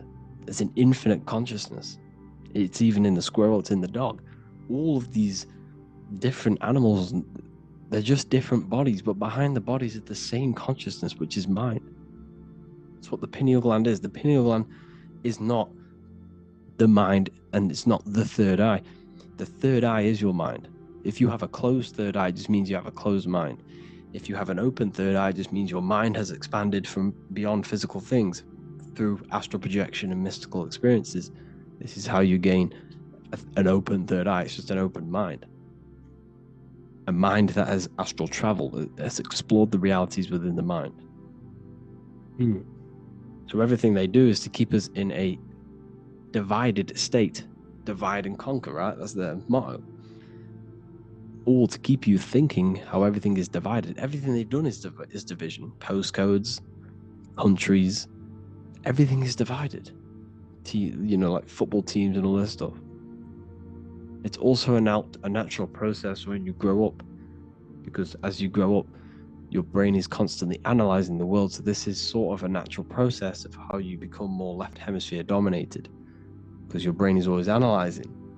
And unless something awakens you, you can awaken that right hemisphere where you can start to see the bigger picture. Even the music, it's all tuned to 440 hertz. It shuts down the right hemisphere of the brain. 440 hertz, Spotify, Apple Music, the radio. Every time you turn on the radio, it's tuned to 440 hertz. This was specifically tuned. It never used to be tuned to this. It was in the 1950s. It was changed. The standard music tuning was changed to 440 hertz because it shuts down that right hemisphere of the brain. They don't want you thinking, seeing the world in this way and perceiving things as one. And I'm going to show you. It tells you this in the Bible. Cast the net onto the right hand side of the boat and you will find the fish. What was Jesus saying? This is, you see, people read the Bible and they don't understand it. If the Bible is not talking about you, then it has no meaning. The Bible, everything you read in the Bible is about you and how it can better your life. It occurs to you. So if Jesus says, casting out onto the right hand side of the boat, this is an allegory. The boat is your body. Cast the net, it's the awareness, the perception, onto the right hemisphere of the brain, and you will find the fish. What's fish? What do fish do? They swim deep in the ocean. It represents the knowledge. Deep knowledge. Cast the net onto the right hand side of the boat and you will find fish. You will find the wisdom. You will gain understanding when you cast that your awareness into that right hemisphere. You will see that I am you and you are me. We are all one consciousness. You will see everything. You'll see that the trees are the same patterns as the nerves in your body. You'll see everything is connected. Everything is a fractal of the one infinite consciousness. And how many fish did they catch? 153. That adds up to 9. This is now numerology. The Bible's filled with numerology. Adds up to 9. What's 9? Human consciousness. It represents consciousness. You're in the womb for 9 months. Feminine. It's all about consciousness. And then Revelation 14. And I looked, and behold, the Lamb standing on Mount Zion. That's the spines, the mountain. With him, 144,000. 144 adds up to 9. It represents consciousness on top of the spine. You see? And he had his name the name of his Father written on the forehead. What's the Father? The higher mind, the higher consciousness within you. Where is that? In the forehead, the pineal gland. The pineal gland is the radio receiver for the higher consciousness. Because every body part of the body has consciousness. Your heart has consciousness. Your gut has consciousness. You are thinking with these different consciousnesses. You think with the gut. You think with your penis. You are thinking with all these consciousness. And it's about raising your consciousness to the higher consciousness, which is the Father, the mind, in the head. Don't think with the lower parts of the body, because that is your animal nature. Think with the higher parts of the body. It's all representing consciousness. How to activate the right hemisphere of the brain? Well, it's all to do with non-verbal things. So music will activate the right hemisphere. Make sure it's tuned to the right frequency though. 432 hertz, 528 hertz. Any frequency that adds up to 3, 6, or 9 is good for you. Meditation, turning off the thoughts, and you raise yourself to the higher brain. Symbolism. Symbolism is all right hemisphere. Reading between lines, metaphors, determining the Bible, it's all right hemisphered. Seeing the bigger picture, it's reading between the lines. So tithing in the Bible. These people in the churches are giving 10% of their money to the church. It's nothing but a scam. What these people have done is they have externalized the Bible. They have taken the Bible and literalized it so that they can make a business out of it. So what they're doing is 1/10 of the produce of what it says in the Bible, 1/10 of the produce of the land, whether grain or fruit, is the Lord's and is holy. So what's that saying? The 10th of, it's basically saying give the 10% to the Lord, to God. What does that mean? Well, what's the land and the fruit? This represents physical things, the physical things that you have. The 10th of the physical things that you have, what's that? That's your ego. All the physical things that you have is all to do with your ego. That's the lower self. The ego, what is the ego? It's the mind's perception of the physical self. You had no ego when you were a child. Okay, when you were a child, you had no ego. As you grew older, you created the ego. The ego is the full self. It's the echo. Ego, echo. It's the echo of the full self. So it's saying give the ego over. Take away the animal self. In that left hemisphere, that's all to do with the left hemisphere. That left hemisphere sees the ego. It sees individuality. It's divided. So it's saying give that 10%. Give that 10% of you over to the right hemisphere. The 90%. The 90% of you is in that right hemisphere. The higher self. Now, I'm not saying the left hemisphere is bad. Okay, I'm not saying that at all. But it sees things divided. It's like I said, the left, the hands are manifestations of the brain. So when these Christians are praying, they're putting their hands together. What are they doing? They're syncing the brain hemisphere is what you're doing, because Everything's an extension of your brain. So if you put your hands together, you're putting the two hemispheres together. And what's happening when you place the hands together? All the electricity in the body is now running in a circuit. So once you connect these two hands, the electrical energy is now running in a circuit. And energy can move around the body quicker and more efficiently. So when you pray, when these people are praying, they don't realize that they're engaging in ancient forms of meditation, of balancing the two hemispheres. So now we're talking about balancing the hemispheres, not the right hemisphere. This is what Israel is. Look at the symbol for Israel, the up triangle and the downward triangle. What's that? The up triangle represents male, the downward triangle represents female. Okay? This is talking about the brains. Israel is Ra, Isis, which is female, the Egyptian god, Ra, El. El means God. Electricity. That's the force of the physical world. It's the force that runs this world, electricity. It's the force of God. El, consciousness. It means God. Is Ra, El.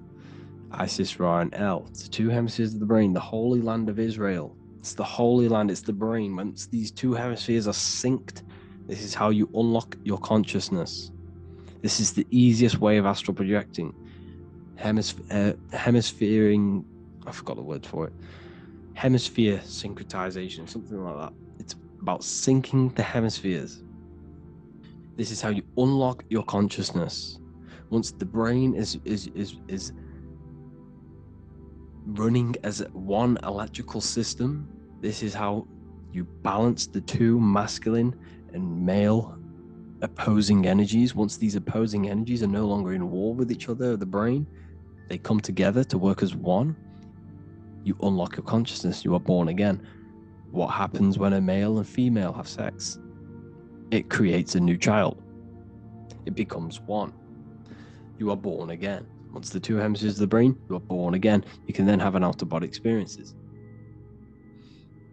So this is why the symbol of the Holy Land, Israel, is the up and down triangle back combined together, because it represents unification of the male and female, unification of the hemispheres. You're born again. You unlock consciousness. And you can get this for free. It's called the Gateway Tapes on my website. Basically, it's a audio track from the government, and they did this in the Gateway Experience. It's a CIA document, and what they do is there are different forms of meditations you go through. I think there's about 5 waves of meditations you do, half an hour each one. And it will teach you, it will sync your hemisphere, because what does it do? They understood that playing one frequency into one ear and another frequency into the other, they understood that the right ear is connected to the left hemisphere, the left ear is connected to the right hemisphere. So when you play 2 different frequencies into both ears, what happens? The brain picks this up, the 2 hemispheres of the brain picks this up, and it syncs it. It syncs these 2 hemispheres, these 2 frequencies together. So now the brain is working as one to sync this frequency. So this is how you can sync your hemispheres, through listening to these frequencies. Okay, you can get them for free and do the meditations yourself. This will definitely help you. This is an easy way to astral project. So it's all about syncing the hemisphere and seeing reality from a unified perception. We should all aim to get out of that left hemisphere. I'm not saying don't use it, but we should now start to read between the lines of the Bible, read between the lines of the symbolism they're showing. Study symbolism, study allegories and myths. What are they trying to tell us through these allegories? And this is how we start seeing things in a better way. Once we understand that we are all microcosms of an infinite consciousness, we can all come to one, because love is the unifying force of this infinite consciousness. We are all divided. We are all disconnected from our hearts. once we all connect with our hearts and see that everything is one, we can all start to love and come together as one. Because love is the unifying force of consciousness. So, if you haven't already seen, I now have launched the Ethereal University. I will be doing lectures like this one, but even better, deeper, and even releasing knowledge that I can't talk about online, as they are censored. I'll be doing lectures every single week. I'll be doing live calls every single week. You also gain access to my library, which is filled with over 45 occult books, filled with knowledge. Okay, I'll show you now. Plus, you get my book, the Book of Wisdom, PDF form, and the Human Health Guide, PDF form. You also get all of this stuff, the health section, Q&As, ethereal meditations. We've got some celestial studies, cosmology, numerology coming soon. You also get the brand new Manifestation Mastery course, plus the library. And there'll be new books, new lectures, new live calls every single week. Or you can get the Book of Wisdom, use the code WISDOM in all capital letters to gain 40% off. This sale will be ending very, very soon, so if you're watching this, be very quick to get yourself a physical version or a PDF of my book. You can get it in all these languages. Hope you enjoyed this video, people. I'll see you inside the Ethereal University, the real university. Have an amazing day.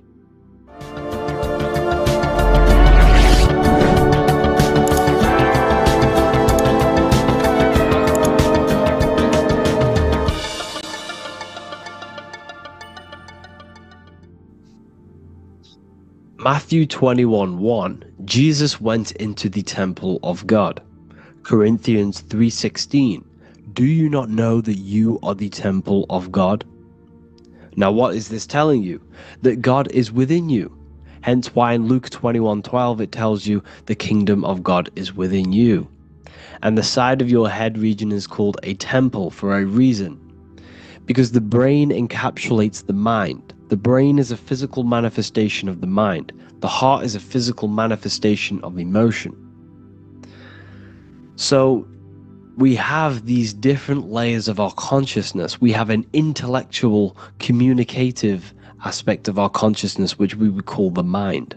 We have an emotional aspect of our consciousness, which is the heart. And to communicate with the divine, it's all to do with the mind. Hence why the ancients always symbolize the mind being God. This is why Michelangelo always placed God inside of the brain on top of Sistine Chapel in the middle of the Vatican. He understood that God is in the brain. God is within you, not outside of you. The church tells you that God is in the sky because they are creating a externalization of the truth to create a business and a distraction, so that you don't find the divinity within you, so that you don't find your power. Now you have Adam, the physical man, the physical body, the ego, the lower self, and he is resting. He's not trying to reach to God, but God is reaching, because the higher consciousness within you is always trying to communicate with you. It's always trying to wake you up to your divinity.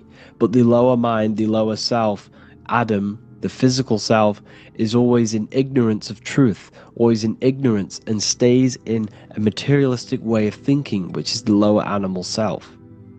And this is what we call a sleep, or an NPC.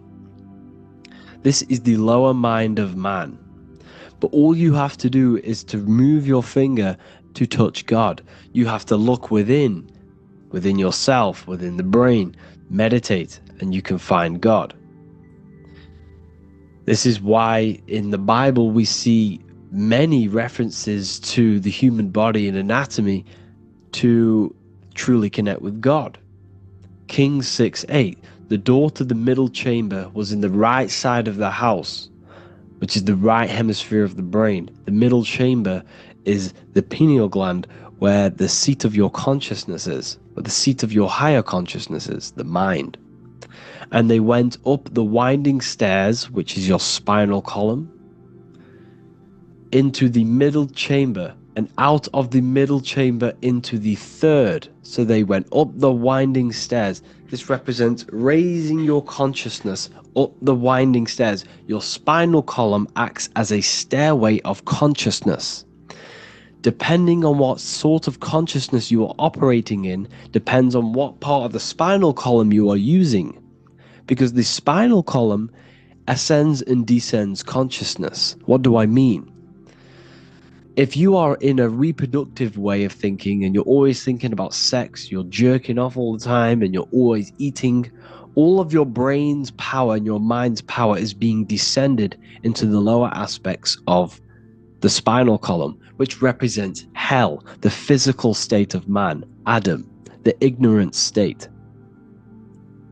We're basically living off low-level pleasures like an animal. And the stairway to heaven is your spinal column.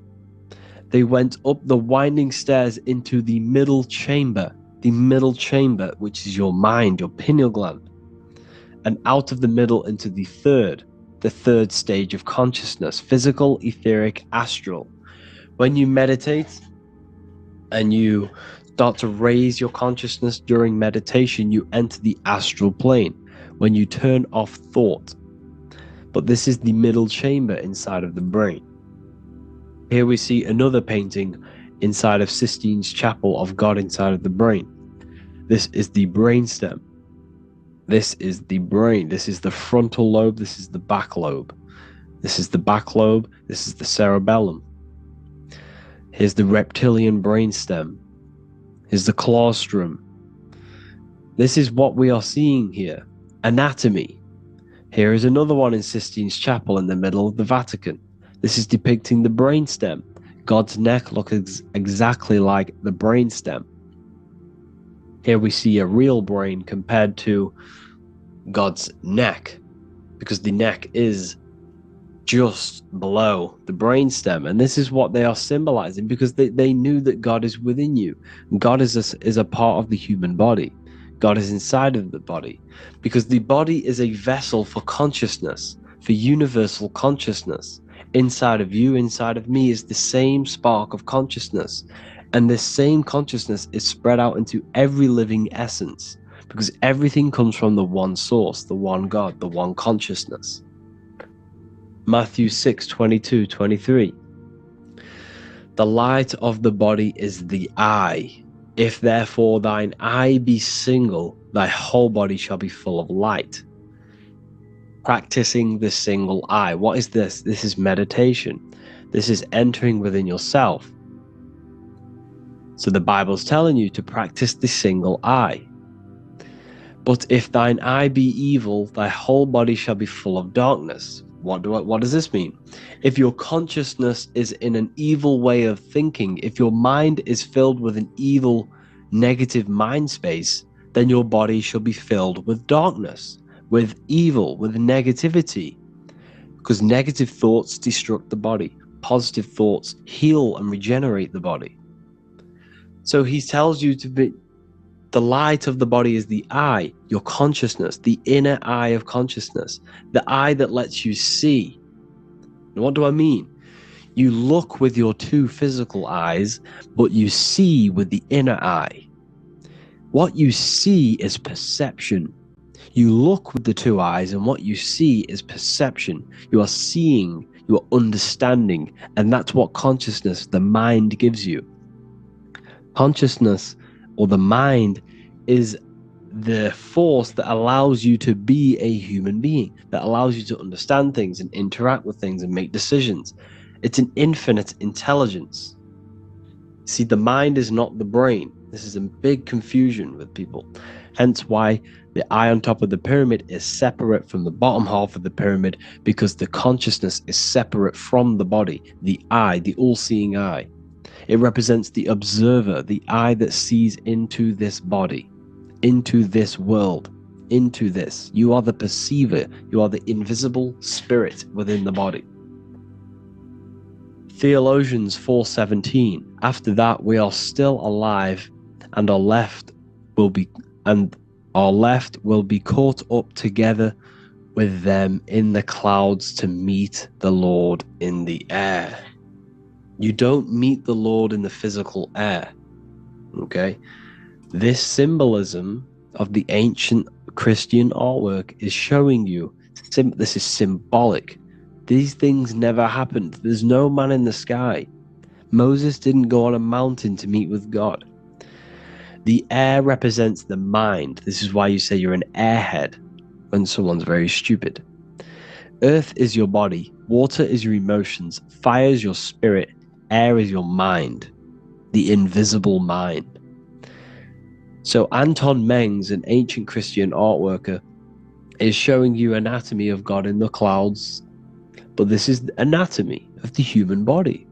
Raising yourself to the mind and turning the mind inwards on itself during meditation. And that's how you meet the Lord in the air. You meet the Lord in an elevated state of consciousness. The air represents an elevated state of consciousness because the air is up. You have to raise your consciousness to meet the Lord in the air. This is why Moses went on a mountain to meet with God. The mountain represents elevation of consciousness, raising the mind up the spinal column, taking all of the mind's attention away from the reproduction and the physical aspects of self and raising it to the brain and turning off the brain and going inward into the air. It's talking about raising consciousness. It's allegorical, it's a spiritual metaphorical text. The side of your head's called a temple because inside that where that temple is, right in the middle of where you call the temple, is the inner chamber, the open room, the holies of holies in the Bible, or the land flowing with milk and honey, or Mount Zion. There's so many different names for the brain, or the upper room where Jesus meets his 12 disciples, the 12 cranial nerves in your brain. This is the temple of God. Your body is a temple of consciousness. It encapsulates consciousness. It encapsulates the mind and soul. John 10:30, Jesus states, I and the Father are one. Psalms 46:10, be still and know that I am God. He's talking about the I am within you, not within Jesus. Everyone refers to ourselves as I. I am God. When you say I, you're referring to the highest aspect of yourself. The aspect that is above all thought, above all emotion, and above all things. When you say I, you're referring to your pure awareness, your pure consciousness, the highest aspect of yourself. And anything after I is egotistical.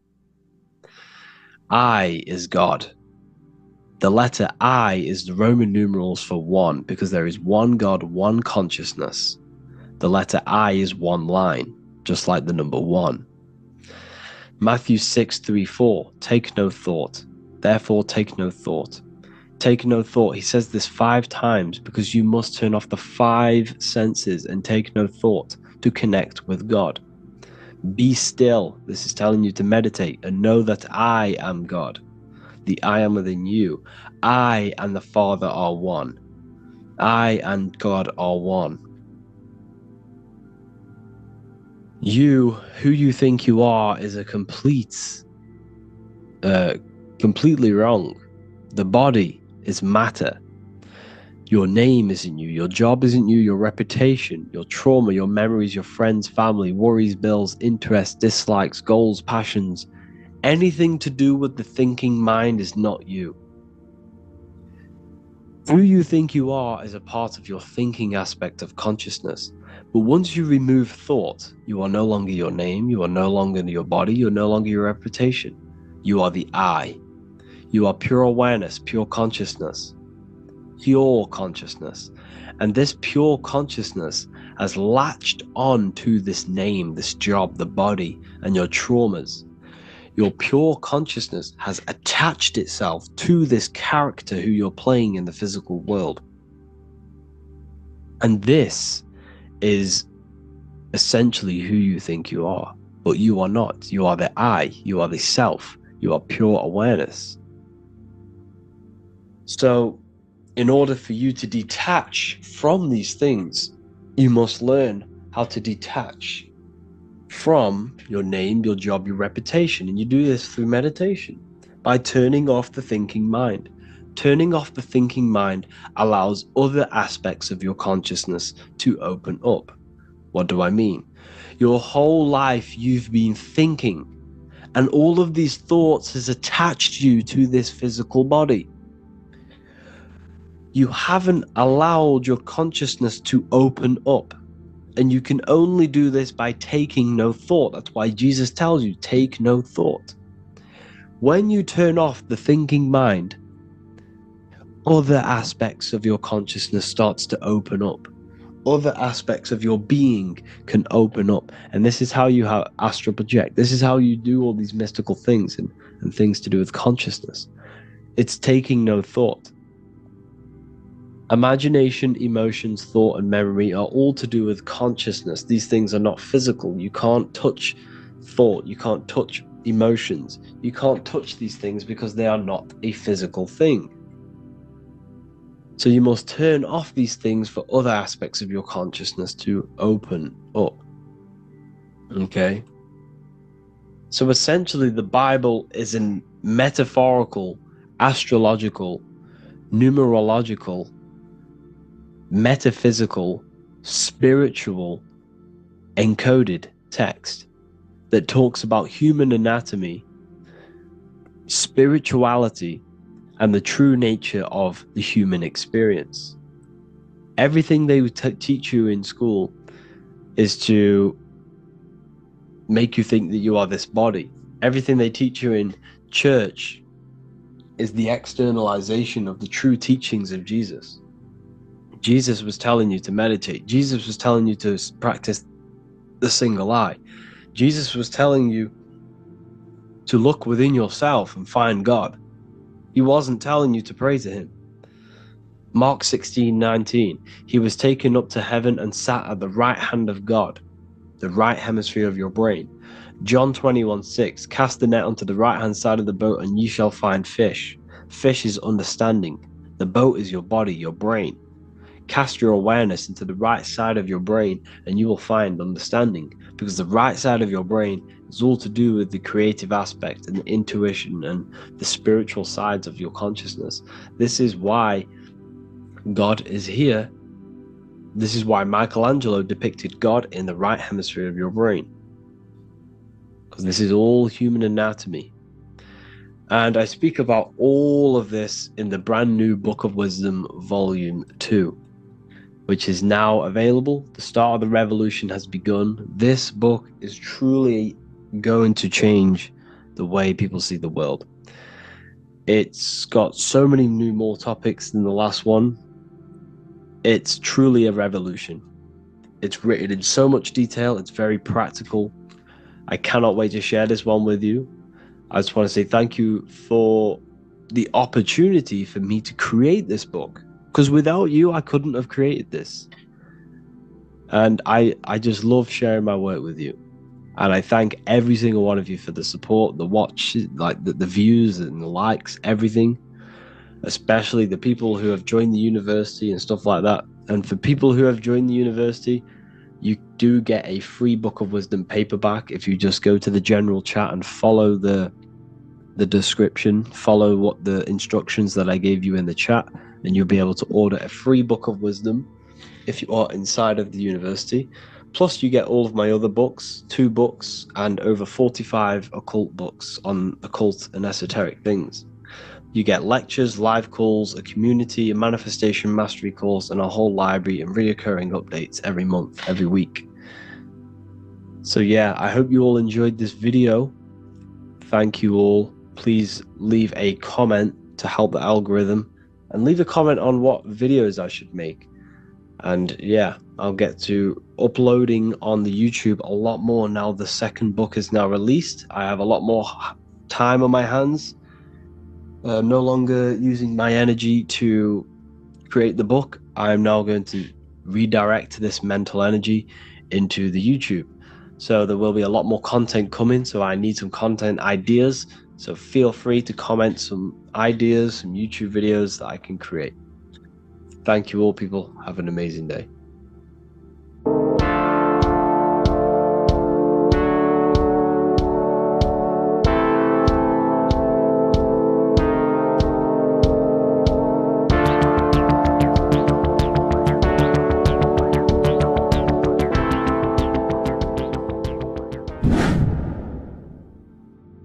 What is good, people? It's Revival of Wisdom. I hope you're all doing well. Now, this video is how to raise your holy oil or your kundalini. Let's get straight into this. So this is a monthly cycle. Every month, when the moon is in your zodiac sign, this oil is released. Now, the moon is in control of monthly cycles. For women, it's the menstrual cycle, and as well this holy oil cycle. The moon changes sign every 2.5 days and passes through the zodiac signs in 27 days. So the moon tells the day, the sun tells the time, the stars tell the month. This reality is a massive clock, if you like to say. It's a cycle. Okay, the moon controls the night, emotions, water, fluids, and the mind. Okay, so this oil is produced in the claustrum. It's produced in the claustrum, which is here, right? This is where you get Santa Claus from. Now, the claustrum is at the center of the brain, and it is next to the pineal gland and the pituitary gland. Once it starts in the claustrum, this is the holy present. This is the present that Santa gives to us, Santa Claus. And it goes to the pituitary gland and the pineal gland. And what's connected to the pituitary gland and the pineal gland is the Ida and the Pingala. The Pingala is the pineal gland's nerve, which is the honey, which is the positive charge, electric. And the pituitary is the Ida nerve, which is the magnetic charge. This is the milk, the land flowing with milk and honey. This is the brain, the heaven, okay? And it travels down the spine using these two nerves, these electromagnetic charge. And this is what the ancients symbolized with the two serpents wrapped around the spinal cord, the Ida and the Pingala. And this travels down to the sacrum or the solar plexus. Okay, so once it's here, okay, the spine is an elongation of the brain. So the spine is pretty much the brain. It's an extension of it. And it's kind of a microcosm of how we descended from heaven to physical reality, to physical matter, which is our consciousness has done. Our consciousness has descended from heaven into physical matter, and this is a microcosm of it. Okay, so once we're in the sacrum bone, this holy oil, like I've just explained, this holy oil starts in the Santa Claustrum, goes down the chimney to the sacrum. This is the sacrum, the solar plexus, and drops the present off at the sacrum. Now, once we're at the sacrum, we need to raise our vibration to take this oil back up the spine. Okay, and the River Jordan symbolizes this in the Bible. King Herod wants to kill Jesus in Nazareth, which is here, this is the River Jordan, is Nazareth. He goes to be born in Bethlehem and then goes back up to Nazareth to Joseph and Mary. Joseph and Mary, the pineal gland and the pituitary gland. The Bible is huge symbolism. It's all metaphors for this sacred process which goes on inside of your body. You are the Temple of Solomon. You are the Holy Land. The Holy Land is your brain. Once this oil is at the sacrum, you need to raise your vibration in order to take it back up. Once this oil has gone back up to the pineal gland, it activates the crystals which are wrapped around your pineal gland. Your pineal gland is this tiny little beam here. This is the claustrum. This is the pineal gland, and it's wrapped in crystals. And when this oil travels back up the spine by raising your vibration, back to the upper room where Jesus met the 12 disciples, or the 12 cranial nerves in the brain, and it activates and it turns on this pineal gland. And once it's turned on, it illuminates all the cells and the nerves in your brain and turns them all on and activates the higher God man, the God consciousness, Christ consciousness. And it regenerates the whole body. This is the secret to regeneration. It regenerates all the cells in the body. And this is how the ancients lived for thousands and thousands of years. As talked about in ancient texts. They lived for hundreds and thousands of years because they knew this secret. And this fluid, this brain fluid, the secretion, or the Christos in Greek, which means gold, because this is the alchemical process from turning lead to gold. Your body is the alchemical furnace. Now the ancients knew about this center of the brain because they symboled it. This is the eye of Ra, and it's the brain, and this is what's wrapped around our consciousness. Our consciousness isn't wrapped around the brain. The brain is built around the consciousness. We are the consciousness. You don't have a soul, you are the soul. Okay? Now, the head, heaven, hell, heel at the bottom of your foot, that's hell. Head is heaven, heaven and hell. Simple. Now, the pineal gland produces DMT, which is dimethyltryptamine, which is known as the spirit molecule. So, let's move on. Now, when this oil travels up, back, the spine, the chimney, it crucifies at the top, which is called the vagus nerve. So when it reaches here, the optic thalamus, it crosses and crucifies once it's raised back up. And this is why Jesus dies at 33. He was crucified at 33. Because you have 33 vertebrae on the back of the spine. And then it's crucified by the cross of the vagus nerve. When this oil crosses the vagus nerve, this is the crucifixion at 33. And it symbolizes the death of the physical consciousness. You then become spirit. You then become God consciousness, activating the Kundalini, regenerating the body and the mind. Okay? The Garden of Eden. You are the Garden of Eden. The land of milk and honey is upstairs. The pituitary, which is the milk, the pineal gland, which is the honey, which is DMT. It even says this in the Bible. As he brought us into a place, and he has given us this land, a land flowing with milk and honey, which is also symbolized as the sun and the moon. The Bible also says, the light of the body is the eye, not the eyes, the eye. If therefore thine eye be single, thy whole body shall be full of light. This is the activation of the pineal gland by raising this oil back up to the pineal gland, to the center of the brain. Neither shall they say, see that here, or see there, for behold, the kingdom of God is within you. So he's saying, don't look out there. Nothing is out there. It's all inside of you. Everything's inside of you. You're the universe. Now, how to raise this oil back up to the pineal gland? Every month, like I said. The moon controls the cycle. The moon controls monthly cycles.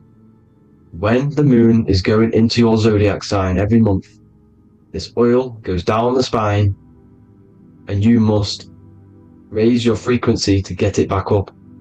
You must retain your seed. This is the most important. Your fluid, your secret, your holy fluid, your life force.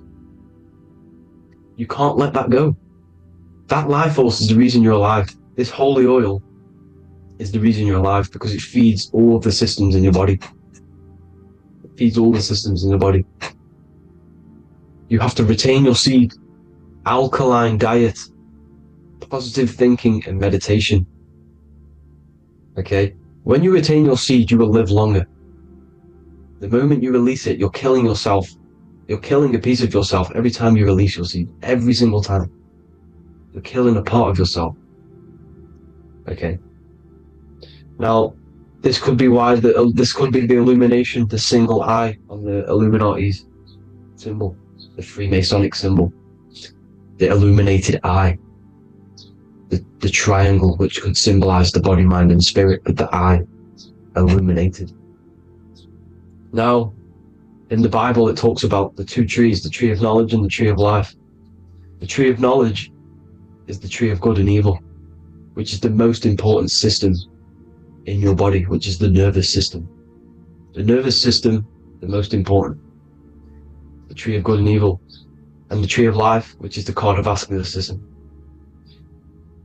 Now, this oil, when it's released every month, feeds these two systems, and these two systems feed everything. Now, it's important you understand that. Okay? The ancients knew all of this knowledge. The Bible's telling you this knowledge. But it's in a metaphorical way. You have to understand the context behind it so you can read it properly. Now, eating of the tree of life, which is what it talks about in the Bible, eating from the tree of life is actually symbolizing a bad diet, ejaculation. Because you're eating from these two systems, you're killing yourself with a bad diet. You're killing yourself with an ejaculation. Okay? So, that's important to understand. Now, this is Jacob's ladder in the Freemasons. Jacob's ladder, which is the spinal cord, it's the stairway to heaven. And this is Jack and the Beanstalk when he goes up the beanstalk and finds the golden egg in the grey clouds. The grey clouds symbolize the grey matter in your brain. Now, the Garden of Eden talks about the 4 different rivers in Garden of Eden. As we see here, the North Pole map, the ancient North Pole map. Because the center of the earth is the center of the torus field. Everything's the torus field. Atoms are torus fields. Everything's torus fields. You are the universe. Everything is within you. The North Pole is your spinal cord. This is why they say Santa Claustrum comes from the North Pole. This is the North Pole. And the Santa Claustrum is the center of your brain. Now, there's 4 rivers which come from the Garden of Eden. Is the blood, the Christ oil, which is the oil we're talking about, urine, and saliva. These are the 4 sacred oil, 4 sacred fluids in your body. And these are constantly abused in today's society. These secret societies are targeting these fluids. Okay? This is why porn is free. They sexualize society through Disney. Go and look at some of the Disney movies. There's so many subliminal messages which sexualize these children because they want you sexualized, so you release your seed, which is one of the holy fluids in your body, especially your semen, your sexual energy. So important you retain this. So important, because it's your life force. It keeps you alive. Okay? Now, let's recap on this. If you want to raise your oil every month, you can't just retain your seed for the month. You have to retain your seed forever. Don't just do it for a couple of days. You have to do it. It's a lifestyle. You want to become God consciousness, you got to do what it takes. It's hard in this society because this society is made around, it's designed to kill you pretty much. It's designed to keep you in these lower states of consciousness with all the bad food, the chemicals in the food, the chemicals in the water, the sexualized TV programs, sexualized adverts, sexualized TikTok and apps, videos, subliminally stimulating you. because that is your weakness, sex. It's your weakness. Now, you have to retain your seed, meditation, and an alkaline diet. Why alkaline? Because acidic is low vibrational. This is the color spectrum. And what's the highest vibrational color? Violet. It's the lowest, red. You have to have an alkaline body in order to raise this oil. When you drink, when you have a bad diet, when you drink alcohol, when you smoke, this destroys the oil. It destroys the oil in your sacrum, and it can't be raised again, can't be raised up. This is why it's so important. Without that oil, you don't live. That oil makes you live. It feeds everything in your body. It's crazy how we're not taught this. It's insane. But that is how you raise the oil, people. I hope you all gain some knowledge out of this video. And I hope this assists you on your journey, your spiritual journey. And please like and share this video. We need this knowledge out to the public to wake up humanity. Thank you all, people. God bless.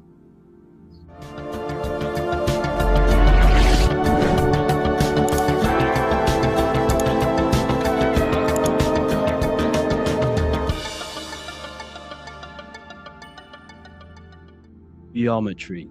This is the study of nature, of the codes, the mathematical codes behind physical reality. So today we're going to be going deep into geometry and the true esoteric internal geometry, the geometry that no one really talks about, and how geometry relates to human consciousness. So essentially, what we must understand when it comes to geometry, the basics of geometry is everything is vibration, and this vibration is vibrating on a certain frequency, and this certain frequency creates a geometric shape, which is why in nature we see all of these different geometric shapes. All matter takes form in shapes. So if we put sand on a plate and we vibrate the plate on a specific frequency, we see that the sand goes into specific geometric shapes and patterns. So essentially, matter is energy condensed. It's energy vibrating on a low frequency, vibrating at a certain frequency. So matter is condensed energy, and each geometric shape is manifesting and showing a specific energy. Some shapes carry more energies than others. For example, the cube is what traps energy. A square is what traps energy. So geometry and the flowers are basically how energy manifests itself into physical matter.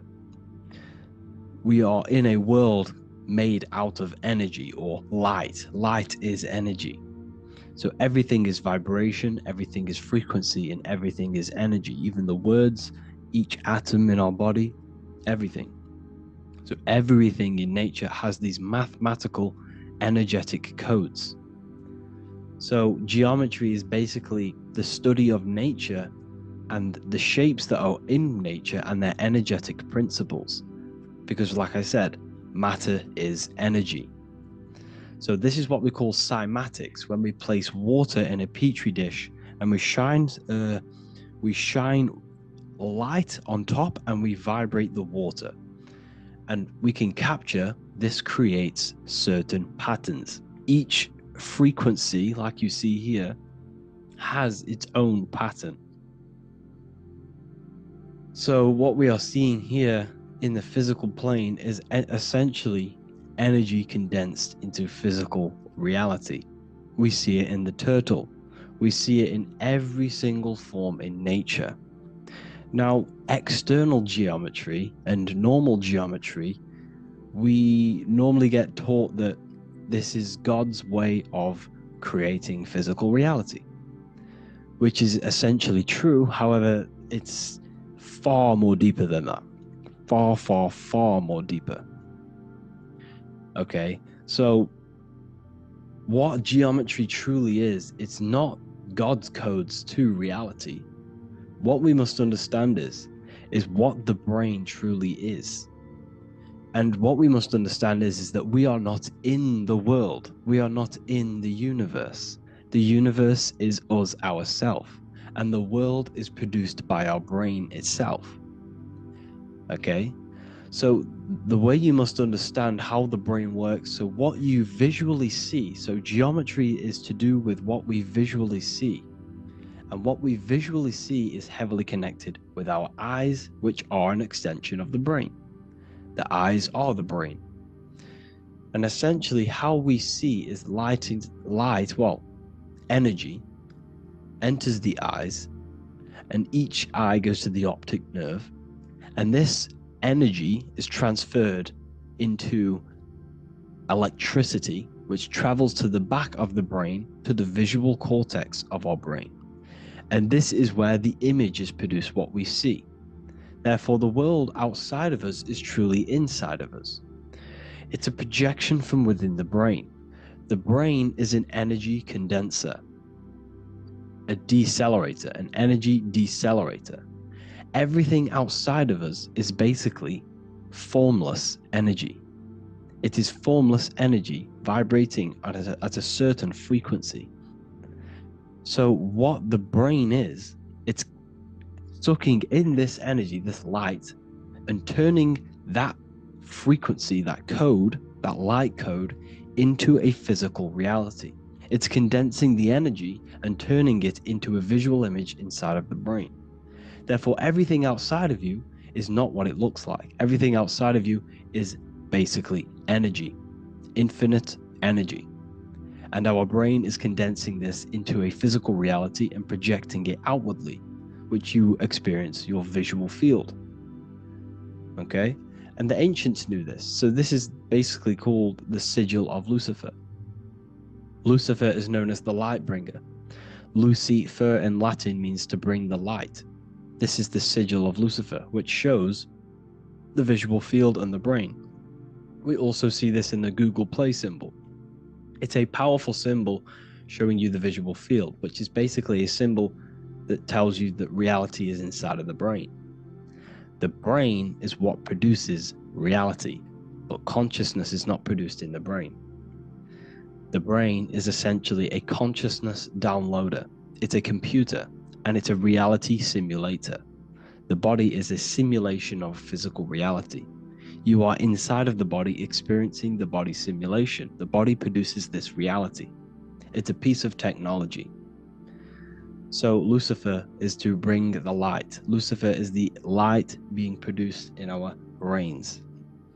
Okay? So this is why they say Lucifer can tempt you. Lucifer can be the devil, because it represents physicality. It represents the false light. Lucifer can trick you because it represents the physical world can trick who you truly are. So now that you understand how the brain is basically an energy decelerator and it creates and simulates a reality to your consciousness, you are no longer a person in a universe. You are the universe itself experiencing itself. Therefore, geometry is heavily linked in with the brain. Geometry is essentially how your brain and how your eyes decode energy. So what you are seeing is the mathematical codes of your brain creating reality. So what they teach you is the external is that geometry is God's way of creating this world, and these are the mathematical codes God's created. But now I'm telling you the internal. This is the truth.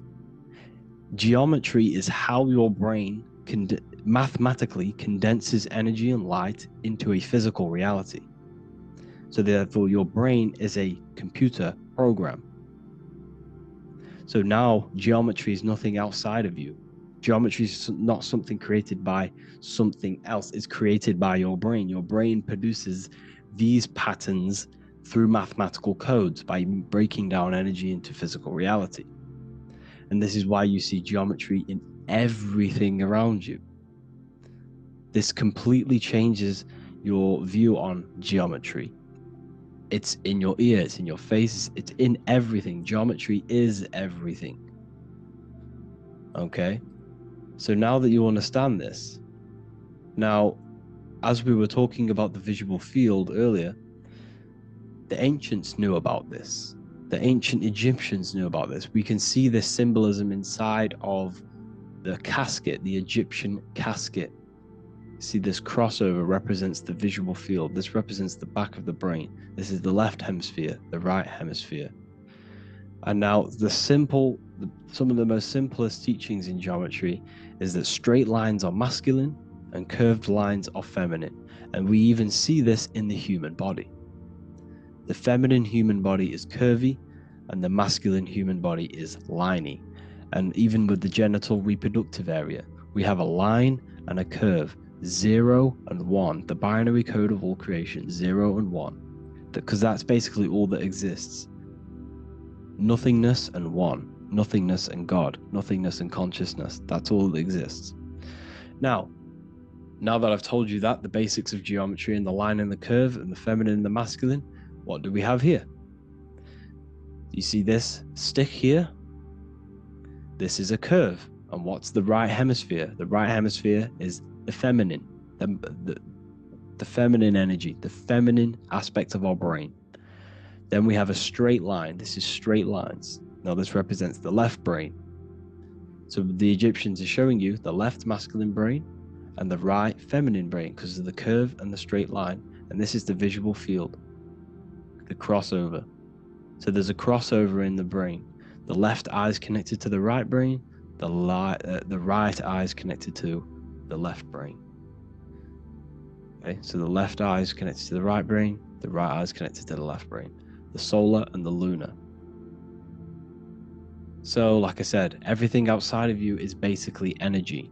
Your body is basically a holographic avatar, condensed energy produced by your brain. There's nothing actually outside of you. Your 5 senses are electrical threads of light. And when you touch something, this is basically electrical signals in your nervous system, which are reporting back to the brain. Therefore, what you touch is actually, you're not touching. The feeling that you feel when you touch something is not the true feeling. That's your nervous system you're feeling. You're feeling your nervous system in the brain. It's electrical signals to your brain. So the 5 senses do not decode, well, what you're experiencing as the 5 senses is not outside of you. This is your brain interpreting electrical signals. You don't experience the world, you experience your nervous system and your brain. The nervous system is an extension of the brain. So this is the truth. This is not woo-woo spirituality. This is true consciousness science. But I'm teaching you here. Okay? So nothing is truly outside of you. It is a universe. You yourself are the universe, the fabric of the universe itself. The only thing that exists outside of you is essentially energy. That is it. And your body and your brain condenses this energy into reality. So when we look into architecture, why is architecture, the ancient architecture, so important? Because what did I tell you at the beginning? Shapes and physical matter is condensed energy. Each shape holds specific energy. Some shapes hold more energy, emit more energy. Some shapes condense energy. Some shapes transfer energy. Each shape, each geometric shape has an energetic principle because matter is essentially energy. So when we look into cathedrals and the ancient buildings, they were filled with geometric patterns, geometric shapes, because they understood the energy principle. Architecture is basically solid energy. It's physical energy. If we create this pattern here is an energy code. And if you stand next to it, you're going to gain that energy. It's going to be imprinted on your body.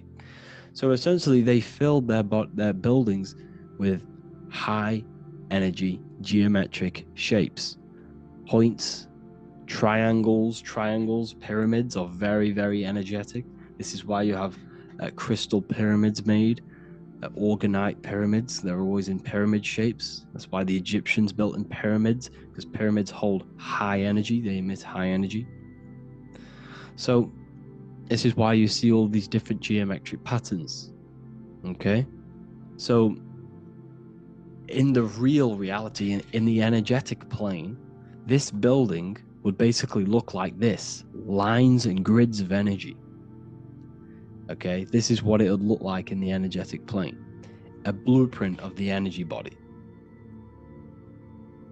So, as you see here, these are the different frequencies in a petri dish, of water in a petri dish. And you can see they are specifically aligned up with these specific patterns. You can see geometry even within geometry. It's fractal.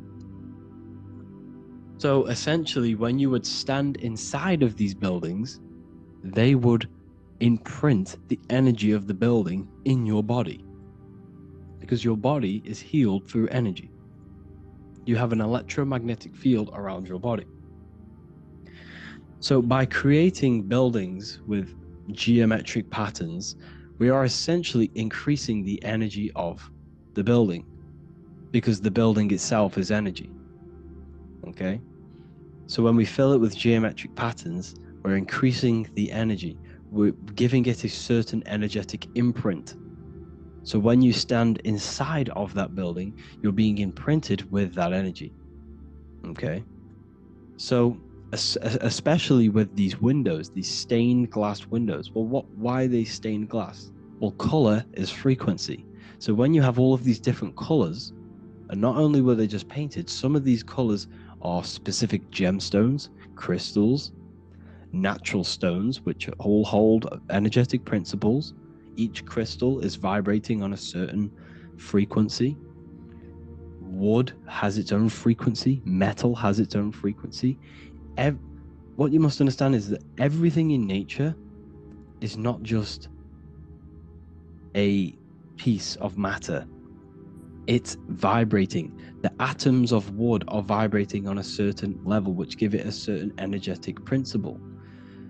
Each crystal is vibrating. The atoms of the crystal are vibrating on a certain frequency, which give it a certain energetic principle, quality.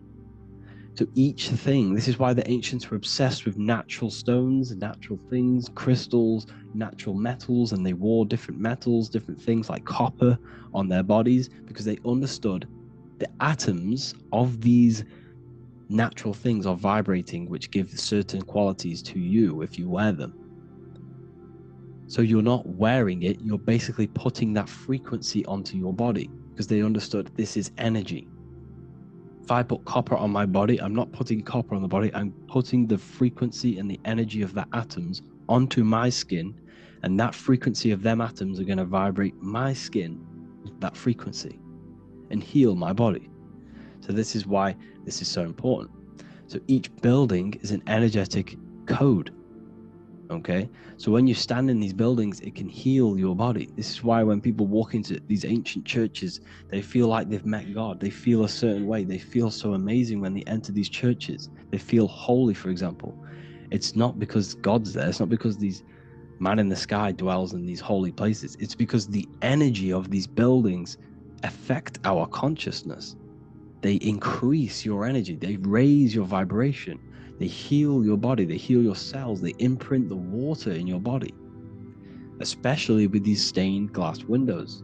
Like I went a bit on a tangent there, but these stained glass windows were encoded, well, they use different gemstones, different lights, different colors. And when the sun would shine through this window, well, what's the sun? The sun is light. Light is energy. The sun's light would go through this filter of the window, of the crystals and the different gemstones and the different colors, and the sun's light would be encoded, imprinted with these crystals, with these colors and these natural glasses which have healing energetic principles. And when you are inside that building, the sun's encoded energy of the window would be imprinted into your body, into your energy field, and it will heal your energy field, and it would heal your body, your cells on a cellular level. Because your body is what? 60 to 70 to 80, some people say 80% water. And water is encoded with vibration. If you say certain things into water, it gives it a specific geometric pattern, like I broke down in the beginning. If you say love to a water and then freeze it, it will go to this. If you say hate, it will go to a distorted pattern. So when you are in these buildings, you're being imprinted by the energetic codes of these buildings, the energetic principles of the windows, of the structure itself. The ancients never used to build in squares. Their buildings, their insides were never square rooms, because they understood squares trap energy. They always had pointed roofs so energy can escape. So there's many little things that we need to look into geometry. For example, when you see magicians, when you look at ancient magic, why do they stand in circles with different geometric patterns? They use different geometric shapes. Why? Because shapes are energy. They hold specific energy. So when the magician stands in a circle with a pentacle, they're working with the energy of that pentacle. You can work with different energies based upon the different geometric shapes that you draw. And you can use this in your structure, in your architecture, in your work, and it can influence everything. So this is the true geometry. I hope you gained a deeper understanding on geometry and how it relates with you and your consciousness. Like I said earlier, your brain produces geometry. It's basically how your brain decodes energy. It's not God, how God creates this reality. And no, you're in this reality. You are the reality itself. Your body produces the reality. Therefore, geometry is one with you. So therefore, if I play with the geometry of the buildings, for example, like the government have, everything's in squares. If you look outside, everything's a square, everything's a rectangle. You go to a city, every window is a rectangle, every building is a rectangle. You live in a box room, everything is boxed and squared off in this reality, in this modern society. Why? Because they're trapping energy. The box is the cube is the most simple geometric shape, which basically condenses energy and it traps energy. And if you subconsciously see squares all the time, your phone's a square, your TV screen, everything's a square, your keyboard, your desk. Go and look at the ancients. They never used to build in squares and cubes. And if you go into nature, you'll never see squares and cubes. Nature doesn't create squares and cubes. Everything in the modern society is squares and cubes to simple your consciousness down, to dumb your brain down. So the ancients built very, very complex structures. Why? Because they understood what we see affects our brains, because our brains decodes reality and creates reality. If you see a sophisticated building, this is going to give you a sophisticated mind and raise your IQ levels over time, subconsciously. I'm not saying if you look at this building, you're going to become smart. I'm saying if every single building in your environment, ment is mind, mental, every single building in your environment was this complex and complicated, it would increase your IQ on a subconscious level. It'd make you more complex, make you more intelligent.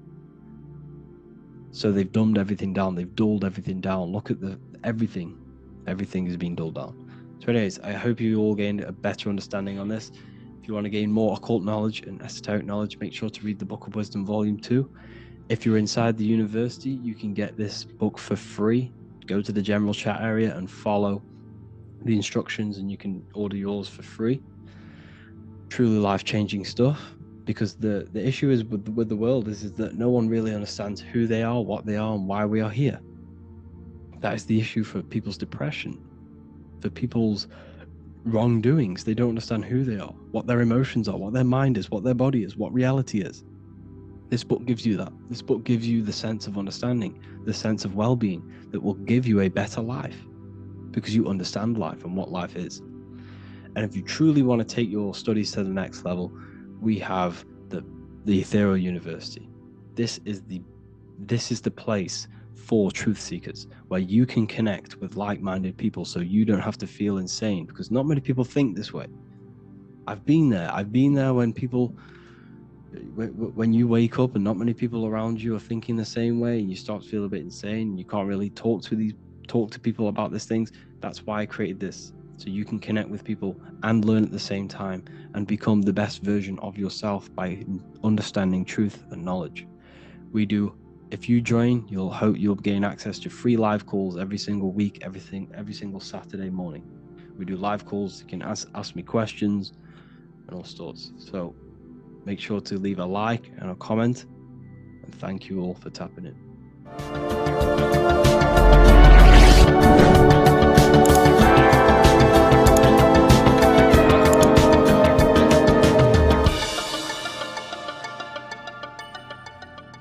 Welcome to Revival of Wisdom.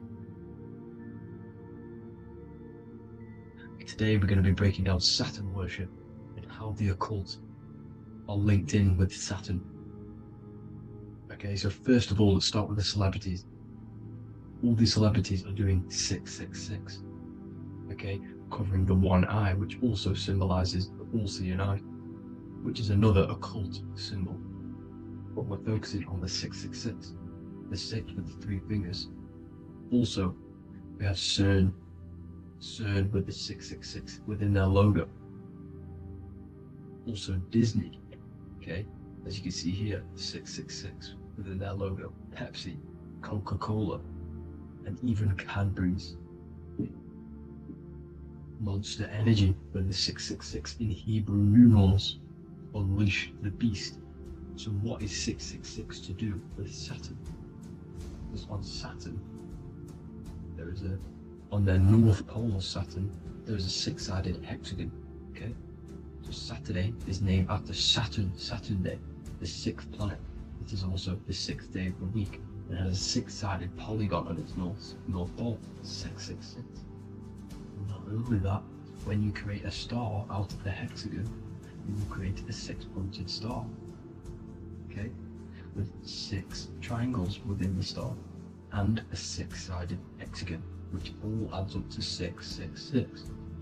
Okay, so this is why all these symbols contain 666. So why do they worship 666? Saturn. Because Saturn is the god of time and death, okay, and order and lessons. Okay, Saturn is a very cold and dry being. That is the 6th planet from the sun. Okay, Saturn represents the winter, which symbolizes death, okay, because all nature dies within winter because the sun's not there. So it represents darkness and death. It rules the zodiac sign of Capricorn, okay? So,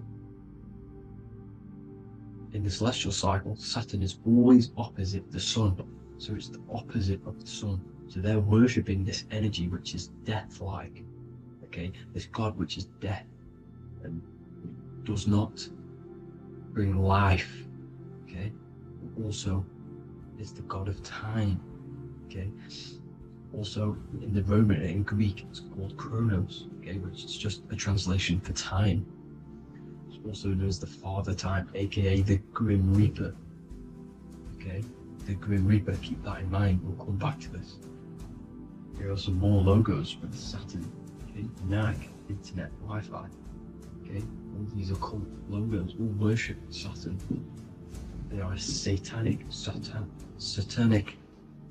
occult. They worship this death god, this evil god. Okay? This is where the cube now comes in. Okay? Because what colour is associated with Saturn? It's black, because it's the absence of light, it's opposite the sun. So black is the colour associated with Saturn. Each planet has its own colour associated with it. Okay, so when you make the cube, okay, as you can see here, the cube out of the polygon, it creates what? A black cube. Okay, and the Kabbalah, okay, Kabbalah means cube, Allah means the god, the cube god. These religions are secretly worshipping this cube god, the god of death, Saturn, Satan. It's the same entity behind it all. Okay, so Also, we have these black cubes in Australia, Denmark, all around the world, these black cubes, because this occult is worldwide. Saturn, Satan taking over this realm. Okay. Also, with this black cube, they walk around it like the rings of Saturn. It's around the black cube of Saturn with the rings, they walk around in circles. What are circles? Cycles. What is a cycle? Time. The time god. This is why it has a ring around it, because it represents time, cycles. Okay? And this is another depiction of Saturn, always depicted with this Reaper staff. Okay? Keep in mind this staff, just like we associated with, aka the Grim Reaper. The Grim Reaper also wears a black robe, representing Saturn with the same staff. Can you see it? This is where it comes in. Okay?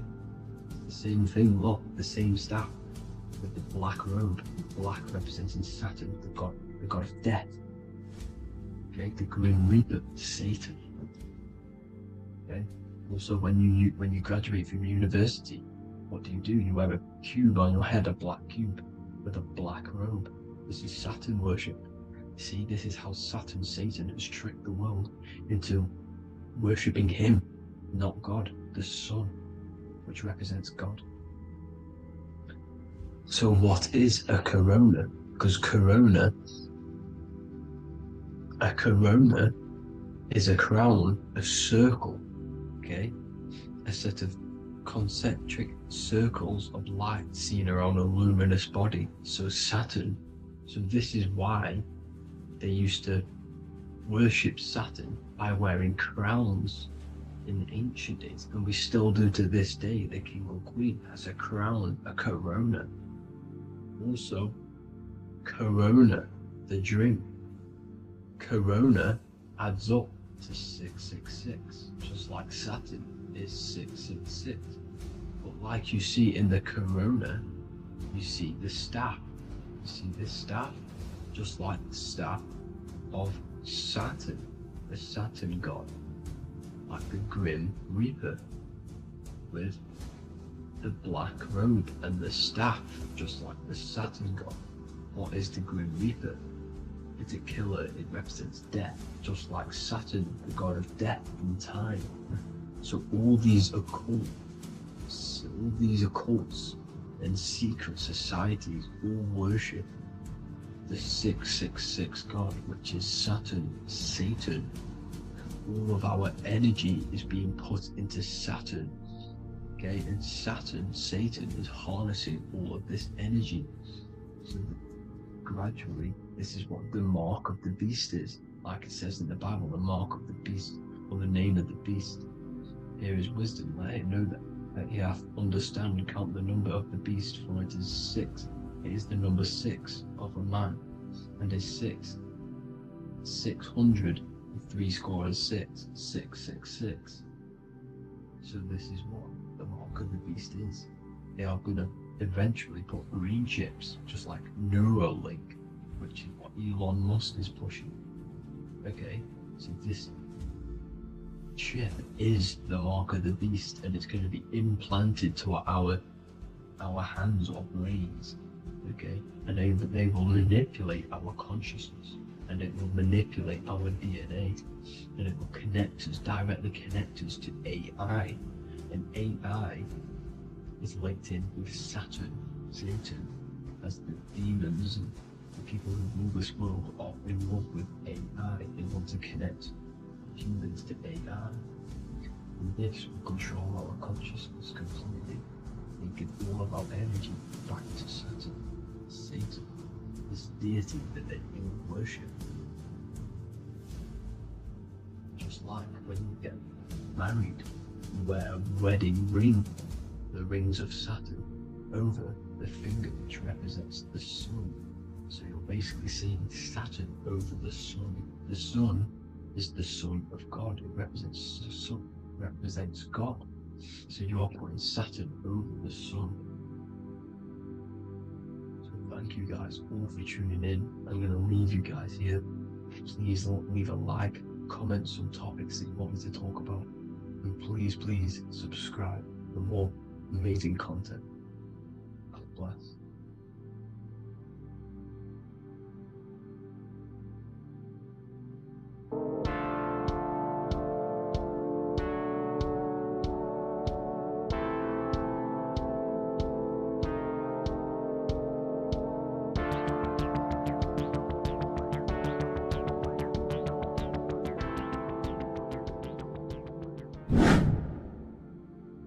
What is good, YouTube? Today we're going to be talking about the astral plane and how the cosmology fits into the astral plane. Okay, so first let's go over the astral plane and go over the different layers of reality so that you can understand reality more. You are a multi-dimensional being. You are not in these, you are in all of these realities at the same time. They all interweave into one big reality.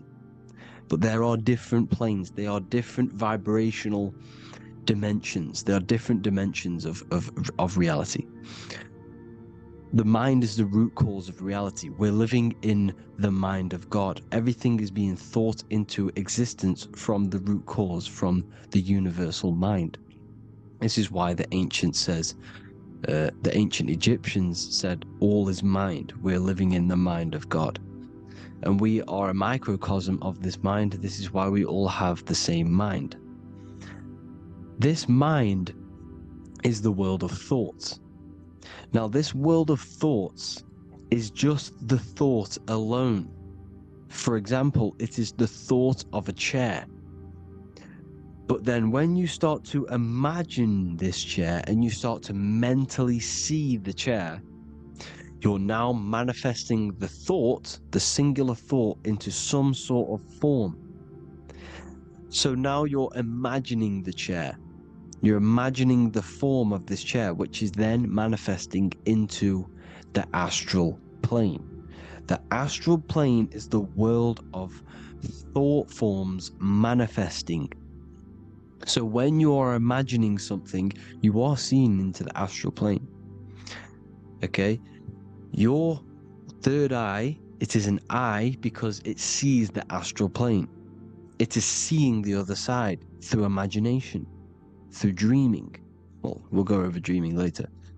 So, the thought of a chair is a singular thought. The imagination of the chair is the manifestation of the chair. And in the astral plane, it's basically the world of all the chairs that could ever exist.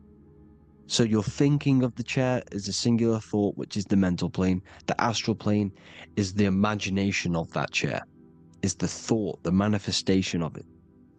Depending on the vibrational state of the thought will depend what level of the astral plane it will go to. For example, if you're thinking about a chair to torture someone on it, it's going to go on the lower astral plane. Or if you're thinking and imagining happy things, it's going to go to the higher astral plane. So wherever your mindset is, that we call it a mindset because your mind is setting frequencies to certain things. Thoughts are frequencies. And a mindset is setting your frequency, setting your mind to a certain frequency. So when you set your mind to a certain frequency and you imagine something in that frequency, you're going to match everything in the astral plane that are on that similar frequency, just like you would in the physical world. Because we're all in these worlds right now as we speak, but we can't see them with the two physical eyes. We can feel it though. When you're around someone and you've just met a new person, for example, you can feel their vibration, and if you're not on a similar vibrational match, you will not get along with that person, or you just won't not get along, but you won't connect with that person because you're on two opposing frequencies, not matching. And this is something you can't see, you can only feel, because it's the astral plane. It exists within the astral plane. Everything in the astral plane is made out of vibrations.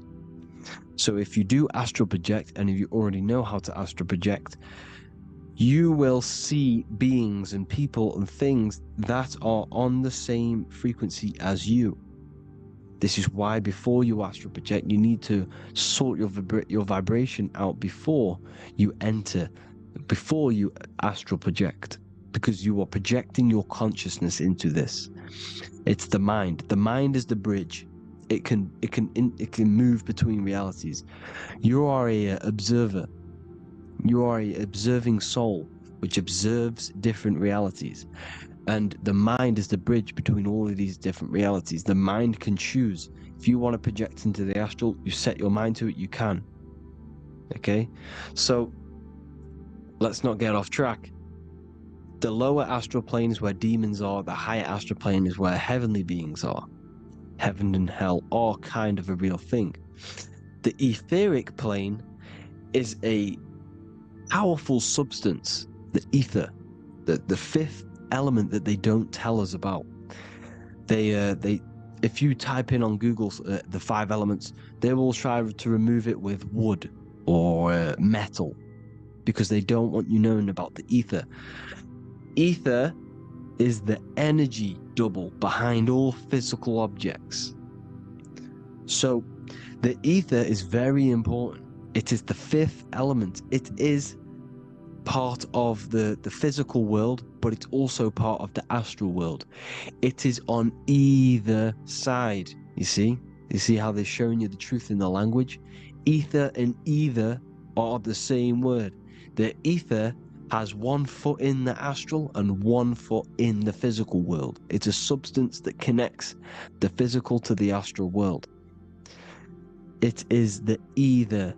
It's on either side of reality. It's on the other side. Other, either, same word. Ether is connecting the physical to the astral plane. It's the world of frequency.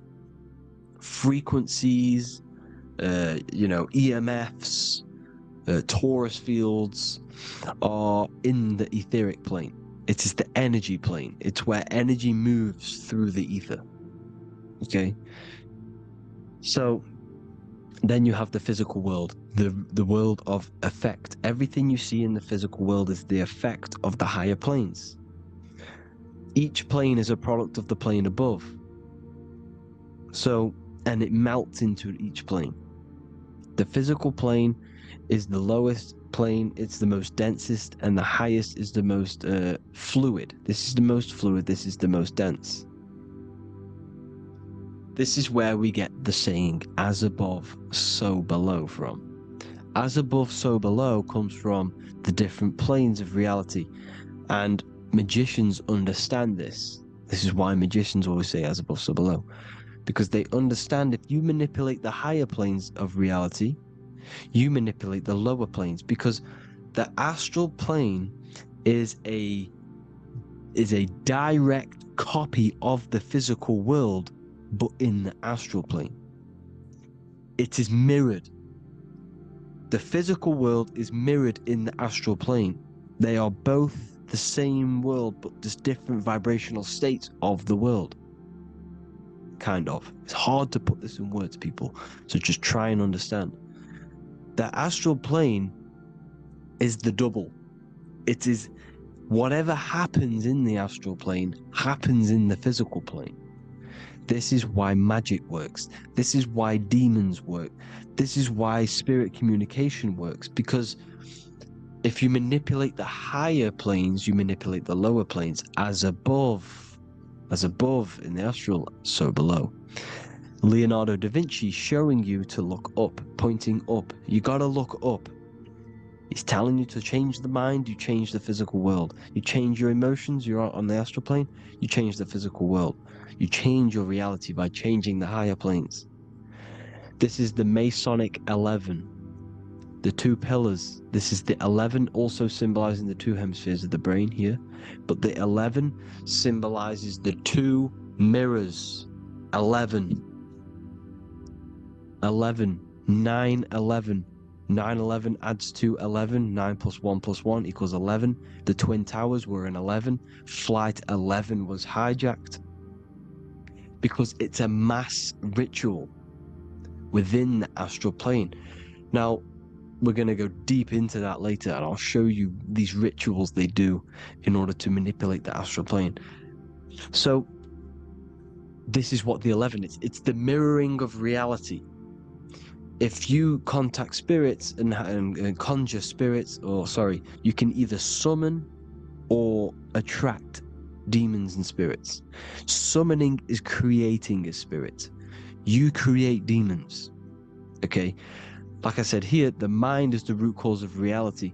If you think of if you think of a traumatic event that happened in your life over and over and over and over again for years and years and years, where attention goes, energy flows. The mind is the director of energy. If you are directing energy into the specific emotion, the specific thing that is torturing you in your mind, that will manifest as some sort of being in the astral plane, which is called an elemental. And this elemental being that you have created through your thought forms and emotions will latch onto you and feed off this energy. So it's important that you get your mind right, okay? It's important that you sort that you file the mind and you discipline the mind. Make sure it's only entertaining positive things, because you are quite literally creating your own demons. The word demon has the word mon in it, and if you've watched my videos to know, mon means moon. The moon is your mind, the sun is your soul, the earth is your physical body. Demon is mon means mind, moon is mind. You create demons with your mind. Summoning. Now, this is where the rituals come in. 9/11 was a ritual because everyone was thinking about this big fearing, the death of 9/11. Everyone was thinking about it. And all of their minds thinking about this horrific thing will manifest and summon a negative energy spirit elemental within the astral plane. That's how all of this works. This is why it was a mass ritual. Okay, Chris Brown, new album name 11/11, release date on the 11/11. This will be my 11th album and contain 11 songs. All of these people know the occult. This is Hermes Trismegistus with the star of Saturn, the six-pointed star, as above, so below. The mirroring of reality, physical and astral, the two Masonic pillars. So as above, so below. What's above us? The stars. The stars are connected to the astral plane. This is why we call them stargates. When we dream, we are experiencing these different realities. And what are stars? They tell in the Bible, it says Genesis 1:14. And God said, "Let there be lights in the firmament of the heaven to divide the day from the night, and let them be for signs." Signs translates to things to come. Why things to come? The stars tell the future.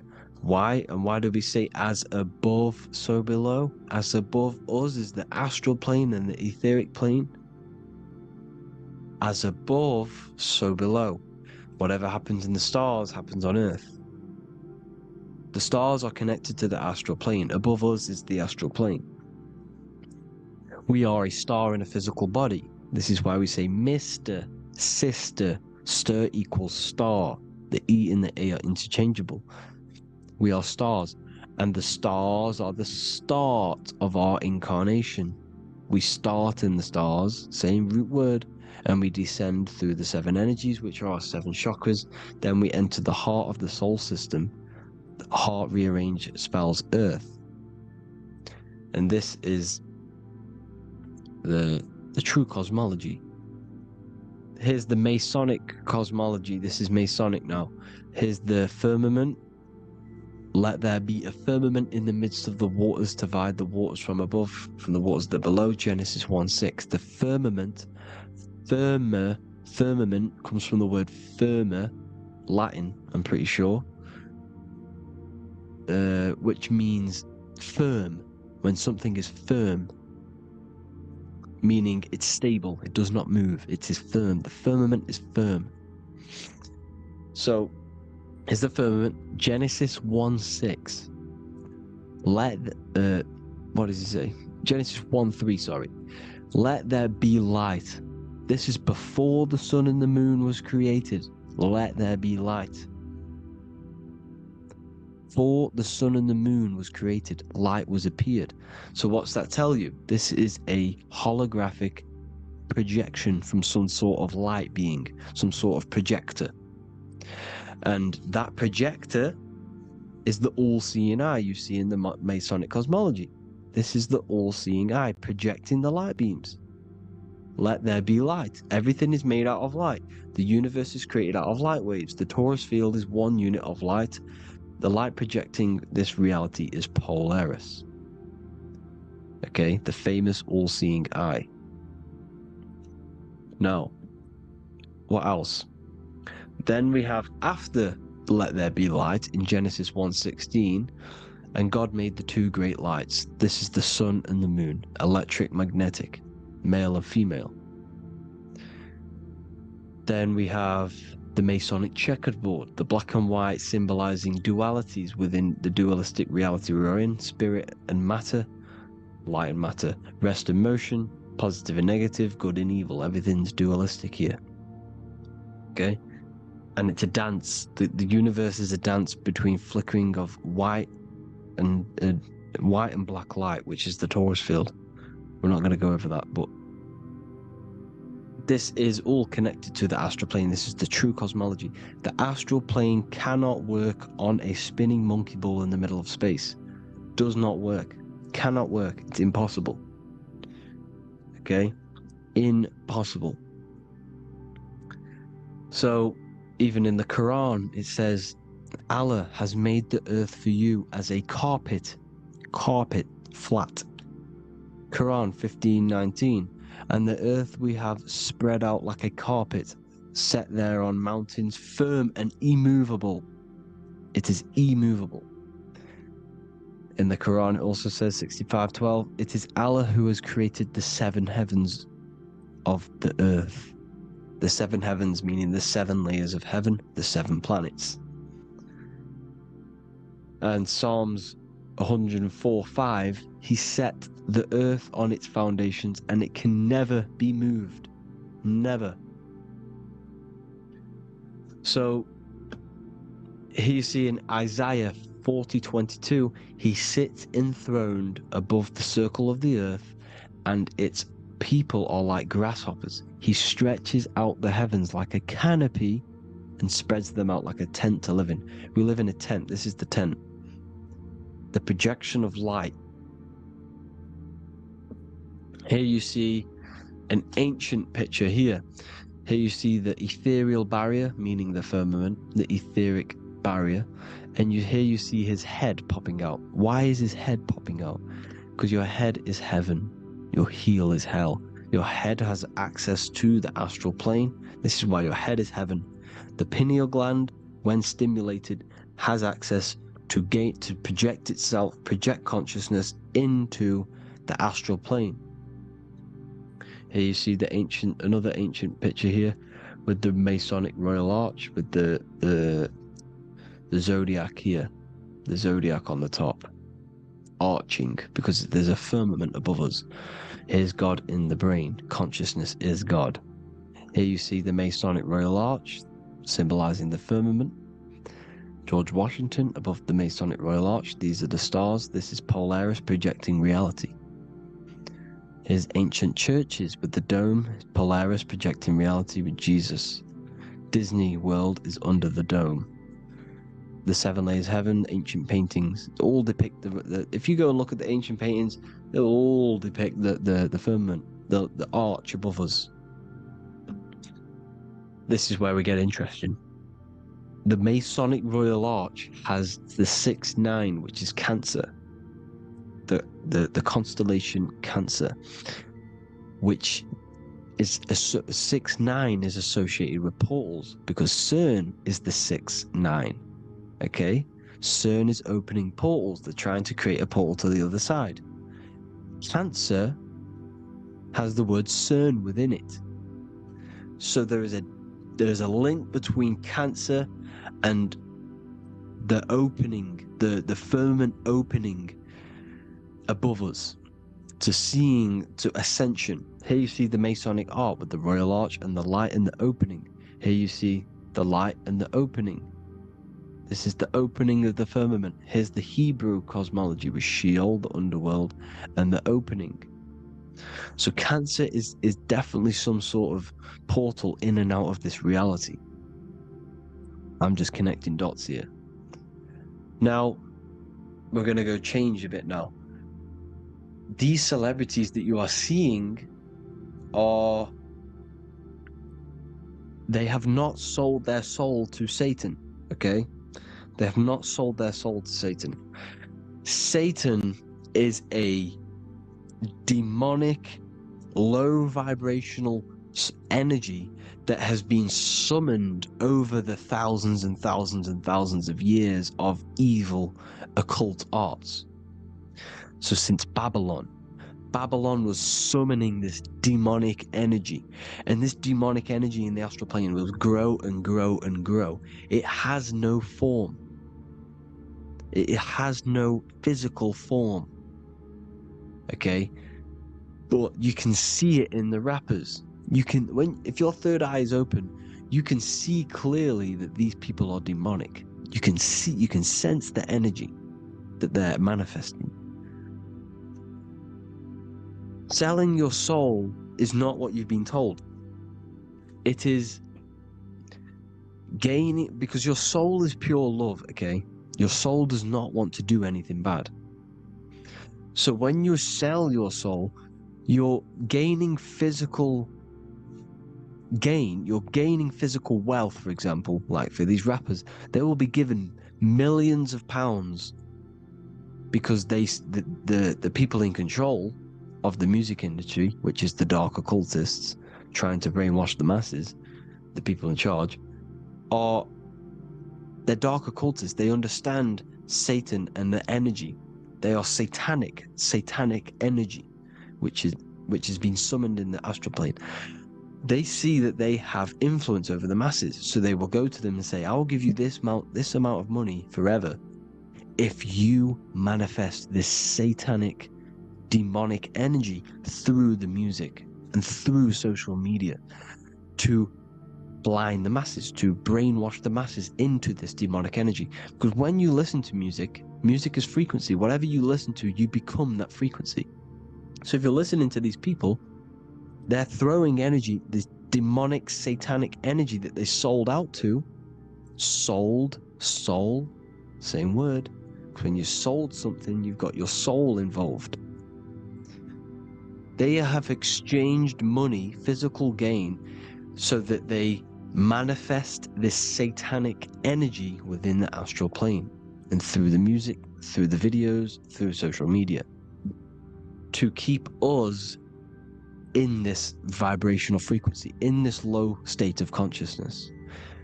This is what it actually is. It's not, you're not selling your soul to some sort of devil. This satanic energy has no physical form it is formless in the astral plane. It's a summoned energy. Now, the root chakra is red. This is why the devil is red, because it symbolizes the animal nature of man. When you are operating off your root chakra, you will kill, you will fight, you will do anything to survive, because it's all about survival mode in the root chakra.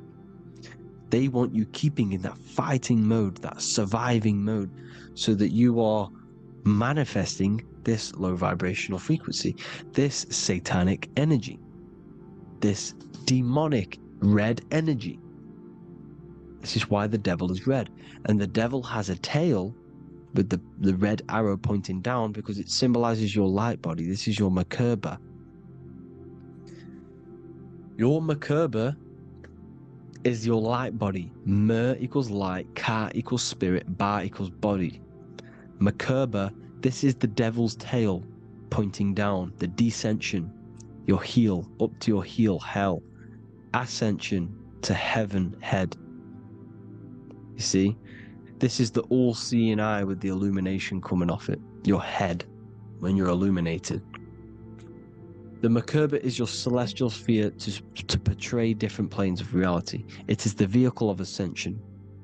It's your light body. It's in the word Kabbalah. Kabbalah. Ka, spirit. Ba, body. La, light. Same thing. Kabbalah. Merkaba. Same thing. It's all about the light body. This light body sees different realities. So when you see the goat in the music industry, it's this satanic summoned energy that's been summoning for thousands of years within the astral plane. When it becomes to the physical plane, it will manifest through different things. A goat, an owl, Satan, Moloch, Baal, same deity, same demonic energy that's been summoning in the astral plane. And this is why the Baphomet has a goat head. Drake's new album is the goat. The Polo G, the Masonic G, with the goat. And here's Ryla Rodriguez in the mirror, with the goat in the mirror and him in his physical body. It symbolizes, the mirror symbolizes the astral plane, because he's manifesting the goat, the demonic energy. He's sold out to the demonic energy. And in the physical plane, he's his physical body. The mirroring, the Masonic 11, the mirroring of reality, the astral and the physical. And what do you call them when they're an amazing rapper, the best rapper? You call them the goat. Because the goat, you're the goat because you're manifesting the goat energy, this satanic, demonic energy within the astral plane. So Baal, Moloch, all the same thing. Because in the astral plane, if you want to gain spirits to come to you and communicate you, in the physical world, if you want to communicate with spirits, you have to gain their attention. You can either gain their attention or come together and agree to create some sort of being, which is Satan. Okay? You can, like I said earlier, you can create these beings, you can summon them or attract them. One way to attract them is sacrificing. In order for you to become God-man, to turn to God, you have to sacrifice your life. You have to sacrifice, not drinking, not doing things, not doing anything demonic, not doing anything bad, not eating meat. You have to sacrifice yourself to become the light. However, if you want quick, instant gains in the physical world, you can sacrifice something else to communicate with these spirits, because these demonic energies feed off demonic energy, your demonic energy. So these dark occultists will give away babies, they'll sacrifice, torture babies so that they gain, so that they can communicate with these spirits for physical exchange. Yes, you can do this. These powerful spirits, these powerful demons can give you powers. They can give you certain things. And this is what they are doing. They're summoning and attracting these demonic energy. This is why, trafficking is one of the most, Balenciaga. Baal is the demonic energy in the astral plane, which requires child sacrifice for his presence. Balenciaga, and they were trafficking children. They were trafficking, killing them, and offering them to the spirits. This is what they are doing. Balenciaga. It's in the name. Here you see, you can see here a stick man with two horns. The goat, obviously, it's all the same deity. Baal, the goat.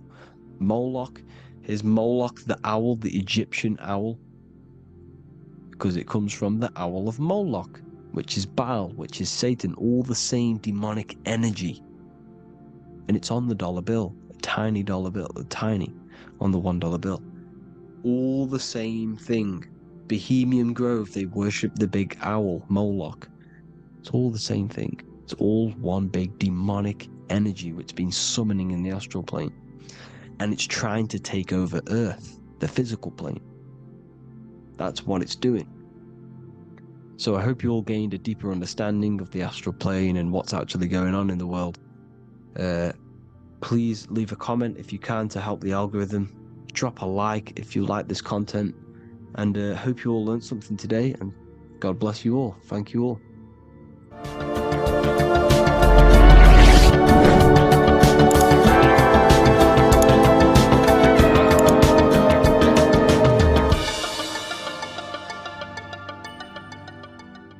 In this video, we're going to be talking about the evolution of consciousness. You are born human, however you possess consciousness, which is the awareness behind your being, the awareness behind your thoughts, the experiencer behind your five senses, the experiencer, the observer behind your thought, emotions, and senses. You are an eye, an invisible consciousness looking through a lens which is your body. Your body produces this physical world that you experience. Your brain produces this world. Your brain and body is a technological computer. However, you are an infinite, ever-expanding consciousness behind this physical body. And there is an evolution of consciousness, a cosmic journey of expansion. And this is why we see so much pyramid symbolism in the occult and esoteric world, and especially within Freemasonry. Because the pyramid represents climbing, an evolution, a raising state of consciousness, a journey. Steps symbolize a journey upwards. This is the raising and the evolution of consciousness, our inner world. The transmutation of our inner selves, of our souls and consciousness and our minds. So when we see this pyramid, we're seeing a evolution, a way up to source consciousness. And the eye in the pyramid represents your source consciousness. It represents illumination. It represents divine guidance through this evolution of consciousness. This is why we see the ladder. Consciousness is ever expanding on an infinite journey of evolution. Each individual is a part of this cosmic process, contributing towards the ongoing expansion of both mind and awareness.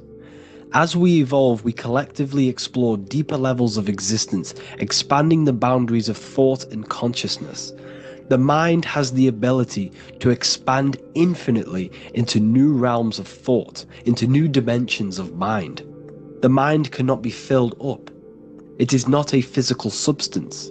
The body can be filled up because it is a physical thing, but you cannot fill the mind. Therefore, the mind is constantly expanding, ever expanding into new fields of thought.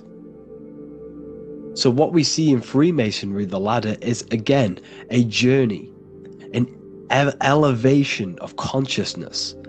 When we are born with an infant consciousness, and as we gain older, we gain an adult consciousness. Our inner world, our inner mind, and our emotional intellect changes and evolves.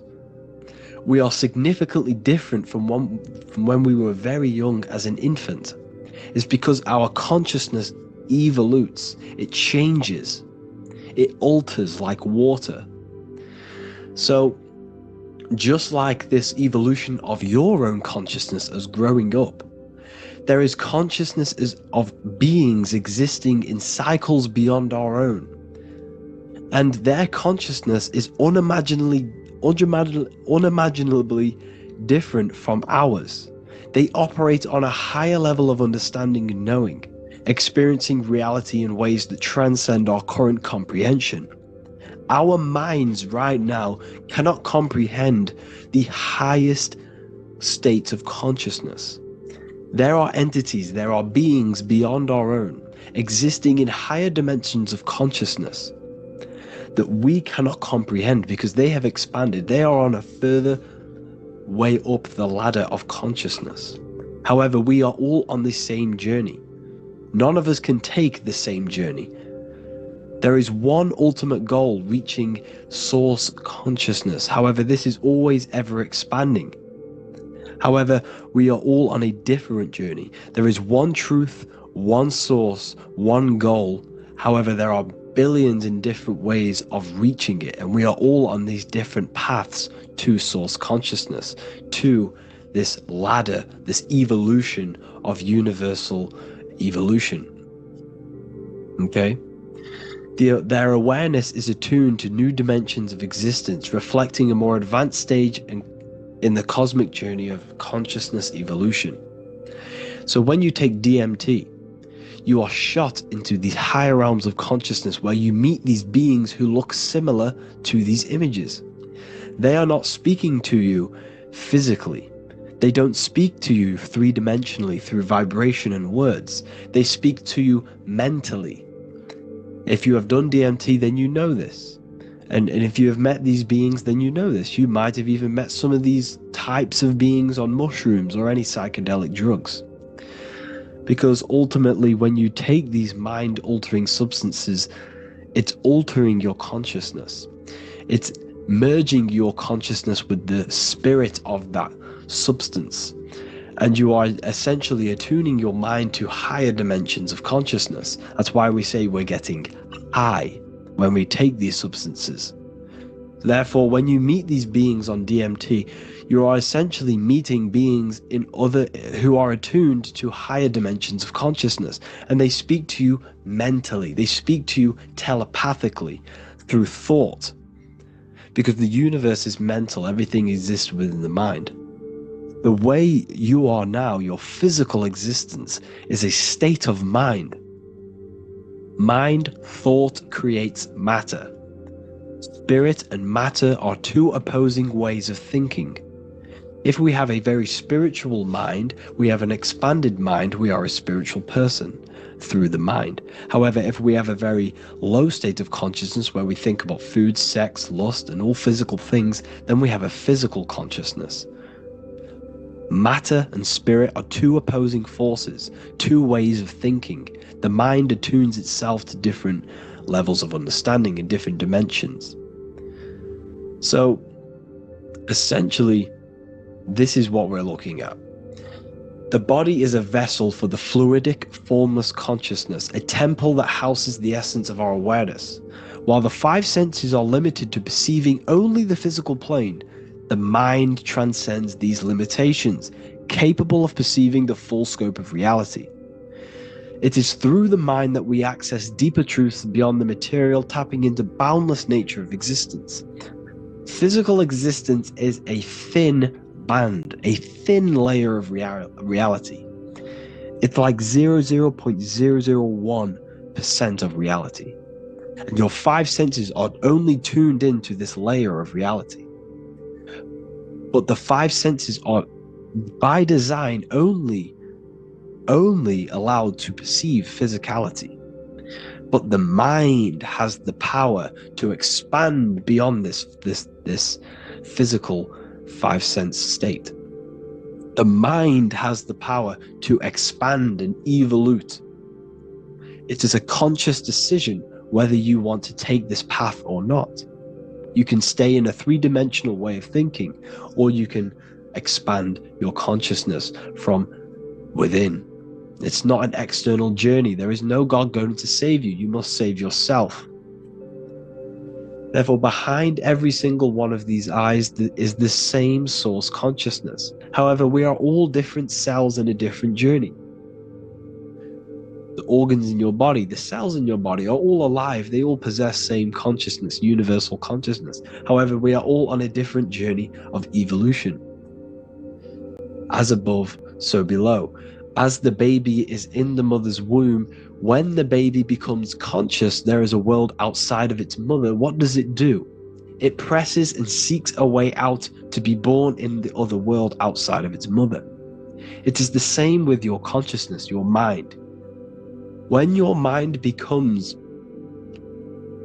aware that there is realities beyond the immediate surroundings, it seeks a way out. And this is exactly what I'm doing to you now. I am now expanding your mind and telling you there is other ways of reality. There is other dimensions of consciousness which you can access through inner transmutation, through different ways of thinking. spiritualism and meditating and connecting with yourself and detaching from external things, we can upgrade our consciousness. Your body is a womb. Why Jesus says you must be born again to see the kingdom of God, because you are born physically and then you must be born again spiritually, awakening your inner consciousness. So like I said, as the baby is in the womb, it's the same principle, as above, so below. You were a baby, you were in your mother's womb, and you figured out there is a world outside of your mother, so you seek to weigh out your mother to be born in another world. It's the same now. You must do this now. This is your spiritual evolution. This is the evolution of consciousness. It's ever expanding. When you die, this is a transition. You must learn to not fear death. This is another part of your spiritual journey. You must master death. Therefore, like I said before, the mind has limitless capacity to expand into new realms of thought, continuously exploring uncharted ideas and concepts without boundaries. The mind can ever expand. It can never be filled. It can never ever know everything. There is infinite fields of knowledge, infinite fields of thought. Your current state is just one stage on an infinite pathway. You won't remain human forever. The human experience is a crucial phase where we learn to balance polarities, master the fundamental laws of the cosmos. It is a period of growth and transformation, preparing us for the next stages in our cosmic evolution. The goal is to strive for perfection, yet the true perfection is unattainable.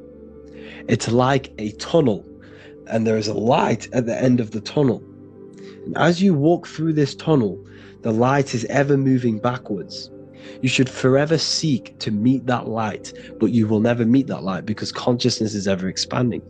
You should strive for perfection, yet knowing that perfection is forever unattainable. The journey is endless, with each step revealing deeper layers of understanding and experience. The pursuit of growth and expansion is itself the essence of our evolution. You can find all of this knowledge in the amazing book that I have read for years. I have read this book, The Emerald Tablets of Thoth, the Atlantean, by M. Dorial, translated by M. Dorial. I'm telling you now, this book, now that I've told you this, you have some context on the book. The whole book is about evolution of consciousness. He's talking about higher dimensions beings. He's talking about how you can transcend this physical plane. It is truly the most amazing book you will probably read. One of the best spiritual texts you'll see. It's hard to understand, so you must read it over and over again. And the more your mind progresses, like for me, I read this every couple months. And the more I learn about consciousness, the more I expand my own consciousness. And every time I read this book, I pick out something new that just completely blows my mind. Because you can only understand this book to your level of consciousness, to your level of understanding. So now that I've told you all this information, go and read this book and it will absolutely blow your mind. And so will the Book of Wisdom Volume 2, which is now available. I released it the other day. I'm just going to read a page out now. This page is called Spirit and Matter. The Earth is not merely a dense, lifeless rock drifting through space. It possesses spirit, a living essence that animates its form. But what do we mean by spirit? Spirit in esoteric terms refers to the energy, the life force, animating the principles infused in matter. So essentially, what this page is talking about is how everything has spirit, consciousness within it. You are the middle, you are spirit and matter. You have the ability to expand your mind to the God self and raise above our animal instinct, our material self, and know the divine and expand. Animals cannot do this. Animals are not self-aware. Humans possess self-awareness. We can observe our consciousness. We can say, why do I exist? We can look in the mirror and know that we need growth. And this is what Anunnaki means. Anu means above. Anu was the supreme god of the sky, which is a metaphor. He represents spirit above, heaven. Anu came down to earth and married Ki, the goddess of the earth, which represents matter. It's a myth, it's an allegory. Anu married Ki and gave birth to the Anunnaki. Spirit came down and infused with matter and gave birth to the human, which is you. You are spirit infused in matter, Anu and Ki, Anunnaki. You are the Anunnaki. And this is just one of the teachings in my book. Honestly, this book is absolutely amazing. If you truly, truly want to expand your consciousness, give this book a read. And obviously, if you're inside the university, I give you this book for free. A paperback version. If you join the university, follow the steps inside of the general chat, you'll be able to download this book. Or, sorry, not download it. Order a paperback for free. All you have to do is pay for the shipping. You'll also gain amazing knowledge inside of my library, where your mind will just be overblown with the amount of esoteric books. There's over 45 rare occult books, plus you get a PDF of the Volume 1 and Human Health Guide. You get reoccurring updates where I expand on symbolism, occultism, where you will just feel absolutely amazing once you understand esotericism in yourself. You'll also learn how to create the dream reality that you want with the Manifestation Mastery course, where I teach you how your consciousness creates reality. You'll have a real lectures where I post lectures on symbolism, occultism, esotericism. There's a conscious community and live calls and Q&A where you can ask me questions and I'll answer your questions.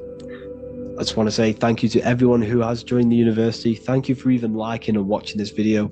Any support I just appreciate every single one of you. Please, if you can, leave a comment and a like on this video and let me know any videos you want me to make in the future. And I will start uploading a lot more to the YouTube. So yeah, thank you all for tuning in today. Have an amazing day.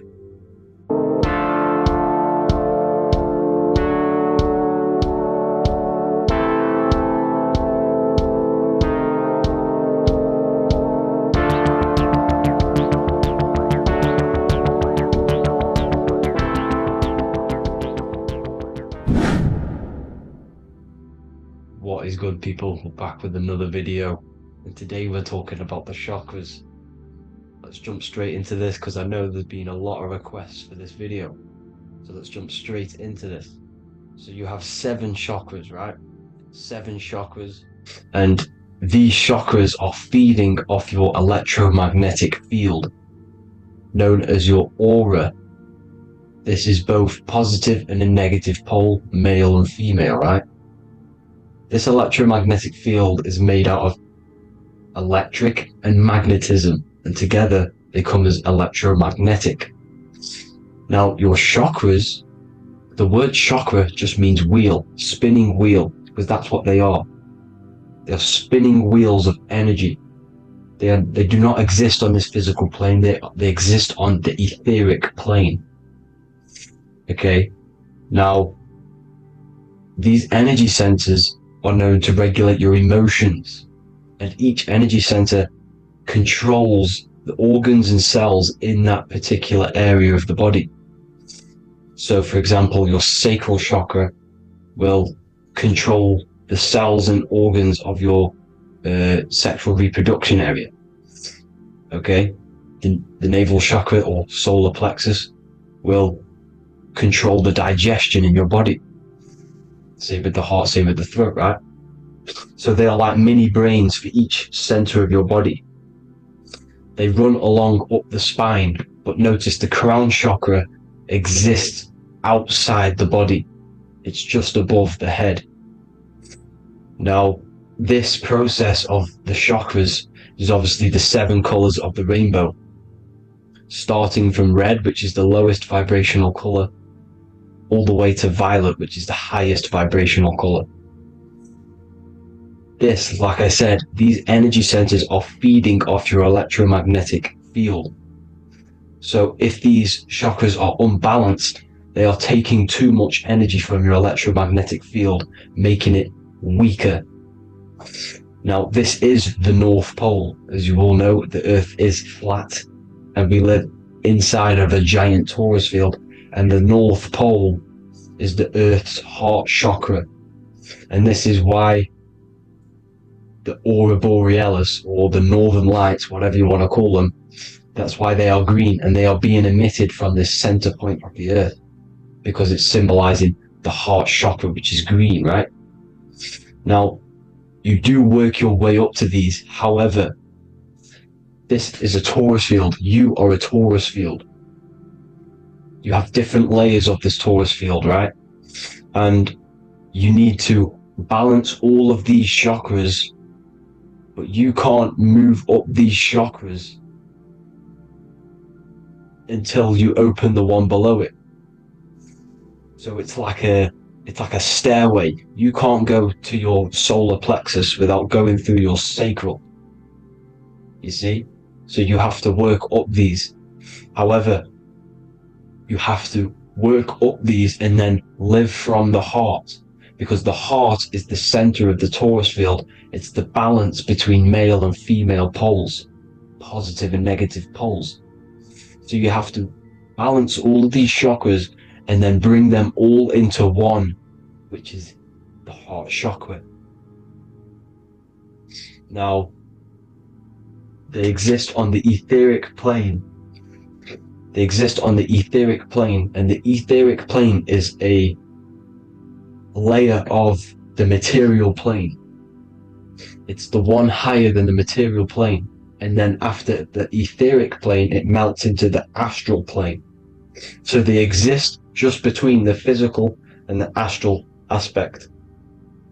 Now, this is the yin and yang matter, which is the lowest root chakra, physical matter, and then to spirit, because high vibrational matter turns into spirit, low vibrational spirit turns into matter. So they're interchangeable.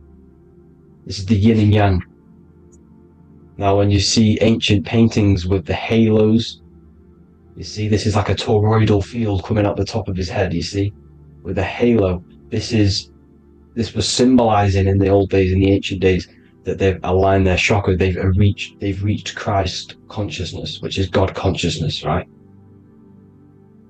Now, this electromagnetic field is the apple that we bit out of in the Bible, because you see that apple is a torus field. So they were metaphorically or personifying the torus field. That's what the Bible is. It's a massive personification. It's all metaphors. You have to read it properly. It's got a greater meaning behind it. Now, when we bit from the apple, we ate from the tree of knowledge, which is good and evil. Our lower mind took over, so we materialized to feed our physical bodies. We materialized through Saturn. That's what Saturn does. Now, if you don't understand that, go and watch the video previous to this one called Occult Secrets of Saturn, and that will show you how Saturn is the materializer. Now, this is one of the secrets behind the Masonic compass: electric and magnetic, male and female, duality, positive and negative. Now, like I said, they teach you about the torus field, about a magnet in school, but they don't teach you about your electromagnetic field. Everything alive has a torus field. It is the building block of this creation. Absolutely everything has a torus field. There's not one thing without it. And as you can see here at the center of the apple, that's where the seed is. That's where the life is. The reproduction of that organism. As you see, this is where the most electromagnetic energy is stored, in the center, because this is where the two duality, this is where the field meets at the very center. This is why the seed is at the very center. Now, your spine is a elongation of the brain. The brain is heaven, and the bottom of the spine is hell. So this is Saturn, which is the root chakra. The 7 planets are associated with each chakra. Moon equals mind. Okay, now Saturn is physical matter, as I've just explained.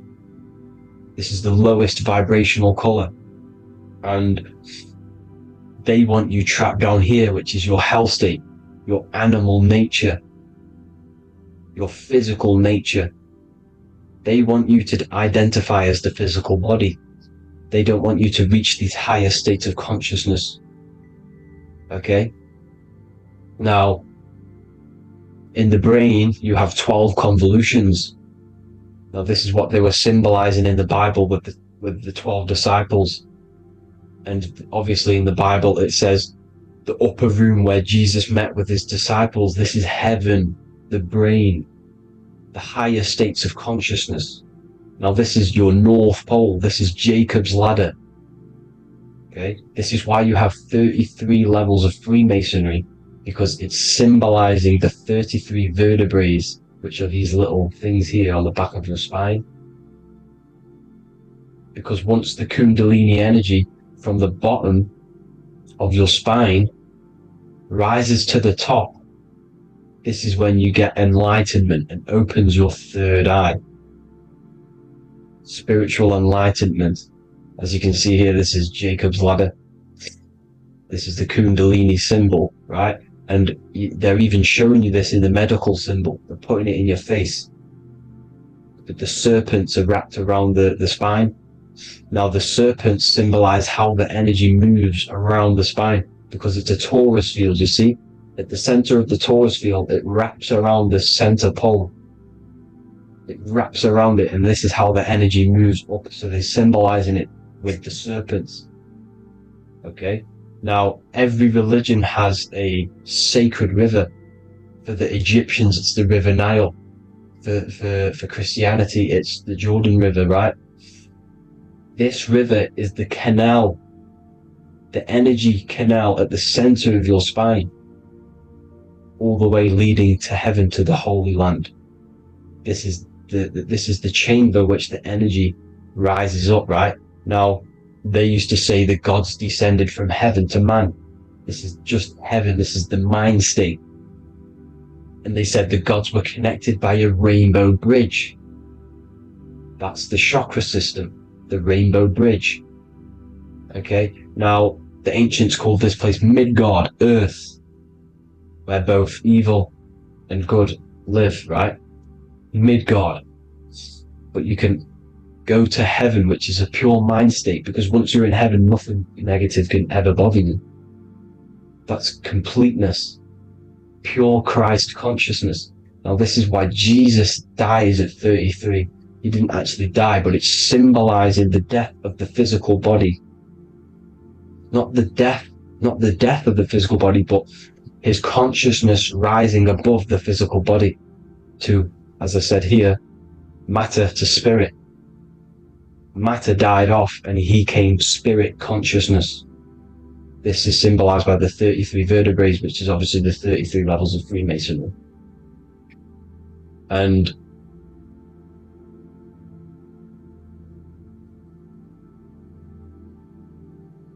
now the pineal gland, which is at the very top of this Jacob's ladder, or the River Jordan, the canal, your 33 vertebrae on your spine. This is where the pineal gland sits, right? At the very top, at the center of your brain. Now, there's multiple ways this was symbolized. The Eye of Ra, which is used by the Egyptians. Now, this pineal gland is the seat of consciousness. This is where your consciousness is stored, right? And the ancient Sumerians used the pine cone, hence why it's got the word pineal gland, the seat of the soul consciousness. It produces DMT, dimethyltryptamine, which is known as the spirit molecule. And the pineal gland is wrapped in microcrystals, and we all know crystals transfer frequency and energy. Now, radios use crystals. A radio is a frequency transmitter, turning a frequency into a frequency that we can hear with our ears, right? Because all the radios are actually playing right now in your ears. However, our ears can't pick it up, so the radio transmits it into a frequency that we can hear using crystals. So this is the power of crystals, and this is what our third eye is wrapped in, crystals. Now, this third eye is not actually your third eye, it's your first eye.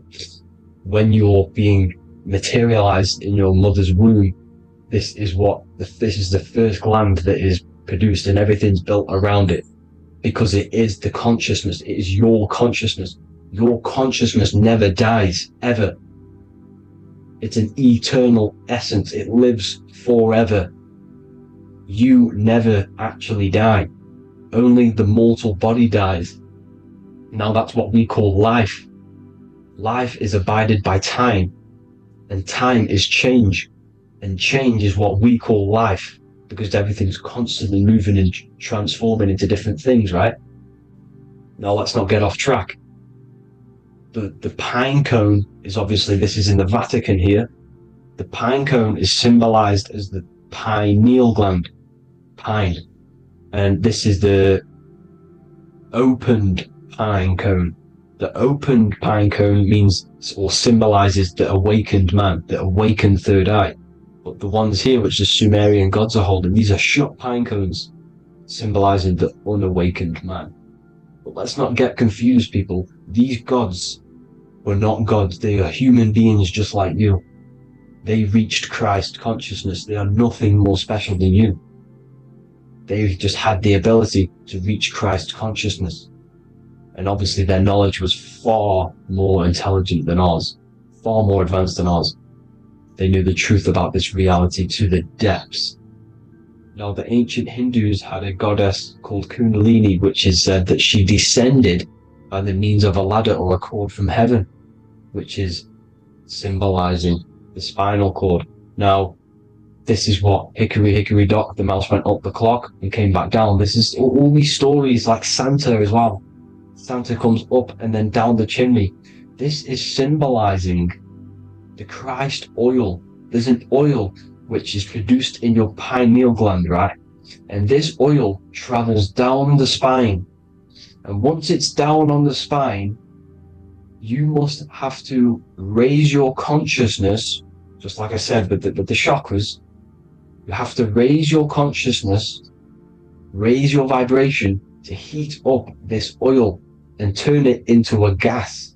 And it travels back up the spine through like the serpents up the spine, and this awakens the third eye once it's coming back up the spine and hits the pineal gland. This is the secret behind Santa and Hickory Hickory Dock, because Santa comes down and feeds the presents and goes back up the chimney, and he lives in the North Pole, the positive pole. This is the North Pole, people, and the presence is your sacred oil. This oil, your physical body, is the furnace. It's the spiritual furnace, which you have to heat up this oil by raising your frequency and turning it into a gas to rise up this chamber, the River Jordan, to your third eye, right? Now, this is an alchemical process. Your body is the alchemical furnace. It says in the Bible, if therefore thine eye be single, thy whole body shall be filled with light. I shouldn't have cut that out, but that's what it says. The light of the body is thine eye. If therefore thine eye be single, thy eye shall be filled, their body shall be filled with light. This is symbolizing the pineal gland enlightening the body, the spiritual body, filled with light. Now, as I said, they want you kept down here, which is the root chakra, which is your animal nature, which is obviously mind, matter over mind. This is the symbol of Saturn, right? As you say, we're built of body, mind, and spirit, the Holy Trinity. That is the sun, moon, and earth. The sun's your soul, solar. Moon is your mind. Earth, which is the cross, which is your physical body, the 5 elements, right? So body, mind, and spirit. So the Saturn symbol is actually made out of the cross on top, which is the earth, and the moon on the bottom, which is symbolizing matter over mind, because earth is physical matter. You don't want to be matter over mind. You need to be mind over matter. See, they want you identifying as your physical body. They don't want you to realize you're an eternal consciousness. You're an eternal essence of consciousness which never dies. They want you trapped in your animal nature. And this is why the Baphomet has a goat head, because it's symbolizing your animal nature, which is evil. Not evil, but You're more likely to do evil things, right? Which brings bad karma. That's your animal side. This is why the Baphomet has an animal goat head. As you can see here, he's got the Kundalini energy here. So when you see the inverted cross, the cross is your body, as you can see here. The inverted cross means your chakras downwards, down here, your head's down here, your mind is down here, but your mind needs to be up here, which is the upwards cross, which is Christ consciousness. And as we all know, 7 colors of the rainbow, 7 planets, 7 chakras. Red light is low frequency and long range. This is why Saturn is the slowest moving celestial body, and it's the lowest chakra, because it's low frequency, long range. The moon being the crown chakra, which is high frequency, this is why the moon moves around the quickest. The moon is your crown chakra, which moon in mind. See, so there are multiple ways of your chakras becoming blocked. Now, each chakra has a specific intelligence. It has a specific thing that it's doing for the body, right? Now, this can be overused. It can be abused. For example, masturbation. That keeps you down here in your sacral chakra, because you're abusing that energy center. You're abusing your sexual energy, which is then becoming unbalanced. So this is how energy, this is why these centers are pulling more energy out your electromagnetic field, because these centers are wheels. The chakras just mean spinning wheel of energy. So when you're abusing these certain centers, you're pulling energy out of your electromagnetic field, which is making your field weaker, which is making your frequency lower, which makes you prone to diseases, prone to lower negative energy, right? So you need to align these chakras. You need to unbalance them. And as you can see here, you can screenshot these to see how they're blocked.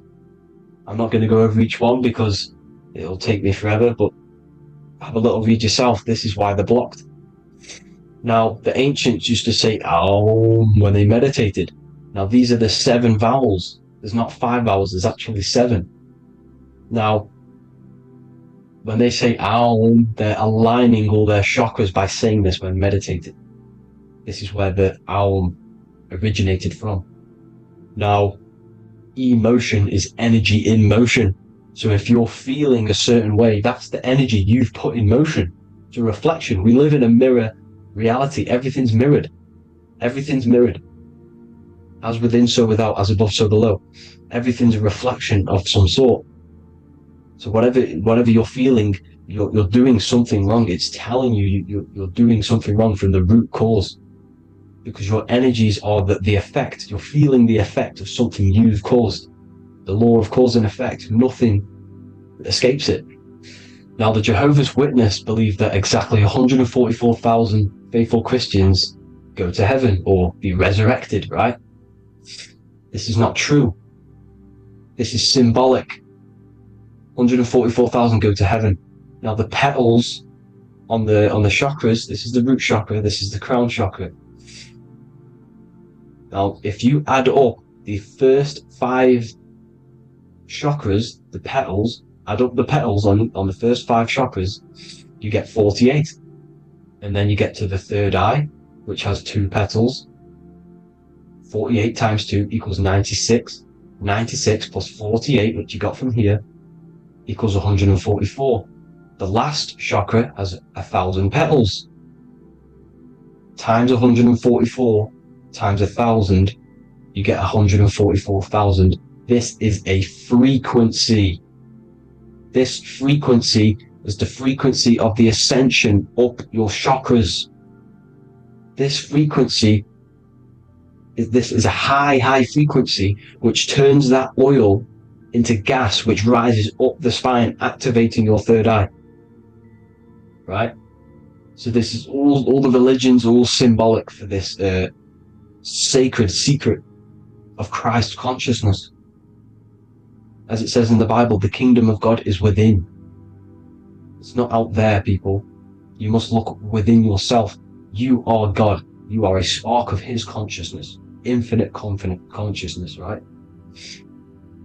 So 144,000 is a frequency, and you must achieve this. Like I said, these people in the past, they're not gods, people. These were just humans. Nothing special. They just reached Christ consciousness. Now, they keep you in these lower vibrational states with the food, right? And as you can see here, all of these fast food restaurants are mainly are red and yellow, which are these lower states, these lower two chakras, lower vibrational colors, because they want you trapped down here in matter. And these foods are so low vibrational, they will keep you down here, because your gut produces, I think it's like 80% of melatonin. Melatonin is your feel-good hormone. These foods will not make you feel good. This is very low vibrational. Meat. It's not meat, it's raw flesh. These animals are stripped from their family, put on a conveyor belt, watch their friends be tortured, and then get slaughtered in a slaughterhouse. Think of all the fear that's running through their blood, all the hormones, all the fear, and you're going to go and eat that very low vibrational energy. As you can see here, this is the light photons within fruit. You can see the light, the life force in this fruit. You must think, feel, and do positive to raise your vibration. As you can see, earth equals heart. If you rearrange it, everything in nature is green, right? The aurora borealis is green. You must align all these chakras and then live from the heart, because the heart's the center of the Taurus field. You must become the consciousness in the center. So that's it for this video, people. Thank you all. God bless.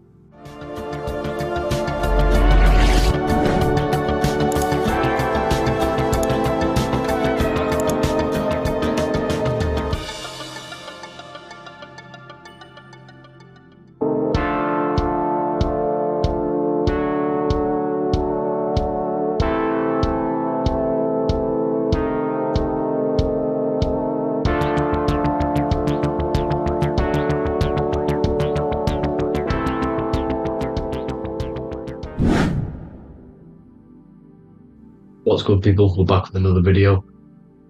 This is going to just be a quick video. Manifestation, magic, bending reality. So let's jump straight into this. So you have a conscious and a subconscious part of your mind. The conscious is what you're conscious of, what you're actually doing, where you can choose or not. However, the subconscious is the part of your brain which is automatic. So all of the systems in your body, like the digestive system, your heartbeat, these are automatically being ran. And you do not have to tell these systems to do anything. You do not have to consciously tell your heart to beat. It's automatically doing it. And this is what the subconscious mind is controlling.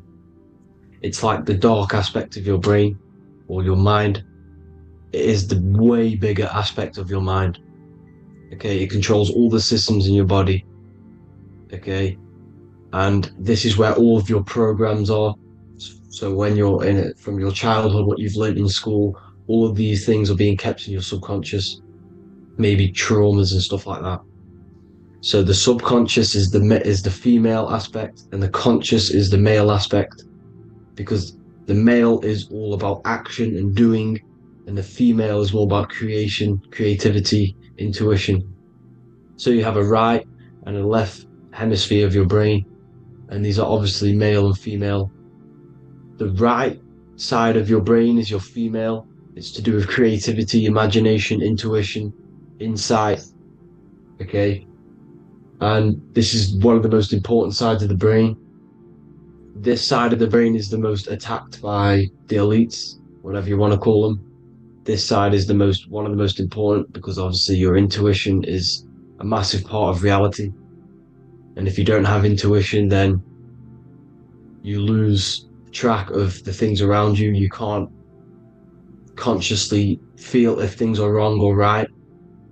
They don't want you to have intuition or creativity or imagination. They want you in the left side of your brain, which is just reasoning, logic, and basic things. So they just want you to tell you what you want, tell you what to learn, and then that's it. They don't want you thinking for yourself, which is the right side of the brain. So whatever the conscious side of your mind impresses the subconscious side of your mind. So if you do affirmations, for example, if you consciously do affirmations every day, you're reprogramming your subconscious mind. You're impressing a vibration and a word into your subconscious mind, and therefore it will reprogram it.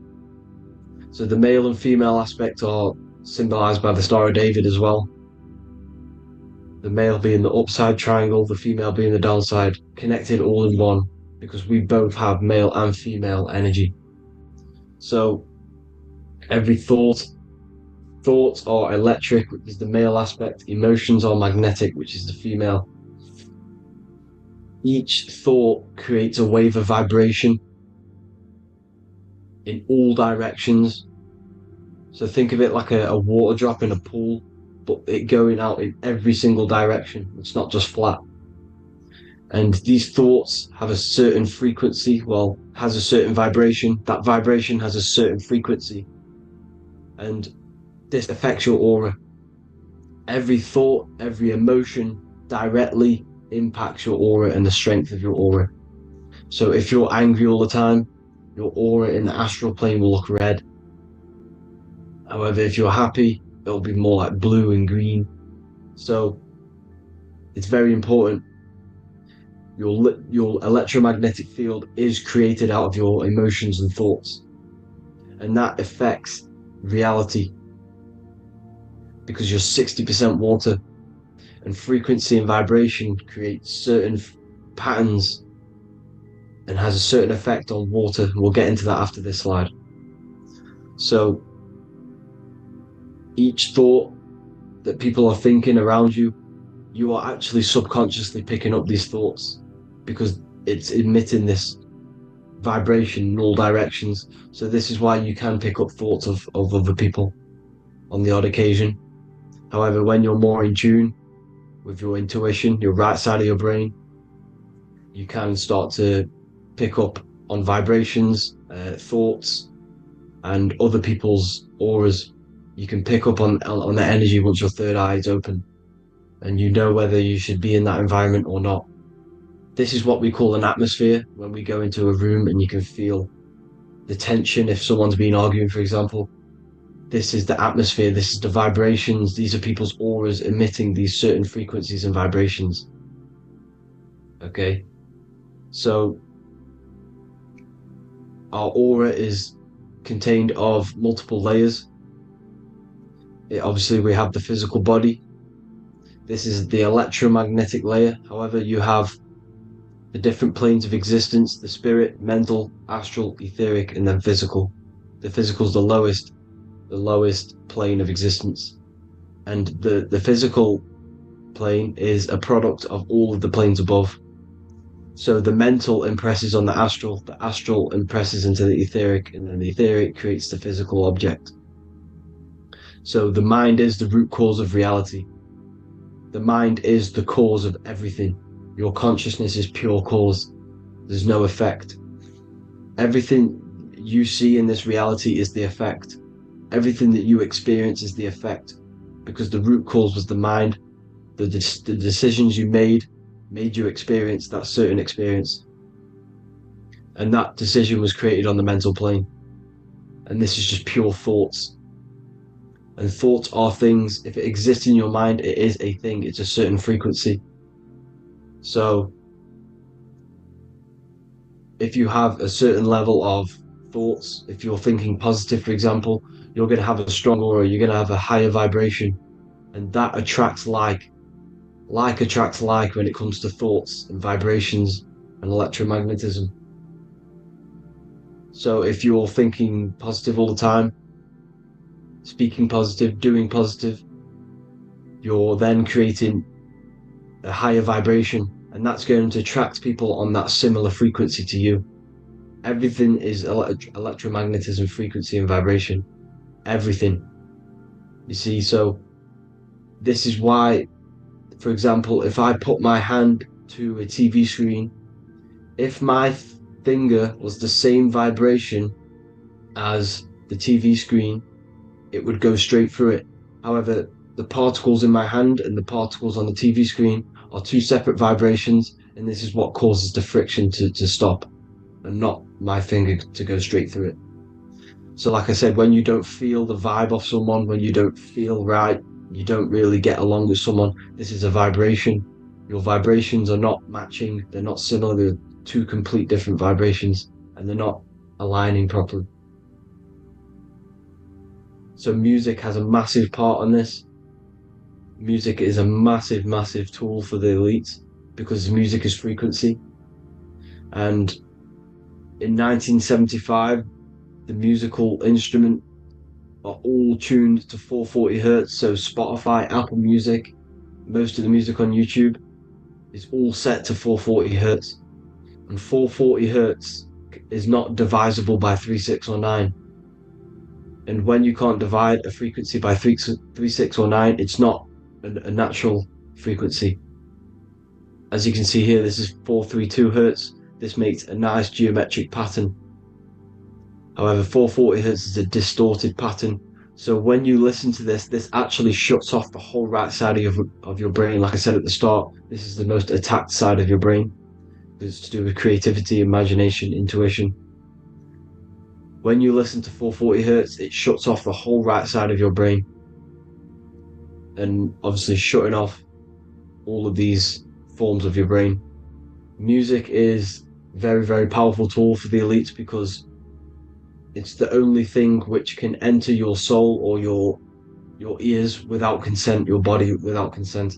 Everything else has to be through consent. You choose whether to eat something, you choose whether to drink something, but frequency, you're going to hear it no matter what. This is why it's so powerful, and music influences the body in many different ways. It's the most powerful imitator of everything. It directly affects all listeners. It directly affects intentions, gestures,